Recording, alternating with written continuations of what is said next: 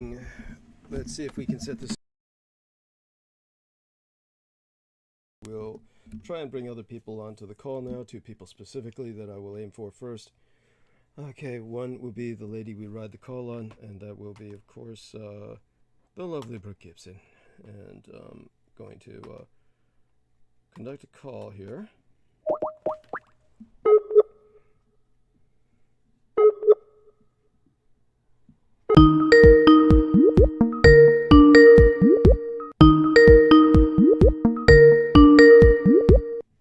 There we are, dear lady. And so what I'm going to do is remind yourself, of course, that we I are... was listening to some great music and you just interrupted it, man. I'm sorry. So we're going to remind you that we are live and everything is on... I know we're live. I know. Like, do I have to put clothes on or no? Yes, Cool with that. yes. If Fuck. camera comes on, but you know we don't use camera, of course, because it eats up bandwidth. Such being said, let's try Brendan Zogit first. If Brendan does not respond, we are going to start calling everyone else. So, Brendan Zogit. Oh, there we are, dear lady. You're looking good. Okay, now, thank you for that. Morale boosting peak. Yes. Oh, delightful. Lovely. Oh. No, wrong one. Is that the wrong one? Yes, yes. I'm not quite sure I heard what you said, but that's okay. All I need to do is see. Yes. Oh, yes. Now, don't get me all distracted just at the beginning of our program. Start every program with "We're live." I think I know. Yes, yes, yes. And okay. So, darling, and Which one's Brendan again? I forget. he's the one that you met only once, so to speak. Now the funny thing is, I'm not quite sure if he's responded. Did he respond? Was there a ring? Did he like what? I never heard a ring. I Yeah, never yeah. heard a ring. Well, yeah. Once we're on, it's impossible to hear a ring for other people. It's like it's weird how Skype works. Let me see if we like. I guess he's not. Let me see. Try him again, and see if he responds. But you're looking good, and honey, you're so distracting. Oh my God, turn that camera off, or I'll.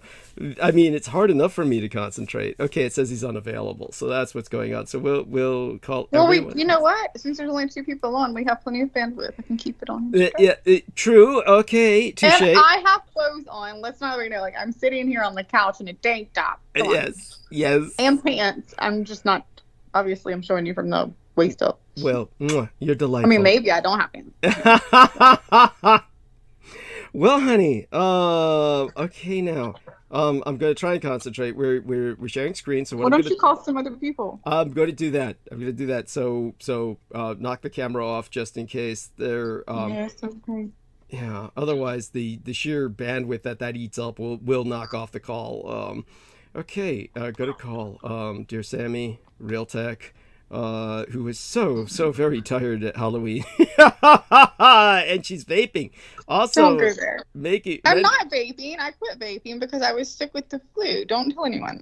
Okay. Yes, honey. Yes, honey. This is the inhaler that they gave me for the Okay. flu. There we are. Yes, it's a special inhaler. Now I can't see you because your photograph's being Oh, I'm blocked. trying to cut the camera off, and what does you see now? I see a bit of cleavage right beneath the Okay, wait a minute. the Hold on. the post No, I see it. where all the all the people Shut the show. fuck up. Just shut up and let me cut it off, okay? Yes, Shut up. honey. Yes. Yes. Okay. Okay. Every time I fucking push it, it's disappearing. Just This is what happened last there we week. Every time I try to cut it off. Okay, there we go. Got it. Yeah. Okay. There we are. Brianna Round would be the last one. Then, as always, I give it. Look at try. it, camera.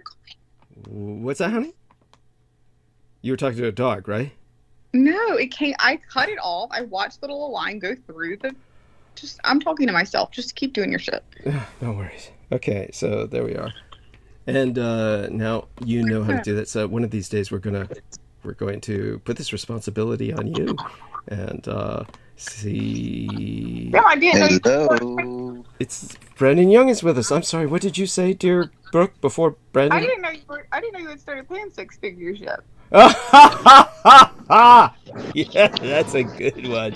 Mark H. Hello. H also joined along with Brandon Young, two wonderful individuals, and both of these young men will help us carry the conversation with Brooke Gibson while I simply try to breathe. Just now beginning to reanimate, and the real tech geek has joined What's us as up, well. Douglas? Yes, hi. You could tell us a little bit about your Halloween adventures, why they left you so very, very tired as you described them. Just well, I just was up and stuff, and then I wanted to sleep, and I was working on some fixing some photography equipment. Right, I hear water splashing in the background. Are you Yeah, I'm Are bathing? you in a shaving. I'm bathroom? shaving. I'm He's- shaving. I'm shaving. So that's why.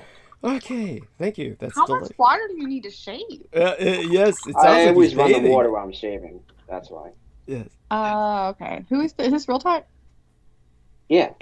Okay, well, you and Joe Ty started sounding alike, so I get confused. Well, that's where that ends. The only thing I ever like is sounding alike. So. Yeah, Well, it was either one. I can't remember which one of you was sick, but y'all were sounding more alike. Yeah. yes. If it was Joe Ty, he'd be shaving his entire head the way it looks. Well, so- that's why I was asking. I was like, well, maybe he's shaving his whole body. I'm a hairy dude, so I don't. It's not like I don't shave the whole body. You know, I'm not a wrestler. Yes. So Yes. God, I hope if your hair hairy, I hope you at least keep it trimmed up. I mean, we don't need 8-man. Yes. Well, thank you. yeah, so yeah, I was just fixing Mhm. flashes and stuff. It was a hot shoe and a couple of different things, and then what threw me off was the fact that Instagram had a system glitch in it. They were banning everybody, and I got banned for no reason, and everybody else got banned. It was like over 100,000 trending on Twitter. So that really pissed me off and threw me off for a while. Mhm. And I went to sleep, and I just was really dizzy, and I just got out there and was out for a few hours and went home. Got an Uber and went home. Okay. Wow. Okay. Thank you. No. Thank you for sharing that. Did you say dizzy or busy? Dizzy. I was dizzy. Dizzy. Why did you get dizzy? Didn't get a lot of sleep. Oh gosh. Sorry to hear that. Okay. Thank you for sharing that. And so just kind of a lonely Halloween there. That being said. Oh, I'm not never alone. I always meet somebody I know. Okay. You know, so. Okay. Great. Oh. No, that's But I good. don't care if I'm alone. Don't matter to me. I mean, I usually every couple. I would always go out with a girlfriend for Halloween, but that's over and done with. So, but it was always been. It's always was a solo adventure thing anyway. It don't matter to me.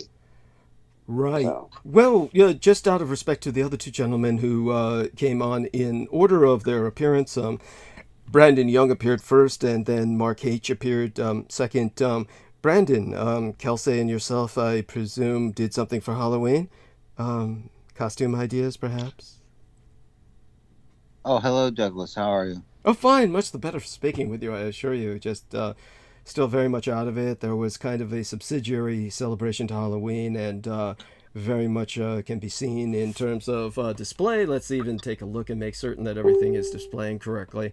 So I think the image and thumbnail says it all. Of course, taken by my son, and Hangover Remedy, all the rest of it, just very, very out of it. Did a lot of celebrating and paying the price. So other than that, yeah. How about yourself? Oh, fantastic. I was initiated into the Yakuza, as you know, and had fortunately or unfortunately, a koi fish tattooed on my back. Oh, And delightful. on my body, they shaved my head. I was one of the only, but then I had to cut my fingers off. This She's wait a minute, fair you enough. already told this story last week. No, but I'm giving an update, Brooke. So just a heads up for you, Brooke. We're looking at you as an initiate. All right, well, Yeah. if I get my fingers cut off in a koi tattoo, No, what am I- No, you just gotta shave your head, put the tattoos on. It's good. I've thought of shaving my head many of times. I know. So you'll fit right in. And so no, we've done that, and we're just happy to be here. Yes. And again, what do we get out of this shaving our head? I'm just saying, like, what is Well, this like? Douglas That is could be the like, okay, let's just say they said you can be a trumper if you shave your head. I'd be like, well, I'm obviously was going to shave my head tomorrow, but now I'm never going to. So Well, being a Trumper makes you got to eat 15 donuts a day as well. you got to be orange and fucking lie to everybody who fucking meets. What you got to do? Yeah. Fucking battle with the billionaires and fucking WWE. You got to That's right. pretend like you're for the people while you only care about the top 2%, and you got to do it fucking good so that you're a cult. So I'm asking you, what cult are you a member of? That's right. She's asking the questions here. What cult are you a member of? Come on, what is this cult you joined that requires a koi fish and shaving your head? I don't know. He was saying Yakuza. He was saying Yakuza. Yeah. Which would Yakuza. be the samurai mafia of Japan. So it's like... Oh, can I be a part of that? Goes back to Why am I getting somebody calling me? It's I think it's either Sammy Romero or Joe Tai. Yeah, they're calling. They're calling. So if I do it, I have to end this call. Right. So don't answer. I will respond. I by Yeah, I didn't answer either. Yeah. So they're calling everybody. Holy shit! How does that work? Oh, I guess it goes to everybody. You didn't call them, so you need to call them. Yeah. Yeah. Wait. Yeah, everybody who's on the present call. Right. So basically, it goes to everybody who's on the present call, and we need to identify exactly who is trying to call. But we'll do that. No, it doesn't normally do that. I don't think you called them originally. No, I did. I did. I called them originally. So well, I've never done that before because I call back all the time because I hang up on you because you annoy me. Yes. I mean, I always say it's drop call, but whatever. So in the interim, Mark H, how was your Halloween? Do tell. Hey, Douglas, thanks for having me on. It was great. Just so you know, I'm at work now, so I might drop out at any time. But okay. My Halloween was fantastic. It was pretty dull and boring, considering of where my location's at. Definitely stayed the hell away from that area. He won't even name it. Yes. I won't even name just because it was an absolute hellhole, and it just spills out to the other cities around it. You went out there to see the witches. You know you did. Listen, they have a statue of the, what is it? The witch, what's the Bewitched from that TV show back in the 70s? Oh, hi, Sammy. Yeah. Bewitched is, who was the lady who played Bewitched? Oh, I think it starts with a J, but I can't remember. Yeah. But anyway, that lady, they made a big old statue of her right downtown, and up in Salem. Kind of cheesy, yeah. Oh, that's cute. That's cute. That's even like cheesier than cheesy because that had nothing to do with Salem witch trials at all. Right, but still, exactly. it's kind of like she acted as kind of a, shall we say, a public relations specialist for witches. Okay. Yeah. So it's that's true. Yeah. I guess it's true. Yeah. And Sammy, so tell us how your Halloween went. I pray that there were no dead cats left in buckets in front of your door for Halloween or anything of the sort. Well, first off, I want to say everybody thank you to you, Doug and Brooke, and everybody for the prayers. Andy's back eating again, and it was very. My baby, by the way, I don't know if you know Brandon. I have a 11-month-old, but he's recovered, man. I'm so happy because he already has a stage name called what Scorpio. happened?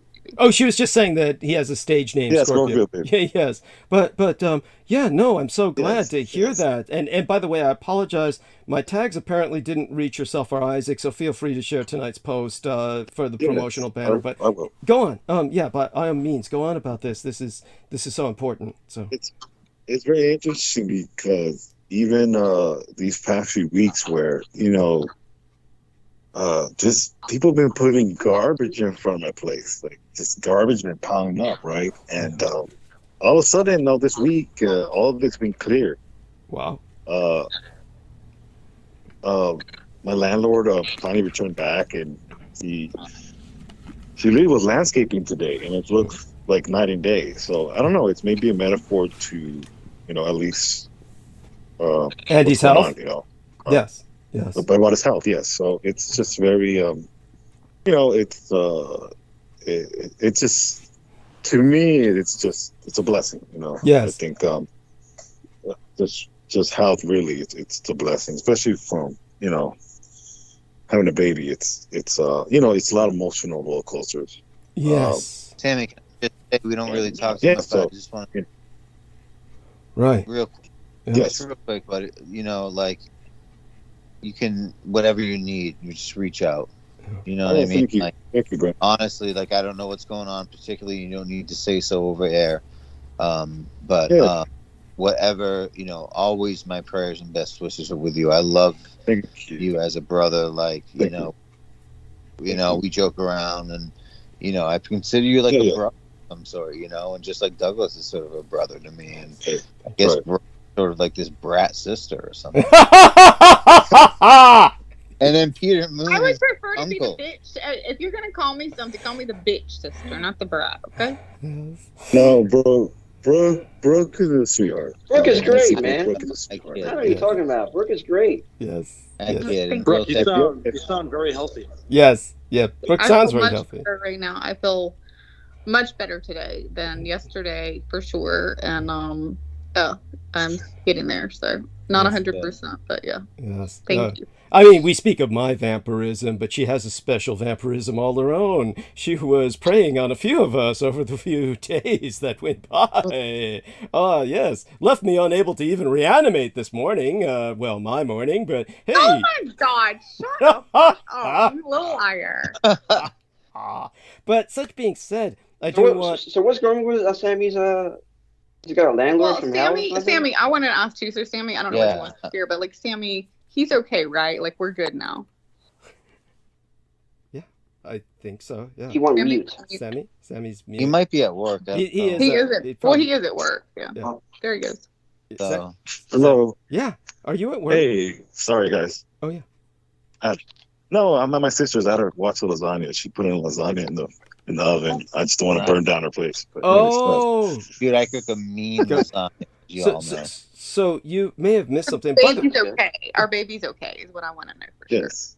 No, he's fine. He's fine. Oh, good. Great. By the way, Skype is behaving horribly. All of you sound very glitchy, and so we need I'm to. trying to get my video off, and I'm telling you right fucking now. Well, your video's off. We don't see the video. We don't see the video.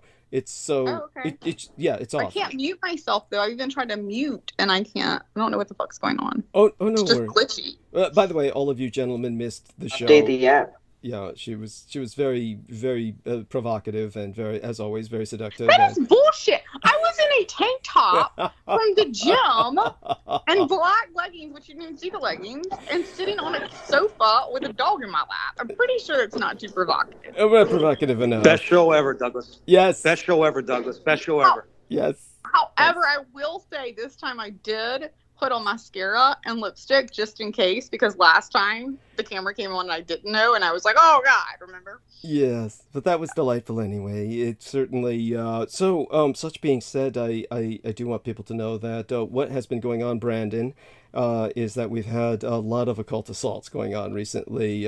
They seem to have impacted, because we've discussed it on air, I would say that they've impacted 4 people in particular that we know of, because it's just, there was far too many coincidental things happening, and this impacted people's health as well as other things in their environment. Will lead them to discuss what they feel safe discussing or what they feel open to discuss. But essentially it happened to Brendan Zogit most extremely, to the point where truly it almost killed him.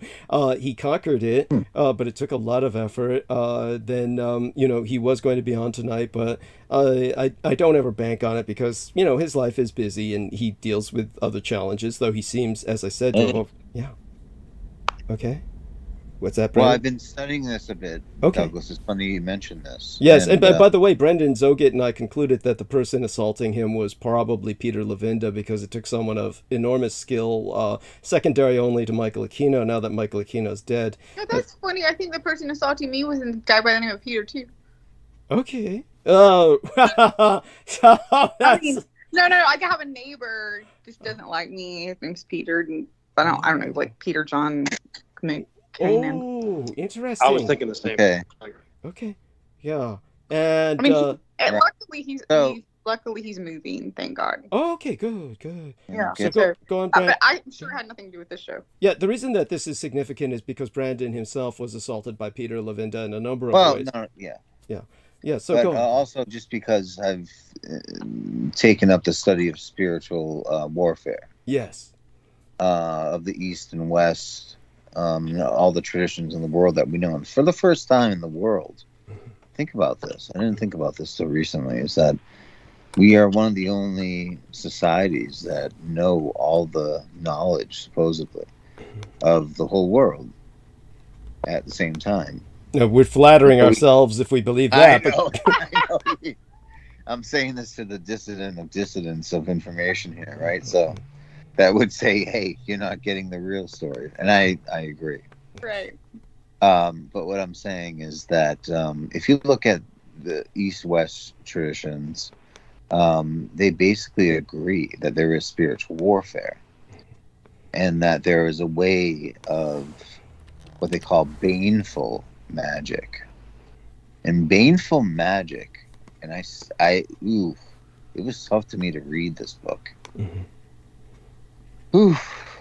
And it depends on sacrifice. It depends on actually wanting to kill your enemy.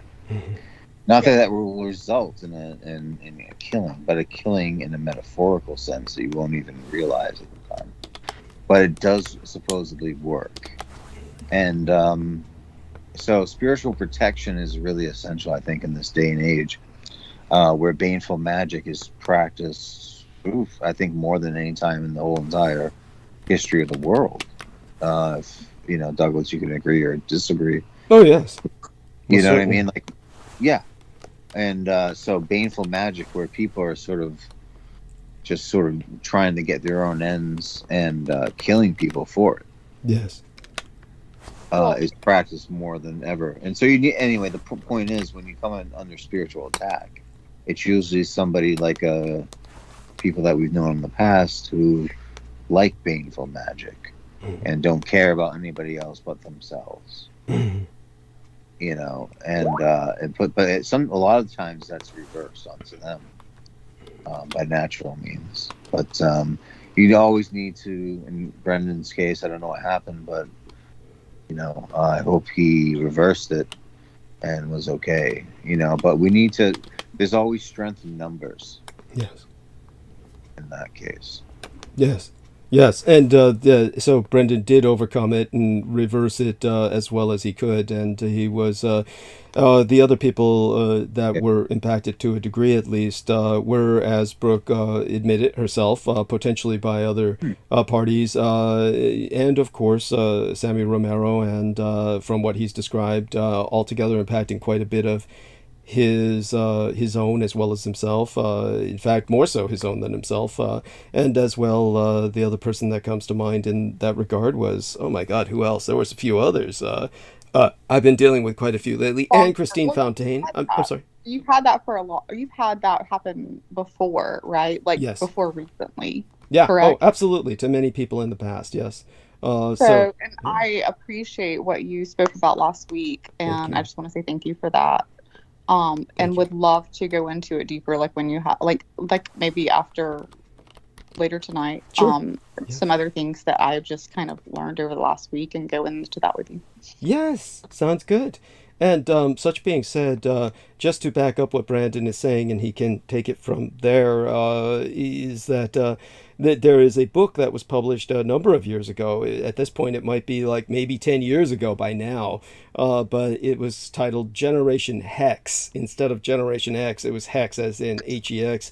It was talking about how the internet was spreading the occult, and how therefore people learning about the occult from the internet. This wasn't like some Christian perspective magic is evil book. It was just simply a book that was quite secular in its analysis of the fact that, because the occult, if I'm incorrect, and correct me if I'm wrong, occult just means it's secret knowledge. Like, people think occult means, oh well, in this case they definitely meant magic.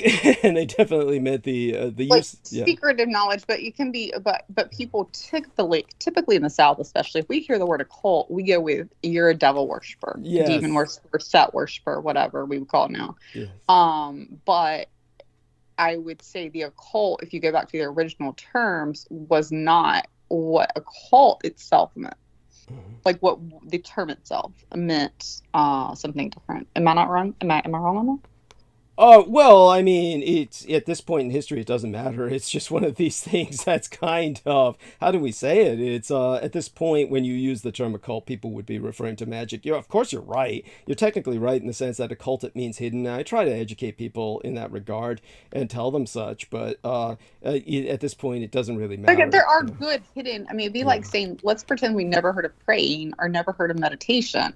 Like, those were secret, like just like we talk about Jesus or the temple, not secrets, whatever the hell it's called, man names, like it's basically the hidden knowledge, the temple of hidden knowledge. So if you talk about hidden knowledge, you could say, well, what if prayer was hidden knowledge? What if this was hidden knowledge? So basically, occultism originally meant hidden knowledge. Now what it has gotten to be as the hidden knowledge, and we deem it as to be, and many times it is used, I think, as negative hidden knowledge, meaning to assault, to attack, and to bring forth negative entities, which I think is what you're saying, Douglas. But I just wanted to clarify that you could either way go with the occult, as far as we could literally say, if I started a prayer circle tomorrow that had some great positive energy going, and you meditate this way, they could be like, oh, well, they're a cult because they're not following the Catholic tradition. They're doing this. Yeah, sure. Yeah, of course. Yeah, that's right, honey. So that being said, or astrology was looked at as occultism. That's quite true. Yes. Nevertheless, the Roman Catholic Church made use of it, and therefore, it depends on who's using it, and some things get a, shall we say, a pass. They get a pass to them. They don't get a pass in the public eye. Right. Well, I mean, they do, in the sense that people may decry them publicly, but they consult them personally. I mean, obviously, astrology became very much a public thing. So the point was that occultism, in the negative sense, let's just look at it that way, or any sense, perhaps if you're just trying to move forward in life, it's just taken by a lot of helpless people who are looking for a way to equalize things in life for themselves. And so it's kind of like the poor man, when it comes to really lashing out against people, then it's like the poor man's terror weapon. It's like something like an improvised explosive, so it gets abused a lot. So for that reason, this man, when he was writing the book Generation Hex, wasn't even coming so much from that perspective, so much as just, oh gee, a lot of people were turned on to magic by Harry Potter, essentially, and that they grew up trying to practice magic for real, and that it's become rather universalized or pervasive with the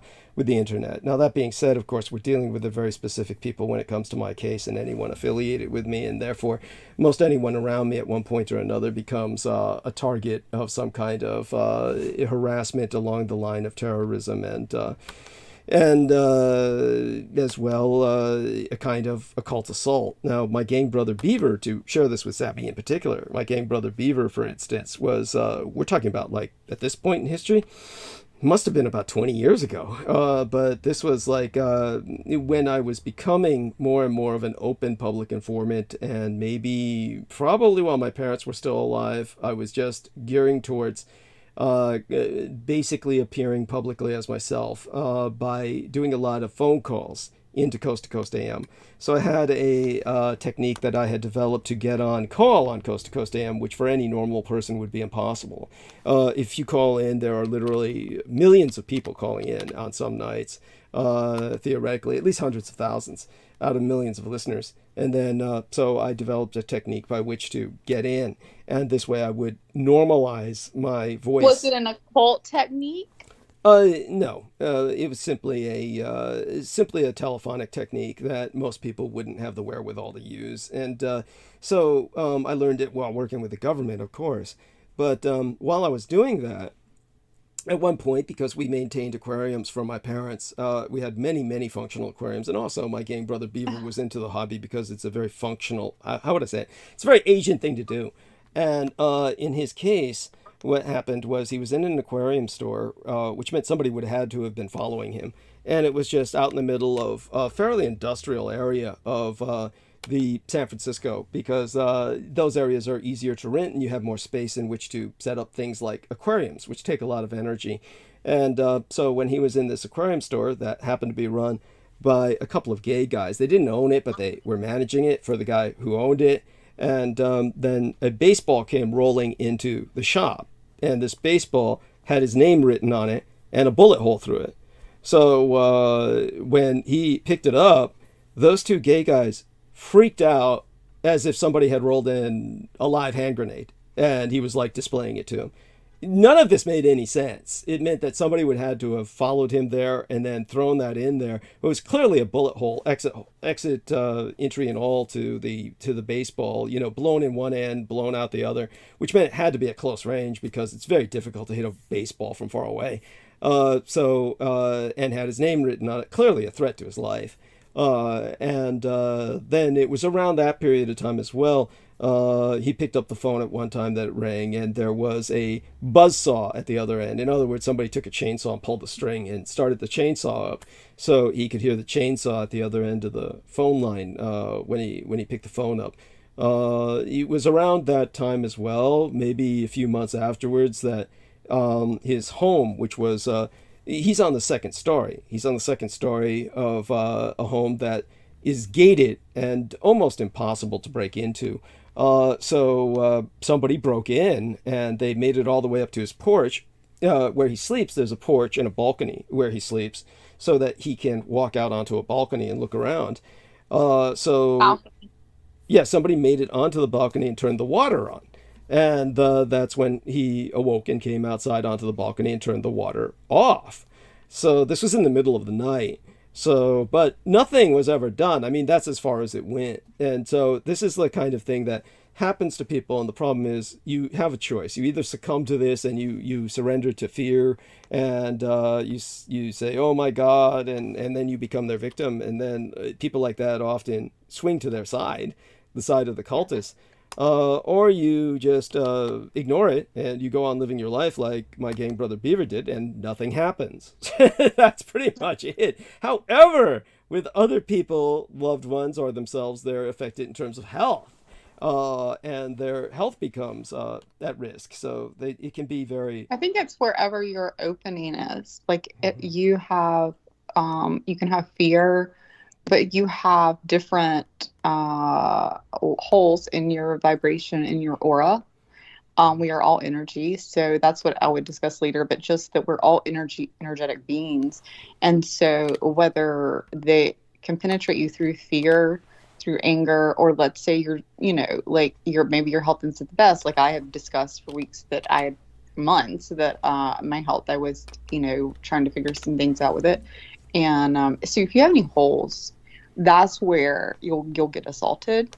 And then again, if you become fearful, I would think that it just creates more, like you give the power over, versus saying I have power over my body, I have power over fear, I have power over that. And I can go into more detail on what I've experienced and actually even in the last week, and have seen that was just, truly that I haven't even told you, Douglas, yet. But yeah, it was just really meaningful to me. Wow. Okay. Thank you. Thank you for the courage in sharing that. Okay. Oh, yes. Oh, my God. Joe Ty has been trying to get on. Just let me enter this, and then I'll try and bring him on. Wouldn't want him to think we're ignoring him. So in the meantime, if anyone else has anything to add to that, please do. Okay. And let's see if we go to the... I've always had yeah, go on. Issues and psychic attacks and spirit attacks myself when I was a little kid. Mm-hmm. We still hear water splashing. Are you still shaving? I mean, is this like a full body, like you're working on the pubes now? No, I already asked that. He said no. Just my face. I've been shaving a long time. Oh my God. Were you growing a Taliban beard or what the fuck? Yeah, that's what happens. Holy shit. Anyhow, go on. I'm sorry. I couldn't resist. Yeah. Of course. Yeah. He's So preparing for the war, so in case a civil war breaks out in the United States, Yeah, he won't just be goes, identified as a Muslim. Yeah, go on. Yeah, he's like, I'm not American. I'm not either one. Just leave me the fuck alone. yeah, exactly. Yeah.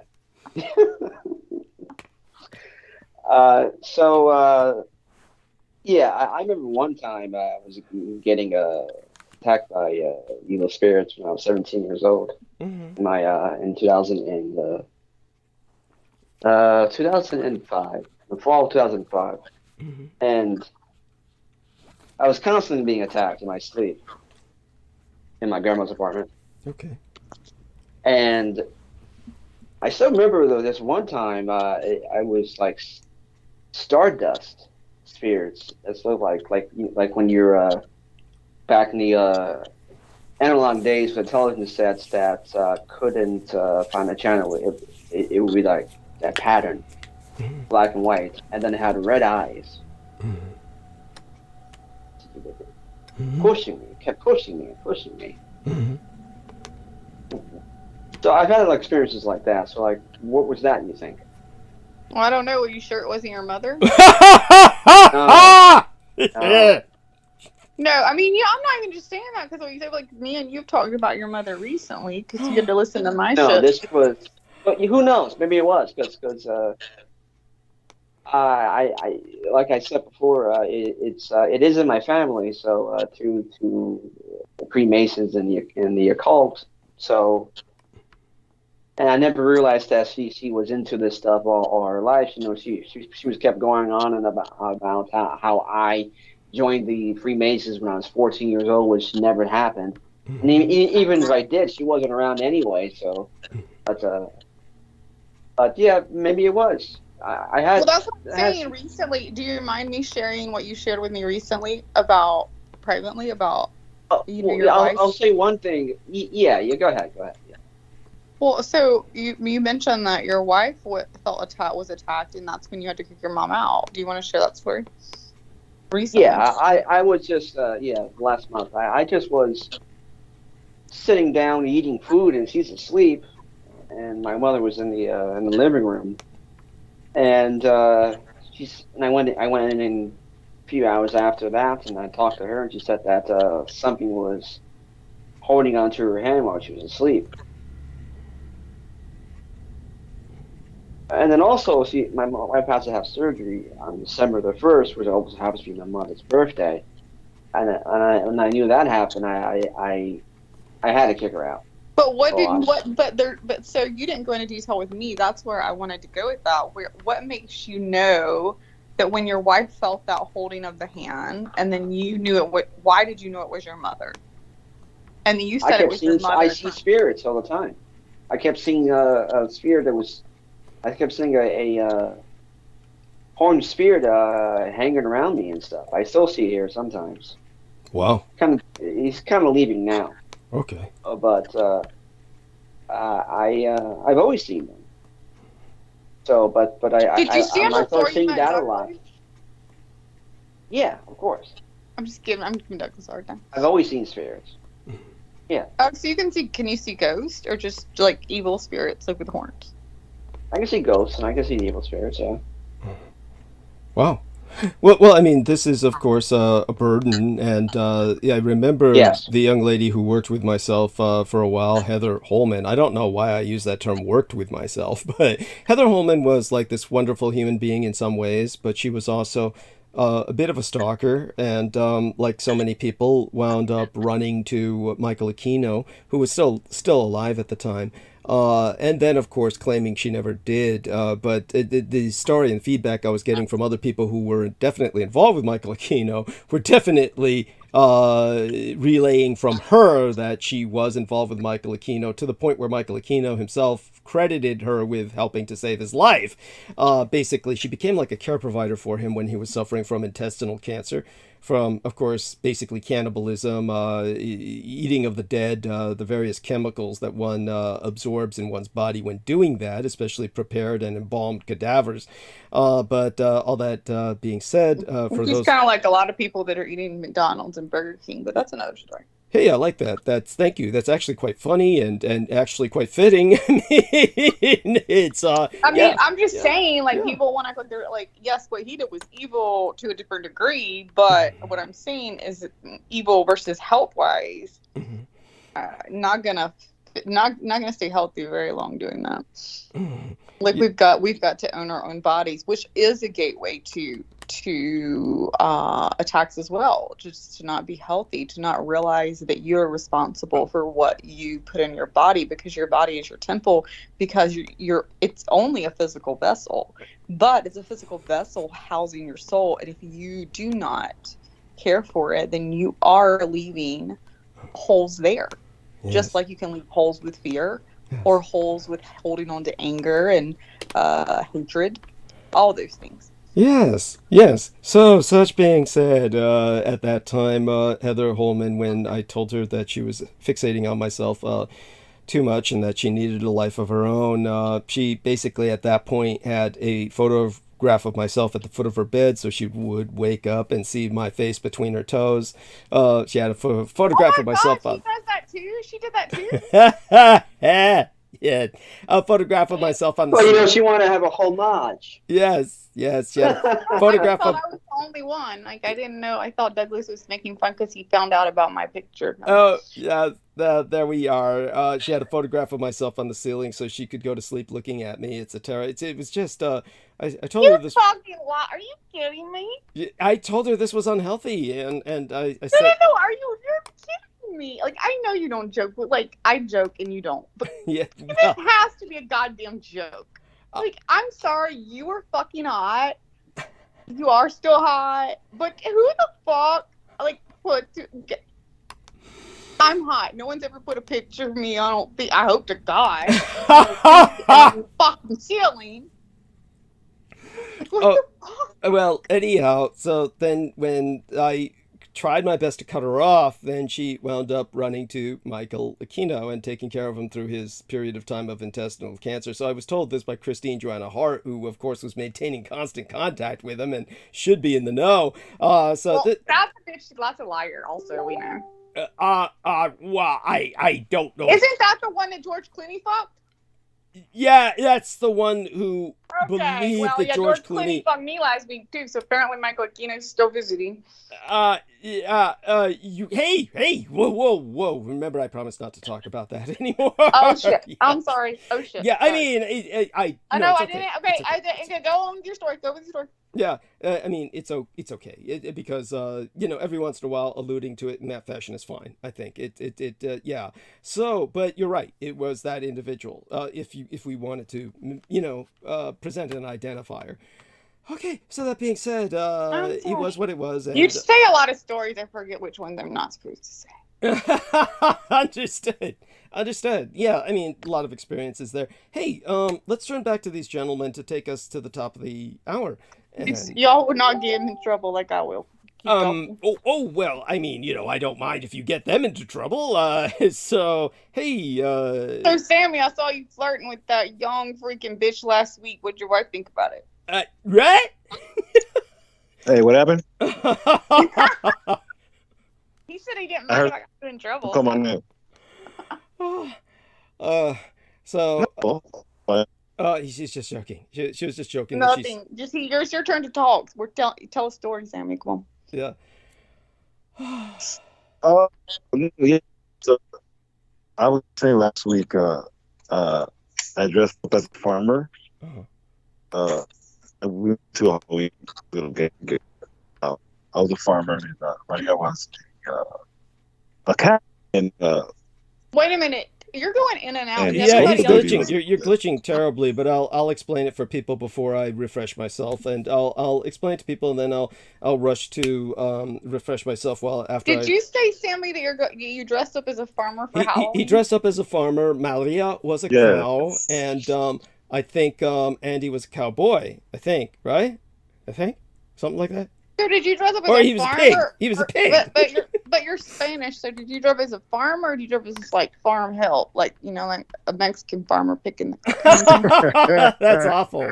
Oh my God. Yeah, no, he was riding a lowrider car. That's terrible. Yes, he was riding a lowrider car. I know, but that's what we do on the show, right? So he could reach out the window and pick the lettuce, honey. That's right. Yes. Yes. He was like, I'm climbing the wall and I'm here.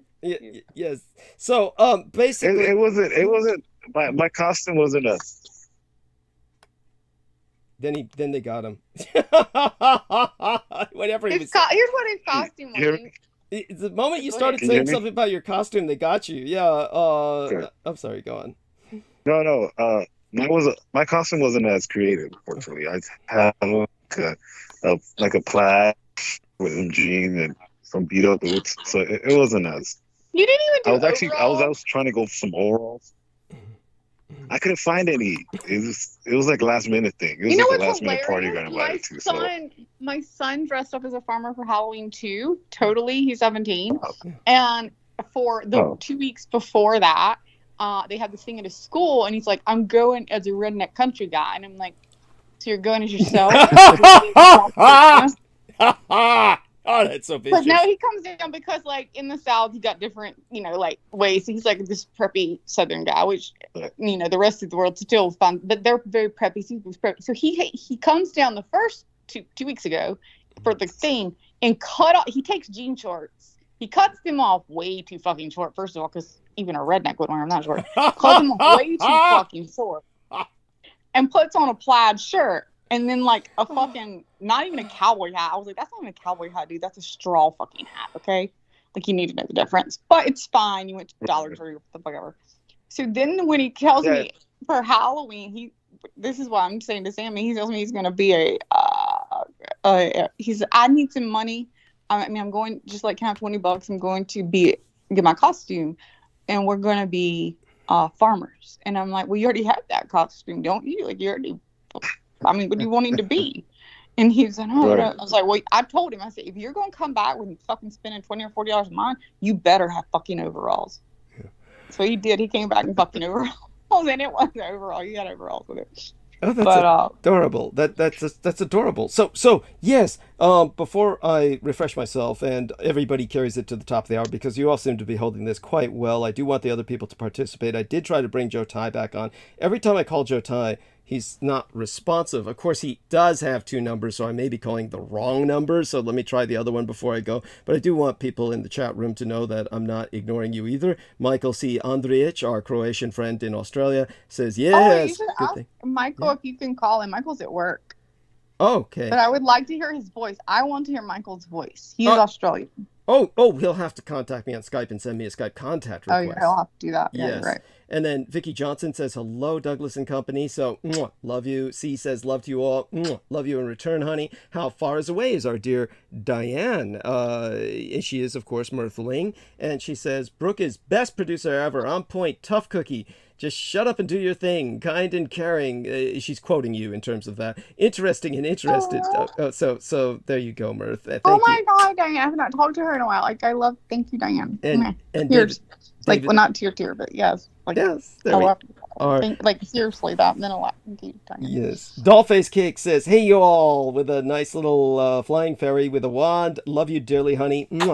David Fitzsimon says, I see a Santa Muerte statue. God bless you. And so Joe Ty started a call again. So let me see if I can, bring him on. And the two men we have remaining are Brandon and Real Tech because Mark had to go to work as he warned us. I'm sorry, did you just say two men you have remaining? Yes, two men we have remaining. Sammy dropped off because he's got the lasagna and the oven caught fire or something, or the grease pit caught fire if you want to get. But so I'm here. So you have three men remaining, and then you have. I'm sorry, two men. I said two. Didn't I say two? No, I'm here. Oh, okay, so that's cute. Three men remaining. That's but cute. Then you have one that is actually such a fucking awesome person that she's a whoa man. Yes. Like, what you say? Like, it's not. Like, it's either man. Like, it just pisses me off. Like, You're like, the men are here. Let them talk. No, I didn't mean it that way. It's not what I meant. That being said, let me try this before I refresh myself. But hey, let's see if we can hear their voices. Brandon, he's the senior. He's been here for the longest. Brandon, say something a bit about Kelsey. What was Kelsey dressed as, if you would be so kind? Joe Ty's calling me. Joe Ty is calling me. Okay, so how do we handle this? Okay, add people. You know what? I'm gonna hold and accept, and then. No, don't do that. That'll fuck up the whole call because the call's riding on you. Don't ever do that.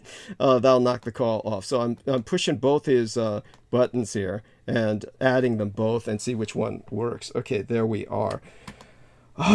If he does, a lot of issues tonight, huh?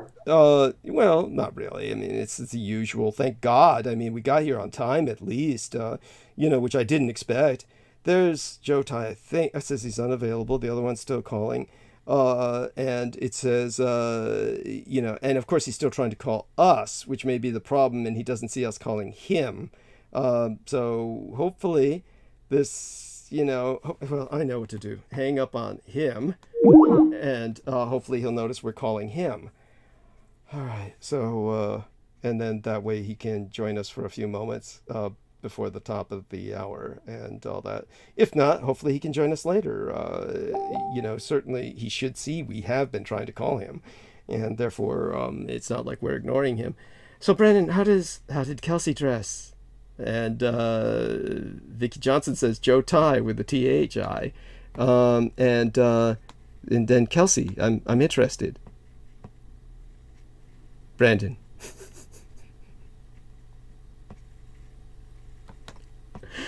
And yes, the response is overwhelming. So that where is Brooke when we need her? Normally, My Brooke. apologies. Oh yes, there we are. Thank you. Mute, was it? I apologize. I was getting some food. Oh, wonderful. Yes. So how was Kelsey dressed for Halloween, if we might ask? She actually dressed as Peter Moon. That's so funny. And I dressed as Preston Nichols.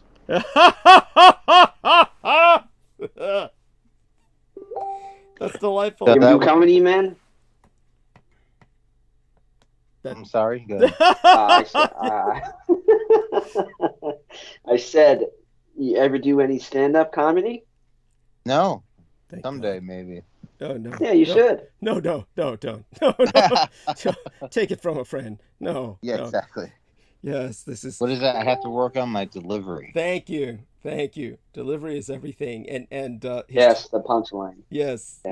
His tone is very deadpan, so it's very there's it's very English. Well, there's drollery, and then there's a delivery that's kind of, the timing is way. But on purpose. Yes. It's like maybe you should watch Romanian comedians. They have something. Oh, right. Yeah, they're kind of infamous that nobody gets them. But then people in Romania. Yes. Yeah. In communist Russia, time wastes you. Joe Ty started to call again. This is almost funny in the sense that you wonder why he's so desperate to get on. I mean, it's like, is he like, does he need help? Definitely needs help shaving, apparently. Yes. Right? Yes, baby. Joe, we love you. Look, we've been trying to call you. We might try again later tonight, and so that being said, we only have a few minutes left, about 7, 8. It will feel like a long time if nobody's talking. So do me a favor, all of you pitch in, talk. I'll refresh myself. And then, it's just, it took a series of miracles to get us on tonight, simply because I really woke up moments before I got us on. And the fact that we got on at all is pretty impressive, or at least I impressed myself. And so when it comes to all of this, just participate a bit. Brooke, this is the time when we need you. Yeah. Say something. Is Peter Moon coming on soon, or? Soon enough, at the top of the hour, yes. All right. Yeah. I don't know. She's running silent and running deep. So I don't know. Did she hang up? So I heard that Douglas had a guest on called Maria Severin. Is that what's her Saren. name? Severin. Yeah. Marina Severin. Saren. Yeah, Marina Saren. Do you know anything about her? Oh yeah. Oh. So I didn't realize this, but I had heard about her months before. Okay.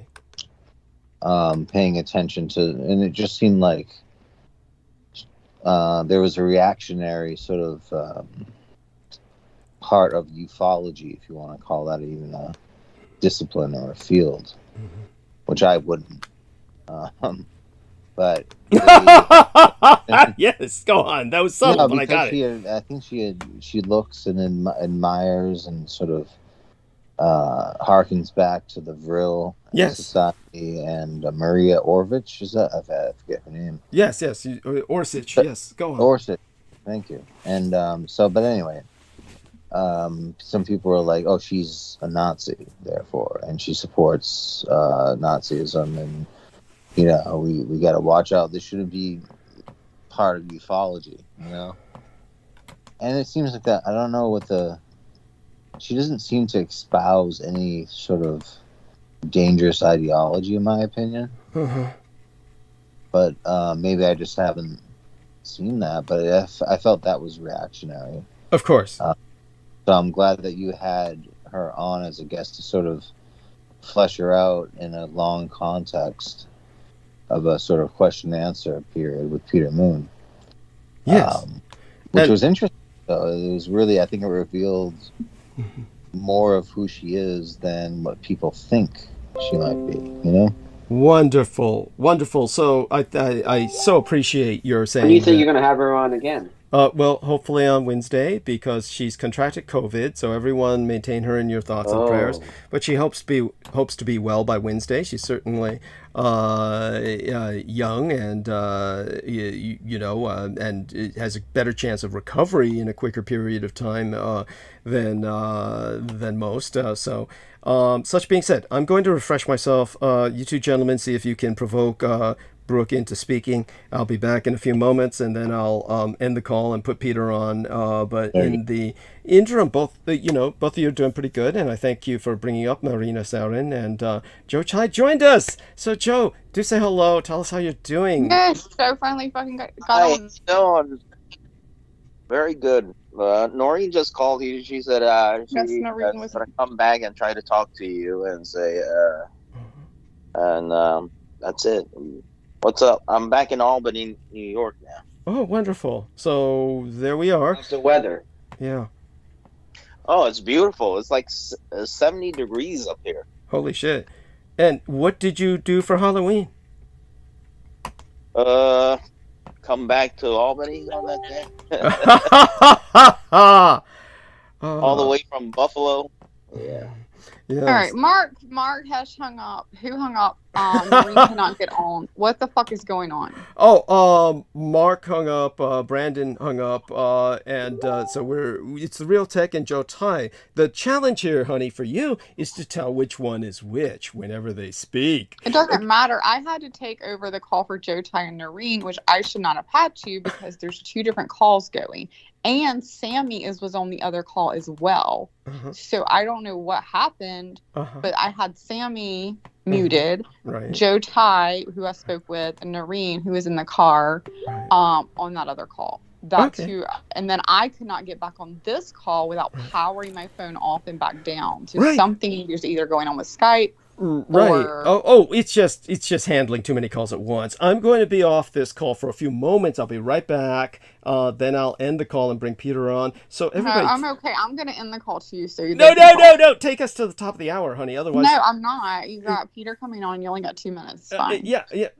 Let me refresh myself. Okay. So handle the call. What do you want me 3 to minutes. It's good. Joe Tai can handle it. No. If you hang up, they're all hung up. The call's riding on you. I had already hung up. I powered my phone off, so it can't be. No, it is. It really is. because it was all this time. You were never registered as leaving, so Skype interpreted you as being here. Yeah, I was gone for quite a while. Well, Skype interpreted you as being here, so I'm not talking. I'm not here. What? If you're not hearing my voice, you know I'm not here. Oh, okay. Yeah, that's true. So, get these guys. Anyway, go relieve yourself, Joe.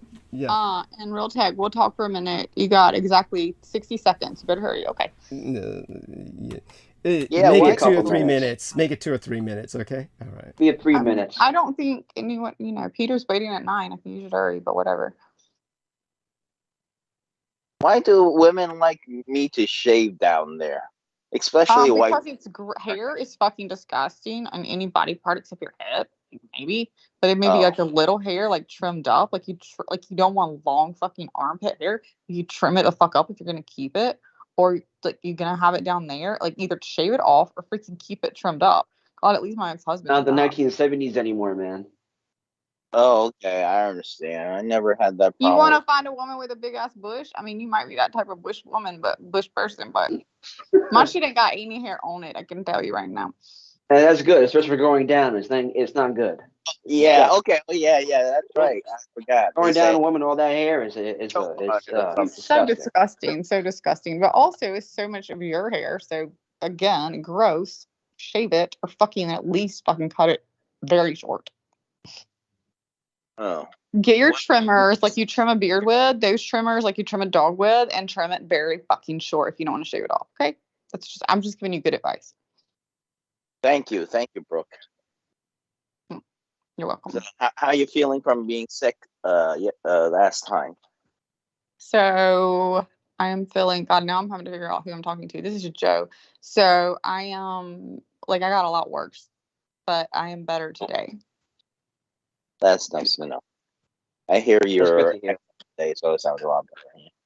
Yeah, we get better today, and I'm hoping I'll keep it better. But yeah. Well, at least you're not coughing a lot. I get sick. I can't talk much. Yeah, I got this like weird dry cough that starts in the middle of the night, like I guess drainage or whatever, just like random. But okay, So I love you all. I'm going to end this call, and I'll be calling you all back later. Bye for now. Mwah to Brooke and hugs to the lab. Bye, Douglas. Have fun. Thank you.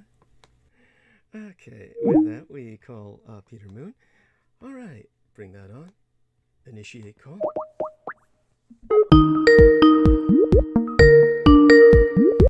There we are, dear Peter.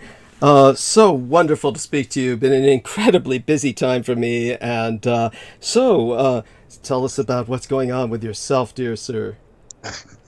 Well, today is a very good day. Excellent. Yes. For a number of reasons. Yeah. And before I go into that, before I go into all the wonder that's happening, good wonder. Yes. I want to address something with you. I would have asked you immediately if I had you at my disposal when this report was given to me from my wife. She had, it might have been when we were last on, but she went out to meet a friend that she hadn't seen in a while in Farmingdale. Mm-hmm. Farmingdale is a sort of at the end of Nassau County. It's on the border. It's there's this major, I guess, road that runs north and south called 110. 110 it goes all the way from Amityville in the south to Huntington in the north. It kind of divides Long Island, what you call geopolitically, from Nassau County to Suffolk County. Yeah. Anyway, she went to meet him at this Italian restaurant, which is supposed to be a pretty nice Italian restaurant, and that was all fine. They had a good meeting and all that, but this is the part. As you know, as they're eating and as she's getting out, there's this inordinate amount of, I guess what you'd say, very well-dressed, cleavage exposed women. Wow. That are like push-up bras. They're generally very beautiful, Yeah, they are beautiful, I guess, by, you know, normal standards. I didn't see them, is her description. Very well dressed. And they were coming in droves. Wow. And it was weird. Some of them were like middle-aged. Some of them were younger. And they were coming in expensive cars, Mercedes and stuff. And they seemed to be driven. Maybe they had drivers. Maybe they were driving themselves. I don't know. It was a combination. I think many of them had their own cars. And all the men that were in there, it was like, I guess they had a part of the restaurant reserved, were all old Caucasian men. Of course. Old. Yeah. We're not talking about middle-aged guys that are 50 or 40. We're talking about old guys, and they were all coming in droves. And then when she got out of the restaurant, they were still coming in, and there were men that were dressed they looked like pimps. Holy shit! Like in the 1970s style? Pardon? Like in the 1970s style? Well, I didn't go beyond that, and I don't even know if she knows what 1970s style is. So, I mean, but it was like, you know, it was very weird. And she went to pull her car out. One of the women came up to her and asked her, "Oh, could you just please stay there for a minute while somebody wants to wait here and they want to get your parking space. So could you, and she says, oh, sure. So she waited. And then her friend came up and wanted to make sure she was all right. Yeah, I'm all right, because they weren't bothering her. They were just trying to get a parking spot. Yeah. And I'm thinking, like, what in the hell are these women? Who are they? Who are these men? Because I can't figure it out. I can't figure out the logic of it. I mean, you can speculate. I mean, they obviously were very well kept. They were not your typical prostitutes. Long Island. They weren't typical escorts or prostitutes. They evidently were escorts. Evidently.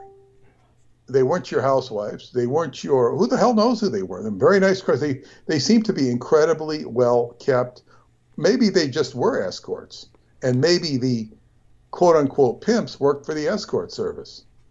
I mean, and I said, who are these guys? Now, these guys,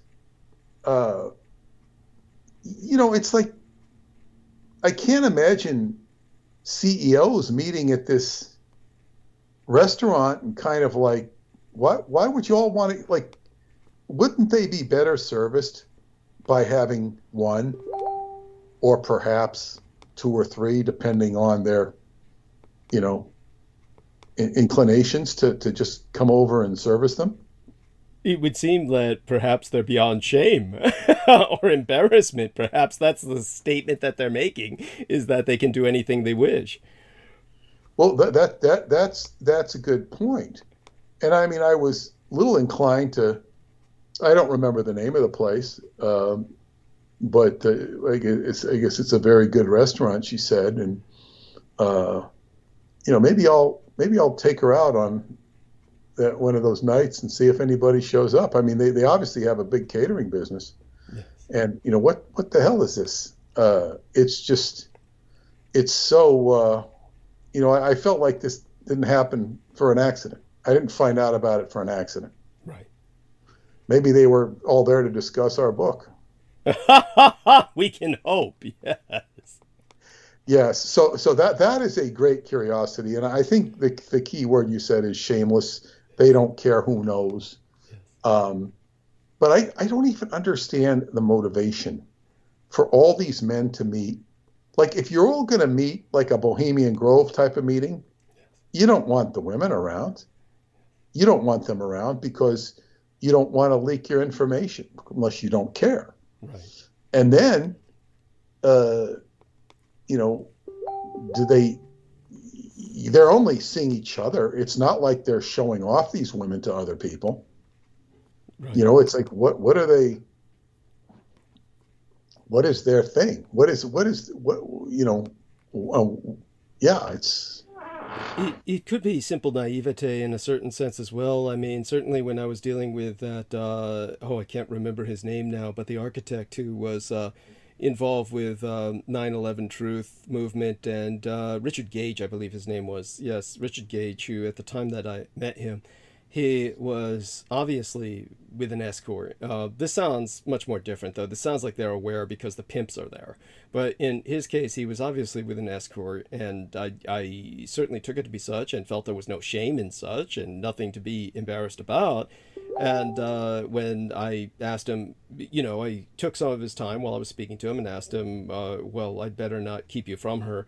And he said, "Oh, no worries, she's with me." And he said that in such a way that it was obvious that this man was convinced that she loved him, and that she was like certainly there for him specifically. And I was just thinking in my mind, "Oh, you poor sap." A good escort Yeah. is going to make the man think that. That's what makes her a good escort. There is that, but there are, of course, I mean, what you say is appreciated, but there's a limit to, shall we say, credulity. If a man employs an escort, he is, after all, paying for her time. And so an escort can make it so that he thinks that he's the special customer, and that, in the old days, of course, back when men wore ties, and the older adult entertainers I used to work with, the older strippers, used to talk about they'd get extra tips from men just by making them think they were special, just go up there and adjust their tie, for instance, something like that, and the men would fall for it pretty much every time. Something like that can be done, but then after a certain point, the fantasy does have to end. I mean, she does have to move on. And so unless someone like contracts her to the point where here's $1 million, marry me, or something like that, there's going to be limits. So yeah, I don't think that applies here, because you describe people who seem to be obviously pimps that were present. So it's almost like it's a catering service, and these men were kind of like sampling the wares. It is very intriguing. And as you say, you added the geopolitical aspect of this was very fascinating. This is kind of like a geopolitical divide from one part of Long Island to another, and here in this near the transit zone, you had this activity going down that, if only you were there and could have taken some photographs, it would have been perfect. Yeah, it's a curiosity to me. But as I say, it didn't appear in either one of our universes for no reason, and it's. Just I don't know. It's like, and these women are obviously mercenary for money. Yes. They're mercenary for money because money equals survival. Yes. It's first chakra, using the second chakra to gain first chakra stability. Yes. And there is a, price to pay for that. And it's really a complete devaluing of the human relationship. It devalues the man because you're only pretending. Mm-hmm. And the woman's devaluing herself because she's, there's no value in that relationship. I would say that in the context of Tantra, one can pretend, sort of like theater, to evoke, I guess, emotional reactions in the other person. Mm-hmm. In other words, this is like the idea of role playing, mm-hmm. but that's kind of a game of consent. That's a game of exploration. This is a game that's much more mercenary. Yes. And is generally going to be attached to, more potentially negative things. Who the hell knows? I mean, well, in that sense, this could be Bohemian Grove East. Let's just put it that way. This is what they would have had boys, and I will tell you, good point. Your point's well taken. Yes, and I would tell you that I had met this incredible man, and I'm not going to go into his story. I wouldn't mind renewing. He had a very spiritual life, left for dead, and in I think it was Guatemala, left for dead, and some rogue CIA agent saved his life and ultimately gave him his fortune. Wow. But this guy, there was a whole political story behind it. But what this guy told me is how he ended up in that situation in Guatemala, where he was, I think he was dead or almost dead, and this guy got him through the hospital. He just saved this kid. He's a kid or a young man, and saved his life, and it was just a very, very strange circumstance. And he has his own spiritual endeavors that he carries out now. But he took me to lunch and told me this incredible story, But the thing is that when he was young and how he ended up in Guatemala, he was in Mexico. And I don't know I don't remember the situation, but he was a teenager in Mexico. And I don't know if he had his parents or what the thing, or if he was an orphan. I don't really remember the story. But the bottom line is he was working as a, servant in this very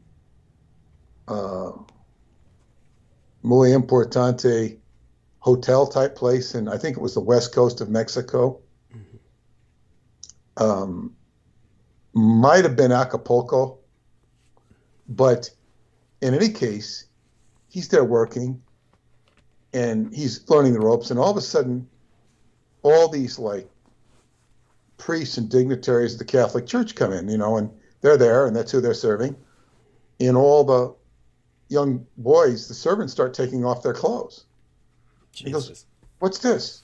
And the guy explains, "Oh, you just do it. It's like, this is part of what we're supposed to do." And he got the hell out of there. Jesus. Yeah.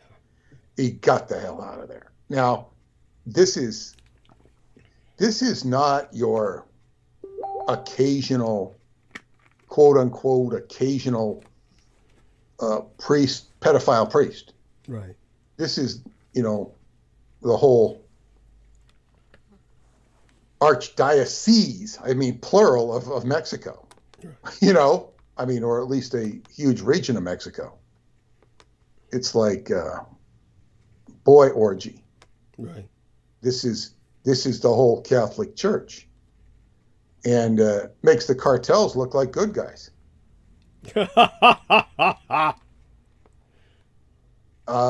In fact, I will inquire. I don't know that the cartels are that way. I really don't. You don't hear about them being that way. No. You don't hear the mafia being that way either. Well, they'll trade in traffic in young boys, certainly, but they're normally... They might run the trade. Right. It doesn't mean they're indulging in it. Right. It's very different. They tend to have a very macho aspect among themselves, both either side of the border. The underworld men are generally very hetero, pointedly so, or perhaps even overcompensatingly so. But don't say that too loud, because if you do, that may be another strike against heterosexuals.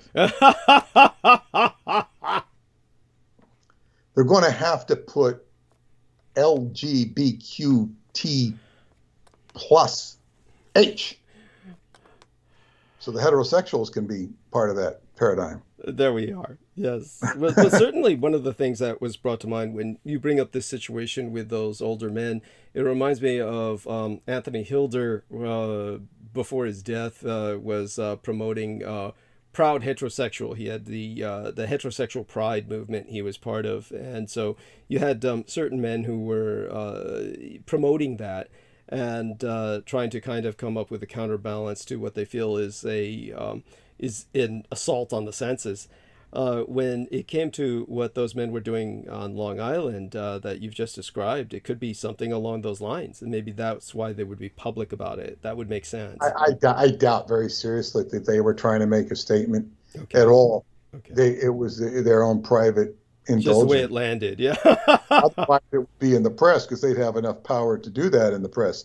But, well, yes, and when you mention, when a concept like gay pride, there's never been such a thing, at least in modern times, as heterosexual pride. Heterosexuality is a matter of shame. Unless you move into the pagan element, where people are not ashamed of their sexuality. In the Judeo-Christian sense, it is a source of great shame. Your heterosexuality is something that you hide.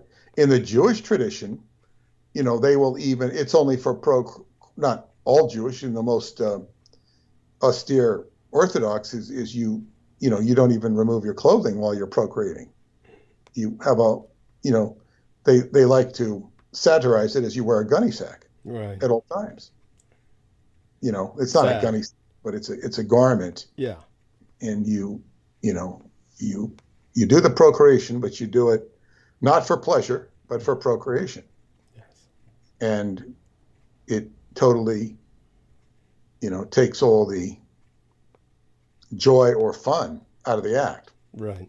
So, it is true. There is no such thing as heterosexual pride. Not really. I mean, you will find individuals who might, do it. And when they do it, it's generally considered socially inappropriate. Not to say that gay pride isn't necessarily considered socially inappropriate. I mean, if it's being flaunted, the what do you call it? The gay pride parade is kind of, its own venue, its own channel, the one they have in New York. Right.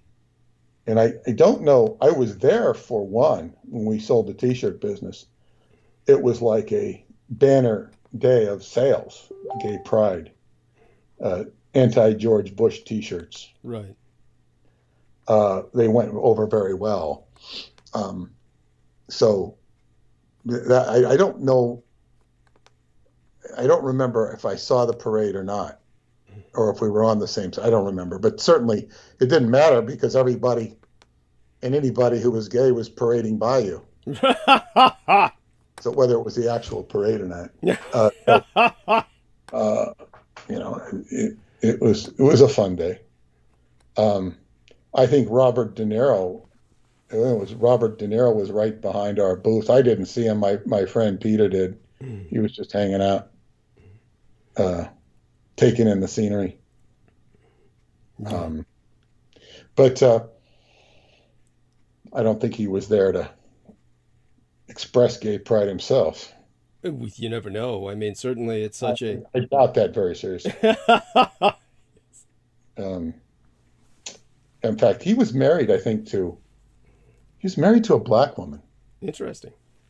Yeah, for years, and they had a breakup. I don't remember if she was famous or not. I don't remember. But anyway, so yeah, that's the question of the week for me. Great, and hopefully somebody can provide an answer. There might be somebody among our listeners who has some inside knowledge. You never know. I doubt that very seriously. Yeah. I very seldom hear any inside knowledge from anybody on Long Island about anything. Years ago, I would hear things. And even then, when they do, they don't flaunt it. They'll kind of go in and, drop it, walk away from it. If you confront them about it, 6 months later, they'll deny they said it. Yeah. But, it's not a good place for mining information. It's so complex here, so diverse. But anyway, the beautiful October weather has extended into November. We're a week into November, and it's just gorgeous here. Wow. The leaves have not completely turned. and we drove up to visit some friends who had a new baby, and that was very exciting. There were a couple of stories from that that was very exciting because there was, a small group of us, probably 12, and these are people who attend my mother-in-law's school, and they and I like them all. I like them all very much. So we were the ones with the baby were the last to get there, and when they finally arrived, I put my head out the sliding glass door. It was like a story up or whatever, and I went out and I yelled out to the parking lot. I said, "Do you need any help?" And I couldn't hear what they were saying. It was very mangled, except he said, I think I said hi to Amara. Amara is this just delightful 8-year-old girl, soon to be 9, and she's been our friend, and she considers Paul and me like her aunt and uncle, and she just loves us. And I said, I said something about Amara. She says, "Oh, she wants to have a deep conversation with you." And what the hell is this? I didn't even know if I heard it right. I don't know. I didn't know he was joking. So finally, she comes in. Boy, did she make this UFO dance. She wanted to show us this trick. She had a UFO, like a little toy UFO, and she'd spin it. Yeah. And it was flying all around in front of her. Yeah. It was amazing. We couldn't understand how she did it. She looked like she was levitating it. Right. It was a very thin string you couldn't see. And she was moving with her hands as if she was making it move. And it would spin on its own like a top, but she was like, it looked like it was just a trick, but it was a very thin string. And it would look like she was making the UFO dance. But anyway, she had her mother, her stepmother, who just had the baby. She has another mother from previous marriage. And so, she splits with our friend. And he said that she was watching Stranger Things, or her mother was watching Stranger Things.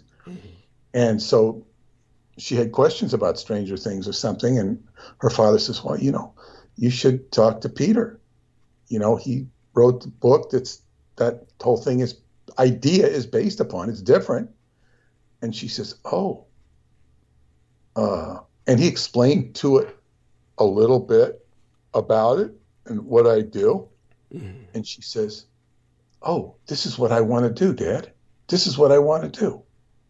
I want to open portals, but not bad ones." So it's like she's like expressing like maybe she wants to be a physicist and an engineer. And so I took her aside. I said, "So you want to have a deep conversation?" She goes, "Yeah." And I started talking to her, and I told her, like, she knows me for years, and she knows Paula, and she knows her parents go to Romania, or her father with her stepmother, who she adores, her stepmother. And she knows they go to Romania. She always chooses not to go because she's just going to sit around. She's not going to, enjoy herself. She won't be the object of attention. Right. So she wisely chooses not to go. So I told her about a little bit about the Montauk Project, David Anderson, how I ended up in Romania, and how, my resulting of going to Romania is what has resulted in her parents going to Romania and all these people in Romania. And she kind of like gets a picture now. And I said, maybe in 7 years, you'll be able to go to Atlanticron and you can learn some of this stuff. And maybe you want to study science and stuff like that. It was really neat. It was like, wow. Now, maybe it's just a passing fancy, but it's she has shown she comes up with remarkable things. She's just a remarkable young lady, and just very lovely. We adore her, and she's like an adult in a child's body, yet she's very much a child. So it's like, it was just really an incredible experience. And then the woman who was the hostess, she's Chinese, and I answered the door when nobody was there, and this guy's there, and he says, "Oh, I'm in the wrong house." I said, "No, you're not." Or no, somebody says, "No, you're not," because he didn't expect me to answer the door, and he was this woman's boyfriend or guy she's dating. So, we're sitting there at the table, and we got to talking, and I didn't understand what he said. I thought he said he was from Iran. He does have Iranian blood in him. He was from Morocco, which was of great interest to me because, he's part Jewish, he's part, I think, French, part Iranian, part all sorts of things. I don't think he was part Arab, but he speaks French, obviously speaks English, but he was born in Casablanca. I told him I'd been there, and all of a sudden he was really interested. Wow. And told him that I had a Moroccan theme in my living room, and when I finish it, I'll invite him over. Right. That really impressed him. And then when I began to talk about my experience there, I didn't talk about Scientology, but I was telling him all about the king, how the king they tried to assassinate the king. He knew the story, but he was really impressed to hear me tell it. And he says, "God," he says, "you know more about our history than most Moroccans." You're right. And he was really impressed by that. It was really neat. And so it was, and he, as I say, he's from Casablanca. He showed us his house in Casablanca. Oh, it was beautiful. I think he rents it out for an exorbitant amount. And it's just beautiful. I said, "Is it really as big as it looked?" He says, "Yes, it is." He's got a big pool in it. Wow. And I think he inherited the house and fixed it up. He's a, nurse by profession here, but he does real estate. Right. And does well with it.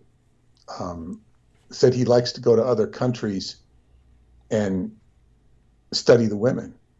And he says the women, you learn about the country from the women, and they're different. He had a baby recently with a Vietnamese girl. Yeah, that's some deep study right there. Yeah. I didn't know. I mean, and now he's dating this Asian woman. I don't know the circumstances, but he's evidently, taking good care of the baby. Okay. And probably taking good care of the woman. I don't really know, but I didn't, broach that far, except that we made a friendship, and it was very interesting. And he told me that Casablanca, when I was there in 1972, all the women wore the masks. Right. They were the veils, listening to Anthony Fauci. He said that's not the case anymore. He says there's been a lot of quote unquote reforms, and that he says, English is a very common language there. I would have never guessed that, because if I had walked out on the streets in there, which I was reluctant to do, English wasn't going to work. French would work. French would work, but not English. So that was a very interesting connection for things to, I guess, come full circle. But the most interesting thing he said of all was that, I told him that I wanted to return to Morocco. I want to take Paula there. It's something I've wanted to do. I don't know when we'll ever do it. But he told me that in the Atlas Mountains, it would be probably up from Marrakesh. There are an ancient tribe of Asians. I think he told me the name. I never heard of them. I mean, they went back, these Asians go back hundreds, if not thousands of years ago. And they settled there living in very austere circumstances and surviving in the mountains. He emphasized how meditative and spiritual, not only them, but so many aspects of Morocco are, where its reputation is mostly for weed, hash, right, in the common. So it was interesting. But have you ever heard of these Asians in Morocco? No, admittedly, I have not. No, it's No, so it's like, wow, it's something interesting to find out about. yes. They might even have a lamasery up there. Who knows? A Tibetan one. Who the hell knows? With that white Sam Jaffe, the guy who put shoe polish on for that movie Shangri-La. He put shoe polish to play Gunga Din. I don't think he wore shoe polish to play the head lama in the movie Shangri-La. No. Which did inspire FDR to name his retreat as Shangri-La, later named to Camp David. Right. He was so fascinated with that. Yes. Now, so that was a good, a very good adventure. Yes. Over the weekend. What I would say with regards to the book, I've been working on. I finished the introduction. Wonderful. And I found well, of course, I can't, in fact, I never intended to omit Aquino, but I've been addressing Aquino. Mm-hmm. And as I wrote maybe a paragraph about certain things at the Presidio, it reminded me last year, about this time, October, and I was working on the Presidio book. It was very nightmarish. Yes. Bad dreams, bad. That's why I stopped writing it. This is not right. I can't do it. I wrote a paragraph, and it reminded me of those bad times writing about the Presidio. Mm-hmm. Now, it's one thing to go into details or relative details about it. It's another thing to just mention it and allude to it. Mm-hmm.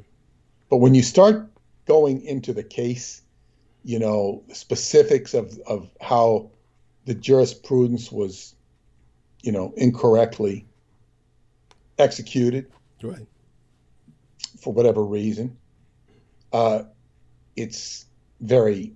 was nightmarish. So I got just a little bit of the nightmare, but because I wasn't exacerbating that or going into in great detail, okay, I just passed it.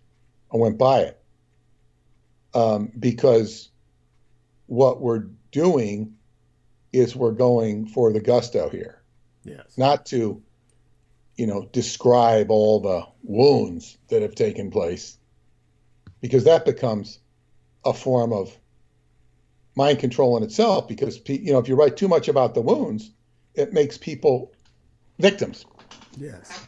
And this is the biggest problem in discussing mind control or any of these subjects, because you're walking through the dead bodies. If we can conjure up the images from the Lord of the Rings, when Sam and Frodo first penetrate the outskirts of Mordor, mm-hmm. or as they would say, Mordor. No, they wouldn't say that. Somebody else would. I think they said it, Mordor. So they begin to encounter these, dead bodies. Yes. In the moors, in the marshes, and it's you get the first sense of ugliness and hard. Although that's nothing compared to when you get into the realm of Mordor itself, where it's all shadows and dark. So it's when you penetrate that area, it's not digestible. It bothers the psyche. Mm-hmm. And this is so much of what the realm one is operating in when one studies the wake of Aquino. Yes. It's and all of the things, the Presidio was a good Mordor. Yes. And it is as bad as Aquino was, if we want to call him bad, he wasn't even a what was the guy's name? Sauron, the evil lord. Yes. He wasn't at that level. He might have been, the Black Rider, the head of the Black Riders. Mm-hmm. That's about as much as bad as he could have been. Yes. Not this, that guy he had his own castle. He was pretty nasty. Yes. I forget his name. But his name doesn't matter. Everybody recognizes the figure. So, but oh yeah, yeah. But do go on. Yeah. Yes. So as I begin to write the book, and I've gotten, maybe 10 pages, introduction, maybe 12, who the hell knows, and I proofread it. Wonderful. I'll read it again with you. Of course. And I'll get a few chapters, and then, and then I'm working on the first chapter, and I find I'm going to have to explain the swastika. Yes. Now, I've done a lot of research on the swastika on my own. Yes. And I don't even know how much I want to go into that. Probably will. I don't want to put too much information in the book, and I don't want to cut out anything that's too important. But the swastika, I have all the basic concepts there in my book, The Black Sun, and it correlates with the Black Sun, and then I also have the Romanian definition of the swastika. Now, it says, I think it's from Wikipedia, that it says that the swastika first appeared as an anti-Semitic symbol from a Romanian who used it as deliberately anti-Semitic. It was a Romanian. But in Romania, the swastika represented the sign of Gemini and representative of Zalmoxes, the two twins. That's a more esoteric interpretation of Zalmoxes, the two twins being Apollo and Diana, and the synthesis of these two Hyperboreans, as they were referred to, would be the alchemical marriage, to put it in Rosicrucian terms. But the bottom line with swastika, it roots back to the Black Sun, to the energetic, where Aquino becomes relevant with regards to swastika, because of course, the swastika is viewed as a Nazi symbol, and there's the whole Buddhist Asian interpretation of it as well.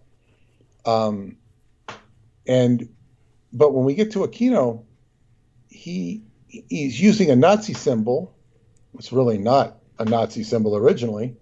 So people say, oh, he's a Nazi, and it just messes everything up in trying to understand it. It's, as Douglas has said this, I listened again to and in fact, I sent it out to the entire mailing list from the Time Travel Education Center, Satan's Crusaders. Ah, thank you. And I think maybe 5% have clicked. Doesn't mean they watched it, means they clicked on the video. Because I said, if you're a Douglas Dietrich fan and you want to better understand this, go listen to it. And I listened to it for the first time in many years. I'd listened to it. It's excellent presentation. Excellent presentation that you gave about certain aspects. It's not like I remembered. I remembered what I thought. It went into much more detail about the Presidio. Well, although it does include detail from the Presidio, I've heard other talks you've given that go into even more detail. But it's the use of the swastika, of course, is to bind entities. Is how Aquino used it. It can be used to get rid of entities, but the bottom line is it overpowers the entity, and when you use a charge with it, the guy was, Aquino had the exact techniques L. Ron Hubbard talked about. He knew the techniques that L. Ron Hubbard talked about, but they were in a different context than L. Ron Hubbard talked about, with using electricity to trap a spirit. And it's as if, one could, naively say, well, he read L. Ron Hubbard's material and he stole it and he used it. Now, wherever Hubbard learned that material from, whether it was from his psychic ingenuity or he learned it in the Navy or in the military, Aquino didn't need to study L. Ron Hubbard. And that's not a knock on L. Ron Hubbard. He was inherently one of the team. And as you pointed out, quite had a lot of integrity with reference to his own belief system. Yes. It was not a positive belief system for human beings. And also one thing, oh God, I've been quite eventful, actually. I downloaded a couple of his papers, or one was a study, and anybody's free to look at these. I don't really recommend them because they're onerous. I mean, it's not that they're going to freak you out. They're just, these guys are so full of shit. And that's not to say they should be dismissed. They shouldn't. Let me see here. Now, while Peter's looking for that, go ahead. I do want to remind everyone, click the upvote. We do need that in order for people to find us on searches. As soon as we start these transmissions, we are bombarded with the bombastic downvotes of the enemy. The Cult of the Kings of Edom and the Chaos Cultists do this through Stephen Outrim, who fortunately is very cheap and pays for cheap downvote bots, and the bots ultimately get filtered out within a matter of hours by YouTube. But in the meantime, the aggregate prevents us from showing up on searches. So the moment you tune in, hit that upvote, and didn't get a moment's chance to say that earlier today, saying that now, and bringing us back to Peter with that, who will, if he's found what he's looking for. Yes, I have, and I went and gave it an upvote, and somebody else came and gave it an upvote. Good. Oh, bless. It said 33 watching when I opened the YouTube, and then when I actually went to the actual channel, it says 20 give an upvote. And yeah, 33 watching now. We know that. Well, you multiply that by orders of magnitude, and I have 34 on the concurrent viewers, so it's about 340. Because it becomes obvious as soon as it publishes and uploads, it'll be higher than that. It's just the nature of the beast. Right. Now, I downloaded 2 documents. One is, man, this was hard to read. From Wewelsburg to Project Monarch, Anatomy of a Fringe Violence Conspiracy by Alex Burns. He gives this academic accounting of, the Wewelsburg working, and then he goes into all this academic nonsense. It's just so nauseating. It's so footnoted. It's so referencing this, referencing that, and even alluding to the Satanic Panic and Sandy Gallant. And, it actually kind of like doesn't even deny, the allegations that such and such happened. It's incriminating if you know how to read it. Yes. But if you just say, he's not denying that certain things weren't accused, but it's all in this academic headspace, sort of how you might have a snotty physics professor dismiss the work of David Anderson. Right. Or like say, but what's his name? Michio Kaku does not dismiss the work in any form of snotty sense. He does it in an abrasive, big time wrestling type of way. He's very sloppy, and he lied. Yeah. It's not snooty. Yeah. It's just kind of ha ha ha ha. You have to have a big power source. This is the, scrawlings of a child. Ha ha ha ha. Right. Anyway, so but then, and this one, I read it, but then the other one was the actual letter that Aquino wrote himself, November 8th. I don't understand his dating system. It says, it looks like he's got the number 17. The Roman numerals, I don't know what that means. Does that mean 17 since, the founding of the Church of Satan, because it's not. It was written in, I think, 1979. That would be a good guess. But because certainly the Magus Anton Zandor LaVey declared the founding of the Church of Satan to be year 1 of a new calendar, so that would make sense. But anyway, the Wewelsburg working was on October 19th, the eve of Douglas's birthday. Yes. And it's he gives a multi-page 9-page description in typed, like he wrote it on a typewriter, about the Wewelsburg working. Now, of course, those of you who are not familiar with the Wewelsburg working, the Wewelsburg is a castle in Westphalia, Germany, where Heinrich Himmler, it was the occult headquarters of the SS, and they have this chamber with black slan emblazoned on it, and there's different descriptions. Aquino kind of corrected some of the descriptions that were taken from other books and went there to do this working.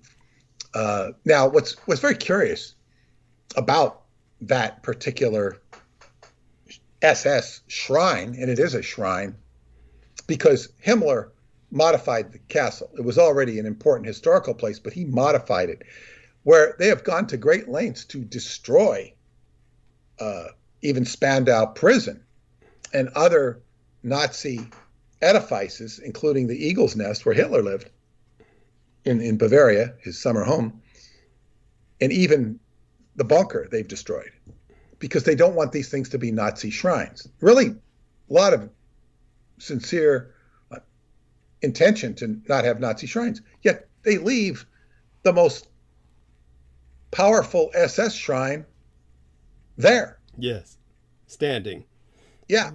Now, the idea that Aquino would go there, and I think Peter Levenda is quoted as saying it damaged his reputation, as if he had one. But nevertheless, it drew attention to him, and it makes people think, oh, Aquino's this Nazi fascinated guy. But anyway, he writes a very almost dutiful, detailed report about the architecture of the place, the layout of the place, and says, well, it's not like so-and-so said. And, he does all that, and he talks about his Wewelsburg working. And he's kind of positioning it as if it was to clean up the energy of the Temple of Set, because there was a rebellion in the Temple of Set to take it over from the people he had left in charge. He doesn't claim to be in charge, but kind of is. But the one thing where it says under purpose, he's got it all highlighted like he's doing a summary report for Army intelligence or somebody. But he's also sending it out to his congregation. Of course. He says, it's, by the way, it's the one and the same in general, but go on. Yes. And he says purpose is to obtain a full understanding of the significance of the crisis that befell the Temple of Set in July of, it says, year 18. Now, he's writing this on year 17. So I'm confused as to, you said, what, year 18? No, maybe I'm screwing something up. No, I'm not. Maybe I should. My Roman numerals, it says XV11. That's 17, right? I believe so, XV, yeah. So he says to energize the advent of the working year 18. So, okay, I see. So he says that the crisis was in June, July of the year he did it, which I think is 1979, maybe 1982. Who the hell knows? No. And now he's to energize the advent of the next year. As the Wewelsburg was conceived by Heinrich Himmler to be the Mittelpunkt der Welt, and as that means the middle of the world. Right. And as the focus of the Hall of the Dead was to be the gate of that center, to summon the powers of darkness at their most powerful locus. Now, that location that he's picking, he's summoning the powers of darkness. He does not tell you that he's wielding the swastika so as to, bind the Nordic gods. Right. He doesn't tell you this. No. But obviously he's not going to tell everything. Anyway, this is something you can read. Wieselberg working. You can find it on the net. I don't know that it'll just kind of educate you to Aquino's mindset. So I found this just to be of, he has November 8th, he has a letter, and that's followed by his report on the Wieselberg working, which just gives me some familiarity with his mindset, which Douglas, he's telling Douglas a lot more of his inside views and his inside information. What I would say after reading this, has inspired me to actually visit Wieselberg, something I've always wanted to do. Yes. But I can do a Qigong technique which will just, mess up anything he did. Yes. Mess up anything he did. And, clean it. And if I can't get on the spot, because he said it was open to him, you said in one of your tapes that he, had used his NATO influence. Yes. It might be open to the general public. Yes. I don't really know. But whether it is or not, I would not have to be on that spot. It would be nicer to be on that spot. But and there are other aspects of that and other secret orders that he probably wasn't that privy to. I don't really know. It's hard to say how long his arm reached. He certainly never did. underestimate it. Yes, of course, he's not to be underestimated, but he definitely, other than by insurgents, really had no access to, say, for instance, occult German societies that were connected to the old Reich. He wasn't part of that world. The exact spot that he was in could probably be easily ascertained by the photographs that were actually sent by George Knight, where he's proceeding to do the workings, and he's seems to be definitely in the room where the black sun symbol is both on the floor and on the ceiling. So it is a chambered hall in which probably sat the round table that was between the black sun symbol on both the floor and the ceiling. And that round table was where the Knights of Heinrich Himmler would have sat. In terms of very similar to the Arthurian table that inspired Heinrich Himmler to a degree. Of course, Heinrich Himmler was operating on many different cosmologies and the many different mythos that he was integrating into the new European awareness. And when it comes to, of course, Michael Aquino's abuse of this, what was open to the public at that time might not be now, and what was not open to the public at that time might be open to the public now. It's one of these things where if Peter Moon visits, he'll find out, and he'll see how far he can take it. But finding that particular chamber should not be difficult, simply because of the nature of the architecture, and you could always ask around.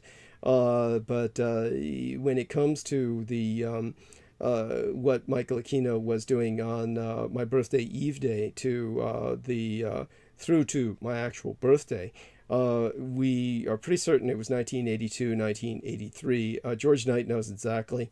So he knows it was around 1983. So it was probably around year 18 Roman numerals when it comes to the 18th year of the First Church of Satan and the calendar established by the Magus Anton Zandor LaVey, which apparently is the measurement that Aquino is using. And as Peter says, he's sending this to his followers, but he's using very much like a military format.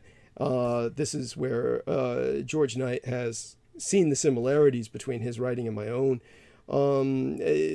Prior to that, of course, when we think about when Michael Aquino was born, which was 1946, and we think about he was about the age of 20, was when, from the documents I dealt with at the Presidio, and some details I received from Michael Aquino himself, it was on this fall day in 1966, again the same date, October 19th through the 20th, that you had a breakout at the Montauk Air Force Base. Project Rainbow, of course, was what it was, but you had this quiet portion of the Montauk Air Force radar station that was appropriated for a continuation of the experiments that were conducted by Project Rainbow under supposedly more controlled conditions. And that's when the SUE̶ radar set that was supposedly positioned to watch the skies over the Atlantic for Russian bombers was actually, well, the way it was described by Aquino, it was actually a massive land-based installation designed to duplicate the effects of the equipment installed on board the USS Eldridge back in 1943. Now, from 1959 through 1983 was when experiments in teleportation and dimensional transport and time travel took place on that eastern end of Long Island. And of course, just to kind of use the geopolitical framework that Peter was earlier with that gathering, it basically was only a few miles from that quaint summer beachfront on which you had the homes of the Manhattan elite. Now, some of these experiments breached the dimensional barrier to whatever place it was that the evanescers sourced from. And on at least one occasion, something different came through. And that was on the night that I was born. And that was what became known and referenced as the Montauk Monster, this rampaging force of destruction that lashed out at anything, living or non-living, that happened to fall in its path, attacking with basically energy, which is what it was, outraged that it didn't have a vessel or a container in which to preserve itself in this dimension. It only had a brief amount of time in which to exist, in this dimension, that is. And that's why it was so destructive, so outrageous. From what I was able to ascertain from the documents that I was ordered to destroy, and from what Aquino told me when I questioned him about it thereafter, it apparently was the unique product of an experiment in dimensional physics. There were no other reports of any similar creatures existing, but he did acknowledge that it was certainly possible that any high-energy physics experiment might breach the dimensional barriers and open a doorway for a similar being to step through. But as he noted, fortunately for humanity, the monsters can exist in our dimension for only a few short hours before they vanish, never to return. But he definitely did confirm that the Montauk Monster and evanescers are the same species. They're just perceived in two very different manifestations. But certainly the similarity of their special powers suggested that they were linked. So, but again, the fact that that happened on my birthday, which is what he was insistent upon, and he said it was relevant, means something. Now, according to Preston, the junior appeared in the August last 9 days of Montauk? You know, in the August of '83. Right. You know, I mean that's when the whole project discombobulated. Right, and that was only a few years before I started working on site the Presidio military base as a librarian's aide. Though I had always been going to the Presidio as a child, because of my parents' access to the Presidio military base. But it says we cannot separate the Presidio from Montauk at all. It's the connection is, I mean, always been tacitly recognized with not me being able to really connect it too easily. in terms of linear explanations. But I always knew it was there. In fact, I knew it was there because as soon as at the end of my novel, The Spandau Mystery, the two main characters are, after they've cleaned up the Montauk project, they're going to take a vacation. We're going to go as far away from Montauk as we can. They're going to go to San Francisco. That does not appear in the book because that's the second book that I never wrote. And they're going to go to the Cliff House in San Francisco, where the Cliff House fire is going to start. It's right around that time period. I don't know the exact date, but it's right around the time of the Presidio scandals. Yes. And going to end up in the, perusing the legacy of Michael Aquino. Yes. And start investigating there. That's where that novel was going to go. So, real life imitated the art that was not yet produced in my mind. So, but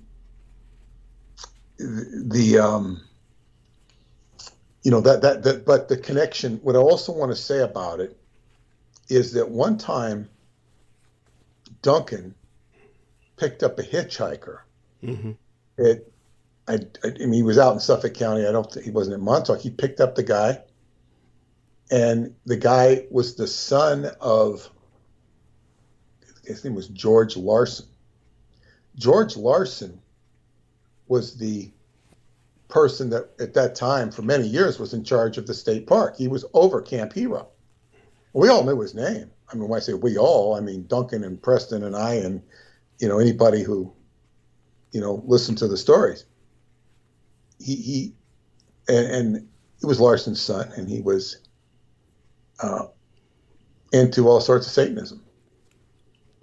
Now, it was, or maybe there were stories of Satanism. I don't, people having houses with pentagrams and sort of these things tiled into the floor. There's a lot of Satanism connected with Montauk, a lot of it. And I've mentioned it. I don't stick on it too much. And as I said, when I, turned down this guy's offer, who was part of the Son of Sam scenario, not to say he was a perpetrator of the Son of Sam. He was in David Berkowitz, the convicted killer, who was blamed for all of the Son of Sam deaths, which is not true. Right. He said himself, he's now become a Christian, and he says, no, there were other people involved, satanic cult. But, which, the book by Maury Terry goes into in great detail. So, The Ultimate Evil, it's called. And he said that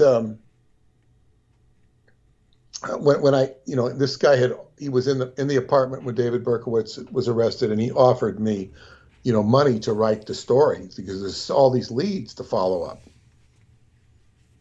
And okay, and I will repeat this because you said something in your Satan's Crusaders tape that is totally what I said. I said I didn't want to pursue this endeavor. I wanted him to write the story, and I would edit it. Right. And I would probably publish it. I didn't commit to it, but I probably would have. And I sent him my book, The White Bat, in hopes that he would, take it on. Mm-hmm. And because I felt that if I were to do it, it would completely distract me from what I considered very important, which the stuff was to later become my time travel education center, and first a newsletter and then a website on, the basic math and physics of time travel. And I really could have used the money at the time. I really could have. But I turned it down.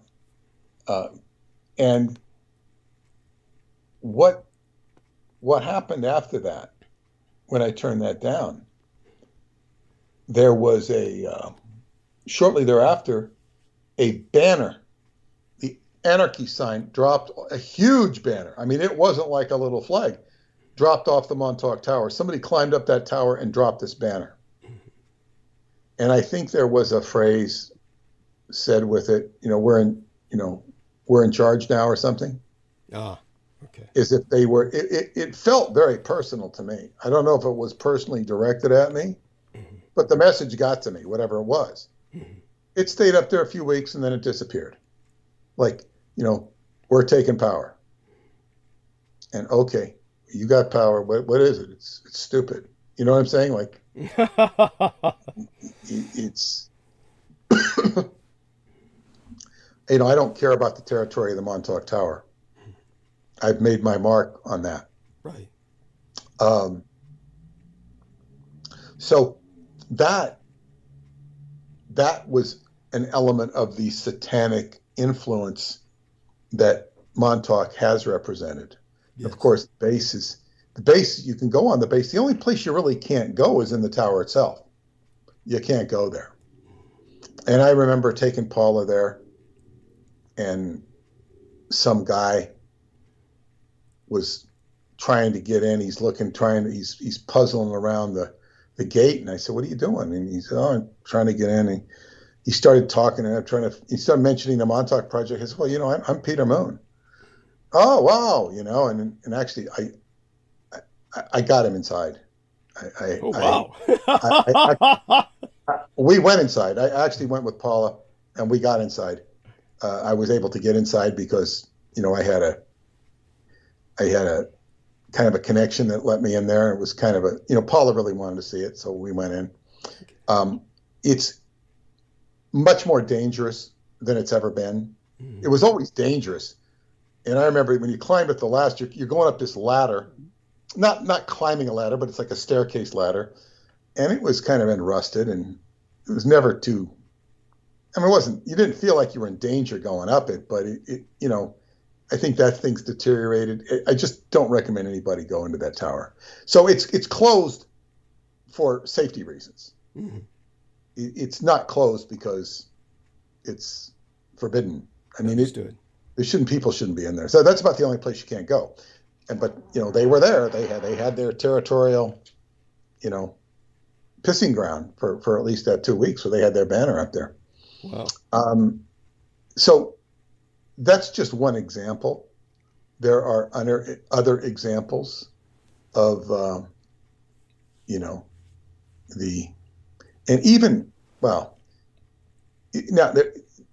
Anton LaVey had a home on Long Island.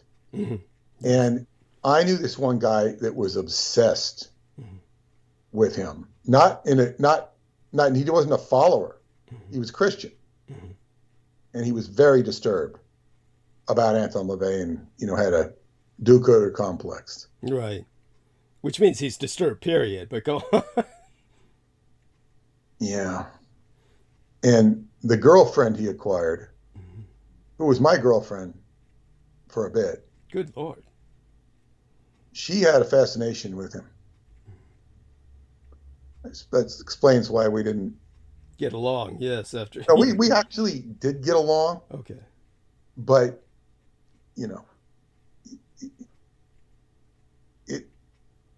bottom line was she was too far away, geographically.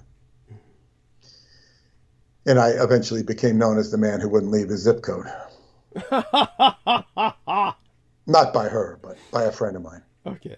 Who I was not involved with. She used to call me the man who wouldn't leave his zip code. Yeah. But be that as it may.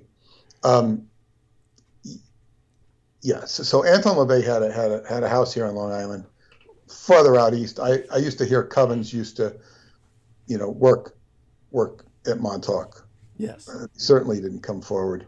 So I don't really, even at this juncture, it's not that important to me, because so much of what was done at Montauk is Montauk. Yes. And of course, Preston, and Duncan would have agreed with him that so much of what they were working on in these experiments was the interpolation of the Christ with the Antichrist. Mm-hmm. So they programmed Duncan to be the Christ, the Antichrist, but it was the Antichrist that, kind of polarized into what they ultimately polarized him into. So, and this is why all of the synchronicities I experienced with Aleister Crowley 666 would come up routinely. And when I began to investigate it, by normal means, I would come up with quantum synchronicities of 666 and Aleister Crowley and Cameron and Wilson's, which led me to the door of Marjorie Cameron. Right. And we can, you know, hypothesize, if not accept the data, that Douglas learned that she had an aborted baby that became Moonchild. Yes. That is not really known about. Right. So, or rather the baby, yes, was the one that survived, and the other one could be considered almost spontaneously aborted. They were twins, and one fed off the other in the womb. And, right. Yes. By the way, I received a question from someone about the Montauk Monster, and I want Peter to kind of disambiguate this, because the Montauk Monster that I'm speaking of, that I confirmed with Michael Aquino, that was the documents I destroyed, were contending with, this was basically like a cohesive energy field. It was roughly about 2 to 3 meters in extent and more or less humanoid in shape. I mean, you could say it was invisible to an extent, but any interactions with the physical world, including its attacks, would cause the creature's form to give off brilliant flashes of light, the only time it was visible to the naked eye, and it was intensely hot, and it gave off an audible crackling or humming sound. I tried to analogize it for people to understand as something similar to the force that was in that 1950s film with Robbie the Robot, Forbidden Planet, but I don't think that really does it justice. That being said, there was later on something that washed up on a beach comparatively recently, about a decade or two ago, that everybody keeps circulating online. I can tell you exactly when it arrived, when it landed. Thank you. Because this was so funny. My first trip to Romania in 2008, we were stranded in this hotel. Wow. Up in the mountains, because our hotel in Sndy had been sold out from under us. So the driver took us up the mountains and into this resort, and we were stuck up there. And I'm going on the internet. I think I didn't have a computer, but one of the guys I was with, he had it, and I was looking up there, and I had an email, and they were sending me stuff on the Montauk Monster. It had just been surfaced at the beach. Wow. The so-called Montauk Monster. This weird creature had been on the beach. It was actually, I think, near a friend of a friend's home, or on the beach near a friend's home, and the lady had it, and I think somebody took it and it disappeared. I forget the whole story. I wrote about it, but it was in 2008, right when I was sitting there, and I said, here I am, and actually Transylvania, the gateway to Transylvania, Sndy, and here, I'm getting this monster in Montauk.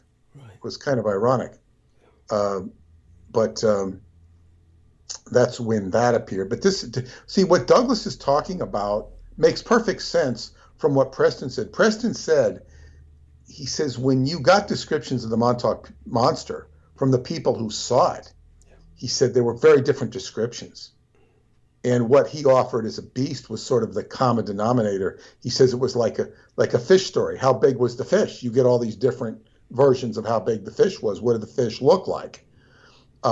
So there was a certain consistency, and then because people are, if this is sort of the FNSer effect of what happened during the Philadelphia experiment, you can see people kind of going out of their minds. Yes. And they're reading what they see, or what they think they see, yes, or what actually they are perceiving by reason of, their own, traumatized or compromised perception window. Yeah. So what we're seeing makes perfect sense, and that where it really became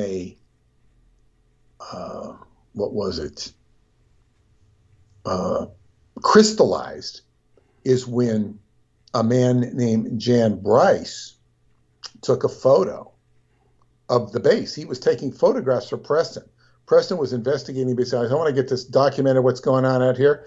And to Jan's surprise and to Preston's surprise, this photograph by this bunker is of what looks like a Bigfoot.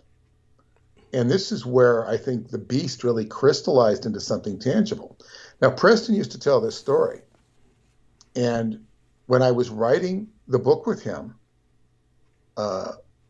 somehow it came up, or maybe he talked that he had a photograph of the beast or something.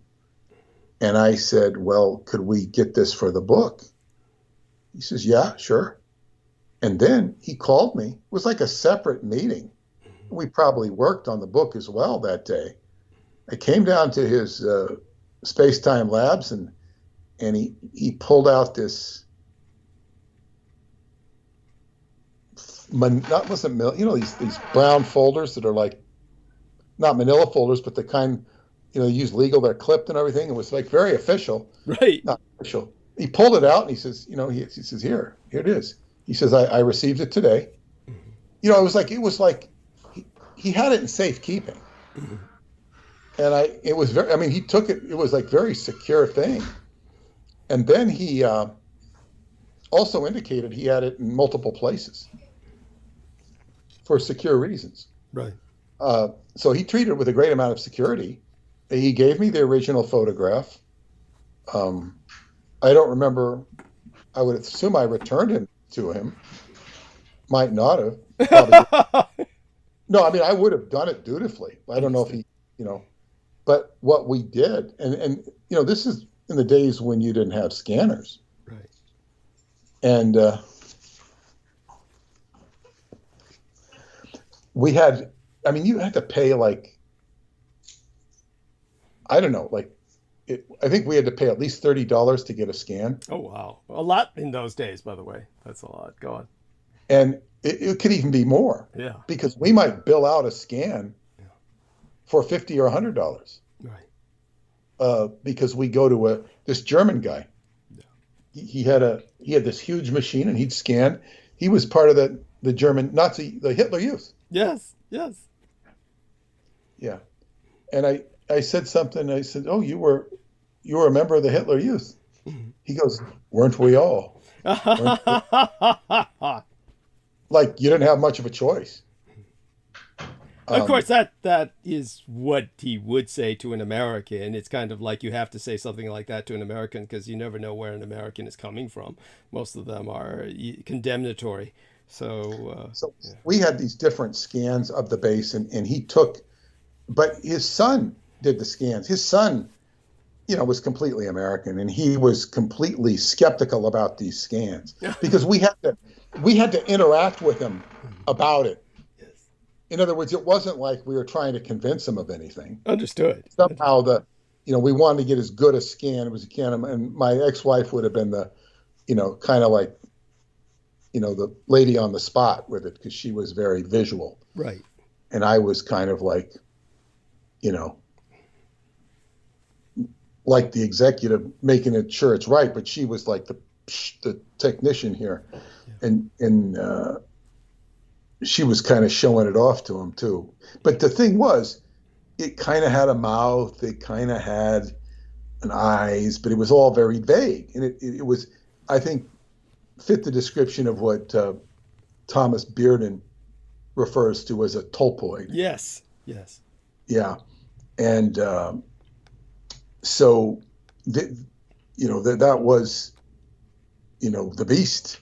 And one of my friends had once called me, and he had seen the beast out there in recent times. This probably goes back about 20 years ago. And he him and two others, and the beast kind of appeared. I guess it would have been a revisitation of whatever it was, some thought form out there that appeared. Because Montauk is, the veil between worlds is thin out there. So anything can happen at any time. I had asked my wife the other day, what about my work did you found most interesting? Because she doesn't really have time to follow it now. And she said, well, when you had those adventures out at the base where, these strange creatures were following me, or had apparently monitoring me, and it doesn't interest me at all. I did not like it. I mean, it's not like, it might sound adventurous. It was with my Italian friend, and we went out there, and it was weird. It's like I'm being cautious, and then this car disappears, comes out of nowhere, disappears, and nowhere to be found. It was this, we were being stalked by Ebenezer. That's what it was. Yeah. Now that I think about it. Yes. The Ebenezer. So makes sense. Yeah. And it's just kind of, okay, we're here, we see you. And to me, it's like walking into I remember me and my friend Greg, when we just before I moved to Davis, we were in West Sacramento, where my father now worked. And I think we were at his office, and because his family had taken me, we'd all gone on a houseboat adventure on the Sacramento River, and we walked into this. We were just, being a couple. How old were we? Probably 14. Okay. 15. And we walk into this establishment where there was a pool table, and we were going to shoot pool. Mm-hmm. And in no short amount of time, this guy kind of looked at us. He was a man, Mm-hmm. and Hispanic, as I recall. He says, it told us right away we didn't want to be there. Get the hell out. Oh, wow. And we got the hell out. We weren't stupid. Yeah. I mean, that's kind of the feeling I had with these FNSers. It wasn't that intimidating, because this guy just gave us a menacing stare. Right. And, but that was like, I don't encourage that sort of experience. I don't want that experience. And of course, our host, where we were staying, Paolo was forcing the issue. He wanted to see the base. And she says, I'm not going out there. Her boyfriend wouldn't go out there. She wouldn't go out there. I'm not going out there. You're crazy to go out there. We, went out there about 11:30. And this is where all this stuff happened. So, as they say, anything can happen out there, and these are not experiences that I necessarily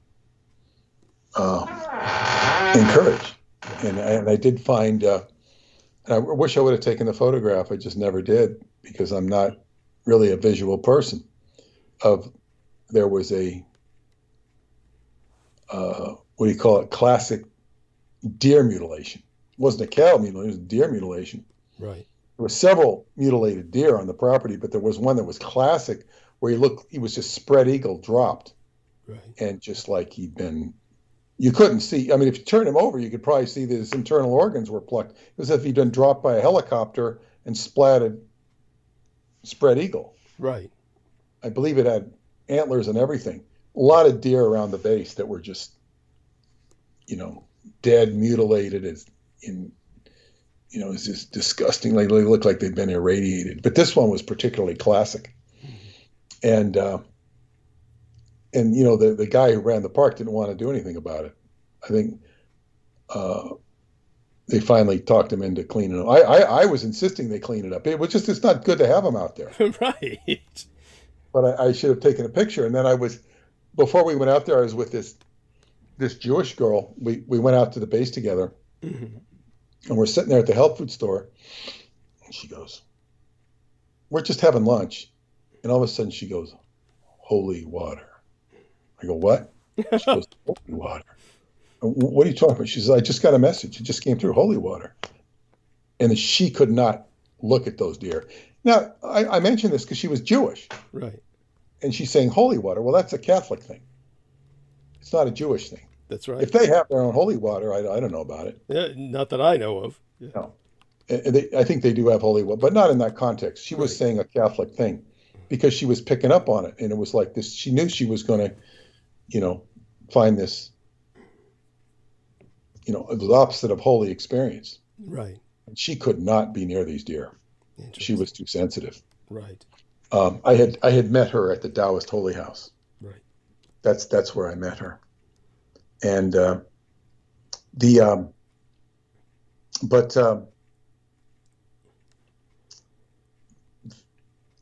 yeah, that's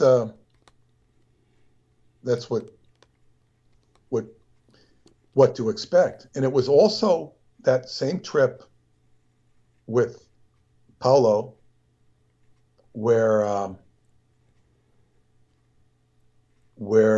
I don't remember was that trip or with the Bulgarians, but it was one where, now I know what it was. It was, on that trip where my friend Lola had, I was introducing Paula because I were going to stay at her house. Mm-hmm. So she's like talking all about this Satanist that she was having problems with. Paula, or the woman at the house? The woman. No, the woman at the house, Lola. Okay. She's had problems with this. We're talking about this Satanist, and it was like she was a very psychic woman, and she was just getting it off her chest, so to speak. And the phone rings, and she goes to her daughter, "Don't you answer that!" Wow. And I go, "That's the Satanist." Right. I go, "That's the Satanist." Yeah. Daughter answered the phone. Of course. She says to her daughter, "You are such a dumb soul sometimes." Yeah. And of course it was. And then the next time I was there with my Bulgarian friends, and then this guy who was a friend of hers, and he had just come back from the motel where David Anderson had done his presentation of the time reactor. And he said, "Oh, I just got these two Bibles from Ken." It was the owner. He slapped them down on the table. And he leaves. He was just visiting Lola. And I said, "Those Bibles," I said, "does this guy," meaning your friend, "is he into the Bible?" She goes, "No." Would he normally, be reading the Bible, have anything to do with it? No, he says, no. Right. I said, "Well, those two Bibles that he just put down there to cleanse the energy of the last time I was here with that Satanist. Yes. This is just like you doing the Lord's Prayer on the night of the broken circle." Yes. See, I'm not a biblical person, but it's like, wow. You just see the energy, clearing the energy. Right. It's like one goes with the other. So I really deeply appreciate what you said here about the beast. It gives some more understanding. It's like in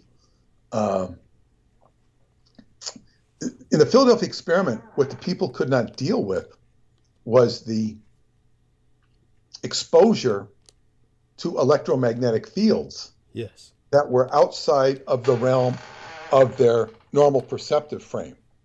Now, I'm sure if you had a properly trained Tibetan Lama, he could play with this, but he could probably experience it in the context of what he would call, or what Radu, taught us as a what the hell's that? Can't even think of that term. That yidam. Mm-hmm. So that can kind of interface with things human beings cannot interface with. Yeah. Or can create conditions where the human being can interface with it. So it's like this electromagnetic buffer zone that does indeed have a consciousness. Now, this was very curious when I had, I think it was a series of dreams. and we'll get into these dreams, not these dreams, but dreams in a moment, when this was in Romania last year. My I've got a couple of psychiatrist friends, and guy was talking to me. He's a science fiction writer, and he's talking to me. We're having a great conversation. And then he says, he was talking about a story he wrote about a plasma field, and the plasma field had consciousness. At that point, I said, well, the plasma field is very much like the time reactor field of David Anderson. Of course he knows. And then I said, but it would be so interesting. His time reactor field must have consciousness. At that point, he excused himself, never came back. Wow. I didn't see him till the last day and he told me he'd been sick. Wow. He got very sick. He just stayed in the tent. I don't know if it had anything to do with what I told him, but he was really hitting on something with his plasma field. So the whole idea that it would have consciousness. Now here you have, if it is an FNSR, what would you call it, a splinter of a time field, of a time reactor field. There's no reason you could not have a splinter of a time reactor field. The time reactor field that David Anderson created had a lot of problems going in and out of it. Like, you don't just walk out of it, you'll get irradiated. If you stay within the contained field, you're okay. If it sends you back to 1943 or 1962, well, I guess you could then go out of it. I don't really know the ins and outs of that, but it was, that was fixed. That problem was fixed. And I remember discussing this once with Heather, and she says, that's been fixed. I said, I know. David told me. And I one time asked him because he patented a procedure for it, he said, and to go in and out of the field. In the early days of the field, the plants would they'd be irradiated, they'd be compromised that he put in there. But they perfected the field so we can walk in and out of it. But the mechanism to do that was patented. Now, I said, well, is this something like a suit you put on, something like a wetsuit or something? He says, no. So whatever it wasn't like that. You don't have to put on a spacesuit or anything like that. It's whatever the procedure is, it can enable you to walk in and out of the field. So that's interesting. But if we take an FNSR, something that is a shard of a time field, it becomes like a whirling willy, small tornado or something that could just go ahead and do, and it could be directed or undirected. Like how well can the government direct a tornado? Well, they can probably direct it within a certain amount of accuracy. Right. But it's not as accurate as throwing a football through a tire. It's not that good of a system. So I think, speculating here, but that's interesting, and whatever this was, because if we take what Duncan said was that they used, Duncan wanted to crash the project because it was too much. So he was able to project something out of his mind. Subterfuge. Much like Douglas leaking information about the Presidio. Yeah. Duncan's doing it on a level where he elicits this FNSR that destroys the project and wreaks holy havoc to shut it down. Yet it seemed to be feeding off the energy that was being supplied. There is so much richness here that I can't fully digest and comprehend, only because Douglas has brought up some points that make me think in this area. And in the end, what are we really going to do with it anyway? The better we understand it, the better we understand what did occur. And the beauty of somebody like Preston Nichols would be, if he were to hear this conversation, he might react one or two ways. If he was sitting on my couch over there and he said, he could react one or two ways. But I know how he'd probably react. He'd hear what's being said, and then he'd go on a diatribe that would explain all sorts of stuff he never talked about before, or I'd never heard of before. Kind of the way you did just now discussing the Montauk Monster. Yes. It's like, and he could come up and, oh, wow, well, Preston, why didn't you say that? Oh, it just comes out. I don't know. I'm not in control here. Interesting. He didn't say he wasn't in control, but that was, well, he would on occasion, because he had a gift. He had a gift. He had a great gift.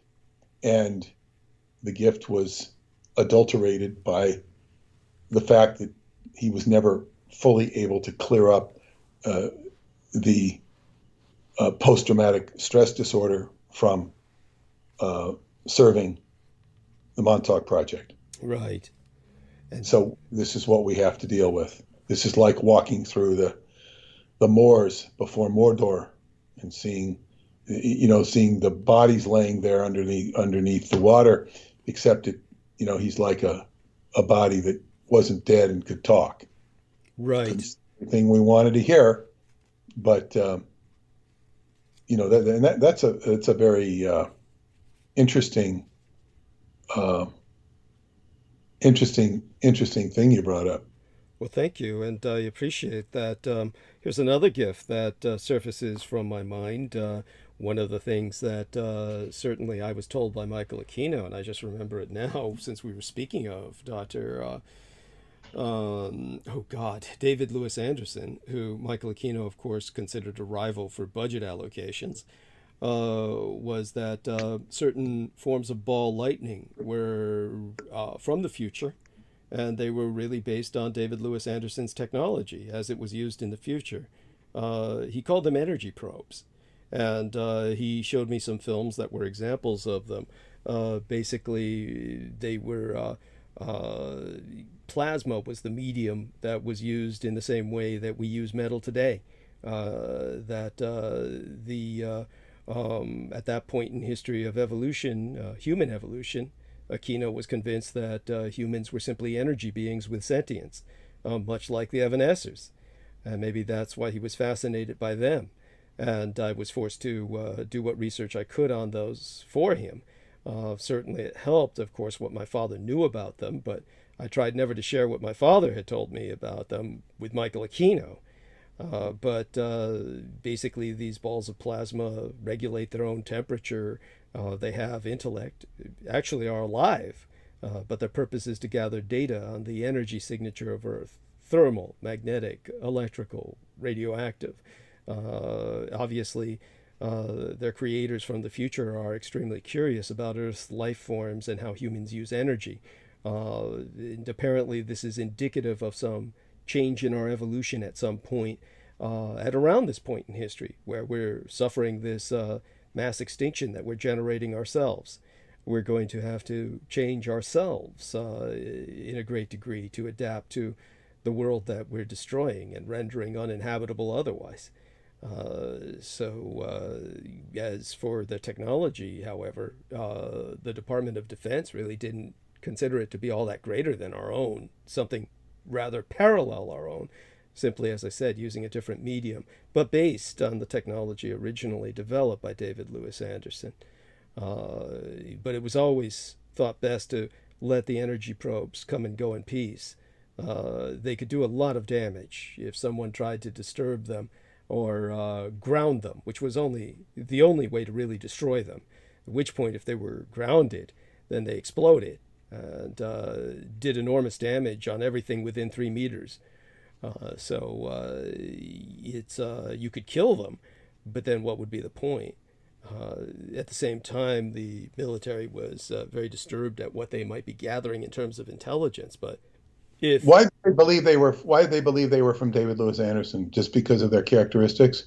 Just the characteristics. They felt now that was Aquino's own personal conclusion. That wasn't an official line. I need to emphasize that. What he was basing that out of was probably what he knew about David Lewis Anderson's technology and drawing some conclusions. The military, of course, was drawing the conclusion that they were from the future because what they knew about the lack of alien life forms in our external universe led them to conclude that. But that led to the time travel aspect, which I think impacted Aquino's opinion on David Lewis Anderson's technology being probably the original source point for this sort of phenomena. Well, it would certainly be related or correspond at the very least. But what's interesting is, when you say that, it makes me think of David will always sign his emails or his letters to me. And I think he does it with other people as well. But he just specifically to me, your friend in time. Right. Always say your friend in time, which implies that, he's not just in this time. Yes. And there's more to him that meets the eye. And I definitely got the impression from his wife on this trip that he spends a lot of time doing regular stuff. Mm-hmm. Regular stuff. Instead of going out to collect the what do you call it? The Meals on Wheels food. He's got his own routines. Yes, and that's not to say that he doesn't interrupt those routines. But he's also somebody who can be known to be gone for a long time. But be that as it may, that's more food to digest in this whole scenario that I'm, I guess my profession is deconstructing it, or at least as it can be deconstructed as it comes up. Let me take a short 2-minute break. Of course, I'll take the stage. I will be right back, and I want to share one thing that JoJo said. Wonderful. And then I'm going to parlay that into, the work I'm doing with the book and the dream state. And I'll be right back in 2 minutes. Sure, take your time. And so, again, I remind everyone that the moment we start transmission, we're assailed by a lot of downvotes that are essentially bots that are literally purchased by Stephen Outram, a former Department of Defense contractor that asked myself to sleep with him, and when I refused, vowed that he would destroy me. He is, of course, an individual who is very much involved with the cult of Michael Aquino, who, yes, is dead. And according to personal eyewitnesses who were victims of his, like David SUE̶, was a man who ate babies, literally, in front of his eyes, SUE̶'s eyes, David SUE̶'s eyes. He wrote about that in a book titled The Rabbit Hole. And, of course, that brings us back to the challenge that I'll bring up with Peter Moon, of course. When he returns, I'll bring up the challenge that one has about writing of such subjects without pornographizing them. That's essentially what happens when you go into too much detail about the atrocities. And so one has to be very careful about describing the atrocities, and very respectful and very aware of the need to inform the audience without oversaturating the audience to the point where you drive many away, or you attract the wrong audience, people who are there gratuitously, simply to enjoy the sadism. But it all comes back to you. We need you to help by putting in upvotes, as many as you can from as many IP addresses as you can. That's how the enemy operates. In order to beat back the enemy, you have to fight dirty, because that's what they do. They will lie, cheat, steal, and kill to claim that I lie, cheat, steal, and kill. As I've said before, I think it's all rather redundant. I think I've done more than enough to assassinate my own character, yet they insist on compounding the felony and trying to literally attack, well, everything about me, including saying that I'm not who I say I am, that Douglas Dietrich is not Douglas Dietrich, though they never explain who I would be if I'm not Douglas Dietrich. Part of the insanity of the enemy. But of course, their ultimate objective is to drive you insane, which you'll become if you pay too much attention to their sewer of shit. But you're always welcome to look at it And I don't think anyone with any ounce of common sense would conclude otherwise than that it's a sewer of shit. Whether it's Stephen Outram's Burning Man colon column of thousands of pages, or the other blog spots set up by his chaos cultists that he finances against myself. All of that. Yeah. Is excellent. This is excellent. Yeah, it's excellent what you're saying. Oh, bless you. Because first I want to tell you what Joe. I had a long talk with JoJo the other day. Wonderful. And we don't talk that often because she was on a retreat. Wow. She was doing a retreat with her Ascension. Well, you'll be with her soon enough at this activity. Tell people about it. Next Saturday, Ascension Together, Jojo Mikolazik, Mikolazzy, I think, or YK. I think it's just Lazzyk, Lazzyk. Thank you. K, Mikolazik, Jojo. So anyway, Ascension Together workshop I will be doing a Qigong seminar in Seekonk, Massachusetts. I don't remember the name of the store. It's a beautiful store. And crystals and that sort of thing. But that will be I believe it's at 12 or 1 p.m. I don't know. It'll be 4 hours. I guess from 12 to 4. Then I will be doing that with her, for her. And Paula and I will be there on next Saturday, this Saturday, which today is Sunday, so it's a week. I think it's November 12th. If anybody is in the area and wants to attend. Now, JoJo, we're talking, and she said something very interesting about the way we work together, you and I. Wow. And it's like, because I was telling her about how the book's going. And the book's going very well, and I'm putting all these pieces together. And she mentioned, she says, well, we'll see what you do. The difference is, to give an analogy here, is like, see, I'm taking all this information and I'm creating this is not how she said it. It's kind of like its own grimoire. I'm taking all these words, which are spellings, and I'm putting it into a form which makes it sing. Yes. It spirals upwards. What she said is, she says that what you do is you go down all these different corridors. And what I would liken these corridors, she likened it to a labyrinth. But people will get lost. But this labyrinth is like encyclopedic shelves. It's like a library labyrinth. Yes. So it's like going through a library. Imagine a labyrinth. You could easily get lost in. Libraries are like that sometimes. And you just go and you just get, but there's stored of information. And you go get lost down these rabbit holes. And you're providing this information, and then I'm editing it and reinventing it, and so people can understand it. And it was, I said it really made me feel good, just because I understood the process that's going on. It's not that I don't know it, but it's that she clarified it for me, just with her own, intuition there. But she says hello. She wanted me to say hello. Wonderful. Yes. She's so busy. Understood. Good busy. And she will be with me in Shasta at the end of March. This is getting that. Jonathan should have something up on that very soon.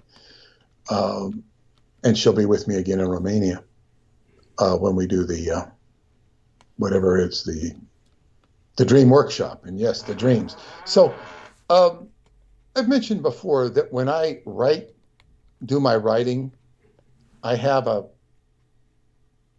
can feel where the writing's going to go. I can feel the energy of the writing to a certain extent. You feel the people who are going to read it, so on and so forth. I'm beginning to get an incredible feeling with just writing the introduction and part of the first chapter. Most excellent. As I compose this stuff and recompose it, it's like a cook who makes a dinner. Yes. He sticks to the recipe, it'll come out good, and there might be room to improve the recipe, but you got to know what you're doing. But part of getting the recipe together is getting the ingredients together so that you can have something. And of course, there's many pieces of cuisine you can put together and know it's going to work. When you start doing risky things, that's when you can run into trouble. Oh, maybe this isn't going to taste so good. But in any case, just getting incredibly good vibrations so that when I go to sleep at night, I get excited about Excellent. how I'm going to say this, how I'm going to do this, what I'm going to do, or what's going to come next, what's going to do that. After a few chapters, I might run out of information. But the thing is, I might not, because I see things how they coincide. And as a result of the good vibes, the information I shared with you about your sister, that was just like one of the manifestations of positivity. Yes. Pray for her sister and pray for his sister and whatnot, and think good thoughts of her, and because she has trauma to heal from, and we want to heal her trauma too, is if she's willing to accept it. Right. So I don't want to digress onto that, but it's just good feelings, and I'm going to be taking the dream workshop that I'm doing in Transylvania next year much more seriously, because I've already written the proposal for it, which means it'll be, once I get it as an approved, sanctioned activity sponsored of the World Genesis Foundation, only at that point will I collect the money for it, which will go to the camp itself, not to me. And I don't even want to be collecting money and giving it to the camp. I don't want to do that. If I have to, I will. It's not a problem. But I want to do it under the, sponsorship of the World Genesis Foundation, because it also gives the World Genesis Foundation more visibility, and it gives it more visibility to the participants. And I want to export this dream workshop, and certainly with Stephanie South, it's something that we dreamed up together when we were in Shasta. And this is, jumpstart the dreams of man. Not only the dreams of man, but the dreams of the individuals who are participating. So I'll be putting together a dream workbook. Great. I'm not pretending it to be the be-all and end-all of dream workbooks. I'm not pretending it to be that. I'm going to make it a workable dream book so that it will ignite the dreams of all of us who are participating. And what that means, I'm going to take my dreams a lot more seriously. Dreams are also a part of Qigong. And first thing I did, and I've already done this, was assemble all these different pieces of writing that I've done on dreams from many of my books and newsletters. Not all of it, but so I put it together, and then I'll cut and paste and put it into a new book, which will probably go out as a PDF to the participants. I'll probably also put it as a book. I might sell it on Amazon. I might do an Amazon book. I've never done that before. Did it for Douglas, but I haven't done it for myself. That's probably what I do. And just so people can, buy it and use it if they like it. But it's, so and everybody should keep a dream journal. You should keep a dream journal. Have a piece of paper by your bed or a booklet by your book to write down your dreams or note them down. And I had a couple of dreams, which I will share. But what was interesting today, and I'm going to share this before I go into it. I had dreamt of Walmart last night, and I will go into that. Walmart is not a place I frequent. I will seldom go into Walmart. I think usually when I've gone, it's to buy water, bottled water for Paula. Don't like to go into Walmart. My daughter could not go into Walmart. She could not. Just had a visceral reaction to it. Yeah. But it's not the kind of place, like you can walk into Target and you get a much better feeling than going into Walmart. Target, you feel like, okay, it's okay in here, you know. Walmart, it's like, So anyway, when I got to football this morning, I told, my friend Terrell about this dream. I said, but not only did I dream of Walmart, I told Paula the dream, and she says, that's funny. Walmart in my dream, Walmart, the name Walmart came up. I don't know why. So we both dreamt of Walmart. She dreamt it as a word, and I dreamt. I said, well, maybe something's happening at Walmart. I said, don't go to Walmart. She says, what makes you think I'm going to Walmart? I said, just don't go. And when you hear the dream, you'll find out why. But then I told Terrell, and he's getting his, he's trying to get something out of his car. We just arrived for football, and he started telling me he was really into lucid dreaming. Uh-huh. Now, my relationship with him is not exclusively about football, but it's mostly about football. But he starts thinking, I was really into lucid dreaming. And then I think he said he got out of control or something. I forget what he said. Wow. So he's got a whole experience with lucid dreaming. Mm-hmm. He's my friend through football. And of course it's extended beyond that, but I said, wow, God, he is a lucid dreamer. Wow, this is very interesting. We can take this, a step further. And so I'll take the dream, So it's like when you can bridge your dreams into the real world, it begins to make more sense. When you get into areas where you become frightened, this can be a problem. And of course, this is not exactly what I have to worry about, quite the opposite. But I also wonder how it coincides with the book. And when I start sharing the dream, it makes it come alive. Like I had shared my dream about we'd done the show on my friend Madeline, and she appeared to me in my dream with an angelic reference frame, which was really, really touching. Now, let me see here. Here we go. Dreams. Now, this goes back, I can even tell the date. Wow. October 22nd. I don't think I shared the dream I had about Robert Wagner, did I? No, not that I remember. No. Okay. I was in a locale reminiscent of Clearwater, Florida, where I used to live.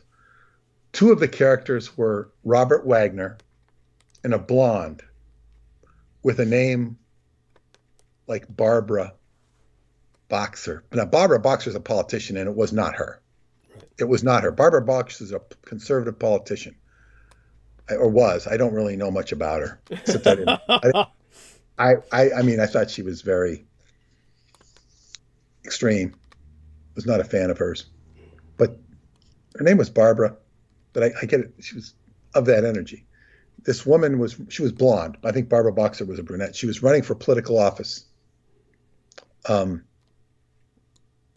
she had no chance of winning the election, but she had a very involved and orchestrated campaign. Robert Wagner, who's of course a movie star, he kept noticing me. We kept noticing each other, but saying nothing. Of course, he represents Hollywood. He represents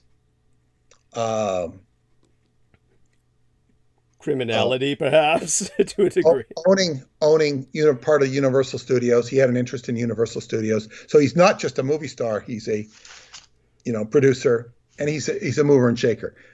He was also connected to the death of Natalie Wood, his wife, and that's makes him, he's got a reputation there. Yeah. He also, it said that his first wife, or Natalie Wood, they married twice. The first time she divorced him because she came home and saw him in bed with one of the male servants. Oh, God. Good Lord. Now, he was supposedly on this boat in Catalina Island, him and her and Christopher Walken. Yes. And she was really butting up to Walken because she knew him from the movie she was working on. But then there was also the allegations that him and Wagner were stirring it up amongst themselves. It was complicated. So I left this scene with Barbara and Robert Wagner, and there were other people. And then I'm walking by a convenience store, and he's going through the parking lot to the convenience stores. I'm walking by the parking lot. He sees me, and we kind of look at each other because we'd just been together, and we sort of acknowledged each other, but we didn't say anything. We didn't speak. We just kind of nodded and acknowledged each other like, oh, we'll see you again, but no conversation.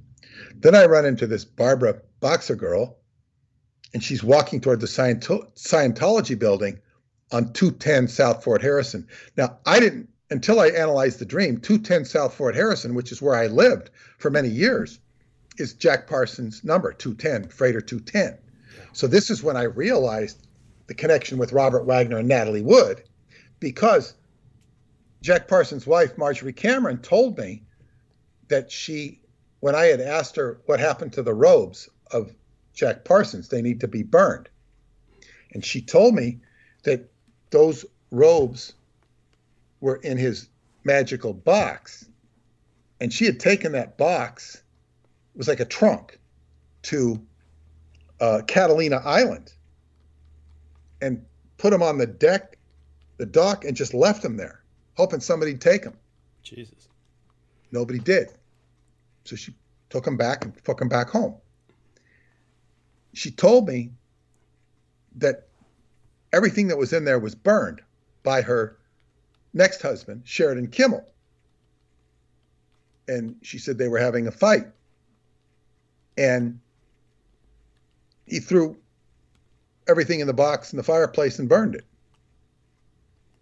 And I said, oh, it takes a crazy person to destroy those robes. She goes, yeah, because he was kind of nuts. And I later read in another account that Sheridan Kimmel was very jealous of Jack Parsons because she talked about him all the time. She was obsessed with him. So, he thought that he would destroy the box to exorcise the Jack, so to speak. Right. The Jack in the Box. I like that, yes. Cameron and I used to talk about the Jack in the Box. She thought that was very significant, the analogy to Jack and Jack in the Box. Right. Not particularly with reference to that trunk, because I was told by one of my friends that the robes must be burned because of the phenomenon that happened when I was, that plane went down over almost went down over Montauk. Right. So then I think this is when at some point she introduced me to George Frey, Jack's friend. That's how I met George. She referred me to him. And he told me that after Jack had died, he was the keeper of the box. Or no, maybe he told me Jack left him the box. He was keeping care of the box. I think Jack said, don't touch it, just leave it there. Just store this box for me, don't open it. And then, being the curious guy he was, he opened the box. And there was a note on it from Jack, assumably from Jack. It says, don't go any further. It may cost you your life. And at that point, a metaphysical gash appeared on his thumb. It was deep gash, and it was very clear that he had violated the space that he shouldn't violate. Closed it back up and, medicated the gash. that's how serious this stuff can be. And the problem is, well, I don't know if the problem is that people that think that's nonsense will just be dismissive of it. Right. Then there's also people that will be curious and say, oh, I want to see the gash. I want to see if I can get a gash too. I mean, this is even more stupid because it's not an area to which you belong. It tells us that Jack was in a sphere of consciousness that most people cannot occupy and should not occupy. And if you do, you better follow the rules. And that is the actual rules of Jack Parsons. Now, that all was prompted, that my memory of those incidents was prompted by this dream of this Barbara walking towards the Scientology building at 210 South Fort Harrison. Subtle reference to Scientology, which is, of course, part of my past. I was then going to take a bath. When I get to the bath, which is cleansing, I see Barbara in there, and she's naked in the tub with me. And she's very congenial, not necessarily sexual. And I said, what the hell am I doing in the tub with a naked woman? It was all very pleasant. But I said, this is, it's just weird. And I walked to a corner clothing store. So this is like reducing me to cleansing, water, naked. Who is this naked woman? Well, she's kind of a politician. This is actually referring to the politics, not only of my life, meaning my career, the Scientology past, the magical reference to Jack Parsons, Robert Wagner, Hollywood. It's all the same. So I go to a clothing store. Clothing store is where I'm going to put on clothes to how am I going to appear to the world. Okay.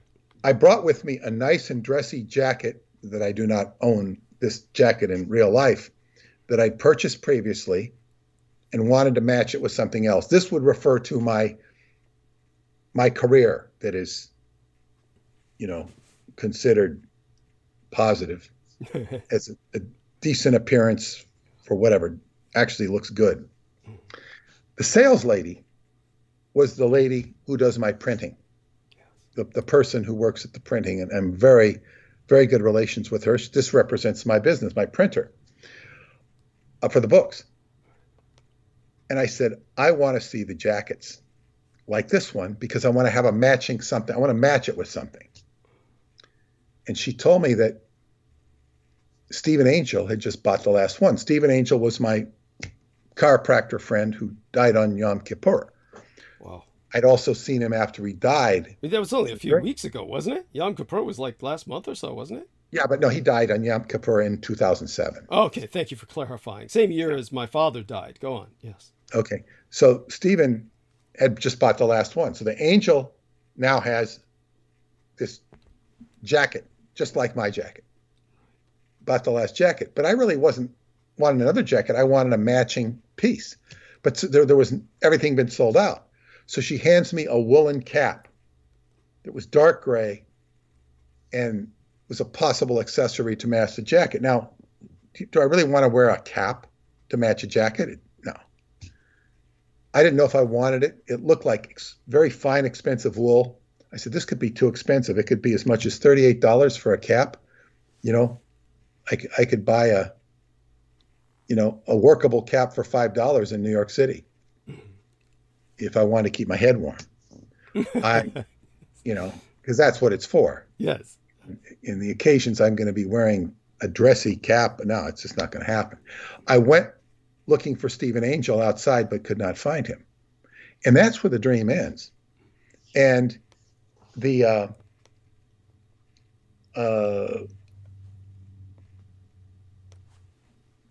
So this is sort of a precursor to the dream I had last night, and only because the cap reappears. That's why. So what is this cap? What's the cap? Now, a cap generally means, Dream Dictionary, informality and ease, or to be tolerant of others. Cap is informality and ease. So wool is warmth and coziness. Seeking protection, possibly having the wool pulled over your eyes. Now, we go to last night's dream. There was a series of them. Let me see. Where is this? It's right here. So last night, I dreamt of, I was on the football field of one of my friends that I used to play with. He doesn't play now. And I told him in the dream that I had a dream of him drinking too much alcohol. And he says, yes, he had an alcohol problem. Now, in real life, I don't think he's an alcoholic, but he does like to drink.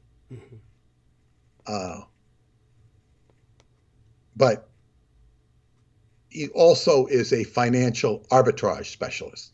So he works with money. I then punted the football and punted it 55 yards, which is a really good punt in football. It would be very respectable. For the record, I used to punt when we played. I don't do that anymore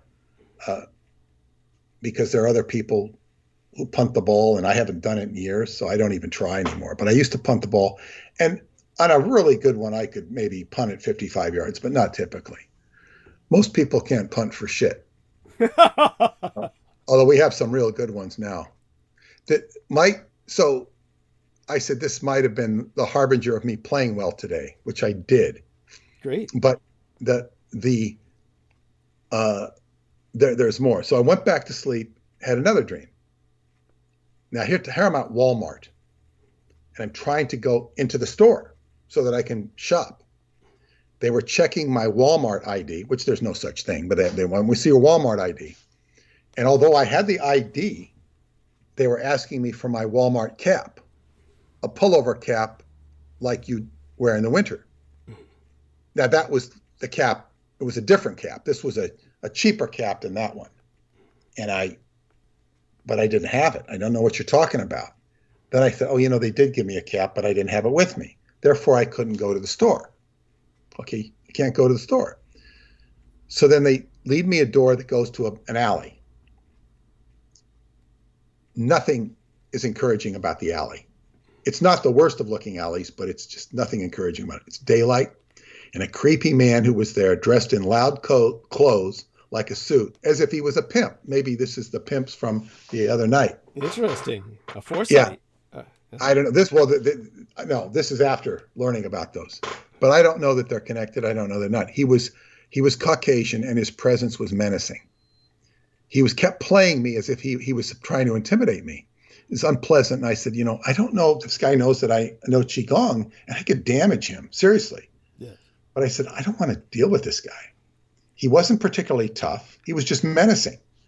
And I felt like he was overextending his ability to be intimidating or menacing.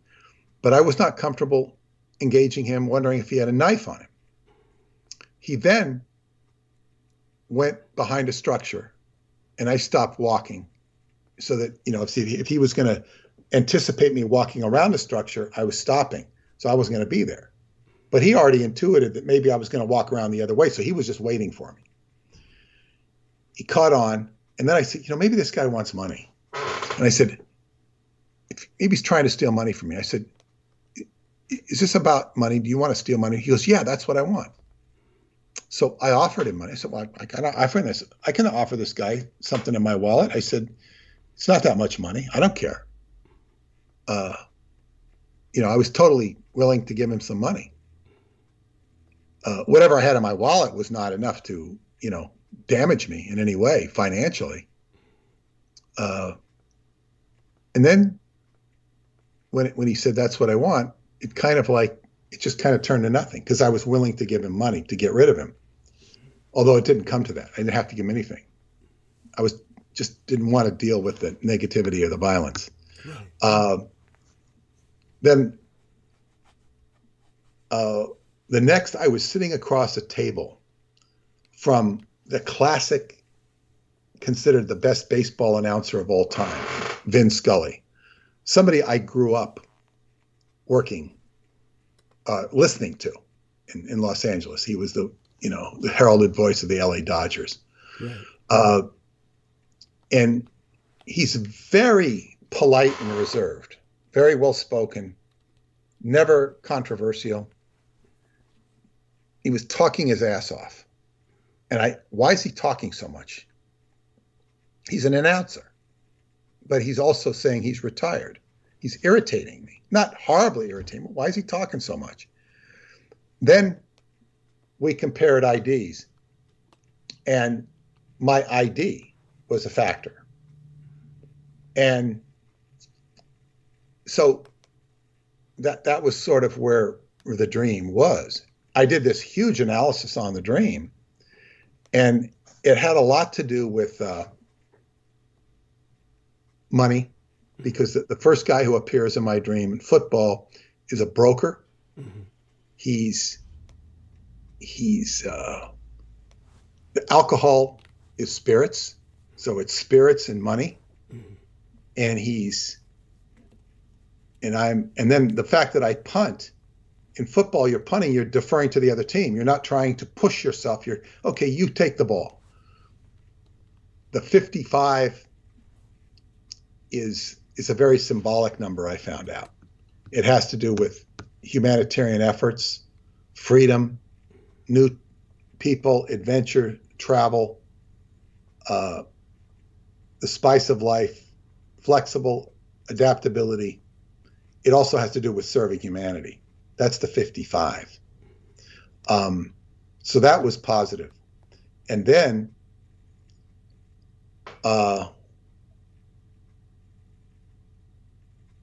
punting, kicking, well, if you're kicking something, it implies that you're trying to distance yourself from a situation.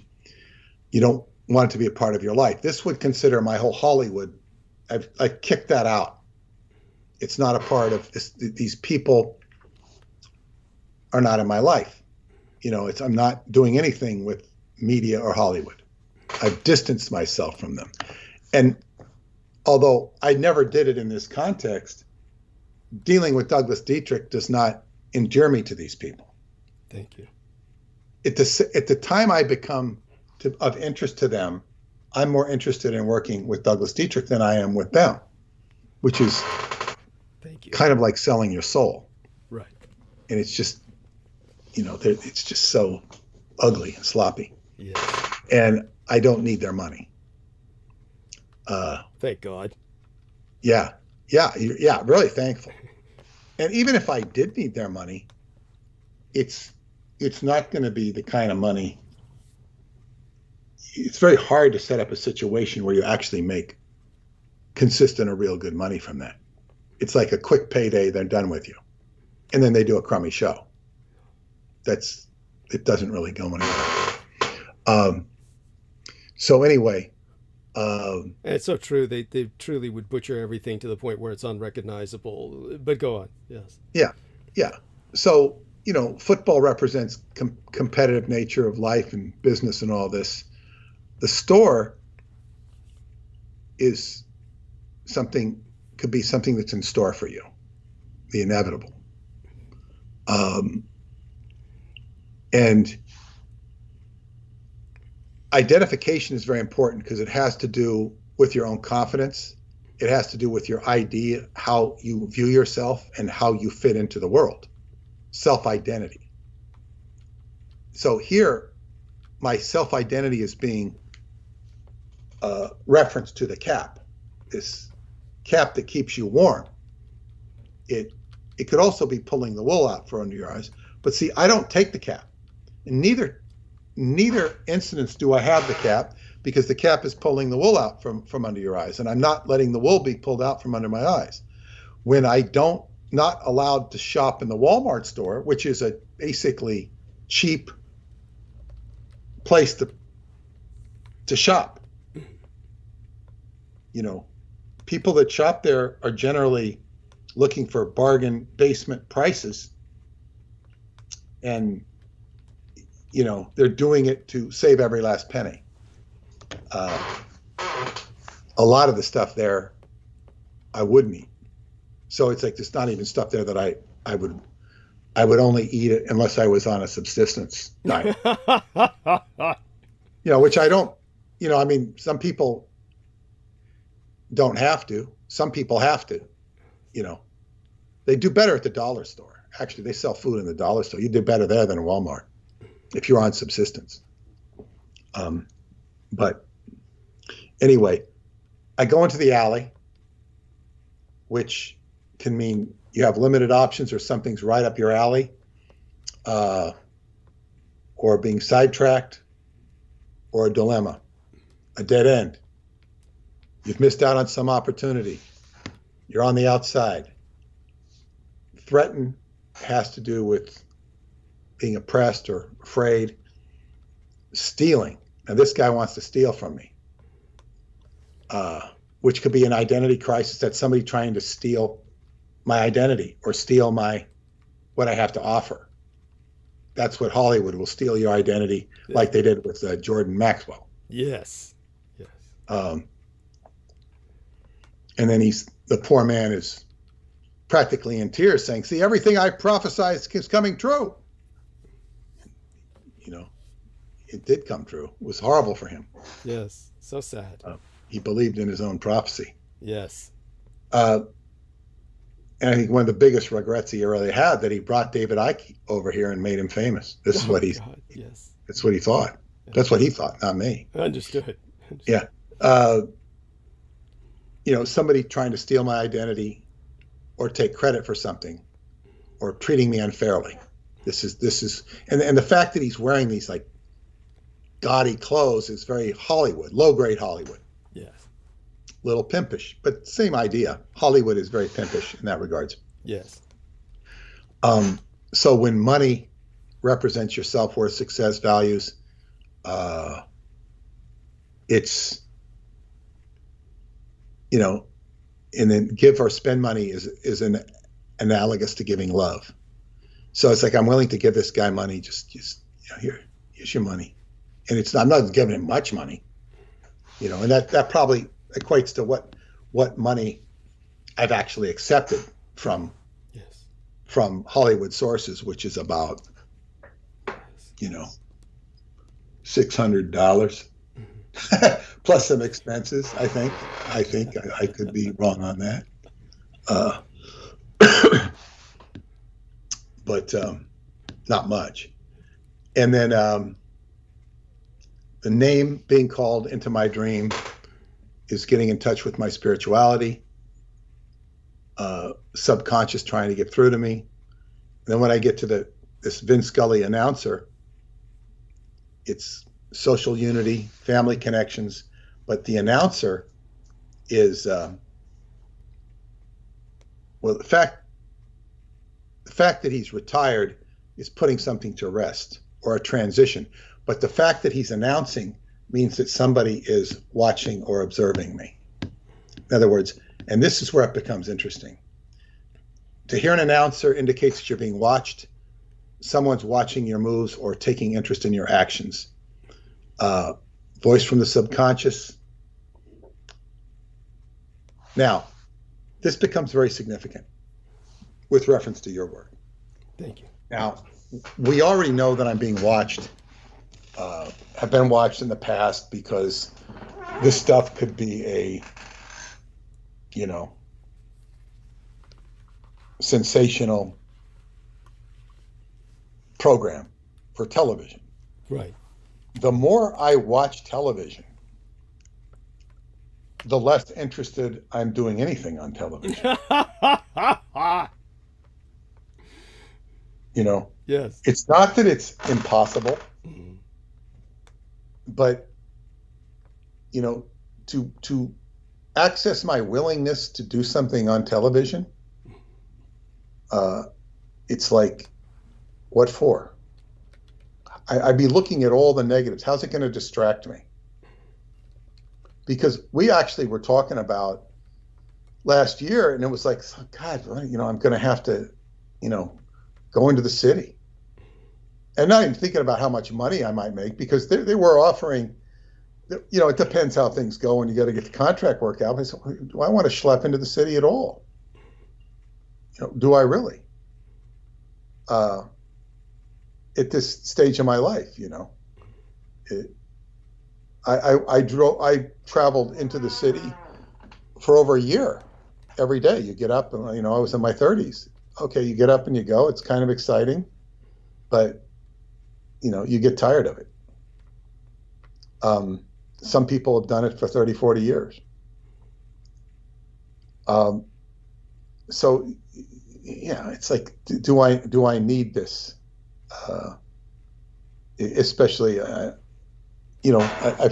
not retired, but I kind of have a retired attitude. Do I really want to do this? Now,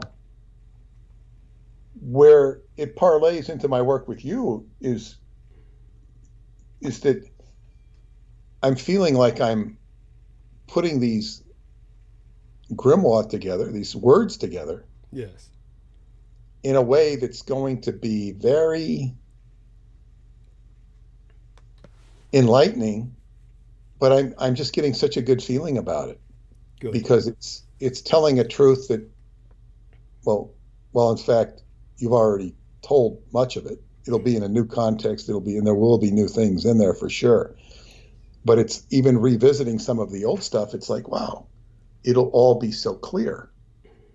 And it's just like, and it kind of like, even if nobody reads it, just putting it in order will kind of like kill so much of this negative stuff that's out there. It really kills the enemy. Yes. When it's put into words. It's magic in itself. True. It's like a magical spell. You might say, well, just write the book and shelve it.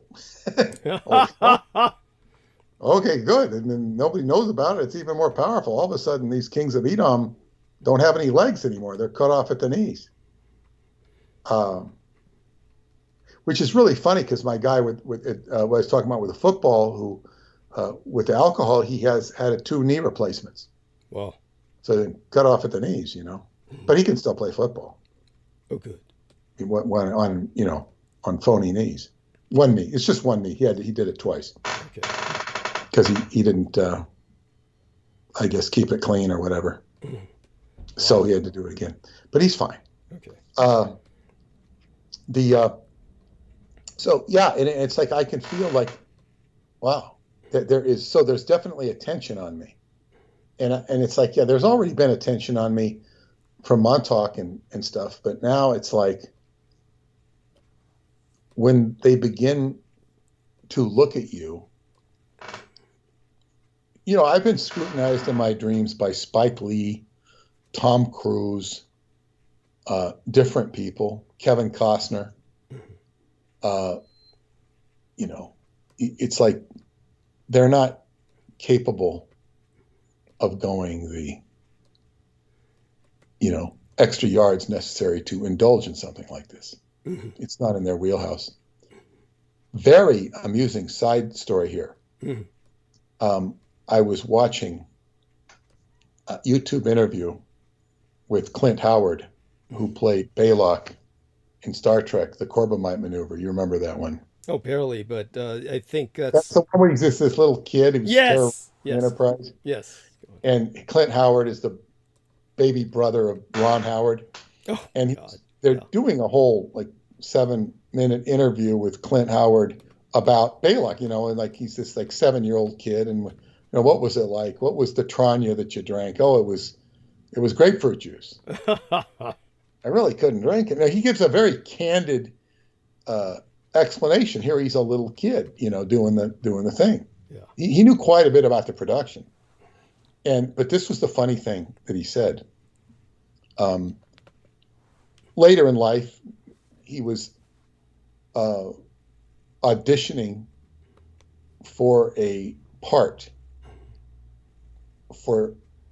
and he went before George Lucas. Now, at this point, George Lucas was a very powerful director. I don't know if he'd done Star Wars yet, but he definitely had done, what was that movie?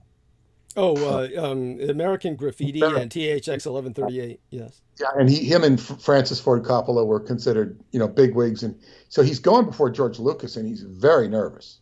like, who is this? This is like this. I really want to present. And then he gets up and identifies himself, and George Lucas immediately goes, "Oh yes, Commander Balon, the Corbomite maneuver." Right. And he says, "Man," he says, "George, get a life." He didn't say that, but that's what he thought. He says, "Man, get a life, George." In other words, and I've seen this with Hollywood people. George Lucas was so obsessed with film that, and certainly, was successful as a filmmaker. But it's like the obsession with film is like it becomes utterly, it's like a devolution. Yes. Because you're watching film. I think Spielberg was the same way. You're watching all these films and you learn the trickerations of film. And I will say that writers of today, and I don't really watch them, I watched enough to know that they're very good at doing these plot twists. And all of a sudden, the good guy is the bad guy, and the bad guy is the good guy, and then they switch back and forth. The bad guy is the good guy. Now,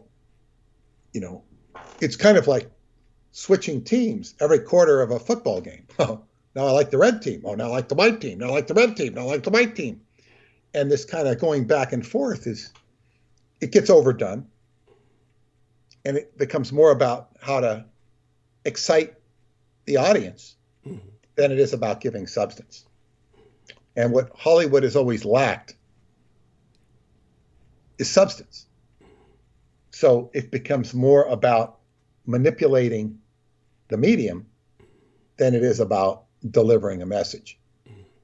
So, and correct me if I'm wrong, anybody in the audience, but Star Wars, as it's evolved past the first three movies, and I'm not trying to overlaud the first three movies. They were watchable. I watched them, okay. I was entertained. Mm-hmm. But the rest of them appear to me as just crap. Now they've got whole theme parks. Yes. And they have this new show on, I don't know whether it's on Netflix or Amazon Prime. It's called Mandalorian. Yes. And when I watched one, I said, the cinematography is untenable. You can't do this. My friend in Hollywood said he figured out a way to completely overcome that because it was the lighting. It was all dark. It was horrible. Yes. And it was horrible. But anyway, it's popular. I could not. Paul and I tried to watch the first show. We couldn't watch it. She got turned off before I did. But the only reason was I was already turned off. I didn't say anything. I was trying to give it a some chance. I could not watch it. And so what happens is,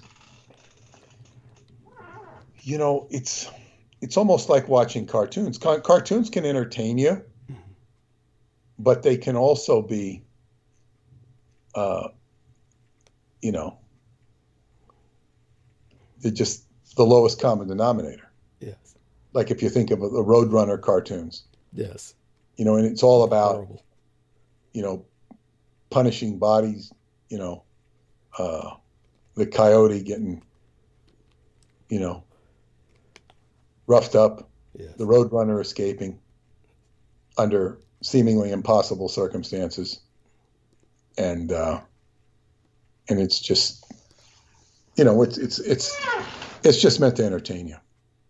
Yeah, it's therefore the gratuitous sadism of developing minds. So they develop into perverse mass murderers and serial killers or something. It's just pure. Only time I remember the Roadrunner cartoons was in between the movies when back when they'd have two movies. The feature, the primary feature. The A movie and the B movie. Mm-hmm.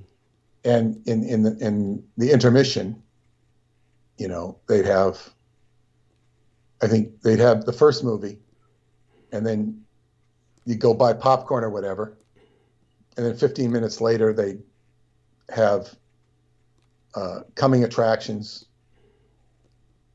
show a cartoon, maybe a newsreel, and then show the next movie. And the cartoon that's where I saw the Roadrunner. I never remember watching the Roadrunner at home, on the TV. It was always in the movies for me. Right. And it was kind of like, it's just, yes, sadism. It definitely is. Sadism, which is, I don't know. So in any case, but just the whole thing of Hollywood and how it,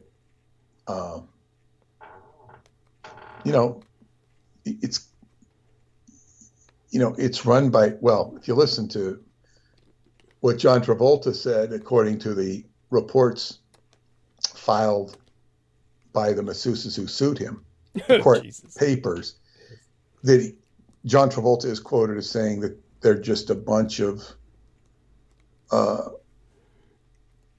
homosexual Jews, paraphrasing here, that he had to, give oral sex to. And he said, it was hard at first for him to swallow, but he got over it. Well, yes, to use a pun there. Yeah. Well, and this of course has been cited by many people, pedophilia and stuff. You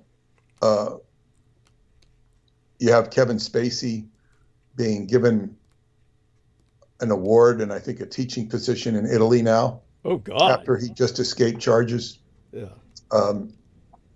He's had several charges that he seems to beat the rap on, and he seems to beat the rap because the evidence against him is not apparently sufficient to convict him. Well, according to Brooke Gibson, two of his accusers died mysteriously, and then that helps. That helps. That helps. Yeah. So, in any case, this is what this masseuse had accused Travolta of saying, and Travolta, settled with these people out of court. So, in an environment like that, and now there's also, as they say, Travolta's first movie was Devil's Reign, just introducing John Travolta. Yes. I don't think you even see his face in the movie. Not directly, no. Now you have to know what to look for. Go on. Yeah, and see, why would you give somebody a screen credit with an introduction when certainly a extra or fill-in actor would do? You don't need John Travolta, who has a very photogenic face, He's like, you don't need a John Travolta. You don't need him at all. It was said that he was introduced to Dianetics while on the set of that movie, where Anton LaVey was a consultant on that movie, and there's a picture of him and Anton LaVey together. John Travolta and Anton LaVey, they posed for a picture. Of course. I don't mean to imply that John Travolta is a Satanist. I might have. Obviously, he's flirted with, done more than flirt with satanic elements, if what this masseuse was saying is true. And he's profited extremely well from his interactions with Hollywood. He was at one time one of the biggest stars, and then he had a resurrection of his career where he became equally big star. He has his own plane.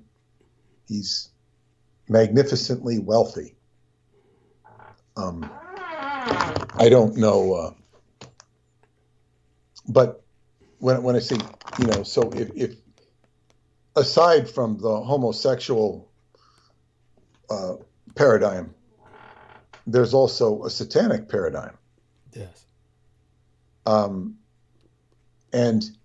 that satanic paradigm is where you've got, something like the Devil's Reign. Okay, let's take all these actors and, from William Shatner to Ernest Borgnine and resurrect their careers. Right. If they appear in this stupid movie. Ida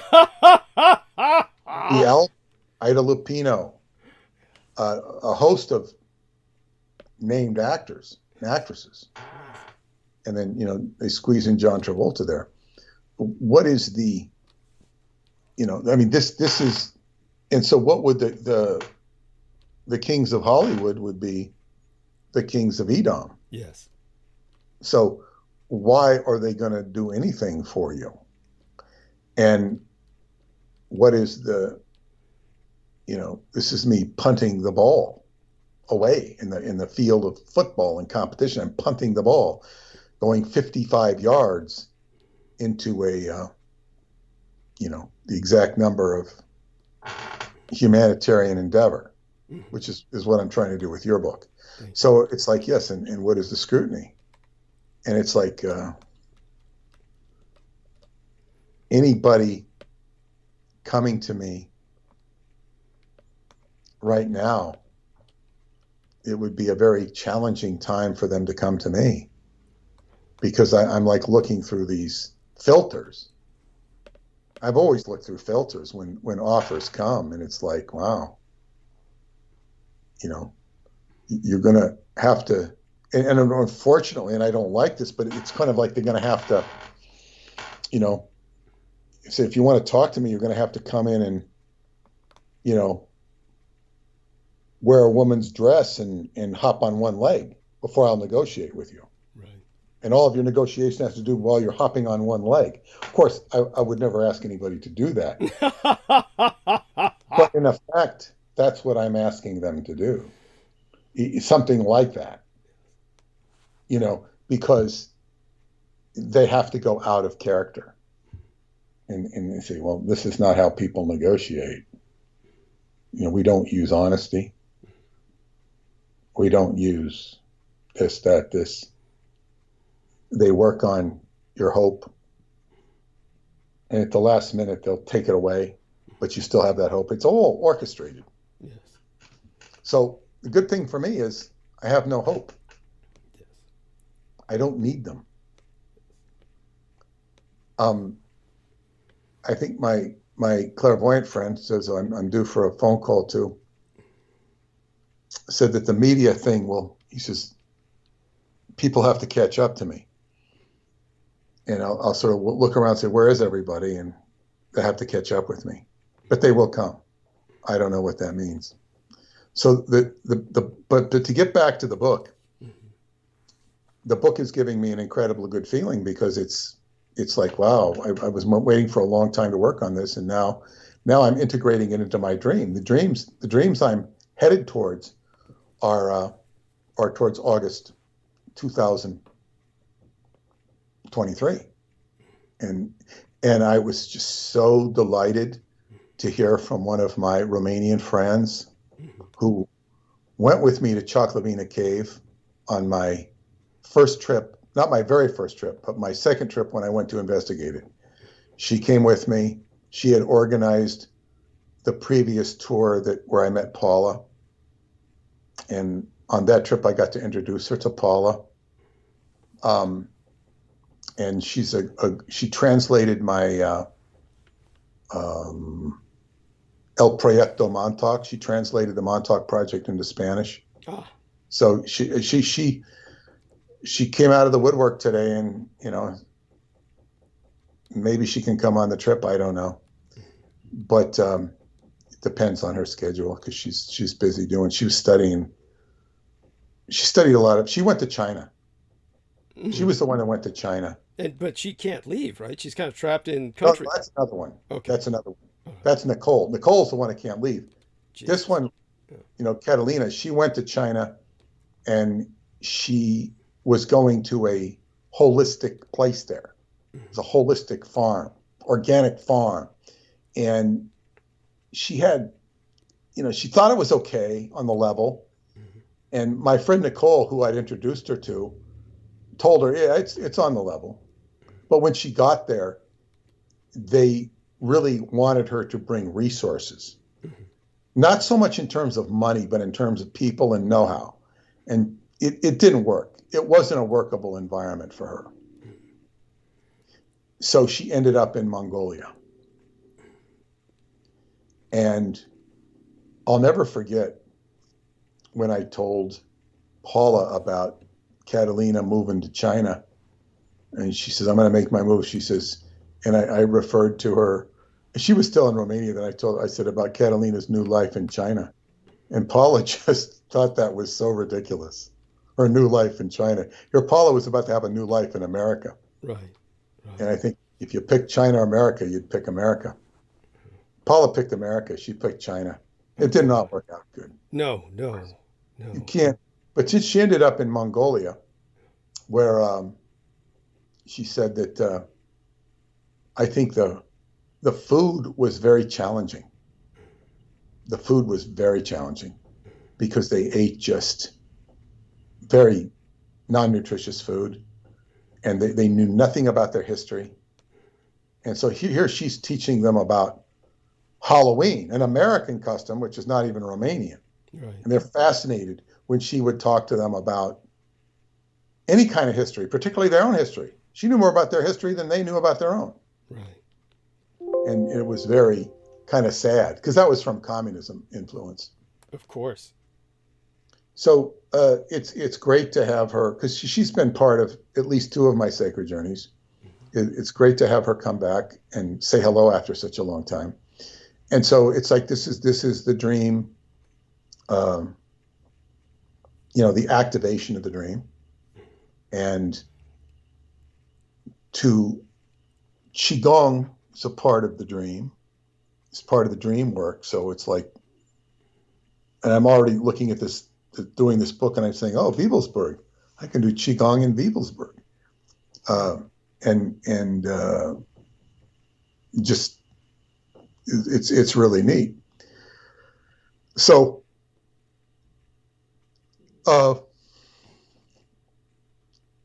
I'm very optimistic. Yes.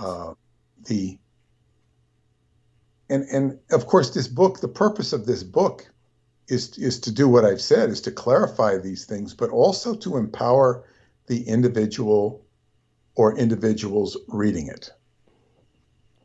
Because that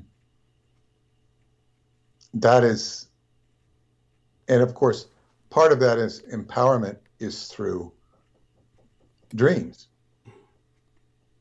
And even when I've given, for those who followed my work and described the breakdown of the dream with the Hebrew letter Shin, which is the key word of Freemasonry, and the key word, the middle letter in the name of Yod-He, Shin, Vav-He, or Yeshua, it correlates to the dream world. Because the dream world is part of the world. It's not all the world. We have the physical world and we have the dream world, and there's the connectivity between the two. So this connectivity, and this is why the Chichewa, those troublesome creatures, work through the dream state. Yes. They work through the dream state. Yes. I would like to know, it's very fascinating, where the script writers for the movie Gremlins got their idea. Gremlins is, of course, a Steven Spielberg movie that is very Chocho-like. Yes. And it comes from Asia, where they get this little gizmo character, this cute little stuffed animal-looking creature that if you feed him after midnight and get him wet, he starts sprouting gremlins, which are not working through the dream state. They're working, through your kitchen appliances. And they're terrorizing your entire household and your entire town. Now that is so much. It's it's like, where did he get this information? And he's kind of like, haha, wink, wink, nudge, nudge. Here the gremlins are. Cute little Christmas story for everybody. Which is kind of like a kid's movie. But it was a very entertaining and powerful horror movie, although it was never really meant to be taken too seriously. And of course, I think I watched that movie with my ex-wife when it came out because it was a Spielberg movie and you figured it might be entertaining. That was before he lost his reputation. He really did, but it doesn't matter because he still has a reputation. He lost his, you can only take so much from this guy. I never saw Close Encounters of the Third Kind. Interesting. Never saw it. I've seen pieces of it when it's been on TV, but I've never watched the whole thing. I've read a little bit about the movie. I remember first hearing of it walking down the street in Clearwater when one of the guys I knew said that he'd seen the movie, and he says, yes, well, this movie was, he started telling me about the movie. He says, but the theme is aliens aren't bad. Finally, we have a movie where aliens aren't necessarily bad. I remember a woman who, it was, as a matter of fact, was the Albanian secretary, Leanne Prifty, who got me the job at the Presidio Military Base Library. She loved Close Encounters of the Third Kind. She would cry during the film because it was a film that presented the aliens as something other than these hell-bent invaders. And I was thinking, are you fucking crazy? They're portraying these aliens as abductors, mass abductors. In the film, if you ever do watch it, it's not worth watching except for the last several minutes where there's contact.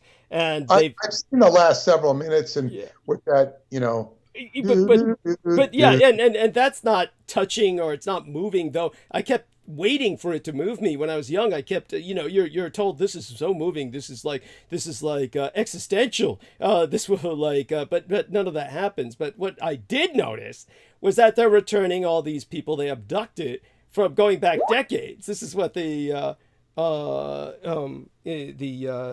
aliens are doing. They've abducted, people en masse. They're returning them years later. So it's like, there you have that. They're villains. I mean, oh my God. And we're supposed to be touched by these people. But it's supposed to be, I think what chord it strikes in people is that, here we're making contact. We're reconciling. We're really of a higher order. And it's kind of like, I think people equate it to,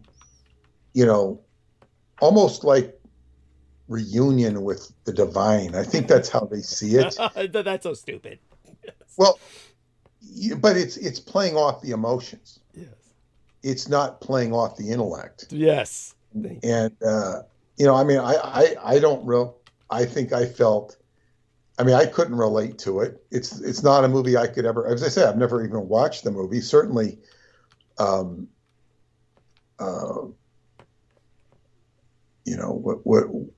this whole idea of contact with aliens, it sounds futuristic. It sounds like, wow, we're going to, rather than, if you understand anything about the Kabbalah, it's like, the nightmares from hell. The other thing I want to bring up, which I will put in the book, is that which you mentioned in the Satan's Crusaders about not only was, Aquino harvesting the emotions of dying people, but so were the SS by, harvesting the victims of the death camps, and to bring in the gods of the Norse gods. Yes. And so you have here, in the context, they see people can be so dismissive of this thing. Oh, okay. So you have a bunch of weirdos killing people and trying to bring in the gods. Well, they didn't bring the gods because where are the gods? We don't see Odin. We don't see Freya. We don't see Thor. We don't see, what was Aquino bringing? We don't see these named gods of the kings of Edom. So people can be skeptical about that. But look at the Aztecs, who were sacrificing hundreds, thousands of people by, splitting open the chest, taking out the heart, yes, and holding that up. This is the horror, the horrible emotional, traumatic harvesting that goes on in such a thing. You can say, oh, they're just, crazy, superstitious people. And then that's not a human act. It's not an act a human being will do. Is he psychologically disordered to do that? Yes. But what is behind psychological disorder is a demonic presence. You see all of these Aztecs that were doing this, and not just Aztecs, but other indigenous people. It's horrible what would go on in these circumstances. And then the unfortunate thing, which part makes it even more perplexing, is that you have the Spanish coming in and seeing this, obviously decrying it on a human level, because they are human beings, and then putting in their own bullshit order. It's like, just because one is replacing and condemning the evil of this one group and replacing it with another evil. Yes. Slavery. It's like, yes. Go ahead. Oh, slavery at the least. Yes. Chattel slavery that exterminates the native population. Horrible. Yes, go on. Well, yes. And one thing interesting about the Aztecs, whenever I mention the Aztecs, I can never forget the esoteric connection between the Aztec god Quetzalcoatl and his legendary brother, the god, Smoking Mirror. And some said he had one of his feet was a black shoe stone, or his head was a mirror. And this is the very mirror that ended up in the hands of Prince Madoc, who was the ancestor of, whose ancestors bequeathed it down the line to John Dee. Because John Dee was from the ancestry of Prince Madoc, whose name appears in, Kentucky, Alabama, Tennessee, whatever, these place names. Madoc and King Arthur is supposed to be the brother of King Arthur. But you have this connection between the magic of the Aztecs or Mexico and John Dee. It's very, very interesting. And it was for this reason, because the Spanish language has, influenced, if not paralyzed, all of Latin America, that I wanted to put the Montauk Project into the Spanish language. And that's why I got my friend Catalina to translate it for me. Yes. Which I paid her to translate it for me, and she did a very good job. And so, to kind of break the spell of that, just to put this kind of energy into the Spanish reference frame. And so that book continues to trickle around. I had mentioned to you that West Coast had ordered another couple cases of your book, The Roswell Deception, which made me very happy. Yes. Because this is like, wow, the increase of the trickle is good. People are listening. People are listening.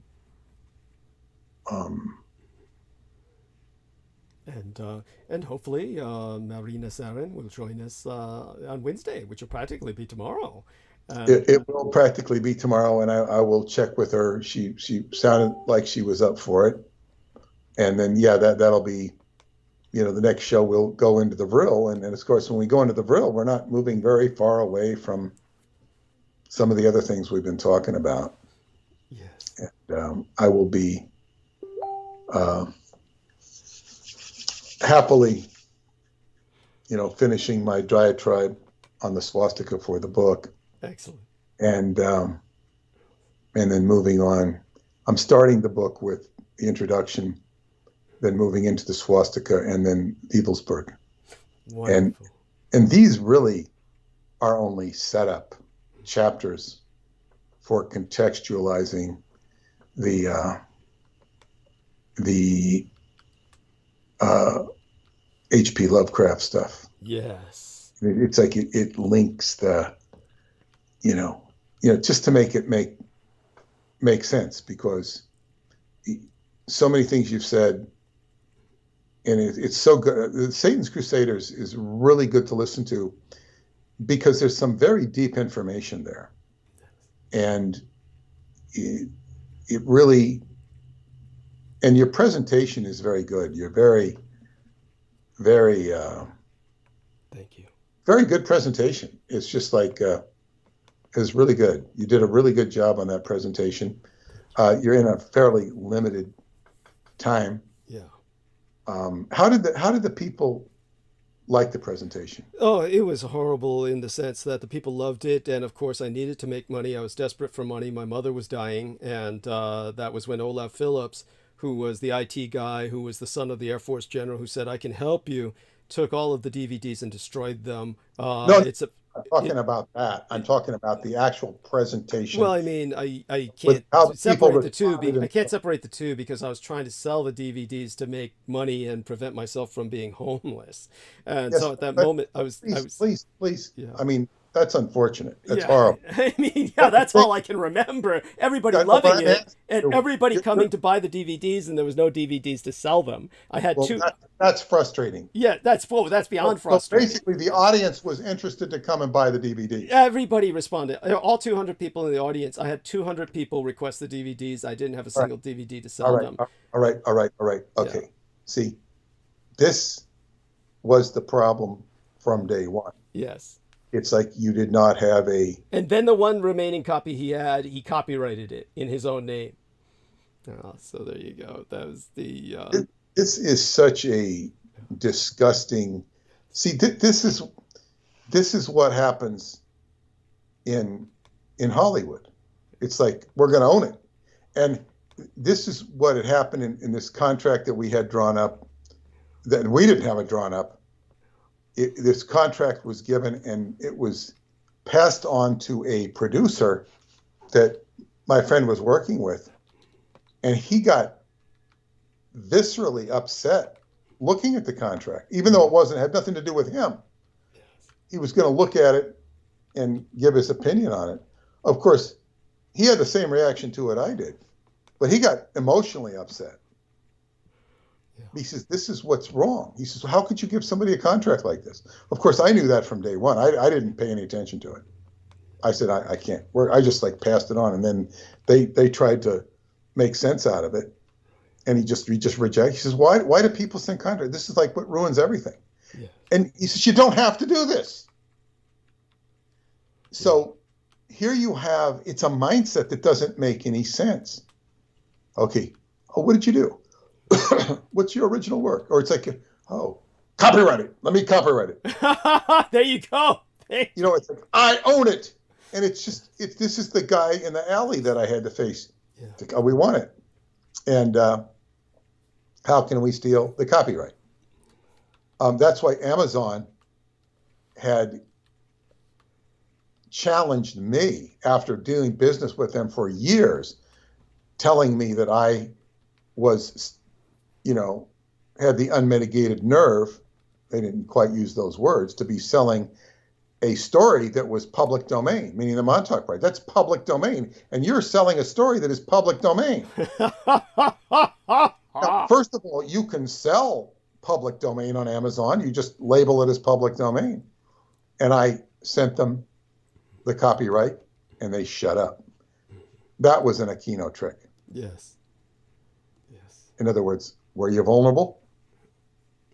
And unfortunately, this is what happens. Yes. Vulnerabilities will be exploited. So this is you know, it's disgusting beyond belief. Whatever happened to this guy? Oh, I had to get rid of him. Basically, what happened was Whatever happened to him? I mean, you got rid of him, but where is he still around? oh yeah, he's the gay lover of Clyde Lewis, and you know, he's the guy who appears on Clyde Lewis's show. This is the funny part: was when Lori Ann Fenton was pursuing him, and basically for her own reasons. She hated his guts for her own reasons, and probably because he was a rival handler. And a rival probably in the cult for position with Aquino's favor and the like. But what happened was that when she tracked him down and she confronted the people at Clyde Lewis's radio station, none of them knew who Olaf Phillips was, yet Olaf Phillips was on every episode. And Olaf Phillips was always introduced as Clyde Lewis's executive producer. So when she approached the station that had nationally syndicated Clyde Lewis because of all the ratings he got, which blew Rush Limbaugh off the deck when I was being interviewed, and they said, oh, wow, you blew Rush Limbaugh off the deck. Let's nationally syndicate you, just based on my interviews that he had with me through a series of nights, after which he gradually never interviewed me again. He cut me off after those episodes. He said, now I'm nationally syndicated. He said, thanks, sucker. Now go fuck yourself. And then Olaf Phillips was brought on as his executive producer and was talking on all of these shows. Yet nobody at the station had ever heard of this guy. Nobody at the company had ever heard of this guy. Because he didn't say anything interesting. Well, it's not only that, it's that there was no contract that had placed him into. He was never physically there. In other words, he was like not physically there in where Clyde Lewis is broadcasting from, because he lives down here. He lives down here in California, whereas Clyde Lewis is in Washington State. And so he doesn't live with Clyde Lewis. They rendezvous regularly, but they don't live together. So the guy never showed up in the studio. So nobody at the studio knew him, and nobody in the station knew him. Nobody in the organization knew him. And yet this guy was being brought on all the time. They just nationally syndicated this guy, had no idea what he was doing, and had no idea what was going on with the show. And then, of course, that's when Tracy Twyman was brought in to basically hold seances with this guy and, attract even more audiences, because they would just do lurid shit like call up demons on air. And this is what they did for their ratings. This is what they, and of course... That was Olaf or Clyde? That was Clyde doing that. But Olaf would always participate with them from, I'm holding my end of the Ouija board here in California, that kind of shit. So it was like... yeah, I mean, this is so unfortunate. And, I didn't even know there were people doing stupid stuff like that on. There you go. I am aware of people channeling certain things that I would not listen to. But, and that story shows how hot and popular your stuff could be. Yes. Or should be, or is. That's the live wire. So this is like this big time announcer in my dream. Yes. Is like talking to me. It's not the first time I've had, this sort of big, importance. But John Travolta again said something very interesting. Keep quoting him, because is screwed up as the guy is, his experiences in Scientology kind of help him understand things. Why he, but he's playing this, duplicitous game. Which, by the way, if you want to be a duplicitous person, study acting. Yes, because it's all about making people think you are something that you're not. But he once said, I saw him talking to Charlie Rose, and he said, the whole game in Hollywood is to not let you do what you want to do. He says, if I go to them and say, I want to do a cowboy movie, they'll say, no, you do a science fiction movie. If I go to them and say, I want to do a science fiction movie, they say, no, you do a cowboy movie. He says, it's all about you not getting to do what you want to do. Yeah. As long as you don't want to do it, then you can do it. He was looking at the gamingness of it, because yes. Scientologists look at games. And of course, he says, but this is different. I'm actually being allowed to do what I want to do. this was Battlefield Earth, big disaster. Yeah, John, we'll let you do Battlefield Earth. We'll let you come out and, dig your own grave, and we'll watch it. Because that, movie did not, go so well. Right. That's right. I remember Roger Ebert, the film critic. Yes. He says, he said that this movie was worse than sitting on a bus, right next to somebody who had very bad BO. And I thought, oh, well, this is taking it a little too far. And, actually, I think I watched most of the movie. This is years after it came out. And I thought, again, the cinematography was very poor because it looked like it looked like it was all done through a dark filter or something. Which was. I don't know, like if you watch the movie Eyes Wide Shut, it's, Stanley Kubrick. The cinematography is incredible. The same with his movie Barry Lyndon. To say none of his movies are very good. I mean, Stanley Kubrick was basically a cinematographer. Yes. And so, anyway, I watched Battlefield Earth. Now, I read the book. I read the entirety of the book when I think when I had left Scientology. And if I was grading it as a school teacher, now, if you're a school teacher and you have people writing novels that are umpteen hundred pages like that one was, you're doing pretty good.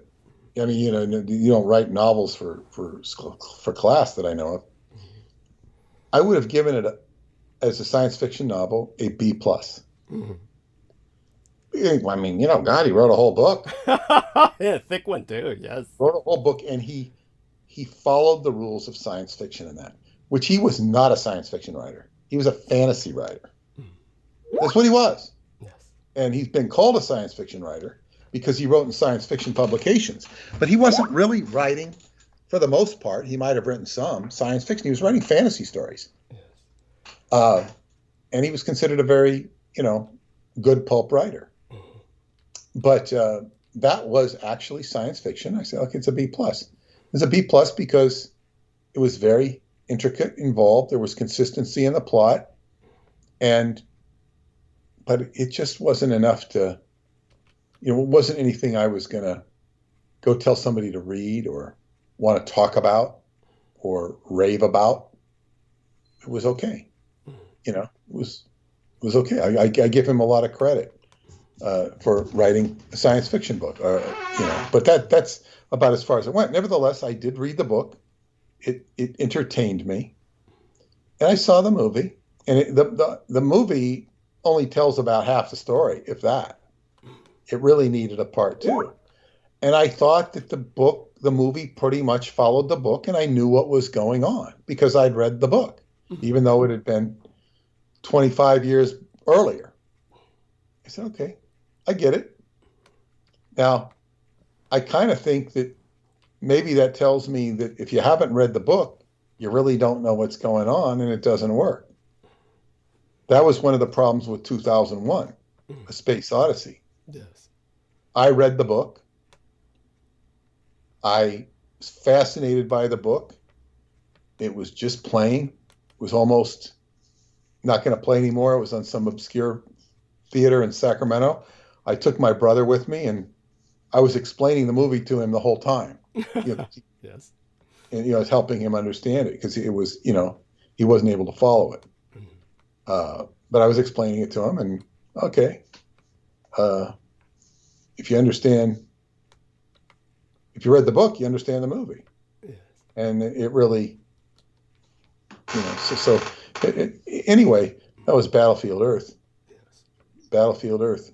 But I was saying, John Travolta, so yeah, they let him fall on his face. But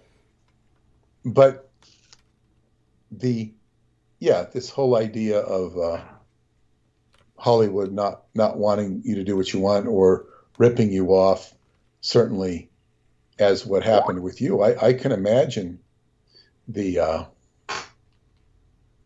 that was something your gang brothers probably wouldn't do. Right. Thank you. Of course not. I mean, they wouldn't do it to you because you're one of them. Right. But they wouldn't do that to anyone. Yeah. In other words, because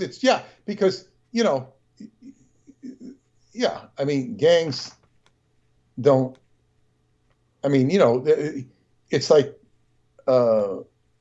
I've heard stories of people wanting the mob, Italian mafia, to go kill somebody. Who the hell are you to tell us to pay? Who do you think we are? You think we're killers? They're not going to do that. Right. Because that's not what they are. They kill their own, so to speak. Mm-hmm. Yes. In other words, they're not hired guns. They'll kill, but they'll do it, with their own reference frame. Yes. And you become a, person of interest to them, a suspect. So, they're not, at least in their own, they're not killing indiscriminately. Yes. They don't kill indiscriminately. That's right. They kill with a reason. Yes. I'm not saying it's a good reason. A good qualifier. I'm also not saying it's a bad reason because it's not my call. Yes. I will also say something about the dream state. Yes. I had a dream of my friend who I've talked about. I had a dream of his cousin and her brother, who I knew, and very intense dream. And I let her know, and she started telling me she had a heart condition. She says, I feel like I'm going to be joining them soon. They're both passed away. Oh my God. I was walking down next to her on a funeral service, a post-funeral service, and she says, oh, I'm so glad they're together because they didn't get along. And she's kind of like, wow. I said, so I've got to contact her again and try and help her. But she said she says, I got the vax. And she says, I've got this spike protein in my heart. And the doctor says it's not going to go away. My time is limited because of the COVID. She says, I had to get the COVID vaccine for my work. Right. So she thinks that's, and I said, there's an energetic way to deal with this. I said,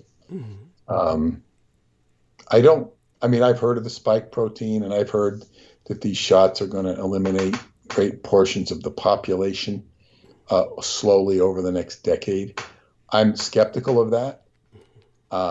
I'm not skeptical because I think the spike protein is good or whatever it is.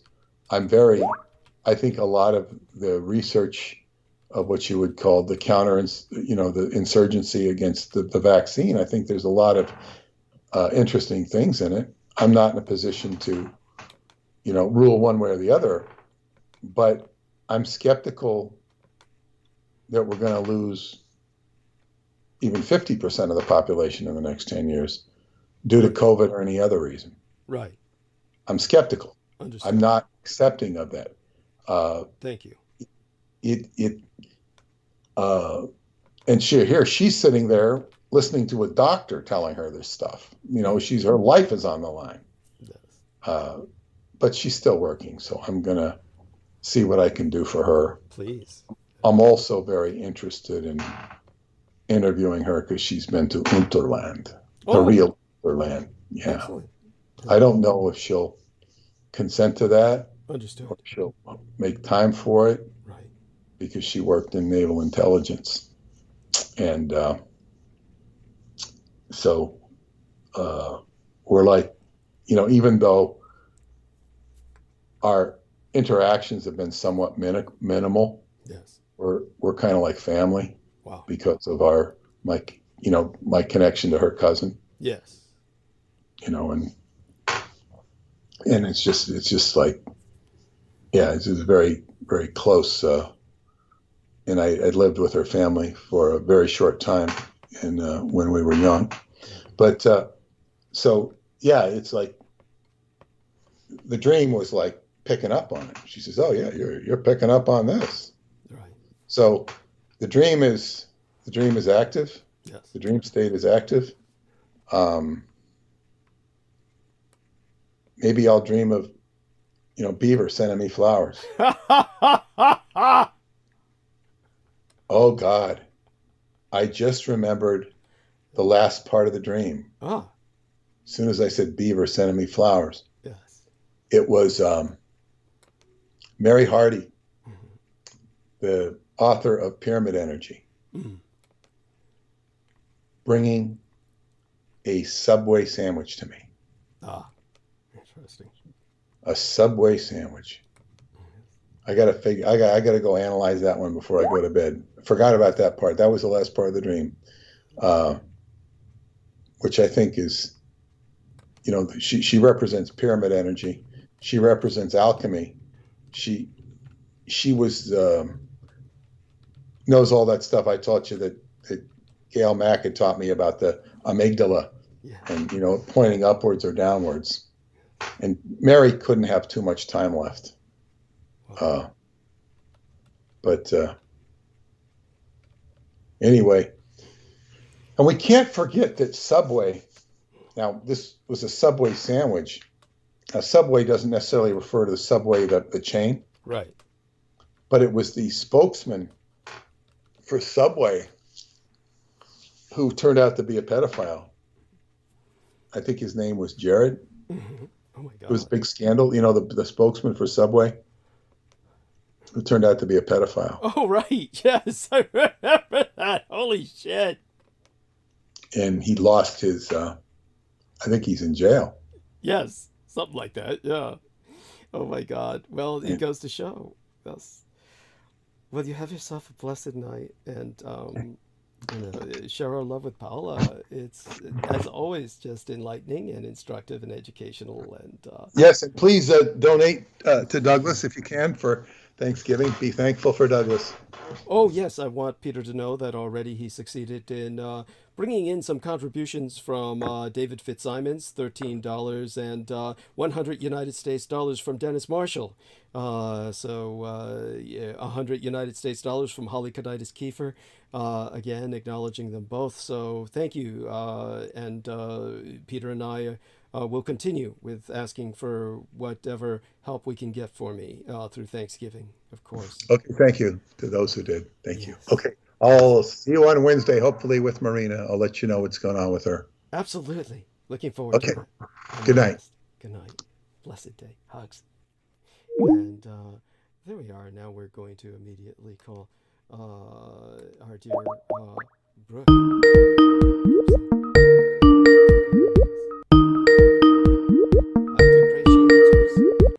Douglas, I swear to fucking God, you don't want me on this goddamn phone. So I love you, honey. Oh, don't make me beg you on bended knee. You know what the fuck I'm gonna goddamn say. Oh, you better ow. At any rate, honey, so glad you could join us. I'm going to bring some other people on to help. Okay, you bring them the fuck on. I'm off the fucking call. Oh, bye. No! Oh! Darling! Oh my God! No! Oh God! Why is life so hard? Why is my life so hard? Okay, we're gonna try that again. Yes.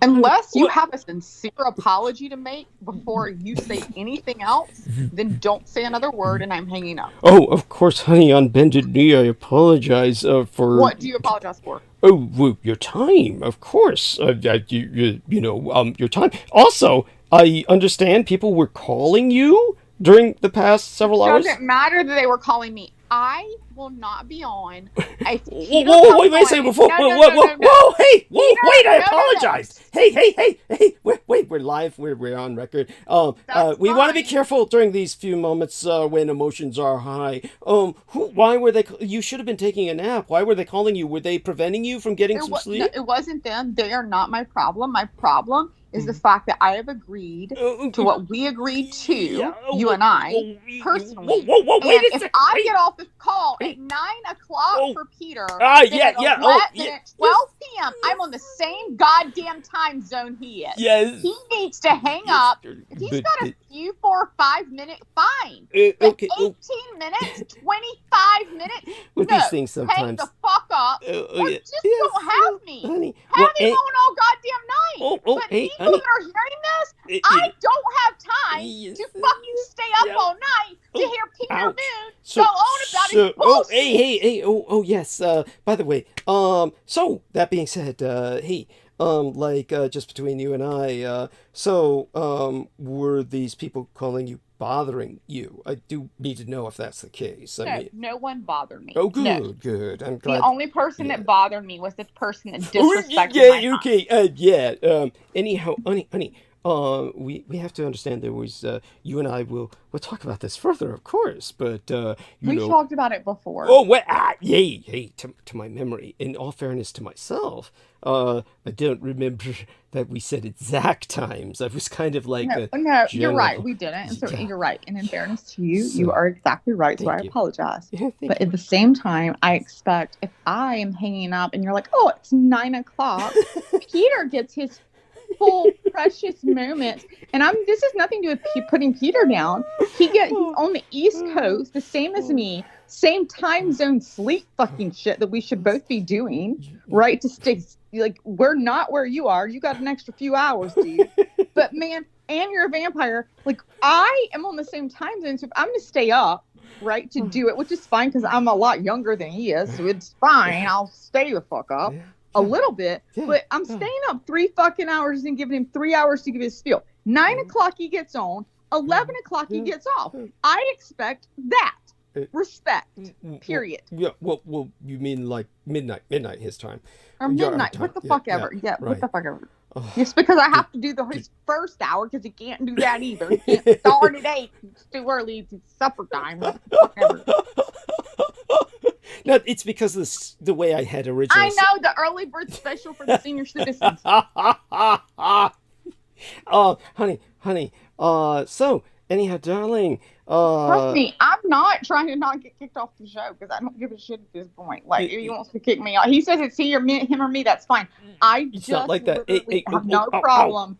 It's not like that. It's not like that. Now, the reason he said that about that clown who preceded the situation we have today is because that clown hurled a curse at him and was boasting about it.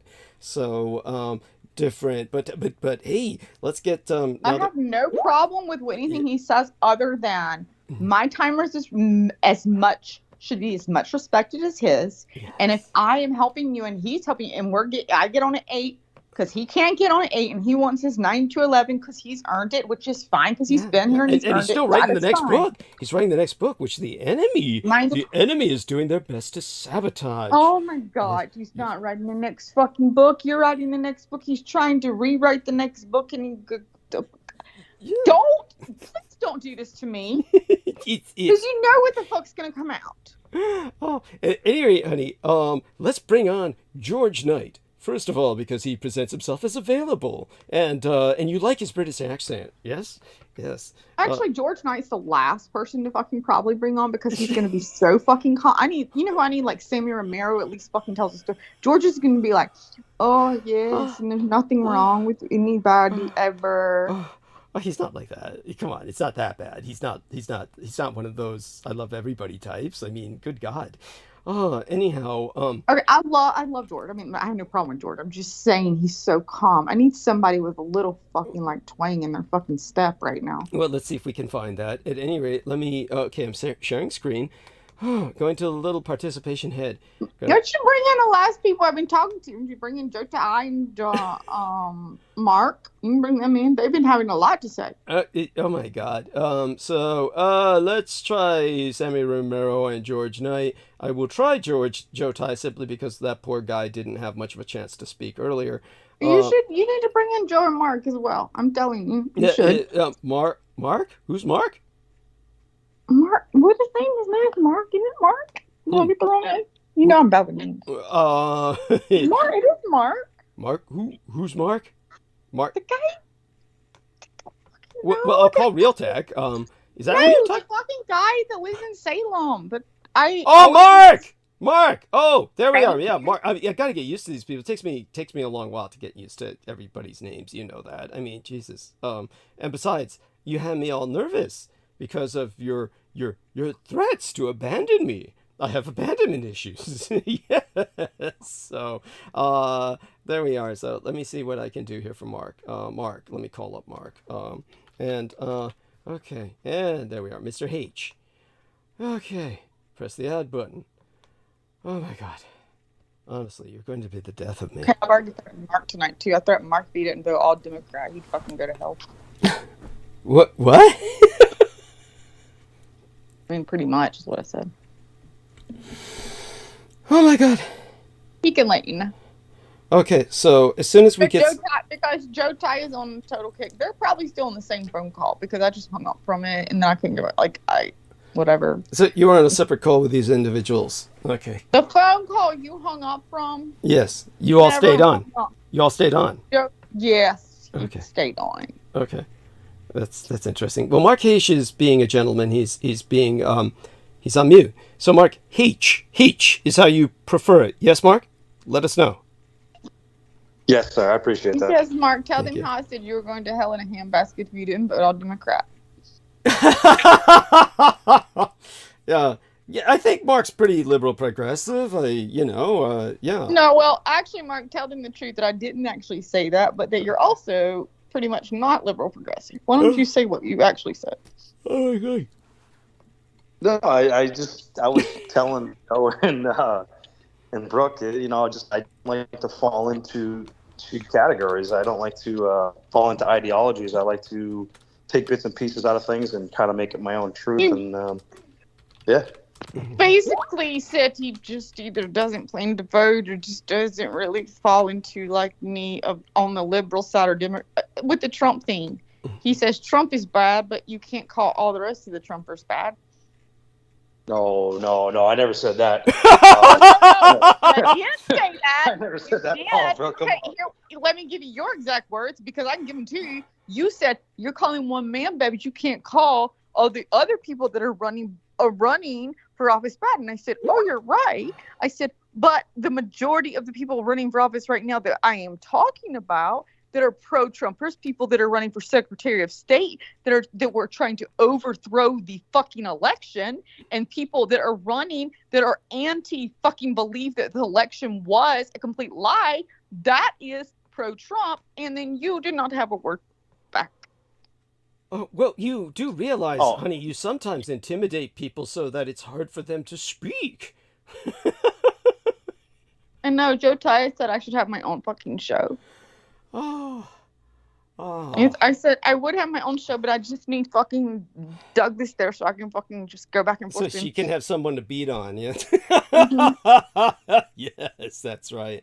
She needs a punching bag. She was beating on me. She was beating on me pretty bad, Doug. Oh my God. This is what she does. She needs to hire herself out as a dominatrix. Really, is what she needs to do. Oh my. I mean, yeah, who says I haven't? Okay. So Joe Ty is with us. I mean, not hire myself out, but as well as George Knight, as well as Sammy Romero. Honey, I think you've got more than enough guys to beat on. I'm going to refresh myself. I'm going to... Oh my God. Yes. Oh my fucking God. 3 fucking hours did you refresh yourself with that motherfucker? No, honey, because I have too deep a respect his for shit him. Is so I have interesting. I know. It just makes us all come. When we're listening, we're all coming. Listening to his stories back. Honey, start your own publishing company and publish my books. Write my books. Then I'll what? Yeah. I'll tell you what. Give me right now. Promise me right now that give me something to fucking write as of tomorrow. I will fucking write it and I will fucking publish it. And I guarantee goddamn to you, just like even fucking Joe Ty said tonight, that shit you were right. That shit would have sold more if you'd done it your way. So how about what have you given him to write? Give it to me to write. Me and him will both write it, and we'll see who sells fucking more. Well, you and I can write something different. We'll write about... No, I'd like to go up against that motherfucker, because that's Capricorn against Capricorn, January 15th. Honey, be respectful, of course, for my sake. For my sake, understand this. My Yes, God. yes. He's Understand always going to be enemy. like, what It's is he going to do? The He's enemy going to say, is trying to. Brooke cannot be on the show anymore because she's disrespecting me. I'm not disrespecting you, sir. Anyhow, at all. the No, enemy let me is doing their finish. I'm best talking to him in case he is listening, Yes, ever. yes, I yes, am not disrespecting him. yes. I am disrespecting the fact that Mhm. he is on the same time zone as me. Yes, He yes, but has obviously earned his place. he has I have seniority. given him that. Yes, I yes, know it. yes. It does not That's right. mean that I have to do an hour before, which I don't have to do shit. I But I understand. do it nicely, and then do all the night after. Yes. And he can at least fucking shut up and just get off. Honey. Okay, look. Understand, he has privilege because of seniority. In many ways, having published my book, actually getting it done. How much money did you make off that book? That's not the point. It's out there, and someday it will make money simply because it is out there now. And at some point, there will be a revised and expanded edition. At which point, people would have heard of me. Thanks to people like you. Thanks to people like you, darling. And then we'll and he's writing the next book, which of course will sell much better. Oh my God! Because it doesn't make the Americans feel so bad about themselves. Old white man writing a book is what we need in America. Another old white man writing a book. Yeah. I mean, you have to understand he has certain advantages because he's white and old and privileged like that. So there's certain advantages. I don't know. I'm starting to think people would rather heard like, this fucking shit really happened. It's fucking true. I think they'd rather hear my fucking voice.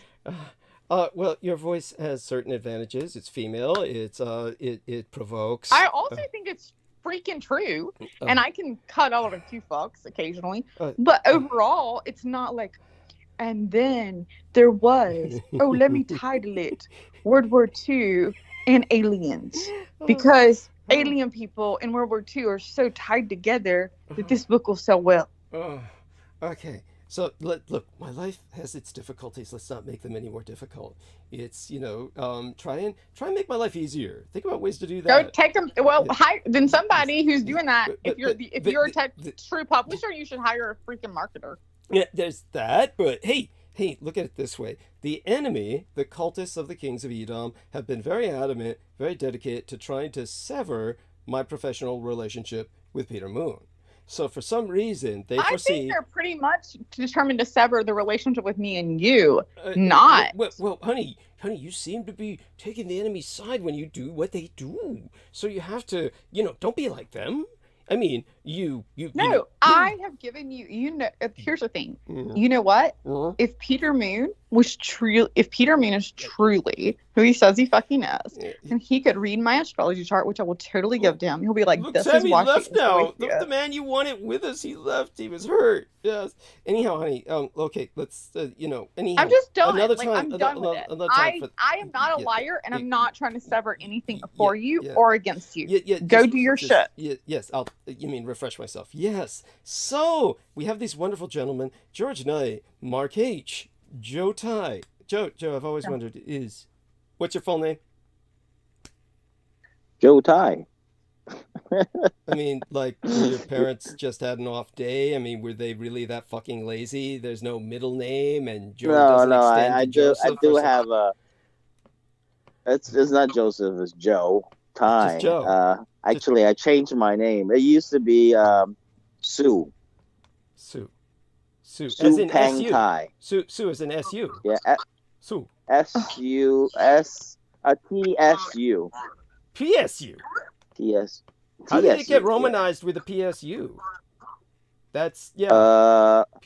They translated weird during that time, and I got sick of being called Sue. So. Okay, right. I went to St. Joseph's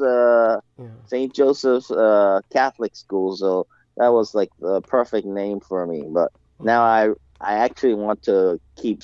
I'm thinking about returning my name back to Sue because I realize I'm truly an American because it sounds like Sioux Indian. You know what I'm saying? Right. Douglas, what is your full name again? Which one? I have several. I mean, like, my Chinese name, my Japanese name, I presume you mean the English name. You're American. The only one I could fucking say. Oh, yes. Douglas Dwayne Dietrich. Dwayne. Yes, DDD. Yes, that's right. It's why people think it's Named staged. after Douglas MacArthur. Well, Douglas Now I MacArthur remember did it. influence that to a degree, yes. Anyhow, shout out to Anne-Christine Fontaine, another person who has been under a cult attack recently. Very open about that, which is why I feel free to say that. So, okay, I think that we've got this well in hand, right, It's gentlemen? me. I'm the occult attacker. I'm attacking everyone. Yes, there's a Sammy's back with us. Okay, so all of you. God help us. I'm sorry, who said that? I said, God help us. Thank you, Sammy. Oh yes. Okay, there we are. Hey, what's going on, man? Jesus, How's what everybody? the fuck? It sounds like he took a drag on something powerful. Holy No, shit! I have my earbuds on. Okay, Sorry. okay, there we are. It just sounded different. I'm Most of the time, mopping. yeah, I'm mopping my kitchen. That's why. I'm putting my earbuds in too, you motherfuckers. Yes. Okay. No, I So- took them off. Okay. Oh, I'm putting mine in. either way, it's fine. So, so George Knight is available. How long do we have with? How long are we graced with your presence today? No, go ahead. George and I can go first. Right. Yeah. Yeah, George. George. No problem. Yeah. So, George, how long are we blessed with your presence today, George? Hello, good evening, Douglas, and hello, everyone. Yes. Hi, George. How you doing? Hello. Yeah, very well, Sammy. Nice to speak to you. And hello, Douglas. Yeah. Hello, Brooke. Hello, Joe. Hello, Mark. Hi, how you doing? Hey, everyone. Yeah. Yeah, I've Hey, got about George, an how you hour. doing? Yeah, I've got about an hour, Douglas. Oh, So, you got about an hour. yeah, So thank you. okay. So, and Mark, how long do we have with you? About the same, Douglas. No, okay. So I want you two gentlemen to talk. In particular, Mark is one of these people who kind of hangs out, but he's welcome to interject. But George, do me a favor. I'm going to refresh myself. Perhaps what you can do now is speak about what you think is most pressing. I do want you to know I'm going to be speaking about England extensively tonight because this is the day after the anniversarial date of Remembrance. Yeah, Sunday. of the Suez Canal invasion Yeah. by the British and the French, and just what an embarrassment that was, and everything, and how that was really the end of the British Empire as a colonial power for a long time. Yes. I will put that into deep perspective. I'll go into deep analysis of the current British economy in comparison with what happened then, and basically bring that into contemporary effect with how similar that is to the situation America faces with Taiwan. So, but that'll be when I go into monologue. For the present, I just want you to know about that so you might actually take some time to listen to a current episode. I know you don't listen to the current episodes anymore. Yeah. But I was hoping you would listen to a few of what I timestamped and tried to bring to your attention in the past few days. But by all means, bring to everyone's attention what you think needs to be attended to, and in terms of our attention span and everything. And when I return, I'll see what I can catch up on. Okay. Yeah, no, thank you, Douglas. Yeah, very much appreciated. Yeah, that just brings to my mind something that my granddad used to say when he was in the Merchant Navy. When he was on his auxiliary ship, he could actually touch the Suez Canal when he was passing through it. And that's one of the memories I have, and what brought to my attention of the Suez Canal before I even knew it even existed. It was from listening to the stories my grandfather told us. But yeah, no, I'm happy to bring anyone else on if they want to interject and say anything. I've got a lot to talk about. So, Mark, do you have anything you want to talk about? Because, like Douglas says, you hang out, but you don't get much of an opportunity to speak. So I would like to bring you on if that's all right, please. Yeah, absolutely, George. I appreciate Thank that. you. And a lot of times it's really that I've told Douglas I do actually enjoy listening probably more. And I do like to wait for my appropriate time to speak. I just feel like it's somewhat more respectful that way. And even what I say will be taken better, I assume. But really, as far as like the topic, I don't have a lot of topics from you're describing now. The one thing I was going to bring up, just by Douglas, because I did, since I've been on the show, I've been listening for quite some time, and I've been following it for quite some time. I kind of dug back into a lot of older interviews with some of the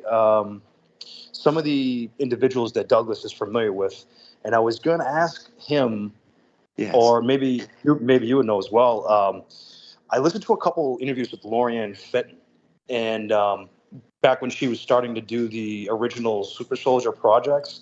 Oh, right. And and I was just kind of wondering. I think I remember speaking about her about her a few different times, but I wasn't quite sure if she was one of those people that were sort of on the cultist side or that kind of thing, or how that worked. All I remember was that she had been sort of strategically placed in the right place at the right time with some of these super soldiers, and they basically just kind of fell under her wing. I don't know if that's the case or whatever. If any of you could speak on it, I was just kind of curious because I kind of like to go back on how all these things started. Yeah, I do apologise, Mark. I cannot actually answer that, I'm afraid. It's something I'm not very much acquainted to, so I'm not familiar myself. Only familiar with like the name Lorien and Fenton, who was like one of Douglas's executive producers, or someone, or some along those lines, one of the producers or promoters of himself at a stage and period of time. But I'm unfortunately I can't answer that in any detail, I'm afraid. Nothing definitive anyway, but that's the thing. What happens throughout. Douglas has been around for almost 2 decades now, and he's constantly being. These people are assigned to basically, discredit his own good name, and that's something that's frequent. It's been extant for the whole duration of his time being a public informant. It's just constant all the time, and you've got to be very, people got to be aware of these people, and it's damning to be honest with you, but it's happening. These people are assigned all the time, and you have your own suspicions of people, and but what I can just let you know is, Lorien Fenton was assigned to Douglas. She was definitely assigned to him. That's as far as I can, definitely give you an answer to that. But other than that, I can't, I'm afraid. But thank you, Mark. Sammy, is Sammy with us, or was he just dropped out? I think Sammy's gone. But no, Mark. I thought the real tech geek is with us.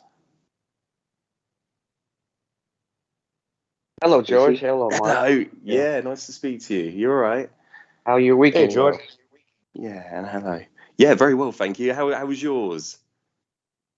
Just uneventful. No, that's it. Brilliant. No, and how long are you with us, Real Tech Geek? I can be on for a long time. I was on the first hour. Oh, bless. Well, yeah. Oh, that's brilliant. Yeah, the opening hour. Yeah, I do sometimes. If I'm up, then I will come on. But it's like 1 o'clock in the morning, so it's way too early, and we go to bed quite. So it's whether or not I'm actually waking up at that time. But nah, most likely I'm asleep. So it's a shame, really. But no. Thank you, Mark. Do you have any? Come back to you. Is there any other questions you have? Definitely bring that with Douglas. When you get the opportunity to speak, definitely ask him that, because it would be very important for it's something important to ask and definitely find out about, because of course that's going back in a time when not even I'm familiar with it, I'm afraid. Yeah, absolutely, and it's just really bizarre. I think what really kind of attracted me to Douglas's story, and it basically was the people that were strategically put around him, or even just organically found themselves being around him.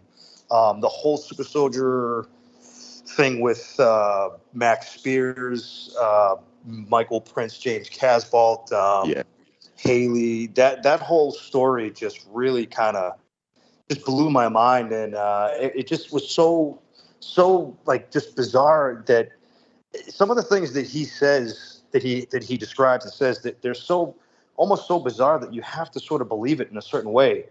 I just can't understand how anyone could make up such crazy stories. Exactly.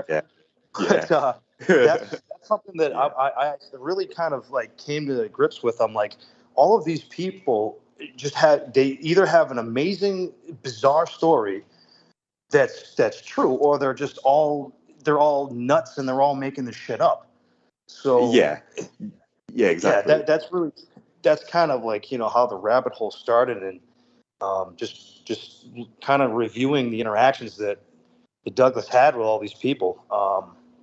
Just kind of really just takes you back, Yeah, absolutely. Thank you. Yeah, and it's true what they say. The reality is a lot stranger than the fiction, and and definitely reality is a lot more sinister. But most definitely. But you can't make any of this stuff up. You've got to have an extraordinary, and that's an ability. That is like a talent, a gift, if you can make that stuff up. Right. Yeah. That's the thing, and not only just making it up, but like the way that Douglas articulates it, describes it. That's another thing. It's just like, I mean, that's something that I don't know anybody that can just make up something off the top of their head and have such detail and such intent behind it. So that was another thing too, and another thing that struck me too is like, after he was public, he became a public informant. The fact that I don't know, I guess maybe Aquino kind of just denied knowing him altogether, and sorry, Mark. Sorry to interject. Yeah, oh my God, I was reading actually. I've taken some screenshots of some of these forums that Aquino has set up, like the Exempia forum. This he talks about Zepia. Yeah, I don't know how it's pronounced, but yeah, he will go into that and he will explain like. I've never met Doug. He'll go into that, but I've actually taken some screenshots of that because he's also alluding to the Third Reich in exile. But he was trying to say, they didn't win the war, all this crap, and him working for the NSA. He goes into a lot of detail on these forums, so I've taken some screenshots of that actually, and it's something that when Douglas comes back, I'm going to bring up something else about something I was trying to look up last night, but I couldn't find anything. But I'll bring up when he returns. But that you can just tell he's disingenuous. And Michael Aquino, everything about with Satanism, it is just basically an inversion. The definition of it is an inversion, so it's the opposite is true. So whatever they're telling you, the opposite is true, essentially. So when he says he's never, he doesn't even know he existed. It's just amazing. When he came on to when Douglas did that interview with Sean Stone, immediately afterwards, Aquino came on to try and discredit everything Douglas has said, and without mentioning his actual name. And that's something that's very important too. That brings, he's basically, admitting when he comes on to do that, then it's just basically he's subtly admitting that he knows of him, and he's trying to come on to try and discredit everything that Douglas was saying. But even Sean Stone was told, bring up Weselberg Castle, but do not mention Douglas's name. And in the whole interview, they don't mention his name, but yet all the questions were related to Douglas's interview with Sean Stone. So that just proves everything that Michael Aquino, everything Douglas has said about Michael Aquino and work alongside him as liaison. All of that is all true. And Michael Aquino came on and he basically admitted it without even saying it. He was giving Sean Stone orders, do not mention Douglas, but bring up the Weselberg question. And and nothing about pedophilia. He didn't mention anything about the pedophilia scandals, the allegations. Yeah. And so that's just Sean Stone is just as sad as Skeets of a human being. He's a chameleon. He doesn't have his own identity. No. Oh. He really doesn't. It's a joke. It's a joke human being. Who was the guy that interviewed? Oh, I'm sorry. Go ahead, Joe. Sorry. No, go ahead, Joe. I'm sorry, Mark. What did you say? Real tech geek, not Joe. Oh, no. I mean, Mark. Sorry What did Mark say? Yes, sir. You just said something, Mark. You said, who's the guy? I was going to say, I remember, I've seen all these interviews. I've seen pretty much every one that you can get your hands on that's, public, whatever. But I remember someone interviewed Aquino right towards the end, or at least we think towards the end. Right. I don't know who was the last person to interview him, but he was asking these specific questions about children and things like that. I don't know who the guy was, though. Longer-haired gentleman. Uh-huh. But anyway, that must be the one that Jameson Reese continually referred to, where I was brought up. But anyhow, go on, please. No, it was really awkward that he basically was getting asked these direct questions, Joe and Ty, we yeah, he keep was hearing saying, you slamming around back there. Could you like go mute while you are Yeah, doing? sorry about that. Thank you. Yes, thank Yep. you. I'm sorry. Go on. You Mark. talking about Rex Bear? It wasn't Rex Bear. yes, Oh, was yes. it Rex Bear? Blonde? Rex Bear's Maybe, blonde. maybe not, maybe not. No, he wasn't He would blonde. He wear was a like wig. darker hair with long hair. Right. Okay. And he was actually a pretty good interview as far as I could tell. He was, but it was very like accurate. You know, the way he was alluding to. Okay. You know, he was basically asking questions to Ken. I was like, hey, you know, do you think children are the best? You know, targets or the best people to use mind control on, type of thing. Mm-hmm. And Aquino's rebuttal was, well, no, their brains are just developing.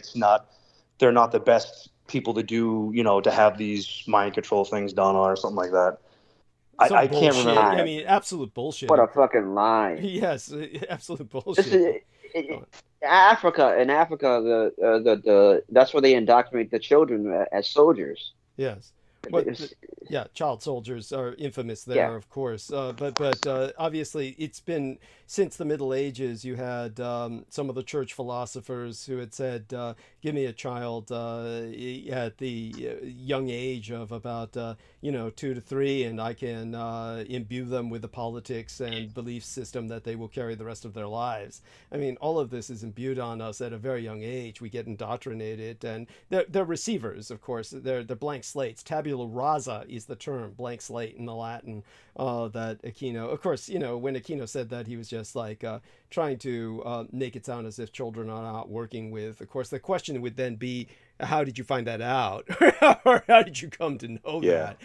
Which, of course, was not followed up on. But my impression that we had from Jameson Reese, and the only reason I take it seriously is because Jameson Reese only found me through his attempting to find Aquino, and therefore he knew about Aquino before he knew about Douglas Dietrich, which is unusual. Many people only know about Aquino through Douglas Dietrich, whereas Jameson Reese, it was the opposite. So in looking for Aquino, and he found me instead, one of the things that he said was one of the last interviews while Aquino was alive was this basically one of these Satanist type of occultist who was interviewing Aquino and then brought up my name and essentially got slammed down for bringing up my name, at which point Aquino kind of went on a short rant and then went on from there. And that was like one of the last interviews before he died. So the interview you're talking about may have been, around that time, either before or after that. And because it doesn't sound like the guy you're talking about is an occultist. No. Yeah. He was. It definitely sounded like he was. Well, actually, it sounded like he was challenging him somewhat in a respectful way. Right. That's what it seemed like. Right. And so that's interesting. So that being said, thank you for that. What were you speaking about, George, before I came back? Because I came back Doug, to hear Mark. Thank you. Go on. Yeah, thank you very much, Douglas. And that brings me to the point I wanted to make with you, actually, because like you said, most people will find out about Aquino through knowing about Douglas Dietrich. So you find out a lot about Michael Aquino through Douglas. But last night, what I tried to do was on Netflix, because there was this documentary Netflix have released and produced on the Satanic Temple, the Church of the Satanic Temple. But in that documentary, they showed that picture of Sammy Davis Jr. and Anton Szandor LaVey, the same picture where Michael Aquino is present in it. But what they did in the documentary is they cut him out. They cropped out Michael Aquino from that documentary. And of course, there's no reference to the temple set. There's no reference to Michael Aquino at all. There's plenty on Anton Szandor LaVey, but there is nothing on Michael Aquino. And of course, on Netflix, it's streamed by millions of people worldwide. Yes. And of course, if they mention anything about Michael Aquino, of course, you're then going to know about Douglas Dietrich. So there's obvious reasons why they do not show Michael Aquino on that documentary. Okay. And I tried to review it last night, just get some photographs just to prove, it's cropped out. And the documentary is not even on there anymore. It's censored. And I found out after I mentioned it before on the show that I said, on the documentary they've cropped out his image of Aquino with Sammy Davis Jr. and Anton Szandor LaVey. He's not on that. That's a very famous photo. If you ever look it up, it's a famous photo of all three of them together. But Kino's not even present in that photo. They've cropped him out. Right. Oh, that is so disgusting. It's very communist, by the way. It's totalitarian. Just for those of you who don't know, there's constant examples such kinds of document alteration, and in this case it would be photographic document alteration, that are done by totalitarian governments. So totalitarian governments will eliminate people completely from history books, and a great example is the Encyclopedia Sovietica, where they had an entire entry that was extended on the Bering Strait, and it's like one of the longest entries in the Encyclopedia Sovietica from the period of time of around the 1950s. And the reason why its definition was so expanded was because Beria had been disgraced. He was the head of the KGB. He was disgraced, and he was like basically erased from the history books for that period of time in the Soviet Union. And so when they took him out of the Encyclopedia Sovietica, they had a set number of pages that the volumes had to have. And so they had to expand the definition or their entry about the Bering Strait. And that was the closest entry next to Beria's name. So this sort of thing happens all the time, where they would document people and basically dox them out of photos, just alter the document photographically so that they wouldn't be there. So for them doing this is similar to the Soviets or the Communist Chinese. The Americans are operating on the same principle. I mean, Netflix is that American or British? That's American, right?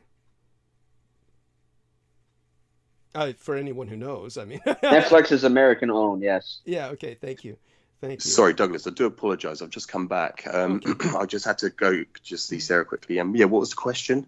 Oh, we were talking about Netflix, and we were ascertaining it was American owned. So I was saying that the Americans were acting on the same principle as the Soviets or the Communist Chinese. Oh, yeah. These Totalitarianism. Yeah. Yes. The alteration of documents photographically to erase people from history. Of course, what you said puts this in a far more sensible perspective. The hiding of Aquino is basically because whoever now at this point investigates Aquino now runs across Douglas Dietrich. Yes, exactly. And everything else, and including myself.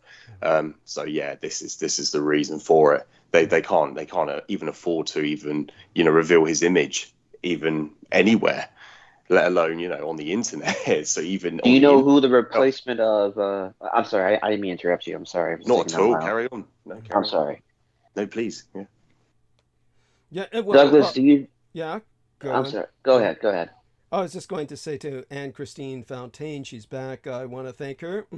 And she says, Lorianne, and she's speaking of Lorianne Ann Fenton, she says, yikes. She says, I used to be in Meisha's support groups, but she's friends with Lorianne Ann Fenton, so I strongly doubt her discernment. And then she brings up Sean Stone and SRA. In this case, I'm sure she's referring to Sarah Rachel Adams, were rumored to be together, perhaps cheated on Max with him. Then she says, wow. And then some guy named Raymond Big Pond comes in and says, Sean Stone is so handsome. That's funny. At any rate, I'll take that as just funny as opposed to trolling.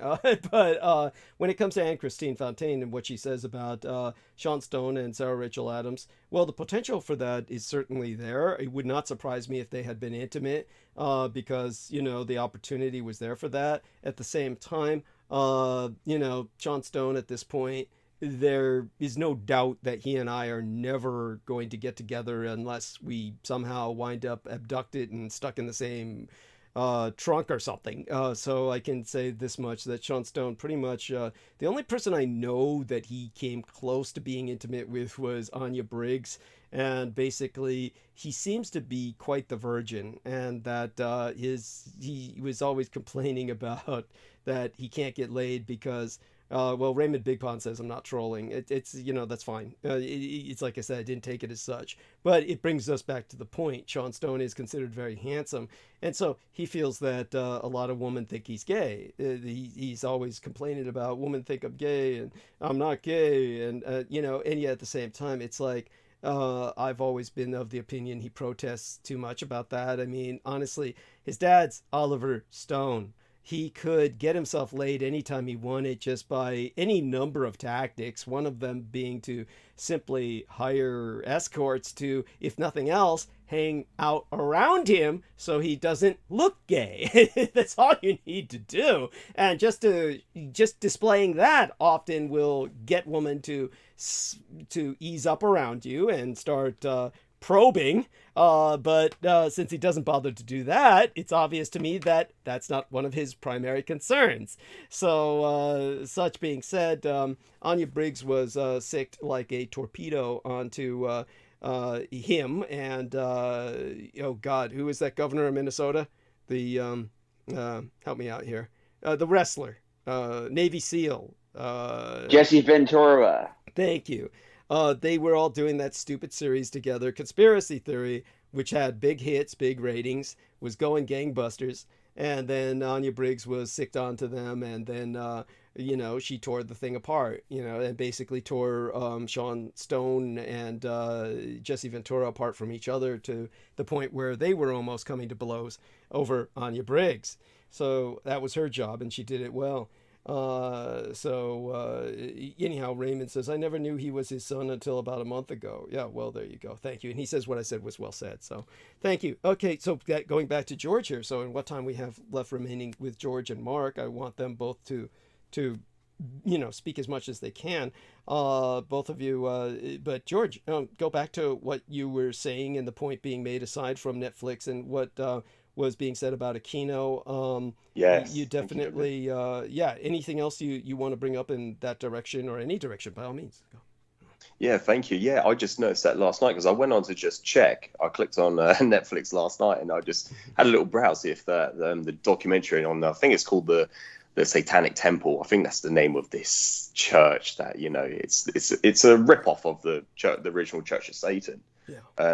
The Satanic Church. So, it's just very bizarre. But I noted that because I just reviewed it. This is the Satanic Church, the Satanic Temple that claims it's operating on behalf of the First Amendment. Correct? Yes, that's it. The commandments. Yeah, they have this. Yeah. That's it. Yeah, one of the headquarters is actually in my area as well. Okay. Thank you. I appreciate that, Mark. Just so people understand, the Satanic Temple claims to be operating on behalf of the First Amendment, and this is obviously all bullshit because this has nothing to do with what they represent. There's other ways to represent the First Amendment than what they're doing, but they choose to take the most revolting and repugnant approach possible, saying that if you truly believe in the First Amendment, then you have to support child pornography. You have to support pedophilia. You have to support the worship of that which would destroy our universe because that is what the First Amendment truly represents. In other words, you may as well be able to say stick 'em up to strangers and shout fire in a crowded theater. It's a irrational argument, and it's an argument that, of course, defeats the purpose of speaking at all. By the way, Raymond Big Pond says, I thought you interviewed him too, but maybe I'm thinking of the Aquino interview. For those who are confused, Sean Stone interviewed me at least once. He interviewed Michael Aquino at least twice. So Sean Stone, basically what happened was after interviewing myself, he went on Alex Jones and he quoted myself in a manner that was completely out of context and effectively misquoted myself in such a manner that opened him up to lawsuit because he's completely retarded and has no concept of adult responsibility and cannot do what I can do because I can do what I can do because Michael Aquino could never take me to court because that would have destroyed him. So that alone should prove everything that anyone needs to know about Michael Aquino. And again, before George leaves us, I can't resist but saying this because it is important and George can take it from there. It's very important for people to understand that when we've had people come on in the past who have repeatedly turned against me because they're basically assigned assets, the first thing that they do is something no normal person would do is they run over to the cults of Michael Aquino, the cultists of him, and they start espousing everything those people say. This is the true proof that they're assigned assets is because, first off, anyone who disagrees with Douglas Dietrich or feels that I've wronged them or feels that I've disrespected them, they can easily say that without saying, oh, Douglas Dietrich is not worthy of Michael Aquino, and Gary Willard Hambright, who was federally indicted for raping 14 children, all of whom were under 4 years of age, and would have been indicted for many hundreds more if he hadn't died of AIDS, is completely innocent. I mean, this is not that struggle is not the struggle of anyone who just feels they've been wronged by Douglas Dietrich or has some disagreement with Douglas Dietrich. How does that automatically mean that Michael Aquino, a man who several victims have said has eaten babies before their eyes, who I have personally seen eat dead bodies before my eyes, how does that make me unworthy of this individual? How does this make Gary Willard Hambright, my high school instructor, who was guilty of raping all of these children and infecting them with vile diseases, with AIDS back when it was a death sentence, how does this make him innocent? It's not, one does not imply the other. So yet they insist it does. This is why we know they're assigned assets. No normal person would suddenly take this stance. It's not a natural stance to take, but they all take it. And I mean all of them. So anyone who's ever disagreed with Douglas Dietrich, there's never been anyone who says, I independently disagree with Douglas Dietrich. No, it's always they have the stance that I disagree with Douglas Dietrich and Michael Aquino is great and Gary Willard Hambright is innocent. Plus this other doctrinaire crap that comes from their cult. So by all means, go on from there, George. Take it from there. Just had to get that out there because I don't think enough people ever really notice that. But go on. Yes. No, absolutely. I can agree more, Douglas. I'm like there, just shaking my head and nodding at the same time. It's just that's how it is. It's just the insanity of it. And you've seen this. But you can attest. Yeah, you're dealing with like in a video game, which is like a NPC, non-playable characters. You're dealing with bots. Yes. People that have no identity. Yes. All they're doing is just following like a bunch of sheep. Yes. They're definitely very empty vessels. They're like definitely programmed assets. They have no volition. They seem to have no volition. It's very frightening when you think about it. And also they use the same kind of tone of voice, the same cadence. There's the same cadence to what they say. Yeah. Like parrots. And it's for anybody who's ever taken a look at what they say, how they say it. And then you take a look at the crazed individual named Richard K. Cole Jr. or the crazed individual Stephen Outram. If you take a look at his long columns, thousands of pages written on Douglas Dietrich, or the blogs of that Richard K. Cole Jr., they all speak with the same cadence. This very bizarre cadence that's maniacal in its monofocal nature. And of course, Peter is very concerned about George saying, oh, maybe he shouldn't be investigating Michael Aquino to such a great degree where he's finding his signature and all that. And of course, I don't feel that George is under any threat of, succumbing to this or anything like that, or it would have happened by now. So George, again, take it from there and tell us what caused this tonight, because the documentary was on the other night that brought this subject up on the Temple of Satanic, whatever they call themselves. It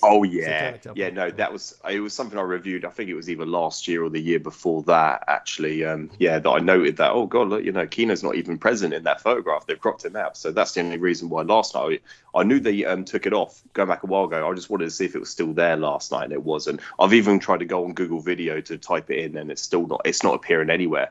And just to respond to with what Peter Moon just said, it's so easily accessible. If you just type in a few words, if you know what you're looking for, you can find it. I just found all that with his signature through a PDF file, and it's on there on Google. So it's just depending on what you're looking for. And I just typed in the Weselberg Castle, working. And Michael Aquino, and it comes up. And so anyone can do this. That's why it's so easy for me to find everything, because it's publicly accessible. But the problem is people don't know what they're looking for, and that's why people find it so hard to find these things. Right. And so I just wanted to just bring that, but just to respond. But the thing is, Douglas, as well, when we get the time, I know over the different, the time zone differences between us, I was hoping to speak with you privately because, I have a couple concerns I just wanted to bring to your, make you, it's something me and you, and we're talking private over it, and so it's something me and you. Obviously, my what time does? Let me see. My show ends at about. What time does it usually end? 4 a.m. here. So are you still awake at the time the show ends? Maybe we could talk for a few minutes right after transmission. Oh yeah, thank you, Douglas. I'll try and I'll try and get into that actually, because that'll be about 1 o'clock in the UK. That'll be 1 o'clock PM. That'll be 1 PM my time. Yeah, 1 Yeah, p.m. your 1 p.m. time. So Yeah, that's just when you close down. yeah, Yeah. yeah. So I usually close down about, just so people know, about 3 a.m. Pacific Daylight Time. So 3 to 4, 4 to 5, 5 to 6, 6 to 7, 7 to 8, 8 to 9, 9 to 10, 10 to 11. It might be about 11 a.m. your time. So between 11 a.m. and 1 p.m. Check Perfect. in. And Yeah, thank you. yeah, and then hopefully we can speak then for several minutes. And if not, we'll make it happen. I mean, there's plenty of time Yeah. between now. Oh well, not plenty of time between now and Wednesday, but Yeah, so let's try and make exactly. it happen this morning. I mean this Yeah. today. So that being said, yeah. What else was comes to your mind to bring up that, because I know there's a lot that you want to talk Mm. about, and the biggest problem, of course, has been the time issue. Yeah. Yeah, thank you very much, Douglas. Yeah. And by the No, way, it yeah. was Guy Yeah. Fawkes Day. I take it you were occupied It with was. bonfire night. Oh, I That's why stayed we couldn't indoors. talk. Yeah. I stayed indoors because of the torrential rain. It was just, oh my God, it was awful. So yeah, we were like, it's gonna be fun, taking the little baby out and taking, little Millie out. So we were like, no, we're gonna stay in, but we could hear them. But oh my God, it was all that particulate matter just everywhere. Yeah. It was just across the road from where we live, and so yeah, people celebrate Guy Fawkes Night. It was like the gunpowder plot. That's what that's what it's called. Guy Fawkes, attempted to blow up the Houses of Parliament. And so then, yeah, and the British and what celebrate they that. do, yeah, they celebrate it. What they do. I remember being a kid, and then what they used to do is stuff like a Guy Fawkes effigy. They would stuff this, this using like old rags and using old pillowcases. They will create a Guy Fawkes effigy replica, and then they'll stick it on a spike, and then create a bonfire around it and burn it to a stake. Yeah, so that's what a lot of the British do. And I suspect it still goes on to this day. But I remember being a kid, they used to do it, every year. Yes, and so basically across the street from you in the torrential rain, they were building Yes. bonfires. Oh God, yeah. And the thing is, because these fireworks are made out of cardboard, they're not very. During rain, they will just literally disintegrate, or so they don't. They're like they're rendered useless literally upon if you try and spark them, they'll literally you can't light them. So yeah, there was no point going out to or spending the money for tickets to go watch fireworks, because it's just you wouldn't have had a show anyway. But like they're kind of pointless. And the thing is, I think it's becoming more and more. People are becoming more aware of the fact that these disrupt a lot of like household animals, because everyone's got household animals, and it's very concerning for them. They become very they're very their hearing, like dogs' hearing, is very susceptible to like loud bangs and stuff, so they quiver a lot. So I think more and more people are opposing against fireworks nowadays, and that seems to be the in thing of like protecting the animals. So that's something Yeah, people don't get that Brooke started. Yeah, she's no on exactly pause. that's She's what I was on thinking. pause. Yeah, She told me she's Yeah. left. We'll see about that. But as it is, and of course, the way she expresses it. You're there with all the boys whose time you respect. Of course, I respect the time of all the guys, right? And she turns this into a gender war issue. That's Yeah, such exactly. is like, Yeah. such is life. So, but do go on as well with all this stuff that's been happening in Britain. Of course, there's and I don't know how you feel about if you want to talk anything about what's his name, Rishi Sunak. Oh, she's back. Yeah. God, I can't even. Yeah, I watched this interview with Boris Johnson. It was like sort of his involvement with Ukraine, because of course Vladimir Zelensky's named a road after him. He's got an entire street named after Boris Johnson, and just the support. But the thing is, he was very reluctant to even talk about any of the security issues around it, because the guy doing the interview, and I forgot the journalist's name, but he's a news correspondent, and he was asking very specific questions about nuclear deterrence and the Trident.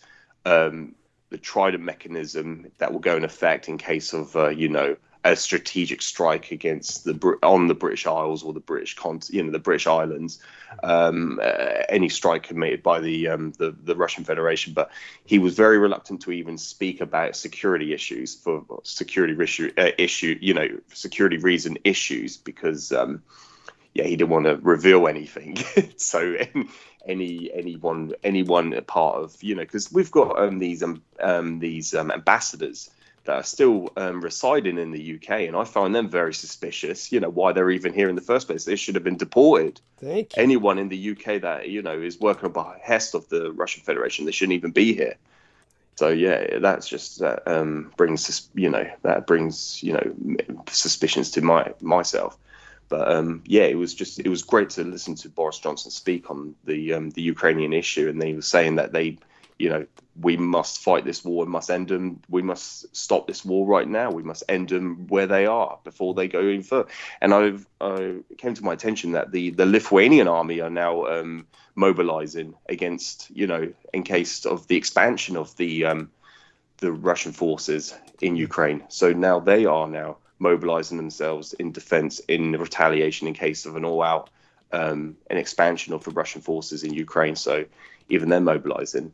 And the other thing I saw the other day was the hypersonic technology that the Navy are using in the United States, the tests that they've conducted.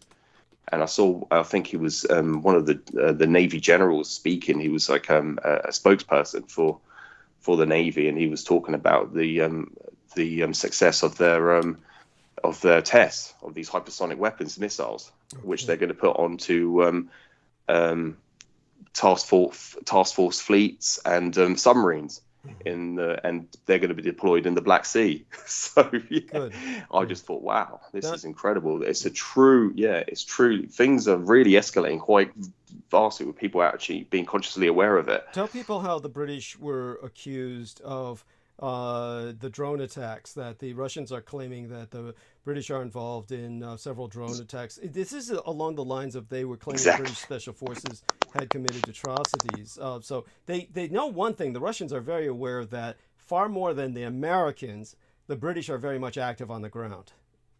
Yeah, exactly. I'm trying to think of his name, but the guy who, when I mentioned about the Russian ambassador, he was the one making these accusations, and he goes, we have got proof, and we're going to present you the world with proof. Because the same guy who interviewed Boris Johnson interviewed the ambassador. I've got to get his name. I should know his name off by heart, but I can't remember right now.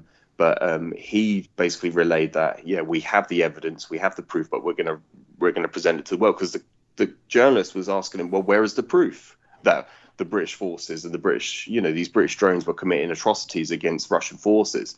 And he was saying, this is, and where's the evidence that we blew up the pipeline, blew up the pipeline? And this is all accusations. These are all projections that the Russian, state-sponsored media are projecting to the world, trying to blame everything on the others, and to blame on British forces, British expansionists, or British NATO, or any NATO member state. They're trying to blame it on everyone. Well, but definitely the British are the primary target because Boris Johnson was the most active. Exactly. Yeah. Yes, he was the first responder to that. Yeah, and they knew, and I knew. The thing is, after I learned from you, Douglas, straight away that it was misconceived that Ukraine joining NATO. And it was like, no, they are not a NATO member. And it was like definitively by, universally recognized they're not a member state. They're not a member of NATO, the North Atlantic Treaty Organization. So it's like, nope. As soon as that was, as soon as I understood that, and it's like, no, Putin is going to invade. And the British government knew that. The intelligence services knew that they were going to invade. They issued a warning to any civilian, any dual nationalists that are residing in Ukraine, please return home. They were, well, not please, just telling them, come back home, get out of there straight away. And so they were told to retreat, return home, retreat back home. And so this was a retriation period where they were saying, come home. So they knew that they were going to invade. They knew Putin was going to invade Ukraine. And so Boris Johnson was the first responder to that. He was the man who, and I'm trying to remember the exact figures because he said it in the interview that even the United States gave billions of dollars in support to Ukrainian forces, including armaments, and not just funding, not just money, but also armaments also. So and it's so crucial for them to be stopped where they are right now before they expand because they will. Absolutely. They'll go south, yeah, and that's the worry inside of it. And Boris Johnson knows that, and that's why it was very, besides him being such a clown and he's such a doofus. Yes. Otherwise, yes. Yeah, because of his personal. It's only because of his personal actions and his personal, it's just his manner. It's just his own lifestyle, which befooled him. But his actual understanding of the situation is very, I found it very. I'm trying to think of the word to use. It redeemed him. It redeemed him. Yeah, it did. Yeah. It certainly did. But it's unfortunate because he is one of the only men that actually understands the situation, and he knew what Putin's like.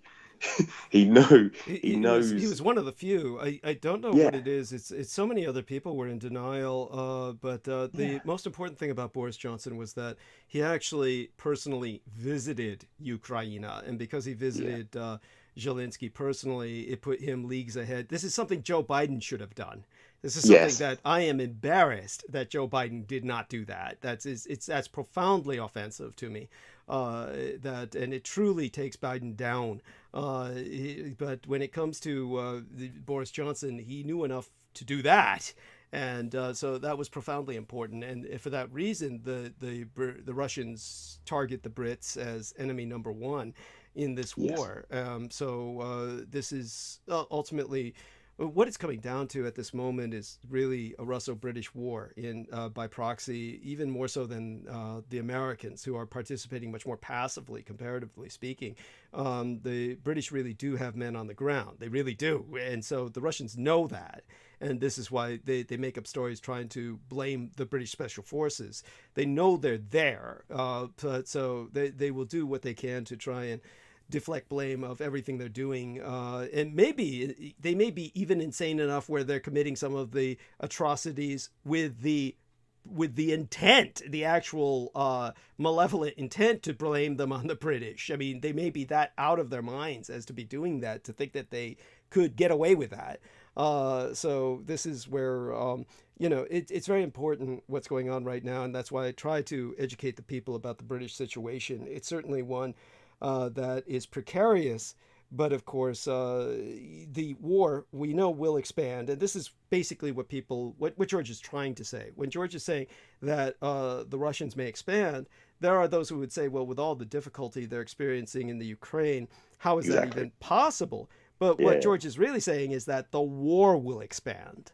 So the way that the war would expand would be logically, and this is something that I've never broached with Peter, but the reality is, think of it this way. The next place they will attack will be Moldova, because Moldova has Transnistria, which is it's a Soviet state, the last surviving Soviet state.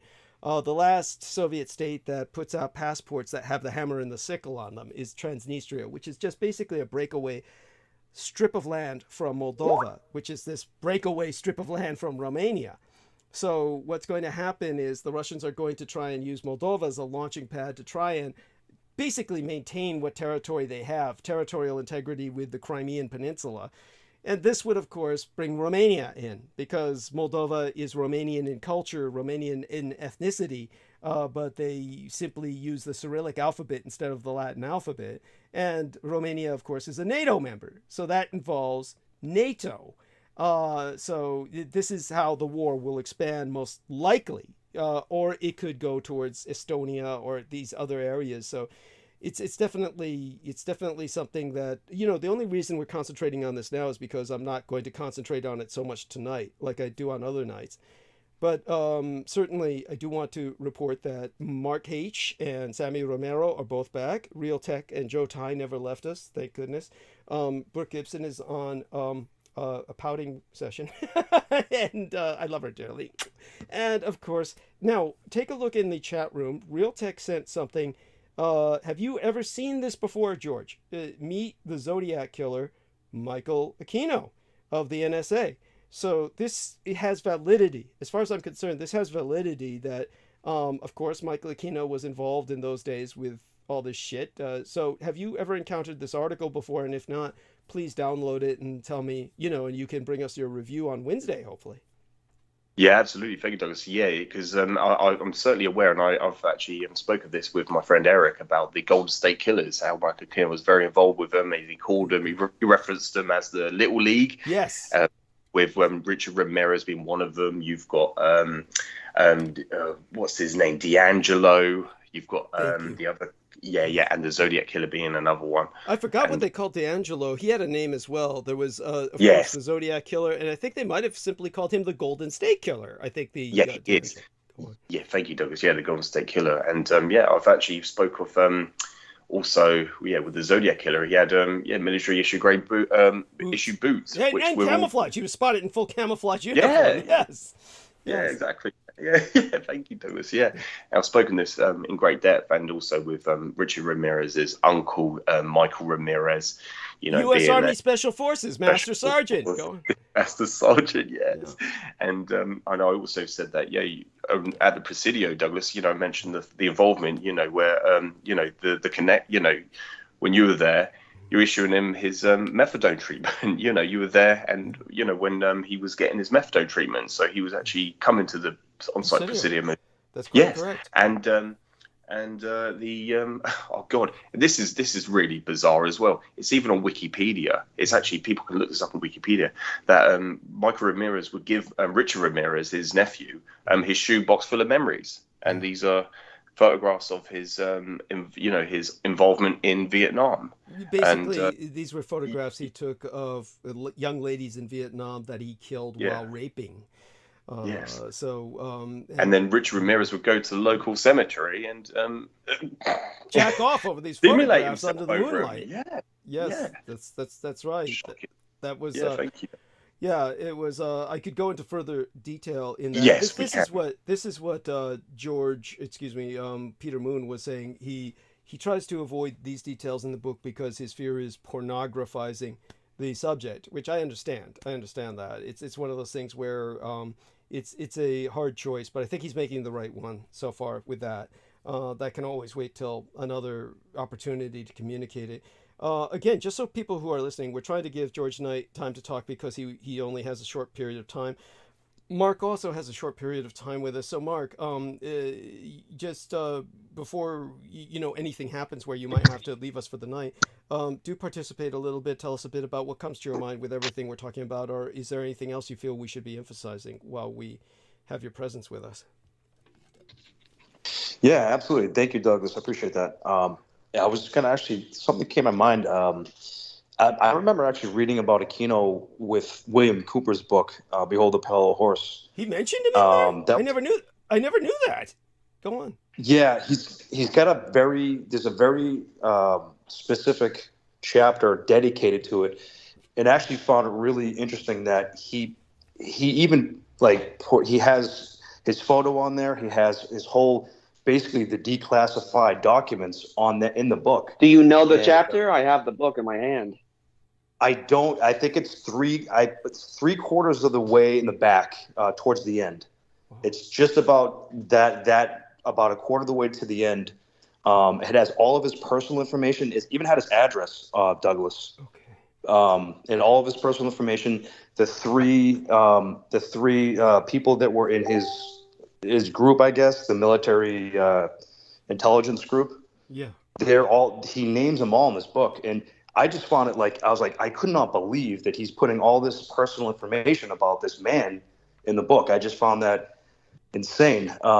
But basically what I was trying to go into was what came to mind when you mentioned the Zodiac Killer was, I remember you speaking about, I think anthrax inside people's air conditioners at one point around that area in the Bay Area. Something similar to, if it wasn't anthrax, it was something else. Basically what happened was that was caused by my salonist. She had a boyfriend, quote unquote, her husband, really.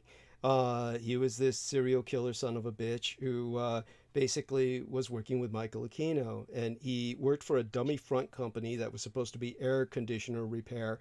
And what would happen is he would stick vials of botulinum toxin or something similar to that in the air conditioners, so that when people would be in a hotel room, then they turn the air conditioner on, the shit would spew out. and their lungs would be full of it and they would die. Now, the reason I know all of this to be true is this is what happened to Lori and Ann Fenton. At some point, Michael Aquino would do this. He would do this where he would feel some people were expendable or they'd outlived their uselessness. He'd give the order for them to be killed. And then some of them would survive. And then he'd say, oh, okay, no big deal. And then he'd use them again because they were just that stupid. They were just that program. Lori and Ann Fenton was one of those people. Now, what brings this story all together was Lori and Ann Fenton had gotten an offer from this local university, Mountain View, California, where they interviewed me. So there's an interview with Douglas Dietrich, the renegade military historian, and some weird little guy in this studio for Mountain View, California's university televisual studio, because they had their own little university television studio up there in Mountain View, California. And there's some interview with me that's sitting in their archives, unless it's been destroyed. But this interview was taken with me there. Lori and Ann Fenton, along with V, accompanied me down there. V did the makeup. And we all went to dinner afterwards. And what happened was, first, the little weird guy, the little poor guy, mousy guy interviewing me wanted to sit next to V because she was the thin lady, of course. Nobody wanted to sit next to the fat, monstrous Lori and Ann Fenton. But, I pushed him aside because I sat next to her. And then what happened was Lorian sat next to her on the other side, kind of like a dyke thing, I guess. And then what happened was that... Lorian started talking about this, that, she turned on the air conditioner, then her lungs were filled with all of these. She said, by the time that she was dying and a friend discovered her, then she was taken to a hospital where her lungs were filled with what looked like cotton balls. The doctor said, we've never seen anything like this. It's like your lungs are... popcorn. Yeah. Popcorn. Thank you. And then, but apparently the doctors had never seen it that bad or that prolific. It was something new to them in some way. And so then what happened was, once she started talking about that, I remember I had to get V to calm down because V wanted to take off at that point and just run away. She was just so scared of contracting something. And I said, no, you can't contract this. This is something like an assassination weapon. It's not something that's spread like a bioweapon, is what I explained. But so I know that it was V's boyfriend that had actually at one point done this to almost kill Lori and Ann Fenton. And then she just happened to survive it and then worked with Aquino again after that. I mean, this is how dedicated these people are. So that's how dedicated she was to Michael Aquino. And I was telling her, that it's V's boyfriend working for Aquino, her husband working for Aquino, her one-time husband, she later divorced him, that did this to you. And it was like, oh, yes, but now I prove my loyalty to Aquino, and therefore he'll never do something like that to me again. That was her reasoning. This is how these people reason. So think of that sway that Aquino had over these people. Yeah. Yeah, go on. Sorry to interrupt. That was very emphatic. Yeah, go on. I was going to say, no, I was going to mention, I remember that Aquino was on a TV show. I think it was, he was on a few of them. Quite a few. Go on. Yeah. The Geraldo Rivera one, I think, was very interesting because it had segments of Ozzy Osbourne at one point talking about Satanism. But he was side by side with Ted Gunderson, the FBI agent. And it was just a weird interaction between the two of them, speaking on both sides of the spectrum. And didn't Ted Gunderson died of suspicious death from his air conditioner, or was that just a rumor? It wouldn't surprise me if he did, because he would just be another expendable asset. I don't know if you remember my interviews with who's the sleazy detective? Everybody help me out here. Ed Opperman, the guy I call the cheap detective or the sleazy detective. In all fairness, I should consider myself. I'm sorry. Go on. Were you? Anyhow, I should consider myself square with Ed Opperman because, he did help me out when Aquino was sending me legal threats. It was Ed Opperman who stepped up and proved that these were sourcing directly from Michael Aquino because people were trying to claim I was forging these emails. So it was Ed Opperman was an email private detective, and he specialized in tracing emails. So he came out and he put his reputation behind it and said, these emails are being sent by Michael Aquino from his real email address, Makino, M-A-Q, he was obsessed with the Q and shit, M-A-Q, Makino, and with a big capital Q in it. And so what happened was that Ed Opperman, what he told me was that Ted Gunderson was sleeping ultimately because Ted Gunderson was trying to investigate the scandal of Johnny Gosch. And at one point, he met the mother of Johnny Gosch and wound up sleeping with her. So Johnny Gosch wound up sleeping with the Ted Gunderson character. And then Ted Gunderson would pick up the phone, just like Stuart Sverdlow, in the middle of the night, effectively, in this case, very early in the morning. And when he would pick up the phone, she asked him, "Who are you talking to every morning?" And he said, "Michael Aquino." And she said, "Why are you talking to him?" And he said, "He gives me my orders. That's why I have the power." Just basically, he basically told her he was on Aquino's side, after which she, of course, severed with him. She found out he was sleeping with her just because, not that because he was providing her comfort, but because Aquino had given the order to basically fuck with her mind. And she was convinced that if she had stayed in a relationship with Ted Gunderson, he would have killed her. So it was through Ed Opperman we found that out. So Ted Gunderson was nothing but an Aquino cultist. And that explains everything. Why their interactions were so civil. Yes. Thank you so much for that, Douglas. Thank you so much. That actually makes total sense because, watching it and reading the comments, what people were saying, as far as what it goes, that would make total sense. And what I was also wondering, did you have any knowledge of possibly because Johnny Gosch, as far as supposedly became one of these speakers for the White House or something like that. They somewhat maybe found him or whatever. I'm not sure if that's true or not as far as where he is today, if they ever actually did find him. As far as I understand it, they never found him again. As far as I understand it. By the way, the Real Tech Geek has now posted a screenshot from the book. I believe that the Real Tech. So tell us what you're showing us. This is from Behold a Pale Horse, I believe.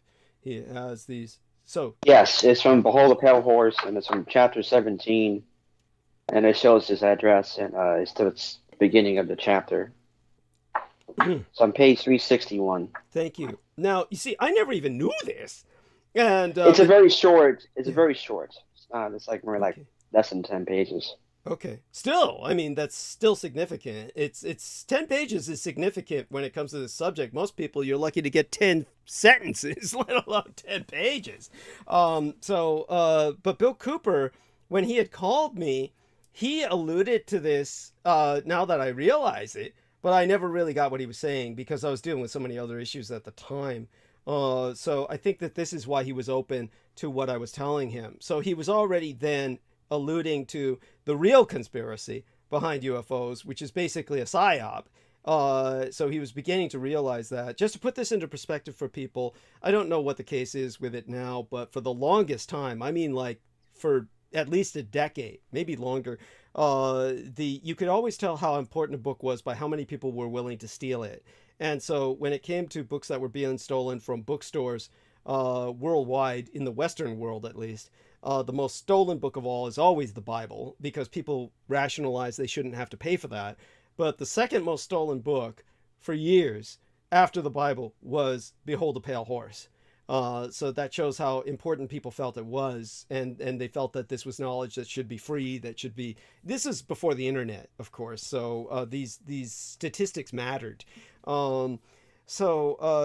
Definitely, George. So hearing all of this, George, how much of this is surprise to you? The only thing I wasn't aware of is Aquino's reference in the book.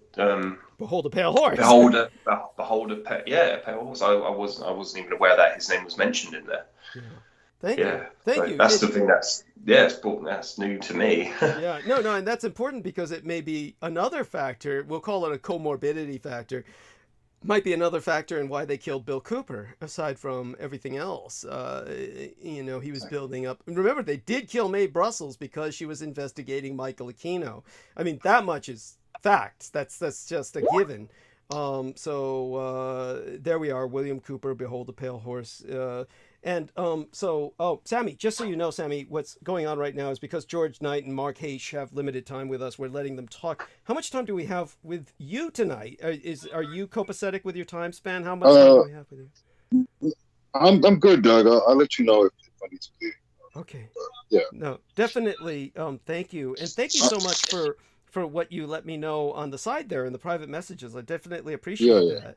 And aside from that, I do want everyone to know we're riding on Brooke Gibson's call, by the way, so that everyone knows this. She's gone silent, and hopefully she's catching up on some sleep. But I will talk with her about what I'm afraid of is that, in all fairness to Peter Moon, there was a time when obviously there's plenty I get irritated about with people, plenty of people, any one of you I've been irritated with in the past. At one time I was irritated enough with Peter Moon where I wrote something that I shared with, of all people at that time, what was the idiot's name? Oh, Salman Sheikh. And basically Peter Moon has been public about he's done colonics for his health. And he had at times taken Paula, his young wife, with him to do this. So I made some reference at one point where I was very irritated with Peter Moon to Salman Sheikh that, oh God, he's taken his child bride for, what did I say? Enemas. He's taken his child bride for an enema.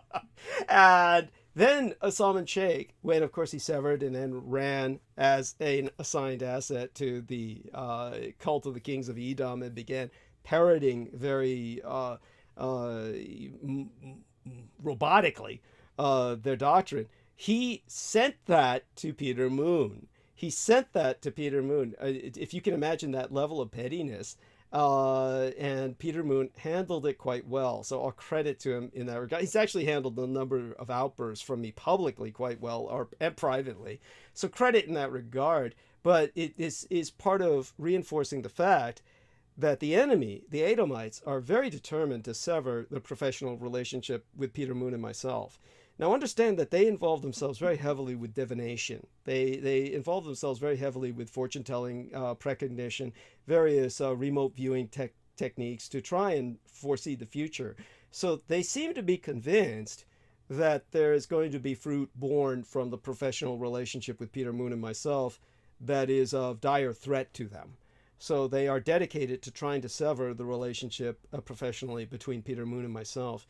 So this is what I try to emphasize to Brooke Gibson, is that she definitely doesn't want to fall into that pattern because, it just, it makes it appear as so you get the point. So, but I think she understands that, and that they want to stop you from having a lot of money, which you're going to have in recognition.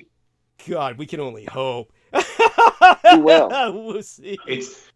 It's basically just preventing the information to get out there. That's what they're trying to stop.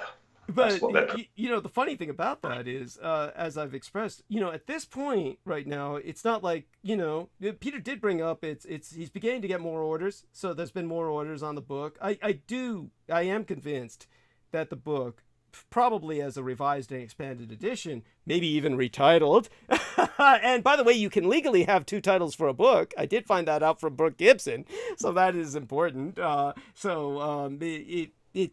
It may do that under a different guise, or maybe at this guise when enough people know about myself, maybe in this manifestation it'll make some money. But mostly it's like the word really isn't getting out there because this is one thing that Peter Moon said that I disagree with quite respectfully. But basically, he, for instance, is not buying the fact that enough people know about me. But obviously, a lot of people know about me in the UFO community, but they hate my guts.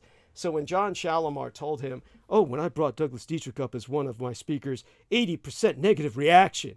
And I was saying to Peter Moon, well, why would that be? It must be because they remember my political stance from Revolution Radio. And Peter Moon was insistent, no one's ever heard of you. No, they don't know you. They don't know anything about you. You're giving them too much credit. And I'm saying, well, it doesn't make sense otherwise. They wouldn't react so viscerally if they didn't know of me. So it must be what I've said about America losing the war, must be the liberal progressive political stance. I mean, for those of you who don't know, John Shalimar and Peter Moon will be going to this man's convention with Jojo Mikolejic and, these other people again, and that's fine. But he lives on Mount Shasta, and everybody up there, that's deep blood red MAGA territory. Everybody up there wears MAGA hats. They're all white supremacists. It's pure white. It's a white enclave.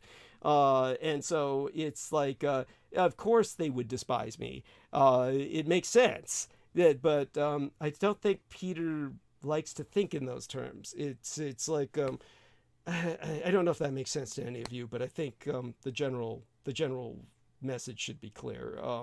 Why else would they respond so viscerally, other than my saying the Americans lost World War II and this kind of visceral response to that and the politics? There's no other reason that they would hate myself if they don't know who I am. I think I'm well known throughout ufology and hated and feared, because ultimately everyone does know this, that ultimately what I say will be accepted as the truth. And that's what scares them all to death. Because at that point, yes, thank you. Take it from there, George. Absolutely, Doug. Oh, yeah. Just before I say goodbye, Douglas, and before I make my return elsewhere, I will definitely try and make it back to speak to you privately later. Yeah, I think it's very important, and I'm glad you mentioned what you did, actually, because it's I'm just going to just bring up my thoughts on please. it. Yes. But thank you. And just do your best to try and check in before I tune out. But go on. Yes, finish your possible. Yeah. No, thank you, Douglas. And that's the question. And just to people are aware of this, but I asked the same question. Why do people, why do they tell me do not speak to Douglas? They must have, without me even mentioning Douglas, they come up to me, like my previous boss came up to me and said, do not speak to Douglas. I'd never even mentioned Douglas's name to her, but obviously she had heard about Douglas through other people, and then she must have been listening in and then didn't like what was being said. So then she came to me and said, don't speak to Douglas.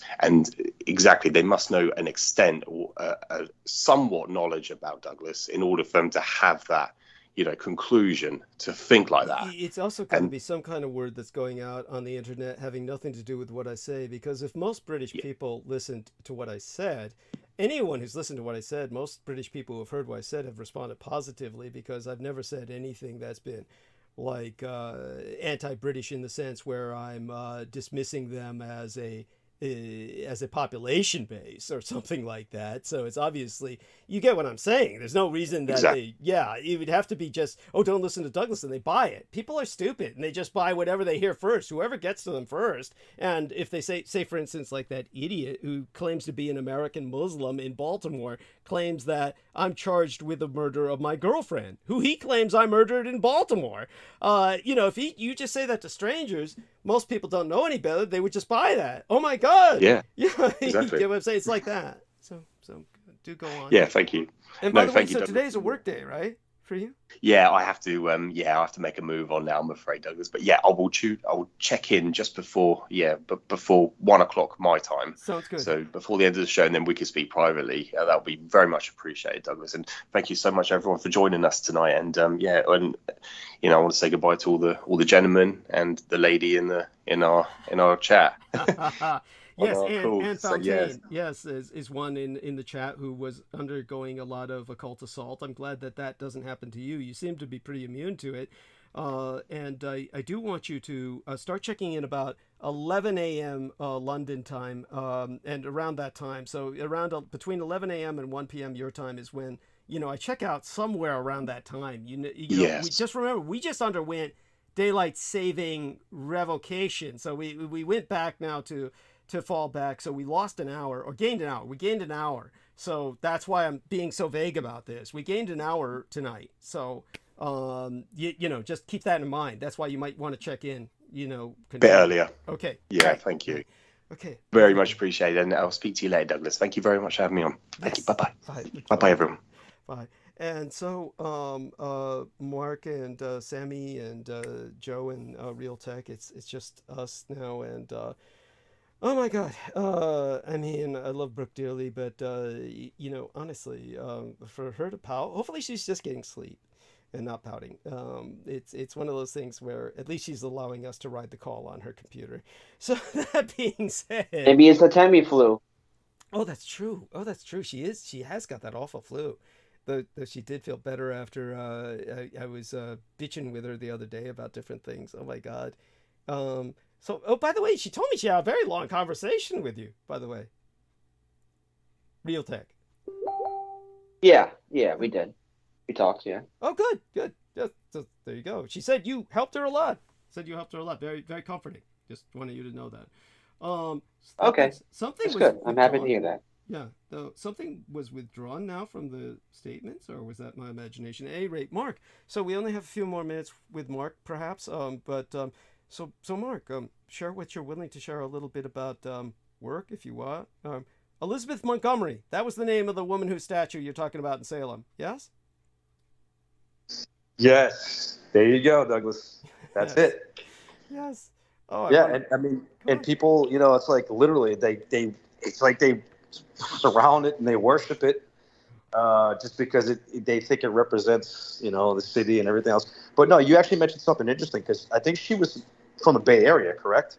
And she was actually involved in some stuff like that, I believe, right? Oh, that wouldn't surprise me at all. I didn't know either fact, but it wouldn't surprise me if either fact was true. It makes sense. Go on.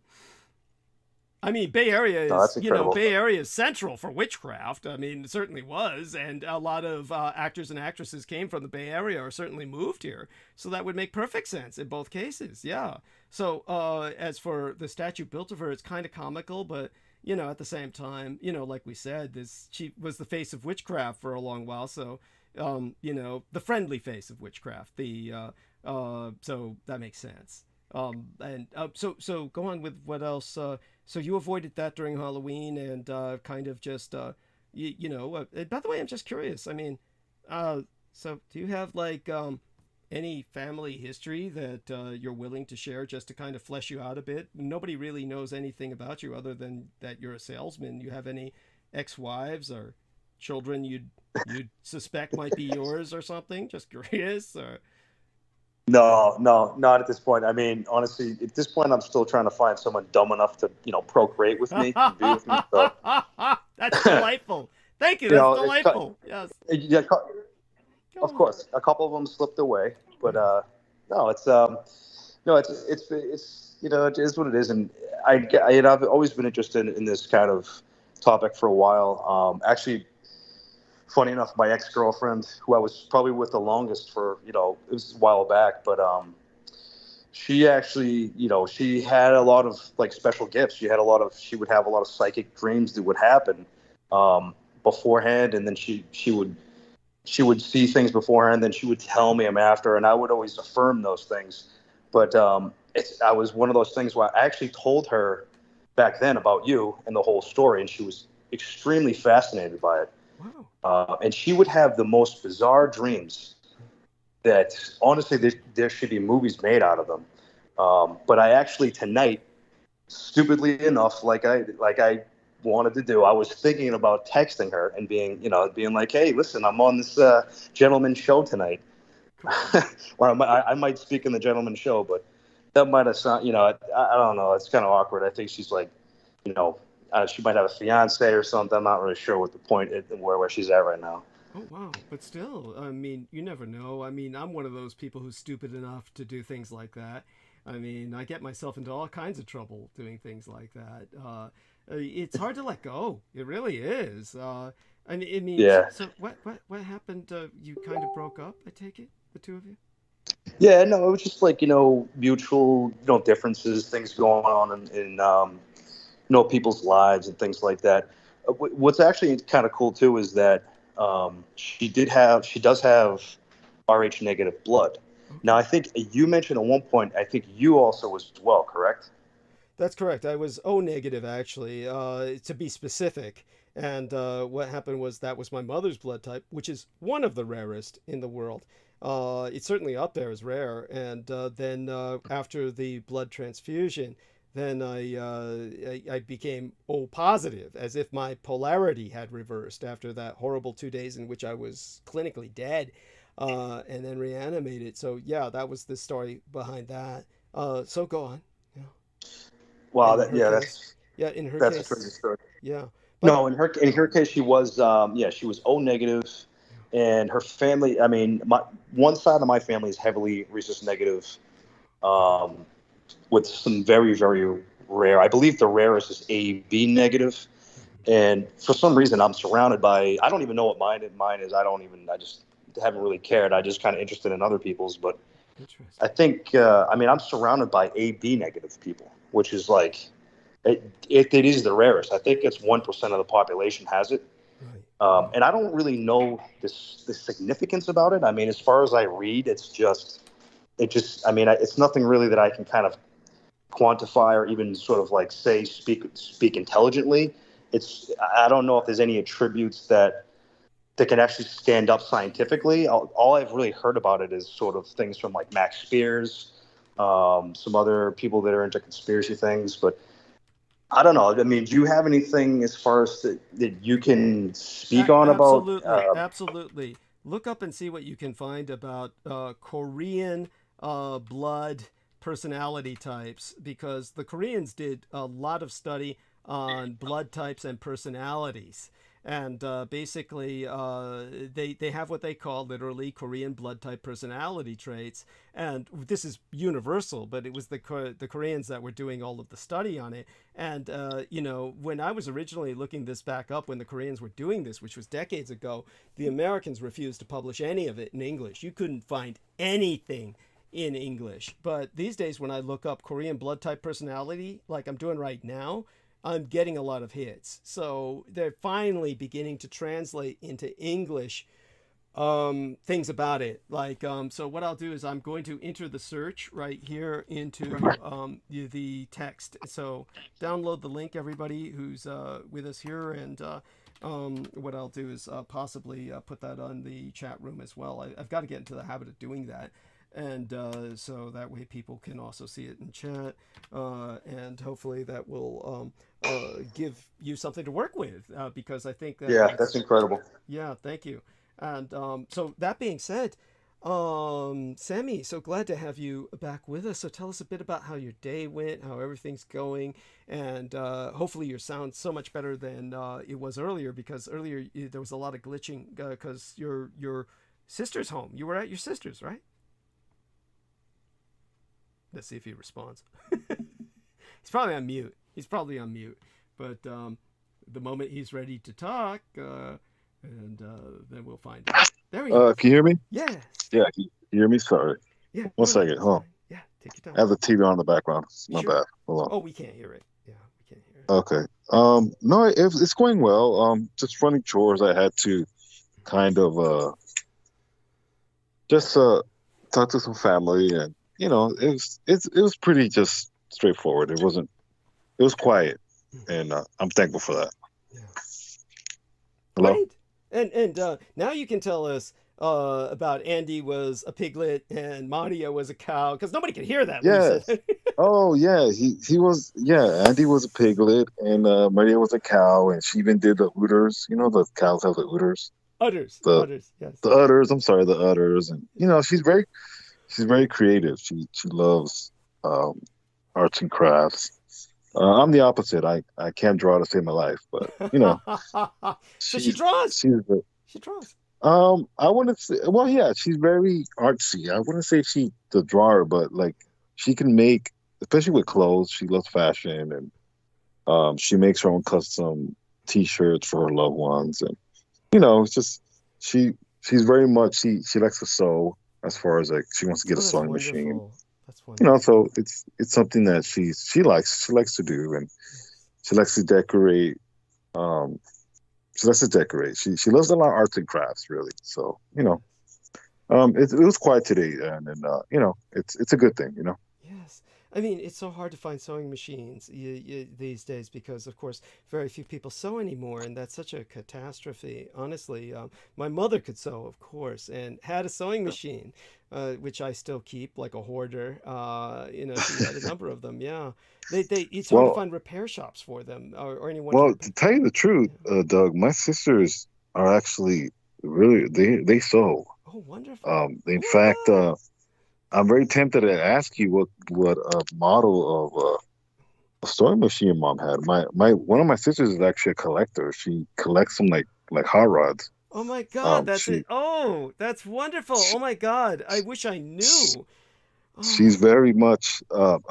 My mom had actually had a manual one, the ones that you pedal like a bike. yes, yes, that's the kind my mother has. Yeah, Oh wow, yes. wow, yes, my mom had one of those. So no, it kind of runs in with the women in my family. They're very much are sewers. They love one of my sisters actually Seamstresses, works seamstresses, not seamstresses. sewers. There you go. Oh yeah, seamstresses. Sorry. Um, one of my sisters does quilts. She's a big quilt fanatic. She does quilts. She even goes to the quilt conventions. That's how much Oh my God. of a nerd she is. Oh, that's So delightful. Oh, that's so wonderful. it very much that's one of the things that they like to do. You're so fortunate. You're so fortunate. And the fact that Maria wants to carry on that skill, it's so important. You people have no idea. All of you kids out there should learn to sew and have a sewing machine in case there's ever Well, a blackout. yeah, Yes, go on. I'm sorry. yes. Well, one of the things that I actually brought up, I didn't know this, but Cathay Pacific still has typewriters. Yes. They have them on layaway Yes. in the storage units, Yes. and one of the reasons why they don't get rid of them is because of in case the grid goes off. Yes. Um, so they actually write their note talks. They write. Uh, they actually still type them. Um, but um, but one of the reasons they have them is because of the grid. And I remember you telling that typewriters just. I mean, you should keep a typewriter in case because unfortunately, if the grid goes out somehow, typewriters are actually very useful. Absolutely. If there's ever a crash in civilization, it's typewriters and sewing machines are like two things that will be more precious. They may as well be made of gold. Then, of course, the people will have to learn how to use them. The typewriters will be a bit easier to use simply because they're used to keyboarding. But the problem Right. is, of course, you'll need ink ribbons. You'll need also you can't use electric typewriters, so they're going to have to be manual. Have to be manual typewriters, and they'd have to Yeah. have ink ribbons that would which most people wouldn't know how to replace or repair. These are no seriously. It's like these Yeah. Yeah. things You're that right. yeah. But whoever has typewriters will have just an instant leg up because what you write will be legible while everyone else is scrawling like cavemen. So it's truly people just Interestingly enough, yeah. I'm Go on. sorry. Oh no, go on. Yeah. Interestingly enough, though, even a typewriter, if you type a letter in a typewriter, it still has character, in my opinion. Yes. You know, I don't know, something about the way the letters are driven into the letter, and you see the imprint of the actual keys. To me, it gives it a lot of character in the sense of authentic, being authentic. In other words, Oh, there's a magic to it. There really is. Right. Certainly, Sherlock Holmes brought up, and again, my mother loved Sherlock Holmes. It was one of the works by which she learned English because Sherlock Holmes is actually written very simply. It's people don't appreciate Right. this aspect of it. There's a simplistic writing there, but one of the things he pointed out was that typewriters are like fingerprints. Each typewriter has its own characteristics. Even if they're mass produced by the same company, they still have their own quirks or characteristics where they can be traced in terms of ultimately which typewriter a typewritten sheet of paper sourced from. This is what they used to do in the days before they would have the shit they do now by which they trace people. And for what it's worth, it's I can go into that later how they trace where things come from now. And it's one reason why I never will send ID cards via scanning. You try to avoid that at all costs or other types of things like that because Right. people don't understand scanners are traceable. That scanners have software that's embedded in them that no one has ever told about, so that the authorities can identify exactly where something was scanned from. So typewriters had that naturally as well, kind of organically, if you will, from the way they were manufactured. Yeah. So fascinating. Oh my God. Do me a favor. I'm just going to just finish this Coke. I'm going to rinse that taste out of my mouth. I'll be right back. If you can hold the stage with all of the gentlemen that are with us. I don't know if Joe Ty Yes. is. Well. Yeah. don't know if Joe Ty is with us, but I do want to check in with him, just make sure he's okay if he hasn't fallen asleep. Joe Ty, how are we? Are you all right? Are you okay? Or did you fall asleep? Okay, I wouldn't blame him if he fell asleep. Poor fellow. So that being said, let's see now. Real Tech, Mark, you're still active along with Sammy, right? Okay, so Yes, sir, I am. excellent. Thank you. I'm here. Good. If both of you gentlemen will participate with Sammy for a few minutes in talking, when I return, we will take it from there. And so I'll be back in just a few minutes. Okay. Thank you. Hey, Mark, I don't think I've actually met you. I'm Sammy. Nice to meet you. Yeah, it's awesome, man. Nice to meet you as well. I remember you've actually been on. I think I've listened to you since you started coming on after that first Oh, good. after that last crew left. Yeah. That was wacky times. Yeah, It was, welcome man. aboard. I think it's great that the team is expanding in a sense of it's always great to kind of have more people and just really see people's perspective of Doug's information. How did you, if you mind me asking, how did you get to know Doug, or what interested you in following Douglas? So basically, I mean, I just found out Douglas from reading. I was reading obviously Behold the Pale Horse, and I read that a long time ago, and I think it randomly came up when I was looking at videos about. I think it was Michael, just looking about stuff with Michael Aquino. But Right. I think it was more in the line of like when I was looking stuff up with super soldiers. Specifically, I think it was. Oh, that's what it was. When Max Spears died, for some reason I connected more when I would listen to Max Spears interviews, things like that. For some reason, and Max would speak on Douglas. He would refer to Douglas on certain things like the Presidio. So Right. at that point, I'm like, all right, who is this guy? But even then, I think before that, I think Douglas on Facebook posted something about Max's death, and Right. I didn't even know who he was. Right. So I clicked on that, and then from there, I kind of got intrigued. I kind of got intrigued by the story about himself, James Casball, and Max, and then also Haley, I think. Billy Haley Mayer. Mayer. Yeah. So that just, I don't know. It was just that story that just kind of really, really intrigued me. Basically, I was listening to all sides of the story. I would listen Right. to James Casball, Michael Prince, whatever, go on and on about his side of the story, and then I would listen to Max, and then I would listen to Douglas, because I remember there was a video. There was a video that Douglas did about James and about his Yeah. side of the story. So it was just one of those things, man. I like to analyze things, and I like to kind of just take everyone's side of the story, and there's so intriguing, just so intriguing is probably the best way to describe it. And then from there on, I'm like, there's really nothing as far as else. I was listening to, I would watch Bases or even the Tim Refat and those guys, and but nothing really stuck. And then I think just Douglas's show. Every time I would listen to Douglas's show, I would learn something, whether it Right. be by Douglas or any of you guys on the show or Peter or whoever. Right. And I would just always learn something. So it was always a beneficial thing to listen to. Not only that, and I don't mean to ramble on, Go that ahead. certain people can, if you just play Douglas speaking about certain things, most people probably don't know how to receive it.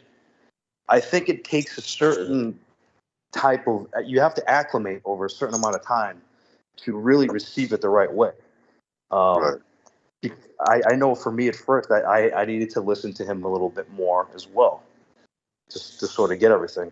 Right. So yeah, that's really that's how I came across that, and Well, it's just pretty. Yeah, the thing is, a yes. lot of people are very weak-minded, and it's hard for them to really acclimate it.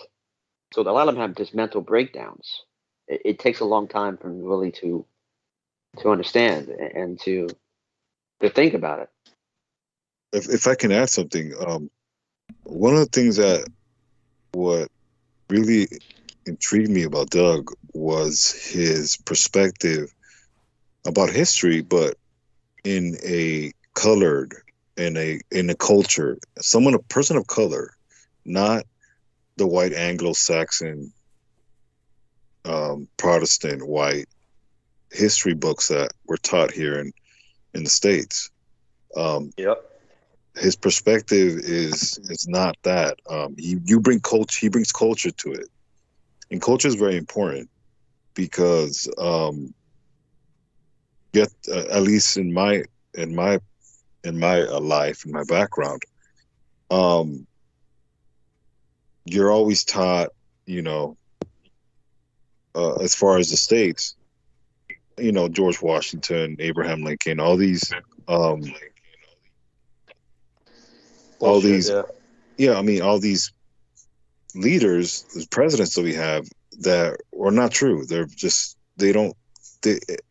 not true in the sense of they're not my founding fathers. Pretty much, they would never like me. They'll probably hang me. And it's just what it is. These people were terrible people. But the way he explained our founding fathers, quote unquote, this country, it makes a lot of sense. And just really, when it comes down to it, the nuts and bolts of this country, of how we started off, rebelling against the monarch, against the crown. You talk about the Royal Proclamation, where we were not supposed to go past, I believe, the Appalachian Mountains or something. Thank you. I just got back. Yep. Yeah, I just got back, and thank you. Yeah, go ahead. Go on. No. What, go on. And we violated that. The crown already understood, as far as the Native Americans, how we should leave them alone and pretty much keep to ourselves, in a sense of work within our 13 colonies. And like anything, like any robber barons that our foreign fathers, our founding fathers were, quote unquote, no, they wanted it all for themselves. And it's almost like they showed their uncivilizedness even then. And till this day, one of the things that I always agree 100% with Doug is we need to rewrite our constitution, just like Europe. Europe is constantly evolving, and this is why Europe will always be better than the States, because they're sophisticated in a sense to know that you need to evolve as an empire, and this is what we are, an empire. But anyways, go ahead, Doug. No, thank you. As always, deeply appreciated. Certainly, just to emphasize the fact that George Washington personally led the massacre of entire Indian villages. There was one campaign in which hundreds of thousands of Native Americans were killed, and this was because they were burning entire villages down and then massacring the civilians, the Native Americans, as they were trying to escape the flames. This is part of the horror of the genocide that he was carrying out. So he was genocidal. He was a slave owner. He was a person who obviously we would consider him a villain by any of today's standards that we claim to uphold. This is one of those things that is the horror of trying to explain to people the reality of history. I think it's beyond that, however. What's interesting is that when you speak to most Americans, the horror that we're dealing with is we're dealing with several fronts of struggle, and the cultural struggle, the cultural front of warfare. They call it the culture wars. The horror is now that we have people who are Latin American or colored, but unfortunately the Latin Americans in particular have so many that have identified with cultural whiteness. Basically, this way, the whites can claim that they're not racist by accepting these race traitors, so to speak, as basically people who then fill their ranks, give them the opportunity to claim, hey, we're not racist. See, we have all these coloreds among us. And this has kind of given them a tremendous power, something they can abuse. And these people, of course, don't know their own history, whatever it might have been, whether they're Cuban or Mexican or Puerto Rican, and instead they've adopted this new identity where I'm an American, whatever that means to them. But basically what it means is this sense of security in that they are now culturally white, accepted on the in crowd. And of course, the horror is that the whites themselves are ignorant of their history. I mean, the overwhelming majority of white Americans are of German descent, but they're raised from birth to hate everything German. When you take a look at the horror of what it's like to be German in Germany, just take a look at their holidays. Their holidays are just disgusting. It's everything is a remembrance day for some kind of genocide. They grow up with nothing but a profound sense of guilt as their identity, whereas Americans whose genocides make that of the Germans pale, or the Russians whose genocides are of an equal stature with that of the Americans, have no such guilt. They have no such sense of remorse. All they have is a sense of false pride based on their own ignorance of everything they've done. But that aside, and hopefully that will be corrected at some point in the future culturally, certainly Peter has been far more, brought that up far more than I have.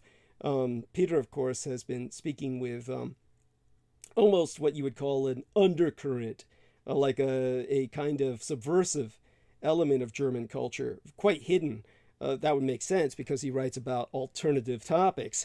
So he would be spoken to by that hidden part of Germany, what they would consider a subversive element.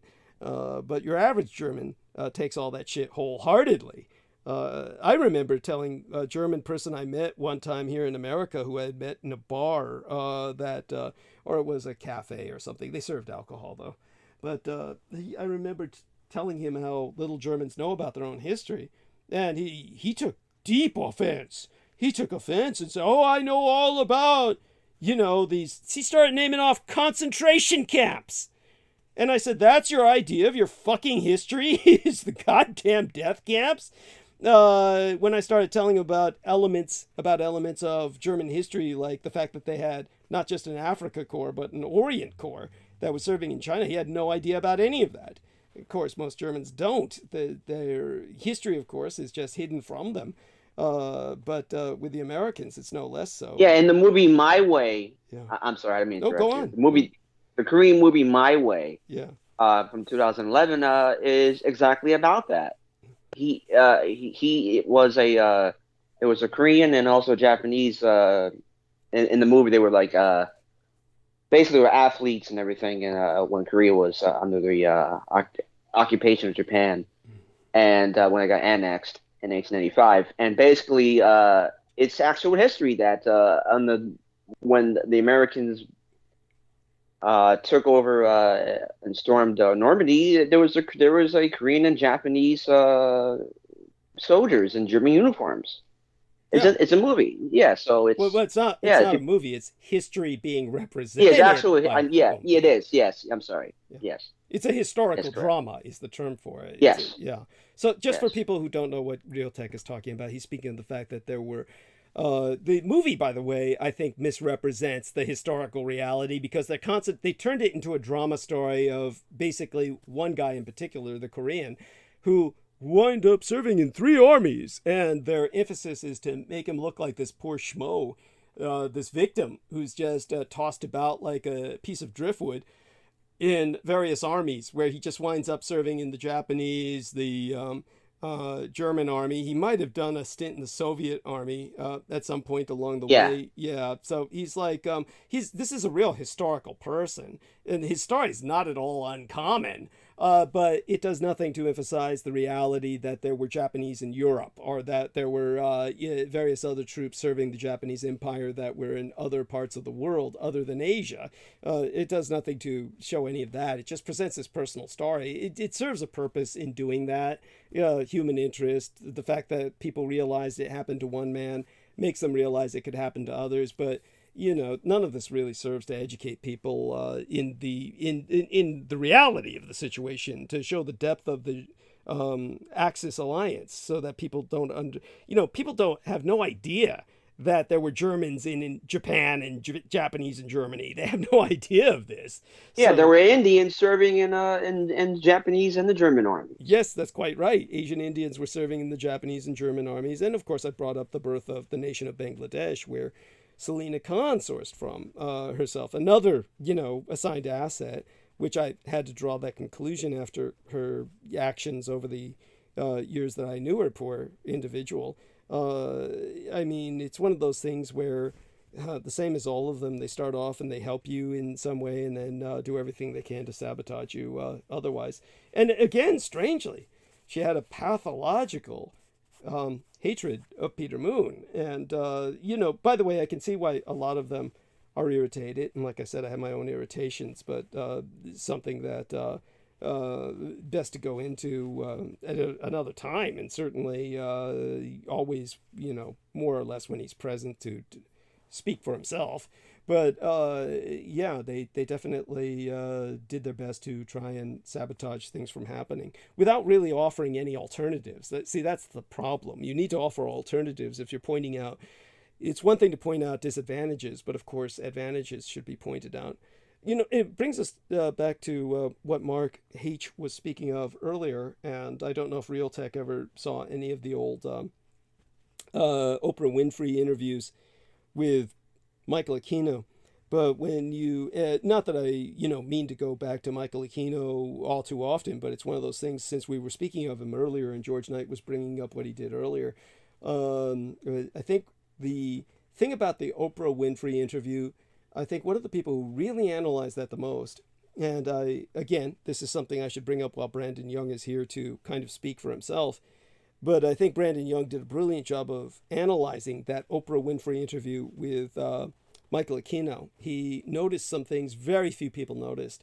But aside from that, just so people know, I don't know what Brandon will say the next time he's on here, but certainly what he said in the past on record was that his family was slandered by Peter Levenda. And that, for those of you who don't know, Peter Levenda is an important name. If you want to know who the heir apparent is to Michael Aquino, Peter Levenda is the closest you can really get. The person who really was supposed to be the heir to Michael Aquino for the longest period of time was Don Webb. No one even knows who that fucker is. I mean, none of you know who he is. But for what it's worth, Don Webb was a horror story writer who also helped Michael Hemmingson write a book on the Temple of Set. So when it comes to the Temple of Set, there was a book that was supposed to have been published about it that, as far as I know, was published. I never bothered to look it up. From what I can find, there might have been a novel when I did look it up eventually. I could never find a nonfiction book about the Temple of Set written by Michael Hemmingson. So it's conceivable that what happened was Michael Hemmingson began to realize the danger he was in, and he published it as a novel, quote unquote, as opposed to an actual book, meaning as a book of nonfiction about the Temple of Set. So if anyone knows more about the situation, feel free to share it with us in the chat room, personal emails, whatever. I mean, I'm interested casually. And so I welcome any input on this. But Michael Hemmingson was a guy who was a host at Revolution Radio, who I used to have respect for before I got to know him. And he was doing things that I considered kind of like a service. He was collecting like pornographic book covers from illustrators who illustrated them, like I used to do, and kind of anthologizing them. And so because he did this, I figured he was kind of a person who was saving culture that would otherwise be lost. And I thought that that was important because pornography is not often acknowledged as a culture. But anyhow, this idiot started writing a book on the Temple of Set with Don Webb, who was the heir apparent to Michael Aquino at the time. And that's when he began trying to start a flame war between Michael Aquino and myself when I had just started at Revolution Radio. And of course, I warned him. I said, you know, they're going to kill you. I said, you don't face any threat from me, so you can't claim that I'm threatening you. But I'm letting you know you're under threat. These people that you're messing with, they don't take kindly to you trying to do what you're trying to do, which was not so much writing the book, because he was doing that with their cooperation, but rather trying to start a flame war between Aquino and myself. And he was even pointing out, oh, you know, if this is proven, Aquino will have his pension revoked and shit like that. So this was like something where he was truly trying to strike at Michael Aquino, but he's writing a book about this guy's church, so it's like he's playing both sides, which is a really stupid thing to do. And so for those of you who don't know, he was bisexual, openly bisexual. So it's not like I'm insinuating something that's not true, simply to attack his character or create misunderstandings. He was openly bisexual, but the problem was he had a young child, the product of a marriage with a Mexican lady who lived in Mexico.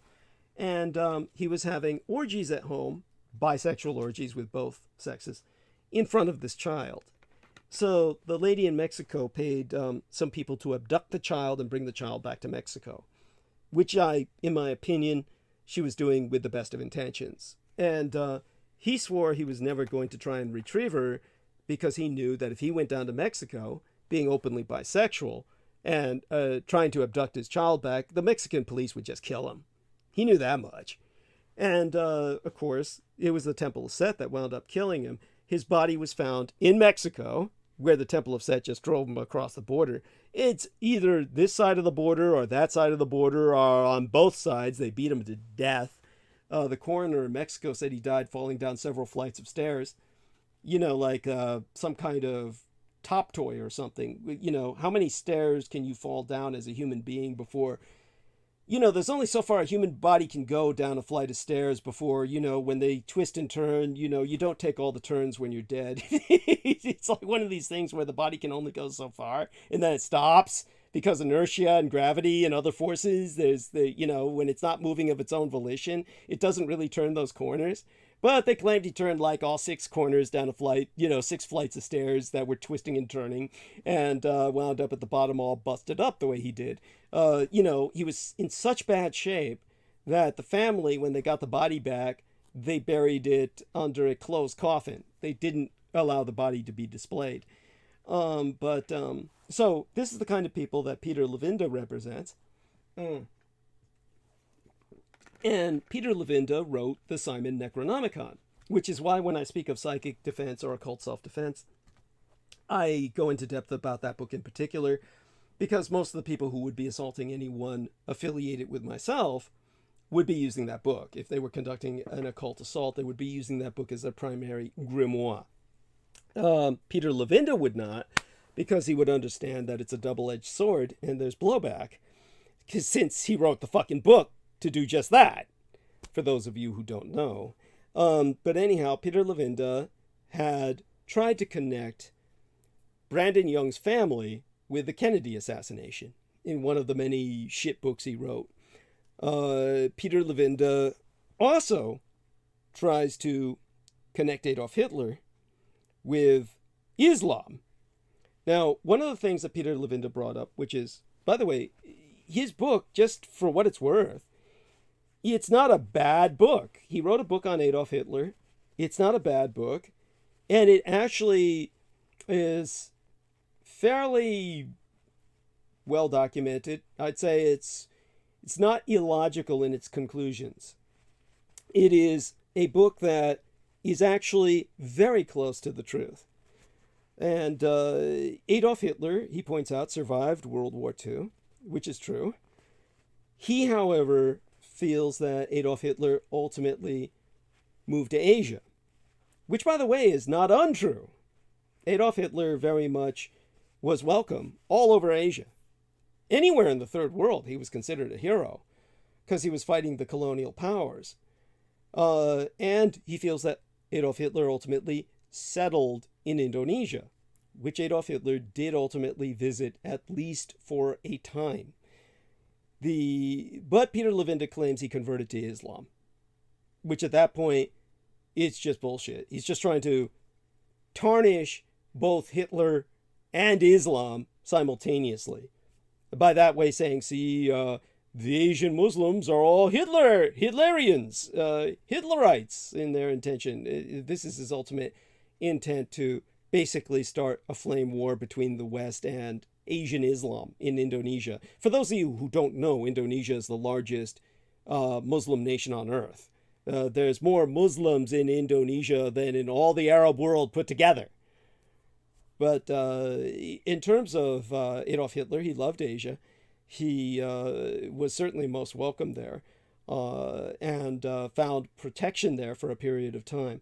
But the idea of his converting to Islam is beyond absurd. Aside from that, the point with Peter Levenda is he wrote that book specifically when I came out as a public informant. And specifically, he had that published around the time that I became public about who my biological father was. So it was like he was working on that book for a while, had it shelved, and then released it as soon as I came out with what I did, because he had been warned by Aquino to save it for that purpose, for that time. Just more damage control on the enemy's part to try and come up with some kind of response.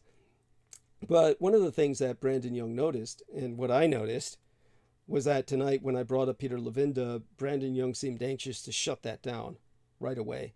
It could be, of course, now he has a girlfriend and he's worried about repercussions, but that does concern me that he did that. So we'll see what goes on with that when we speak to him next time at some point. But one of the things he noticed about the Oprah Winfrey interview was that on that interview, there's that young man who gets up and he starts saying that Michael Aquino forced me to kill someone. And that's when Michael Aquino basically exploits this young man so that he can make him look like an idiot. One of the things that Brandon pointed out is that Aquino on stage will be mouthing very quietly phrases that the young man will repeat like he's been hypnotized or programmed. Like when Oprah says, when or where were you asked to kill this person under Michael Aquino's orders? And then Michael Aquino's on stage whispering, he doesn't remember. I mean, you can see him mouth that phrase without even hearing it, but you can make it out. You can read his lips. And that's when the young man says, I don't remember. It's like he's just was programmed to appear, blurt out what he blurted out in what he felt was spontaneous as a confrontation, but in reality, he was being exploited all the time by Michael Aquino, so Michael Aquino could make all of the victims that he essentially represented in that moment look like idiots. And then Michael Aquino said, of course, why didn't you call the police?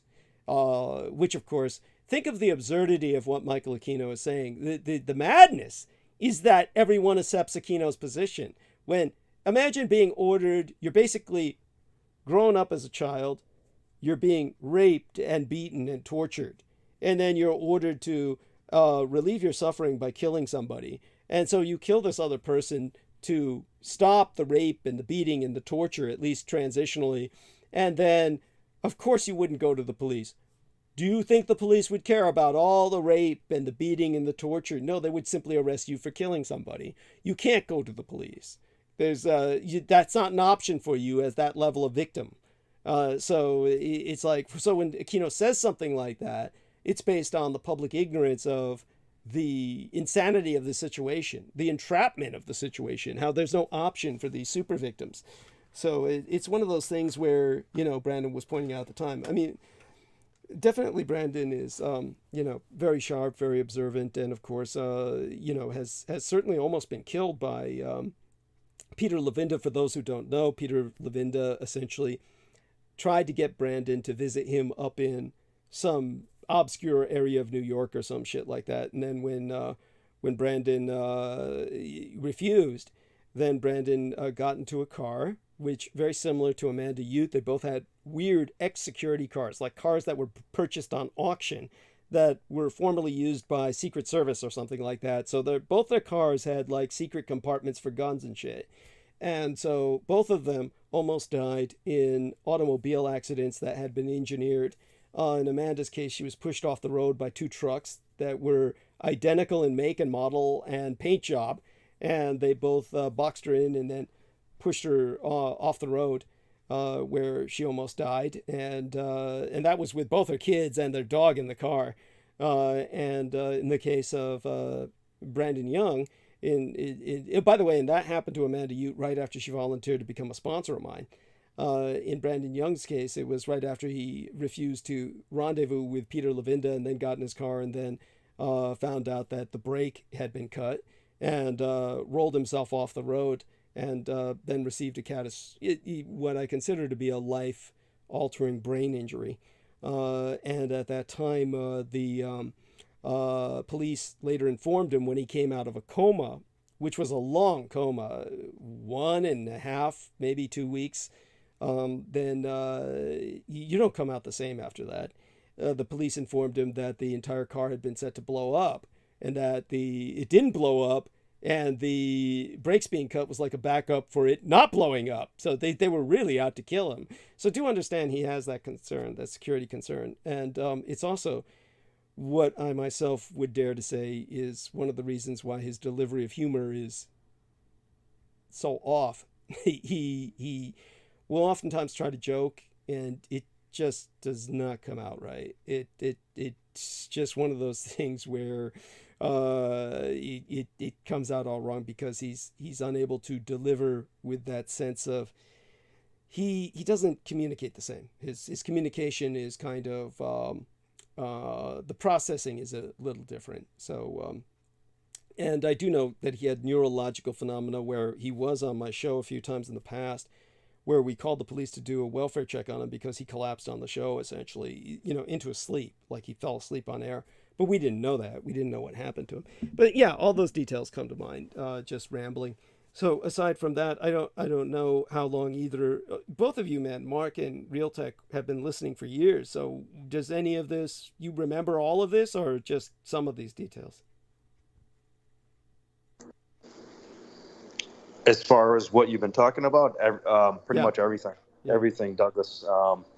Yeah, and actually some of the stuff you said, I've been actually, everything is clicking more. A couple things in particular, that interview you mentioned, the analysis of it was, I'm super interested in psychology, and just the whole breakdown of that was, it was incredible. So thank you for that. Thank you. Not exclusively. I remember because there were times where I listened to you. Sometimes not for a month. I fluctuate with. It's just what I tend to do in general. I just fluctuate with things. So. Mm-hmm. Okay. Yeah. By the way, Sammy said he'd be right back, and then he kind of clicked out. It's 11:45 p.m. here, which is not too late for him. Just so people know, he works swing shift, so he's usually up till about at least midnight or 1 a.m. Before he checks out. So hopefully he's all right, and I'm sure he is. Aside from that, let's try Joe Ty just a second here. I want to see if he's. Hey Joe, I don't know why I do this. I guess I'm a glutton for punishment or something. I love Joe dearly. He's always been very supportive, but I think what's branded itself indelibly in my mind was when the night that I threw up, when I had the vasodepressor syncopal episode, and when I basically said, "Hey Joe, can you help me out? I feel sick. Can you hold the stage?" And then I remember.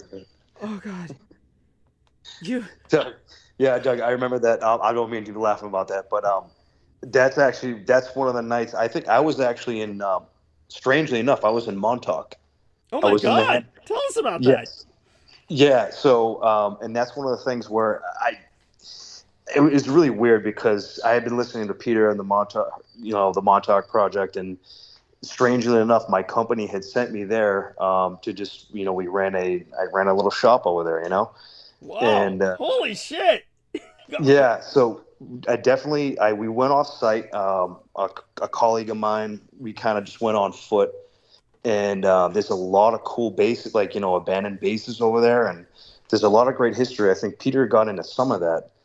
And I did notice some weird stuff too, like around the area, as far as like the bases, the telecom area, one of them. But yeah, no, I remember. Sadly enough, I was listening, and I felt really bad, Douglas, when I heard what was going on, and I did hear that interaction with, I think now I know it's Joe, and I yeah, that was.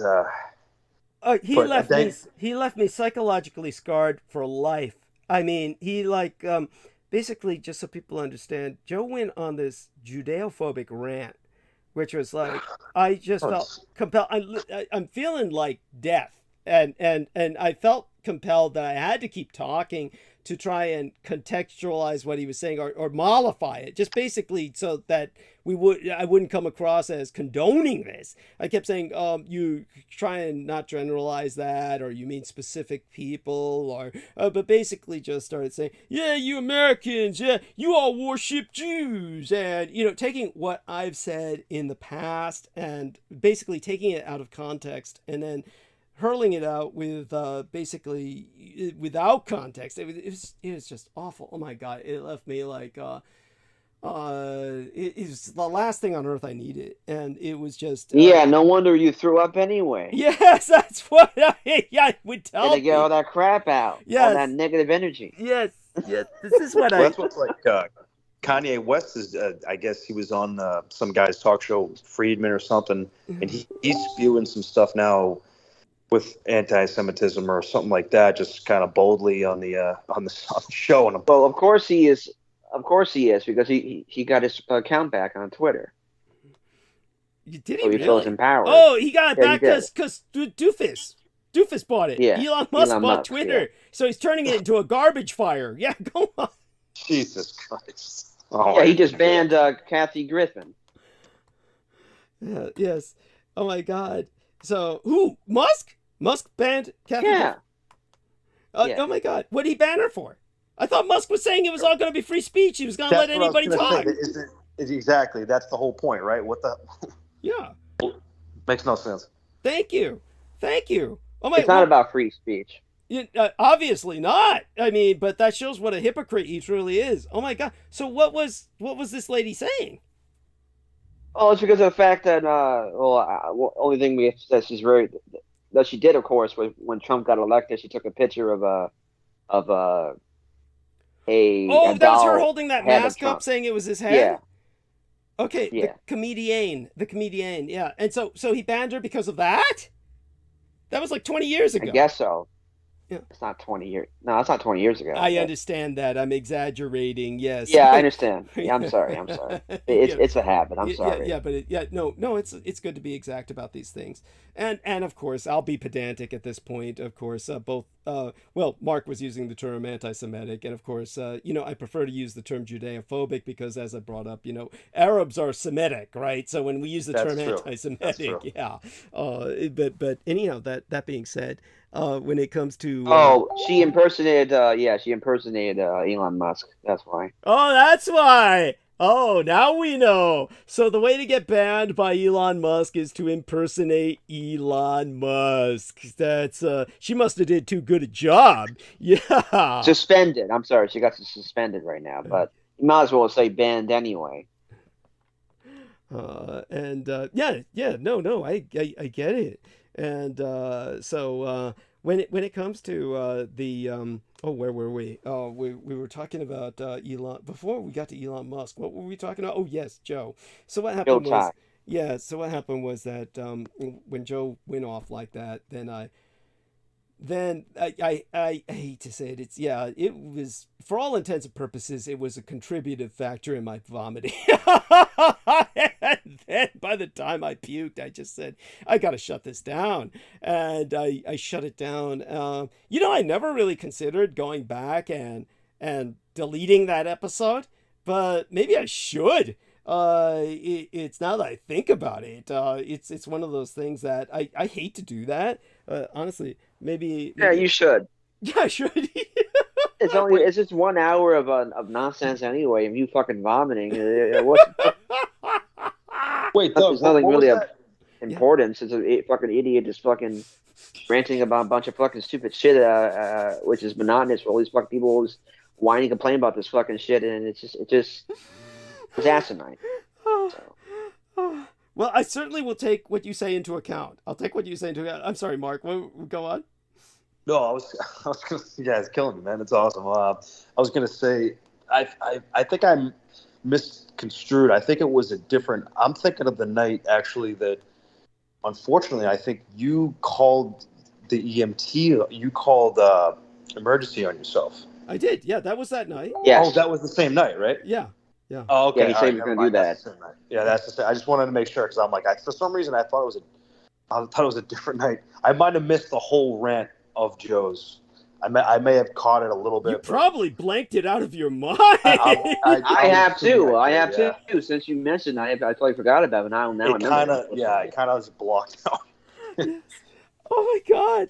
Yes, it's we all disassociated, man. That's what happened. Yes, you all just kind of checked out. You all just kind of checked out because it was like, oh my god, it was literally insufferable. It was like, it was so that is indelibly branded on my mind. So I do kind of like, so Brooke has told me I'm very hard on Joe, and I try. He obviously has been through a lot. For those of you who don't know, when Joe was very young, he was crossing a stream in Taiwan. He is of my nationality. He was born in Taiwan. He was crossing a stream, and he slipped. And he cracked his skull open. And then his parents considered him so damaged, they adopted him out. And so he was adopted out by a completely different ethnicity, a Chinese minority group that are considered river pirates. They're called Hakka. And so they, and I made the joke with him that, well, they probably intended to gut your body and use it to smuggle drugs. And he took that well. They wound up not doing that. And they wound up taking him to the U.S., but the whole thing doesn't make sense. It's kind of, I believe he's telling the truth. I believe everything he says is true, but I have no idea what the motivation was. I mean, for his family, to know that about your family, that you knew who your parents were, you know who your parents are, and you know that, oh, gee, I got brain injured and then they adopted me out because they didn't consider, didn't want to raise me. that would be devastating. Oh my God, that alone is like, oh my God, that would be, it's unimaginable to me to come to grips with that. And then he's adopted by basically a criminal ethnicity. They're looked on with the same kind of disdain and even fear or contempt that many Westerners feel for gypsies, because gypsies come around and they have this very negative kind of reputation. That's how Chinese feel about the Hakka. So you get basically adopted by gypsies, and then you get brought to the United States, and he still wound up going to these fairly elite schools. So then he wound up just doing what he does, which is kind of like, I don't know what he does. He like floats from job to job and he just moves. It's just like, how the fuck do you do that? It's just like, he kind of floats like a floater. He just like, oh, I think I'll move out of Albany to some other place. And then he works there for a while. And you remember he was working on that roof for a very short period of time. Hey, I was lucky to get in the roofers union. And he gets in the roofers union and then he's working up there on the roof. And then he has that horrible accident, which they told him, hey, if this was the old days and we were using the old chemicals, you'd be dead and shit like that. And then after that, he is not working for them, which is understandable. And then it's like, how does he live? It doesn't make sense to me. It's like, so he's a question mark. Obviously I don't consider him a threat of any sort, but, if I were to give, obviously one could fantasize, one could speculate, oh, he was sent by the enemy, he's an assigned asset, that's why he made you look bad. When that's giving it all too much credit. No. No. Yeah, no, it's not that. Elman Fudd, man. Yeah. But I like him. I like him. I do like him. I was gonna say, I chatted with him earlier. Brooke, we all were chatting, and then Brooke took off, and then him and I were chatting earlier, and yeah, I mean, as far as I'm concerned, like we connected on a couple different things, and he seems like a pretty chill, laid back guy. That was the only time I've talked to him. Now I know that was. Like I said, I kind of blocked out the previous thing. I didn't really I didn't know that was him. But no, I mean, we definitely we kind of connected on a different level, which was kind of cool.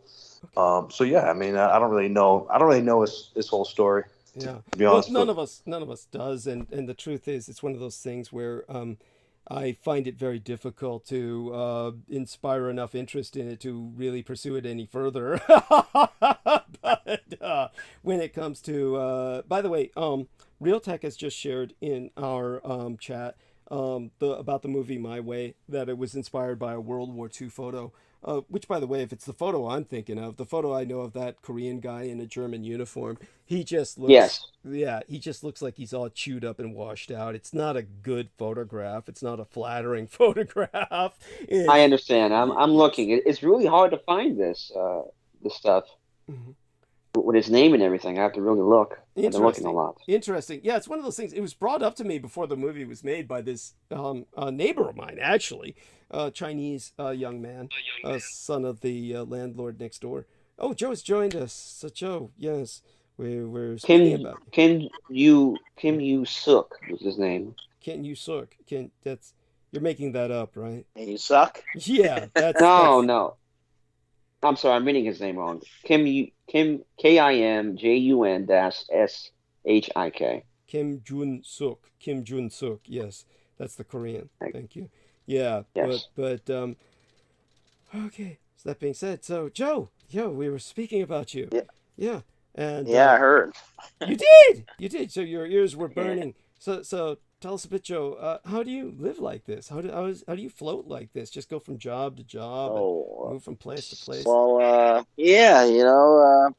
been in the circuit of working in Asian restaurants more than anything, so I get to float around. Is it raining? What is that Where noise? I'm at? No. What is that noise? Have you got a fireplace going or something? It sounds like crackling, or is it me, or does anyone hear that behind him, kind of like a sprinkling on the window pane or something? Or is that me? It may be here in San Francisco. Hold on for a second. Holy shit, it's raining. Oh, I had the earbuds in. Oh. I couldn't tell who that was. Yeah, it's raining here in San Francisco. Holy shit. So Mark is saying thank you to... Oh, okay. Yes. I'm gonna head out. I thank you so much for having me on tonight. And I'm gonna try to catch some sleep. Oh, understood. Do you have to get up early tomorrow? No, not that bad. Not too bad. I'm in a good spot now, so I'm not really worried about that. But I just stayed on a little extra because it's so awesome just being on here, and I really appreciate it. I really appreciate that. Before you go, could you confirm something for me? Just clarify something for me. So what happened? Yeah, sure. The opening hour, I said, okay, gotta go, and I hung up pretty tersely. I had to go right away and bring Peter on. So what happened was you all stayed on call, right? Brooke and yourself and Real Tech, right? Yeah. Yep. And you all talked. We did, yes. Yeah. I hung up afterwards. Oh, you hung up. Okay. Yeah, it was just it was myself, Brooke, and Joe Tai, I believe. Yep. Okay. So yeah, I'll be interested at some point in hearing about that. I presume it was all just fairly casual stuff, but yeah. So about how long did that last, approximately? I think probably just about maybe about an hour. Okay. That's good. Yeah. Good. Yeah. No, it was just kind of just speaking about mainly. I think they were mainly all of us were kind of having a spiritual conversation at one point. Okay. But towards the end, I think it became more like a political kind of thing towards the end. Okay. And that's when she kind of misinterpreted what you were saying. That's when she kind of got the impression that she was telling us, yeah, Mark said something like, you know. Yeah, I mean, I can't even tell. I have a hard time sometimes thinking. I call people out. I'm like, I don't know if you're joking with me or not. That's my way of sort of fielding people out a little bit. So I don't know. I honestly don't know if it was, if she was kidding, but either way, I was just, you were kind of you were picking each other's brains. So it was kind of cool. I think she was kidding. Yeah. It's hard to tell with her sometimes because that's what I mean. Yeah. It's kind of like Brandon Young with his delivery. It's one of those things where it's just. Anyhow, thank you so much, Mark. We love you dearly. You have a blessed night. Okay. Thank you. Thanks again. Have a good night now. Take care. Yes. Take care. Bye for now. And good night, Mark. Yes. Anyway, so Joe was on with Mark and Brooke. So tell us a bit about that conversation. Realtek hung up apparently, so he didn't participate for long. But tell us your memories of that conversation. Oh, you did? You did participate? No. I thought everybody hung up. I thought the conversation automatically would hang up after you hung up. So I didn't think that it would be like extra people. Okay, interesting. But the other guys hung on, and then so Joe, so what did Oh, what you talk about? I'm talking about reality and how Mark brought up where what reality is, and I was talking about how Candace Owens was talking about George Floyd and how George Floyd was a drug user and all this bullshit.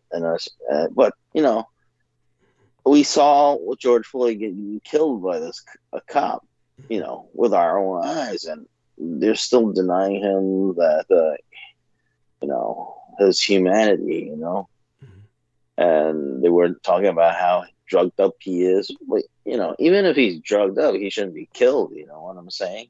Of course. So people are in this denial, even though they see it and run right in front of their faces. It's like they're the Trumpers. You understand what I'm saying? It's right in front of their face. This guy who's bankrupt so much and saying that he's a great leader and this bullshit. It's like, and denying that I'm explaining to her. It's like denying our history. I was talking to Brooke and Mark about this. And I said, the Japanese won. There are proof that the Japanese won. If the Japanese didn't win, I wouldn't be, we wouldn't. They would. They would not. They would not have. They would not have given the Japanese equal rights. We would still, we would be minorities. Well, beyond that, we would not be alive. The majority of Asians. Exactly. But yes. Yeah, I was explaining, there's simple stuff that didn't. How do you win a war? You understand? If you need to use a nuclear bomb, you lost the war. Yes. War's about winning booty anyways. And if you destroy your booty, how do you win? You understand what I'm saying? Of course. And Kanye West, Alex Jones, they both go on about that he died from a fentanyl overdose. When clearly in the video, fucking guy, Derek Chauvin, had his fucking boo on his fucking neck, his boo and knee on his fucking effing over almost 9 minutes. The whole world saw it. Yes. Exactly, real. And he was high. Yes, he was high on fentanyl. And I heard Candace Owens work for this crazy Jew that has this channel called PragerU. Be a little careful about the way you use that word. What you can say is there's this obnoxious individual of Jewish descent or an obnoxious Jewish individual. When you use that term, that's right. I gotta be careful about that. Yeah, but in a way that doesn't sound like generalizing. Well, she said she works for PragerU, this Jewish fanatic. You understand? Or this But right wing, this right wing individual who happens to be of Jewish descent working for PragerU. Yes, go on. and they talk about how the Republicans freed the slaves with Abraham. It's bullshit. It's still they didn't free nobody. I mean, They didn't care about no slavery. Yes, no, they Yeah, exactly. I mean, if the Japanese didn't win, you wouldn't have civil rights. I mean, people don't realize this. A lot of these civil rights were backed by Japanese civil rights workers. That's true. Chiang Kai-shek also he backed that, and he helped with the 1965 Immigration Act. Thank you. And oh yeah, yes, wow. See, by the way, if you can find any links on that, I'd deeply appreciate it. Just so certainly I could go on about these sorts of things, but it's always good to get information that other people have. So thank you. Yeah, and I'm pretty sure had Japanese civil rights. I forgot her name. But they did a thing where they said she was talking to Malcolm X before they killed him. Wow. And a lot like Mike Masioka and the JAL League. It's like which the Japanese individual you won. mentioning? Oh well, what our man Joe Tai is mentioning is that he didn't remember the lady's name. But apparently there was a Japanese-American civil rights attorney or advocate that Malcolm X was speaking to just before he was killed. That's what you said, right, Joe? Yeah. But you did remember the name of the head of the JAL, which is the acronym for Japanese-American League or something? Or what? Yes. Okay, and that was Mark Masioka? Masioka? Yeah, Mike Masioka. Mike Masioka. Mike Masioka. See, Joe remembers some things, and we just have to be careful how we express ourselves. You don't want to come across. Oh yeah, I'm dealing with these. I don't remember his name, but Candace Owen was telling how she works for this this crazy. There we go. Yeah, we can say reactionary, rightist, reactionary. Yeah. But it keep people awake. I understand where you're coming from, but I'm not as circumspect. More I'm like basic here. You know what I'm saying? I'm not like you, more educated, more sophisticated. You're very flattering. I appreciate the flattery, but just so people understand, so I can contextualize this. I don't hate Jews. I'm just dealing with crazy. In any race there are crazy ones, or retards. Right. Okay. Oh, good way of putting that. Well, not really, but so. Tell you what. One of the things, like I would call Xi Jinping a Russian retard. Right. Okay. You understand what I'm saying? He's somewhat of a. They call him Chinese, but I would beg to differ. You understand what I'm saying? What you can say is that he's ethnically Chinese, but he seems to be irrationally. He cleaved to the Russian cause very stupidly. Yeah, I mean, honestly, it's reasonable to say something like that. However, whenever I do want people to understand that that some of the most generous people in terms of helping myself have been Jewish people who have been very kind in terms of helping me with presenting the Roswell and the Rising Sun. This was a Jewish American princess, Cynthia Siegel, who helped me do that. And she indeed dated Mark Siegel, who took over as the host of Coast to Coast AM for a period of time.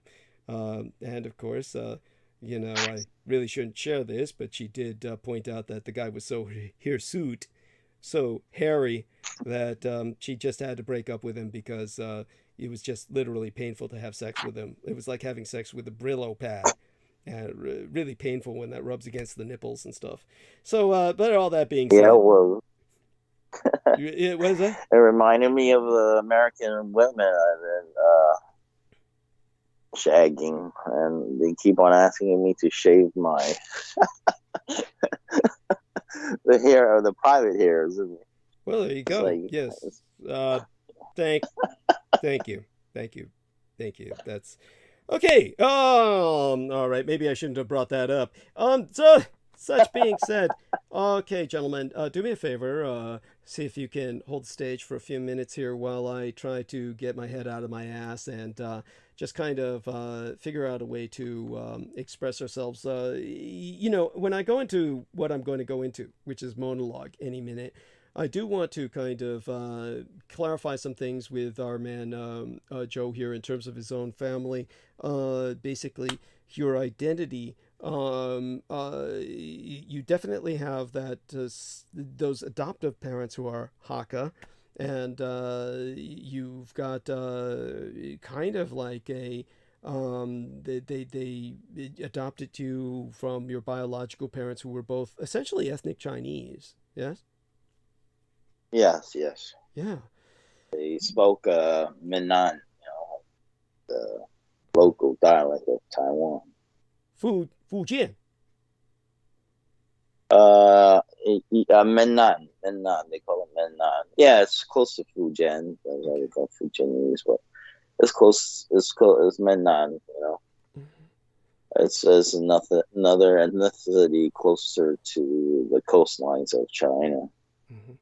Jiuzhou, Chaozhou, Jiuzhou. They call it Chaozhou Hua. How about yourself, Realtek? Is there, anything about your lineage that you would care to share with us publicly, or do you want to keep all of that private? Yeah, supposedly about I have ascendancy from the Italy. I'm sorry, the Spanish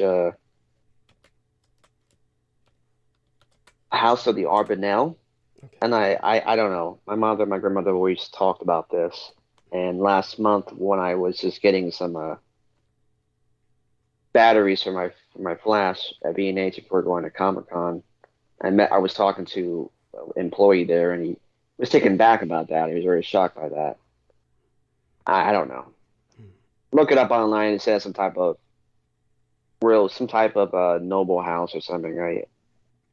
In Spain, and of course, they went to Italy after the expulsion of the Jews in Spain in 1492. You know anything about that? I probably, but it's not coming to my mind consciously how to express it. You're talking about during Columbus's time, where you had the Jews who were pretending to convert to Catholicism so that they wouldn't be fried by the Inquisition. Yes. Yes. Yes. Okay. Yeah.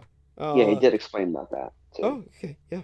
Yeah. I've gone into that in the past, and at any rate, but that's fascinating. And aside from that, when I was just wondering with yourself, either one of you gentlemen, do me a favor, bring up something over the next few minutes while I pull my head out of my ass and get ready to talk nonstop for hours. Both of you, talk about something, just casual.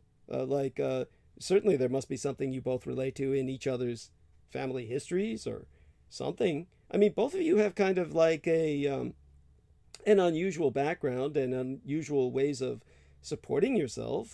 I think it's no secret that our man Realtek supports himself with essentially trading. You do online trading, right? Yes, I do. Is there, do you ever contract, do it for people who contract you to do it, or you just do it all for yourself and that's how you sustain yourself? In the case of a contract, but I'm not really 100% confident in myself, so I don't do it too much. Mm-hmm. Not ready yet for that, so just mostly for myself. Mm-hmm. Okay. And so that being said, how about yourself, Joe? Have you ever experimented with that? Something like that? No. I mean, I should have, because that's how you make the big money. I mean, you heard how the rich people play the stock market and how they can leverage not to pay real taxes if they know what they're doing. But I should have gone into that it. deals with also getting a S corp, S corporation. Yeah. If you want to really start off with that, you got to get that first before doing anything. I mean, you can always have a Oh, I don't know how old. I don't know how old you are, but yeah, I'm old. of course, a Roth IRA. Yeah. But So you yeah, have to be S S corp, for a company. Oh, okay. S corporation. Mm-hmm. Oh, okay. Most people will think Maybe. about, just get an LLC, but no, it's a S corporation. Mm-hmm. I'm not okay. 100% So sure if it's C corporation or S corporation. I need to go back and research more into it and look it up. Mm-hmm. Oh, But okay. it's one of those. You look it up. Mm-hmm. Oh, I didn't know. I was trying to get an LLC. I guess I have to get. Yeah, an you see S-corp. exactly. Yeah, most people associate LLC, so which is understandable. Yeah, because it protects you more, but and the trust fund too, of course. Mm-hmm. Oh, okay. Yeah. But yeah, I mean, you have to grow up in it, but I didn't. All right, Douglas, you want to take a break for a little while? You can read my mind. Oh, I am psychic, aren't I? Yes, that's true. Yes. As a matter of fact, he predicted that our lady Marina Sarin would come on, and so do you feel she'll be with us on Wednesday? Yes. Oh, good, excellent. She'll be feeling better on Tuesday. Oh, great, excellent. Yeah, she'll come in. Start talking to you. Well, I'm sorry, I'm getting the times wrong, but 7:30 for me. Okay. So great. At my time, George Knight said he's back on. He can talk. Yes. Hello, George. So, George, I'll take a short break while you come back with us. And we were talking about Brandon Young's analysis of the time. Not that I want to the slave circuit you to the Aquino subject, but we were talking about that earlier, that Brandon Young was analyzing the Aquino interview with Oprah Winfrey and just how obviously he manipulated that entire interview, and that poor young man who he had brought on to basically render a fool, but basically how that young man was saying he had been ordered by Aquino to kill someone, and that's when Brandon was pointing out you could see Aquino mouth when Oprah was asking him when or where did you do this, and that's when Aquino was mouthing he doesn't remember. And you can't hear him say that, but you can read his lips, and that's when the young man says, "I don't remember." And how then when he talks about killing this person, Michael says, "Why didn't you go to the police?" And I was explaining how exactly. Yeah, everybody accepts that when they shouldn't. When nobody seems to realize the man is trapped, he's beaten and raped from childhood, and then he can't go to the police because all they're going to do is arrest him. They don't care about all the beatings and rapes he suffered. They just are going to say, you committed murder, you're under arrest. So he's trapped. And so aside from that, certainly glad to have you back, and tell us a bit about what else was on your mind to bring to our attention tonight. Oh, yeah. Thank you, Douglas. Yeah, I've just come back very shortly. I thought I'd jump on because I've got about half an hour to spare. So I thought I'd jump on quickly if that was all right. I know I'm going to try and return the last couple hours of the show. Most definitely, Douglas. So I'll come back later on. I've got the time to do that as well. But yeah, and it also brings to mind the Rivera show as well. He was saying that, you need to go to the police. You need to find these men, name them, and then report them and get them arrested. And that's what Aquino was saying on the Rivera show. Where that was a multi-part show. There was several on YouTube. There's several parts to that. The entire show. They did an entire entire show on the killings of the satanic church, and the insignia, the pentagram that was outlined in blood around every single case, every single victim, every homicide under And a this is satanic when ritual. Lieutenant Colonel James Channon at that time was going around convincing the constabularies not to pursue any of that evidence, that all of that was effectively to be discarded, which effectively makes the police essentially, what would you call them? Enablers, collaborators, they're co-conspirators in satanic crime. And complicit. Yeah, complicit. Thank you. I couldn't have gotten that out without you. Yeah. Yes. No, but they are collaborators. Yeah, absolutely. Yeah, absolutely. So, they are complicit in those crimes. They are essentially just as guilty. Yeah. Thank you. And that's what drove Maury Terry to suicide. For those of you who don't know, Maury Terry was the author of I forgot what the title of the book was. What was it called? The Satanic Conspiracy or something. He wrote about, of course, the serial killer, Son of Sam. And so I think it was called, I just talked about it just the other day and I forgot the title of his book. But Maury Terry was the author of this book on the Son of Sam, and he grew very just depressed. He grew very depressed because he came to the conclusion that the police are, for all intents and purposes, effectively complicit in these satanic crimes. And so therefore he wound up drinking himself to death. It was a form of suicide. So that being said, I'm going to take a short break. You gentlemen hold the stage. I'll go mute for a period of just a few minutes. I should be back in 5 minutes. And so by all means, I know you guys can handle this. Thank you so much. Bye for now. Yeah, you're very welcome. Take your time, Douglas. And how you doing, Real Tech? How you doing, J-Ty? I'm glad you guys are still with us. Yeah, doing well. Yeah, lovely. Been eating and watching wrestling. So, Crown Jewel. Yeah. Oh, interesting. What wrestling is that? Is that the WWE? Yeah. I used to watch that when I was a child. When I was a kid, that was during the era of that was like the late 90s into the early 2000s. That's when I stopped watching it. Okay. Before I did too. I didn't. Yeah. Before Randy Orton and George Cena joined the scene, then it turned into like, it was always like, like an act. It's always a show and an act. But like, I noticed as soon as I stopped watching it, it became like, it was proper like Hollywood movie sort of. Yeah. And then it was always a franchise, but it just turned into like a proper mainstream franchise, especially like when John Cena arrived. I was like, oh my God, this is totally going off the wall now. It's the characters. But then nowadays it's like, I don't find it interesting at all. I don't find the characters as intriguing as they used to be. But it was something I was only into for a very short period of time. But I got out of that very, shortly after. Yeah, that's what happened with me. Yeah, but just sitting around being bored during the pandemic, I just got back into it.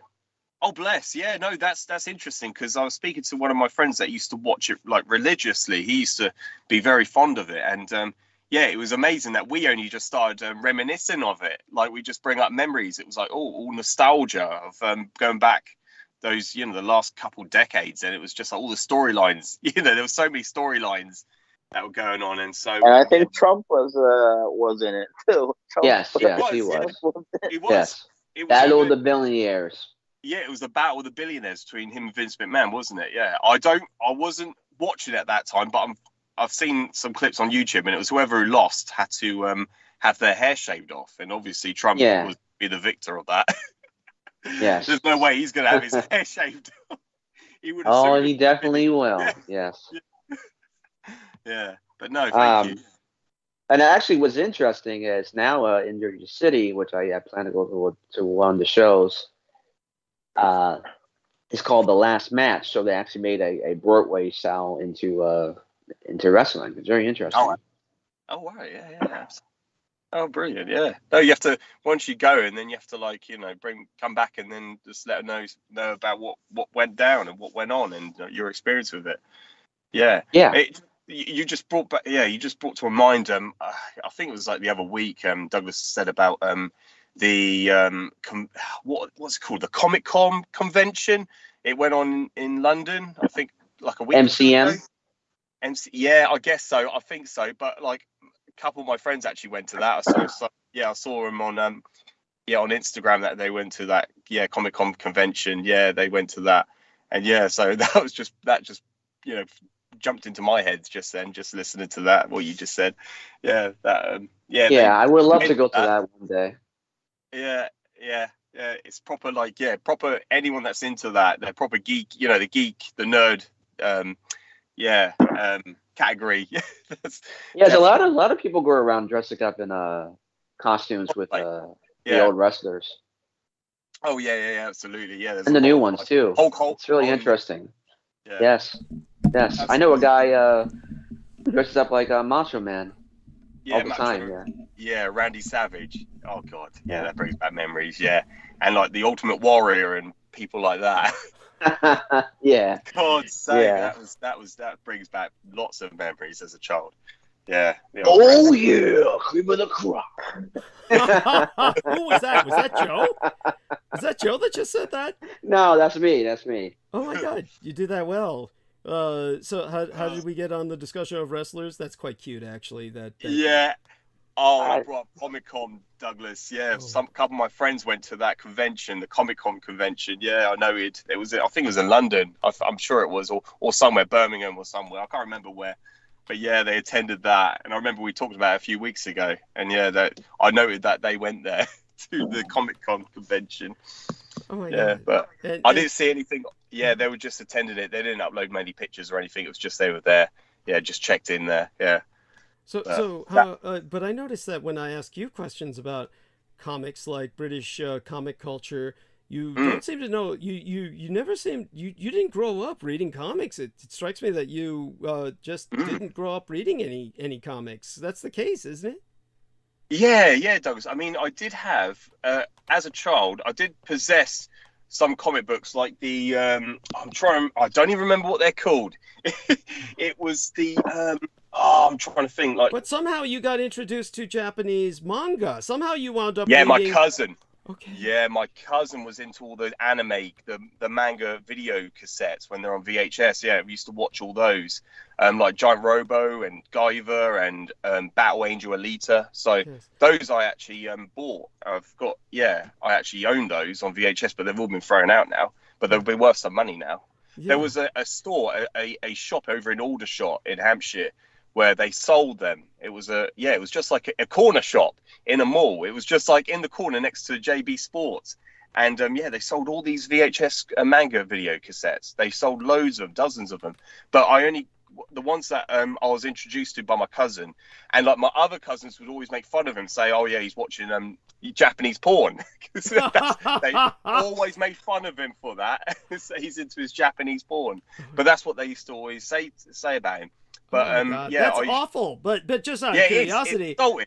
I'm sorry. Go on. Oh yeah, it's insulting. Yeah, but they used to take the mick out of him. My other cousins, the other group, used to make fun of him.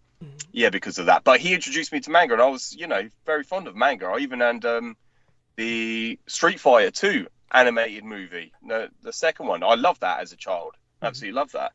And I loved watching the manga cartoons, but not the comic books. I never owned the comic books, anything like that. I never had those. Yeah, do you know Alan Moore and Grant Morrison? I've heard of those. Yeah, those two. Yeah. So the Watchmen, Miracle Man. But you heard him. He said, "I heard of those," but he obviously doesn't know what they produced. No, unfortunately. He's extremely popular. I mean, they've been made. Well, not Miracle Man, but. Yeah, I've got plenty of friends that are fanatics with that. They could tell you and give you all the info. I have no idea, I'm afraid. Yeah, but I have, the Watchmen particularly. I know a lot of people that love that. That V for Vendetta. Yeah, obviously, I've not watched them. I've not watched the animation or the. Just out of curiosity, did you ever see the film, which isn't worth much to me? I don't particularly like it, but did you ever see the film? I'm asking George in particular because he's British, so it's supposed to take place in Britain. Go on. And then, oh God, I presume that's Joe. It's like that motion sound that we hear. It sounds like a microphone falling. Yes, it's that or But anyway, did you see the film, the V film? Just out of curiosity. The V film? No, I haven't done. Oh God, you aren't missing shit. You aren't missing anything. Yeah, don't even bother. But you did own. Just to clarify, you did own the Alita Battle Angel comics. The Loved manga. her. Yeah, Yeah. I loved her. Yeah. As a child, I was actually in love with the character. I loved the So did you see the yeah, it film? was. So did you see the film? And do you know what? I was so excited when I've not seen it, and I've told Sarah, my wife, I said to her, I want to go watch this movie in the cinema when it first came out with, because James Cameron, I remember hearing that he was going to produce it, but he was going to spend so long doing the next Avatar movie that it was supposed to be postponed, but it didn't. It actually, the opposite was true. Yeah. It took 17 years for the movie to come out, actually. It was in development hell.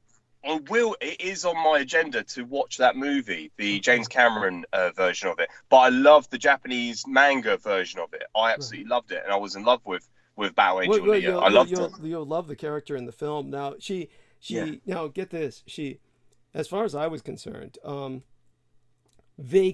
vaguely looks like Paula, who is Peter Moon's wife.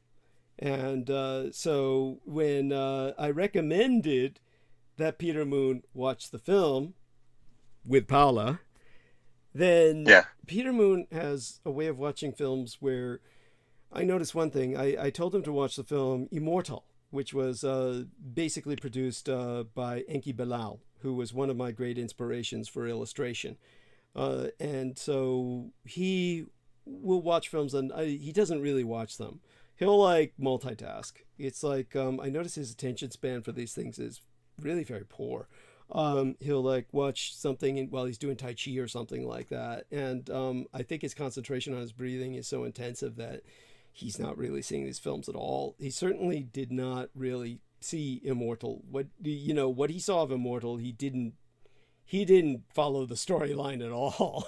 And he was the same with Alita Battle Angel. It was like Paula loved it. And then it was after it was over, Peter says, oh, Douglas says she looks kind of like you. And she said, oh, I was thinking exactly the same thing. I knew she would love it because she could identify with the character, because the physiology, the morphology of their bodies is rather similar.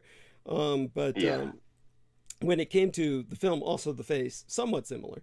And so the film was definitely something I knew she would enjoy. But the thing with Peter was he just couldn't, it's too violent. And then he basically, first off, he tried to watch it via YouTube, which I told him not to do, because everything on YouTube is butchered. And for those of you who don't know, whenever they have these films and you get them on YouTube, when it comes to a film like that, if you have an understanding of the dynamics of the film industry, anything that's actually a popular hit is going to be butchered on YouTube. Anything that's truly a popular hit, they're gonna speed frame it or something they do on YouTube, which speeds it up so you miss it's like an hour of the film gets cut out, and they'll just resplice it together so you'll think it's the full film, but it's unwatchable. It's literally, so he was trying to watch it, this unwatchable thing that irritated Paula so much she said, fuck you, we're paying for it. And then she forced him to stream it, and that's when they were actually able to watch the film. And I thought, why would he do that? I was wondering, first, why would he try and do this when I told him don't watch this on YouTube? But he did. He tried, and then when they started live streaming it, then he couldn't hang with it. So it's like, it's amazing to me. He just will shut down on certain things, and this was one of the very weird. I mean, it's like we've never seen violence on a TV before or a movie. I mean, come on. Yeah. Thank you. I don't understand why this is. So and it should be, and at this point, it should be desensitized anyway to it. Yeah. You would think. And but strange guy. Yeah.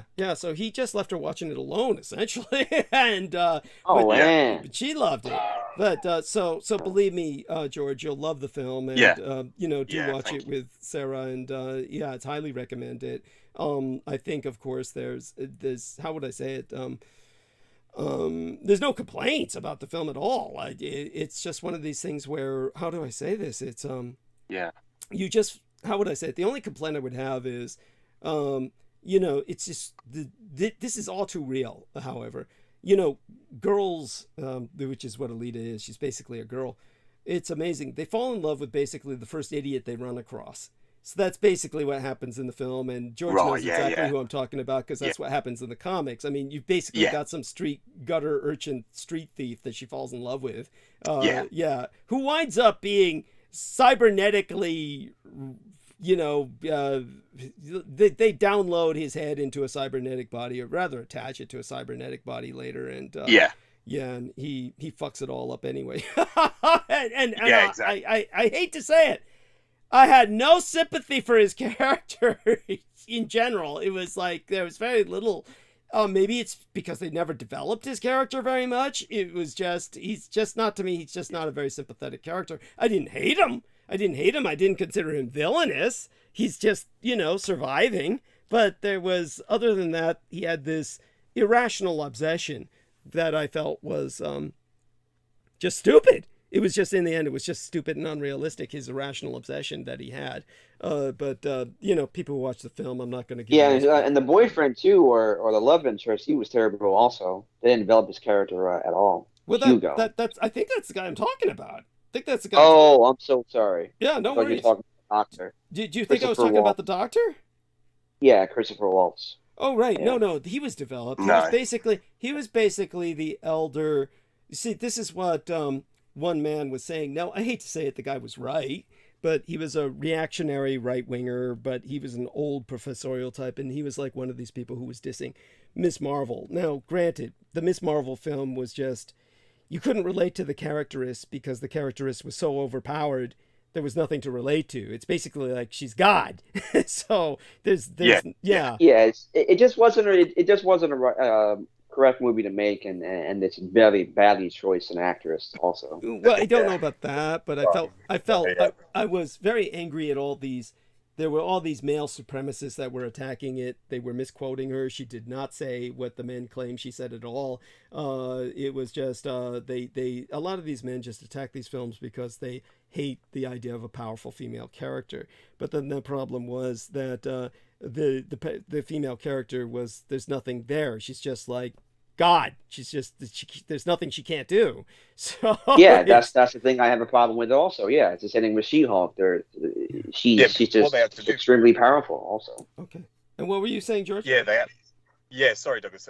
That's why in the movie Endgame, that's why she only had an 8-minute. Her whole duration in 28 minutes long. They had to have her disappear and come back at the final battle because she's just too overpowered. Oh, great. It was just like what they did with Superman. Yeah, they had to do that with Superman because he was just so overpowered. They actually had a rule written about him. They had to depower him by 70% of his actual power. So they actually give him these vulnerabilities like kryptonite, and he's vulnerable to certain magic spells only because Red Sun. he was just too overpowered. Yeah.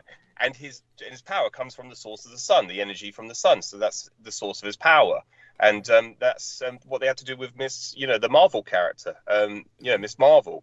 They had to, after Infinity War, they had to say, all right, now we need someone to come in to finish it. And so that's why they released that Miss Marvel, the Marvel movie about her. And so that's when she only, in Endgame, she only had an 8-minute role. Her whole, in that entire 2-hour long movie, 2.5 hours, she only had 8 minutes in that movie because she was just too overpowered. I just wanted to just your point's well taken. Emphasize what you're saying. Yeah. No, your point's well taken. Yeah, in my opinion, we're better off just working on developing Adam Warlock. They've taken years from Guardians of the Galaxy 2 to bring him out, and it's he's extremely central in the Infinity War comic book, and he's not even there in the movies. Okay. Yeah. Okay. Thank you. Now that's really going in-depth geek right there. That's to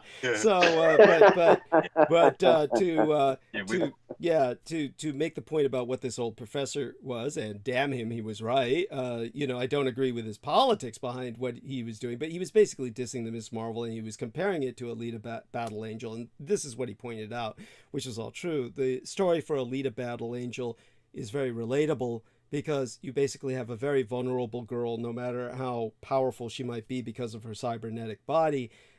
She basically, the story is developed where she learns from an elder male mentor. And because the elder male mentor is there, it renders this wonderful arc of relatability where she is essentially given a parent. So she has parenting that is involved in the film, and therefore the film succeeds. In other words, it follows a arc of narrative that is human and relatable. But he pointed out that Ms. Marvel was empty of all of that, and yes, unfortunately, he was completely right. I mean, his motivation is all wrong. He's dissing it because he felt, oh, it's part of this feminine empowerment shit, and oh, we got to stop that. That somehow is wrong. But I mean, Alita Battle Angel is also part of that feminine empowerment. It's also very much a feminine empowerment film, but it was definitely it was done better. It was done better as a story, and so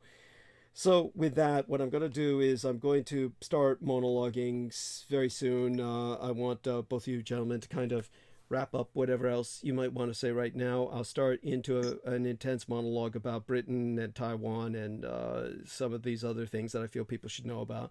Gonna give it a little rest with Ukraine tonight, simply because people need a little bit of that rest. But before you go, both of you, tell me what both of you feel about the. Obviously, I've told people what I know about nuclear weapons, and honestly, I think world leaders are betraying to the public slowly just by their very.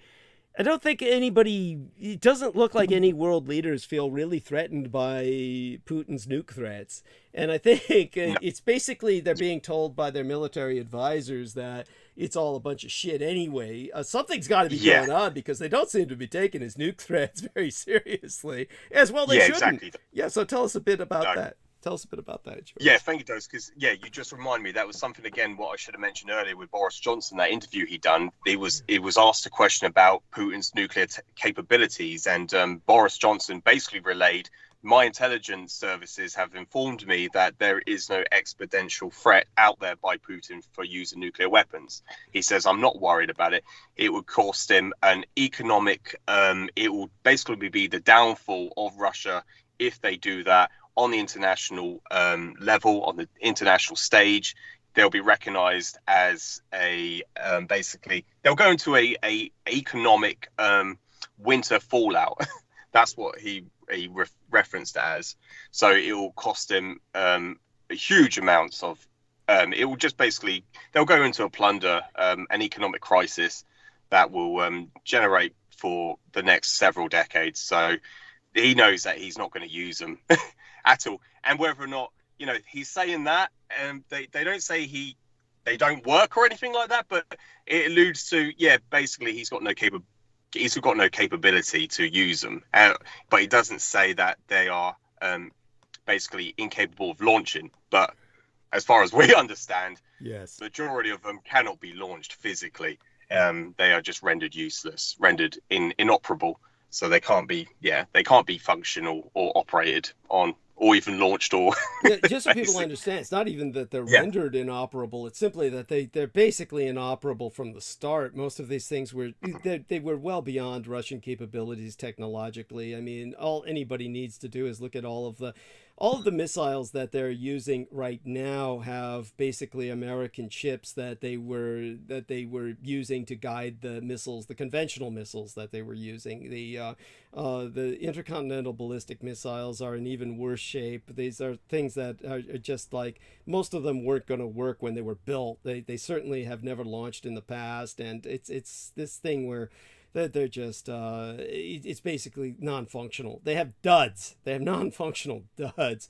that may have nuclear fissile materials inside of them, but those things have basically over the years have rotted the electronic wiring, which has almost certainly never been replaced.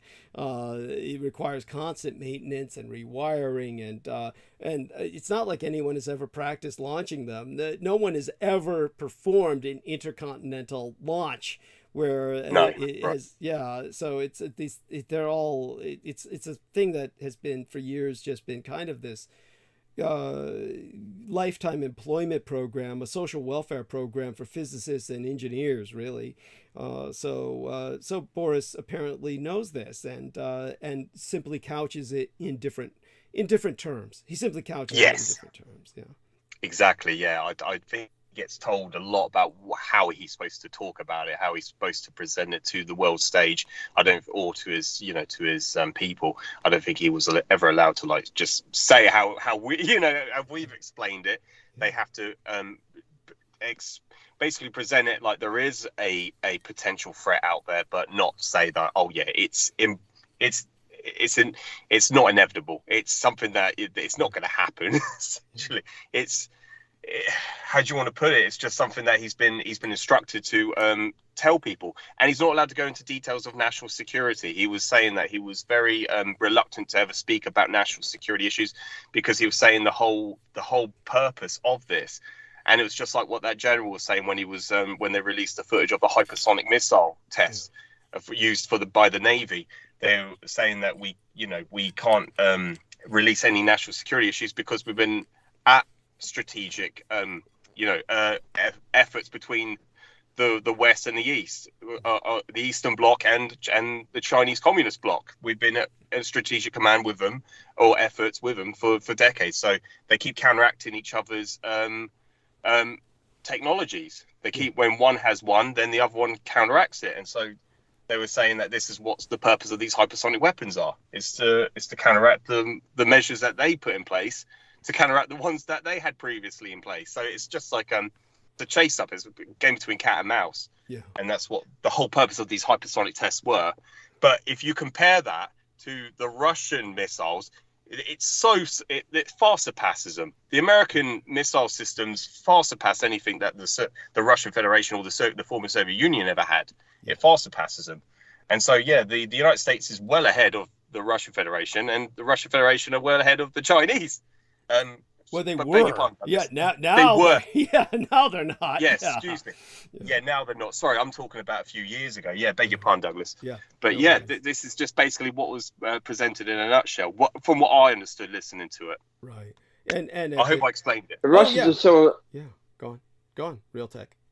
No, Real Tech. The Russians are still behind, stuck in the USSR time period in terms of technology. Yes. That's right.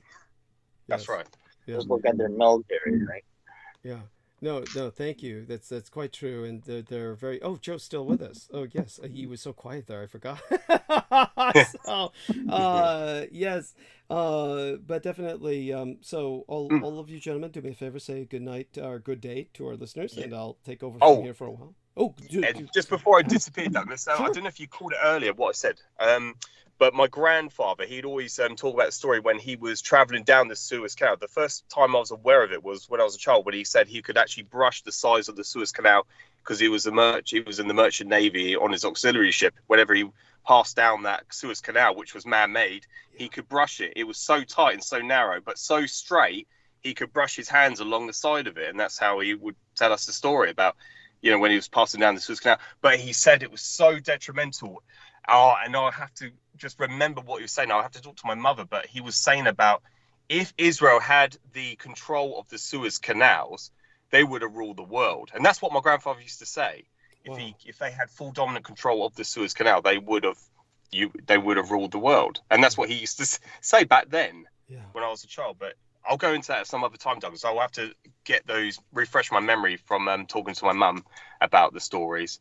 But, I'd appreciate that profoundly. Yeah. And it's very important because the Israelis, of course, for a period of time, that was later during the Arab-Israeli wars, I know that for a period of time they had, I can't remember, I know they captured a great deal of the peninsula, the Sinai Peninsula.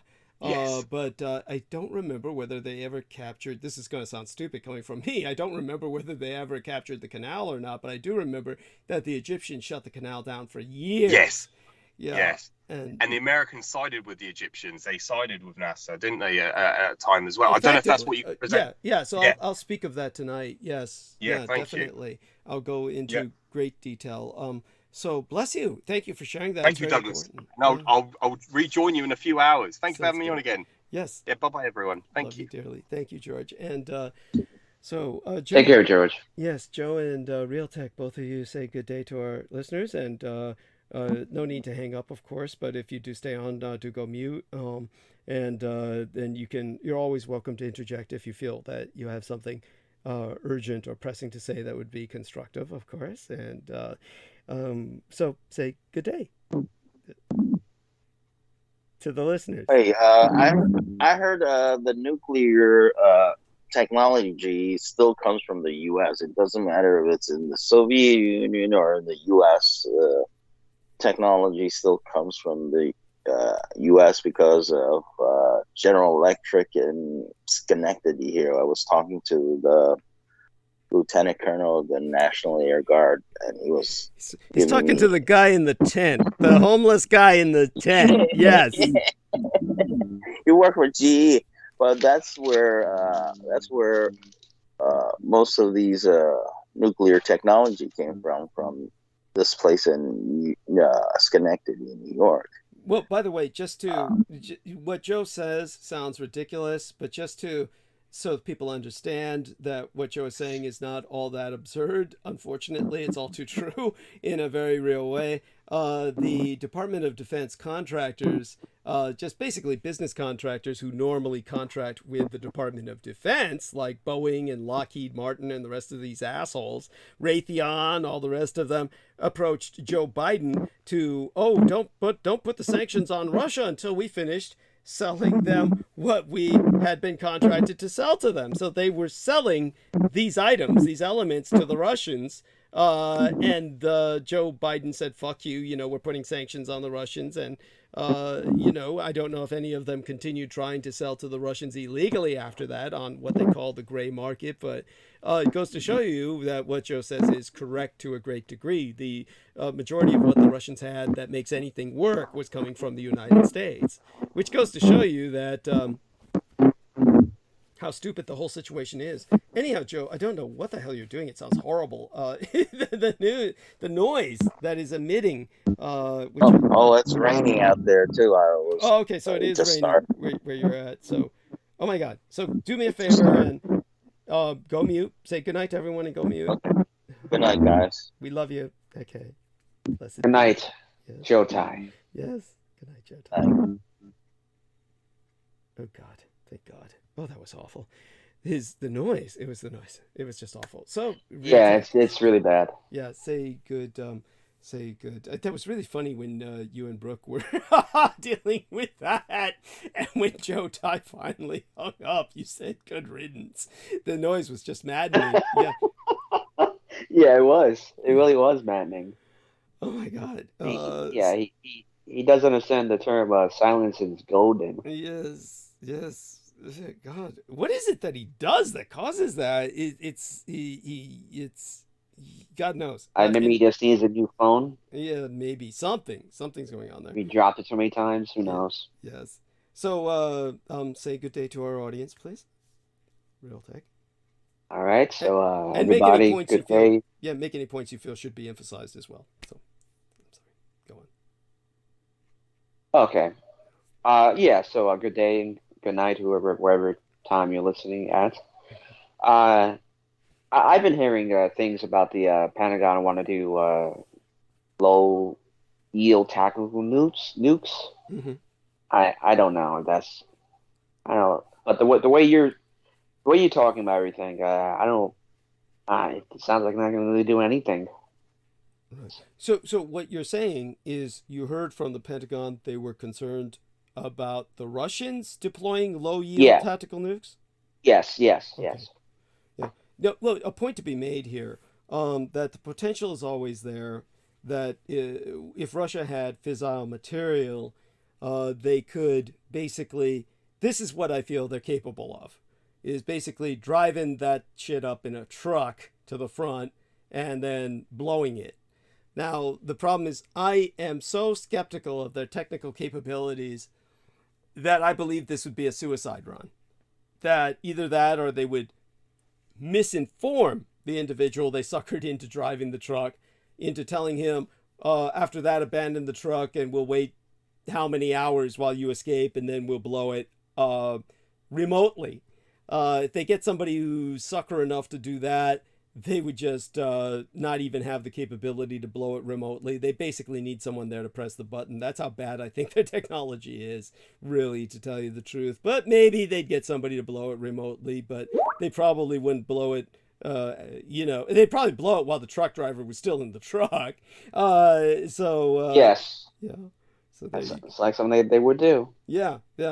And so there we are. Okay, so yes, this Chechen leader, Kadyrov, he is, just so people understand this, we're talking about a Chechen who is a Russian collaborator, who's the dictator of Chechnya at this point, installed by Putin. And he says Moscow should use a low-yield tactical nuclear weapon. Yes, so many people have been saying this. The Russians may ultimately try. This is like, I can easily imagine them blowing their own foot off with this. This is like something that even if they try to drive it to the front, I can easily imagine accidents where it blows up literally while they're loading it onto the truck. You can imagine. There's so many things. Well, for God's sake, Yeah. they're still using the same reactor that blew up in Chernobyl, like I mentioned before, the RBMK reactor. It's just. Thank you. Yeah. It's just, you know. Well, what else can you purpose here? I mean, assume. I mean, it's just this. They're 100 years behind, basically. Thank you. At this point. Thank you. Thank you. Thank you. I appreciate that profoundly because nobody's willing to confront that reality. But that's the reality. So thank you, Real Tech. It's all. We've always been brainwashed by this American Cold War propaganda and also video games and movies. Thank you. Like Metro series and stuff like that, and that it's going to be just like that with Russia or China or Fallout. Yeah. That series too. Yeah. No. Yeah, thank you. I mean, in Fallout, they actually have the communist Chinese invading America. And yes. and having remnants like settle here in America. I mean, they portray them as undead elements, but bizarrely, but you know, they portray these people well beyond their capabilities. They just they magnify the capabilities of the communists by orders of magnitude.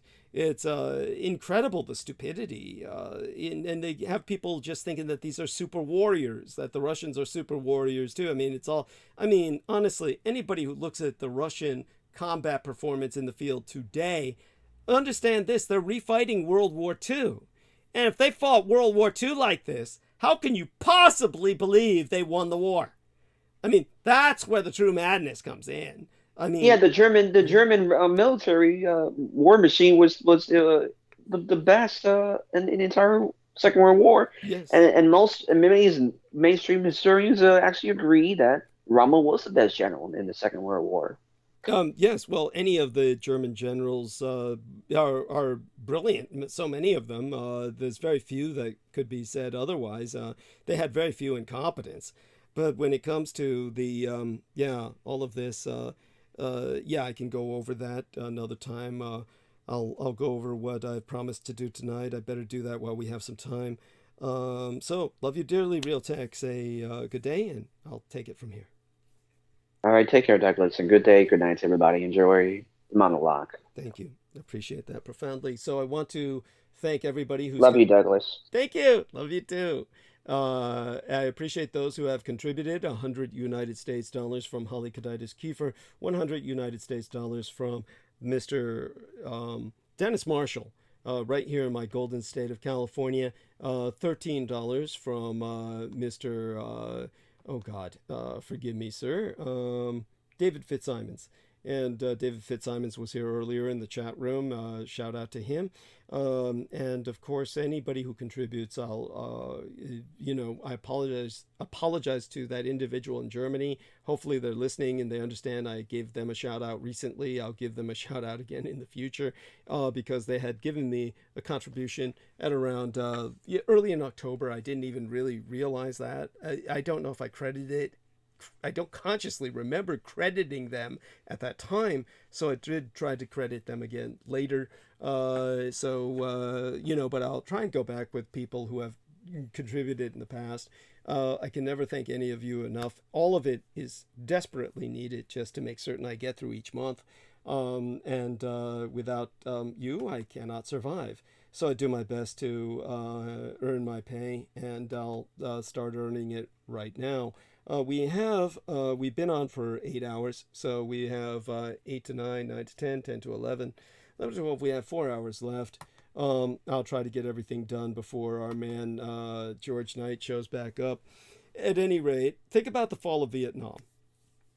I was going into Vietnam, and I was going into how that impacted America with cynicism, racism in terms of many of the white troops coming back with a compounded sense of racism.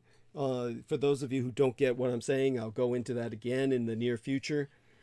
But as for the fall of Vietnam itself, geopolitically, there was barely any domino effect in Asia as a whole, aside from the human catastrophe of Kampuchea or Cambodia,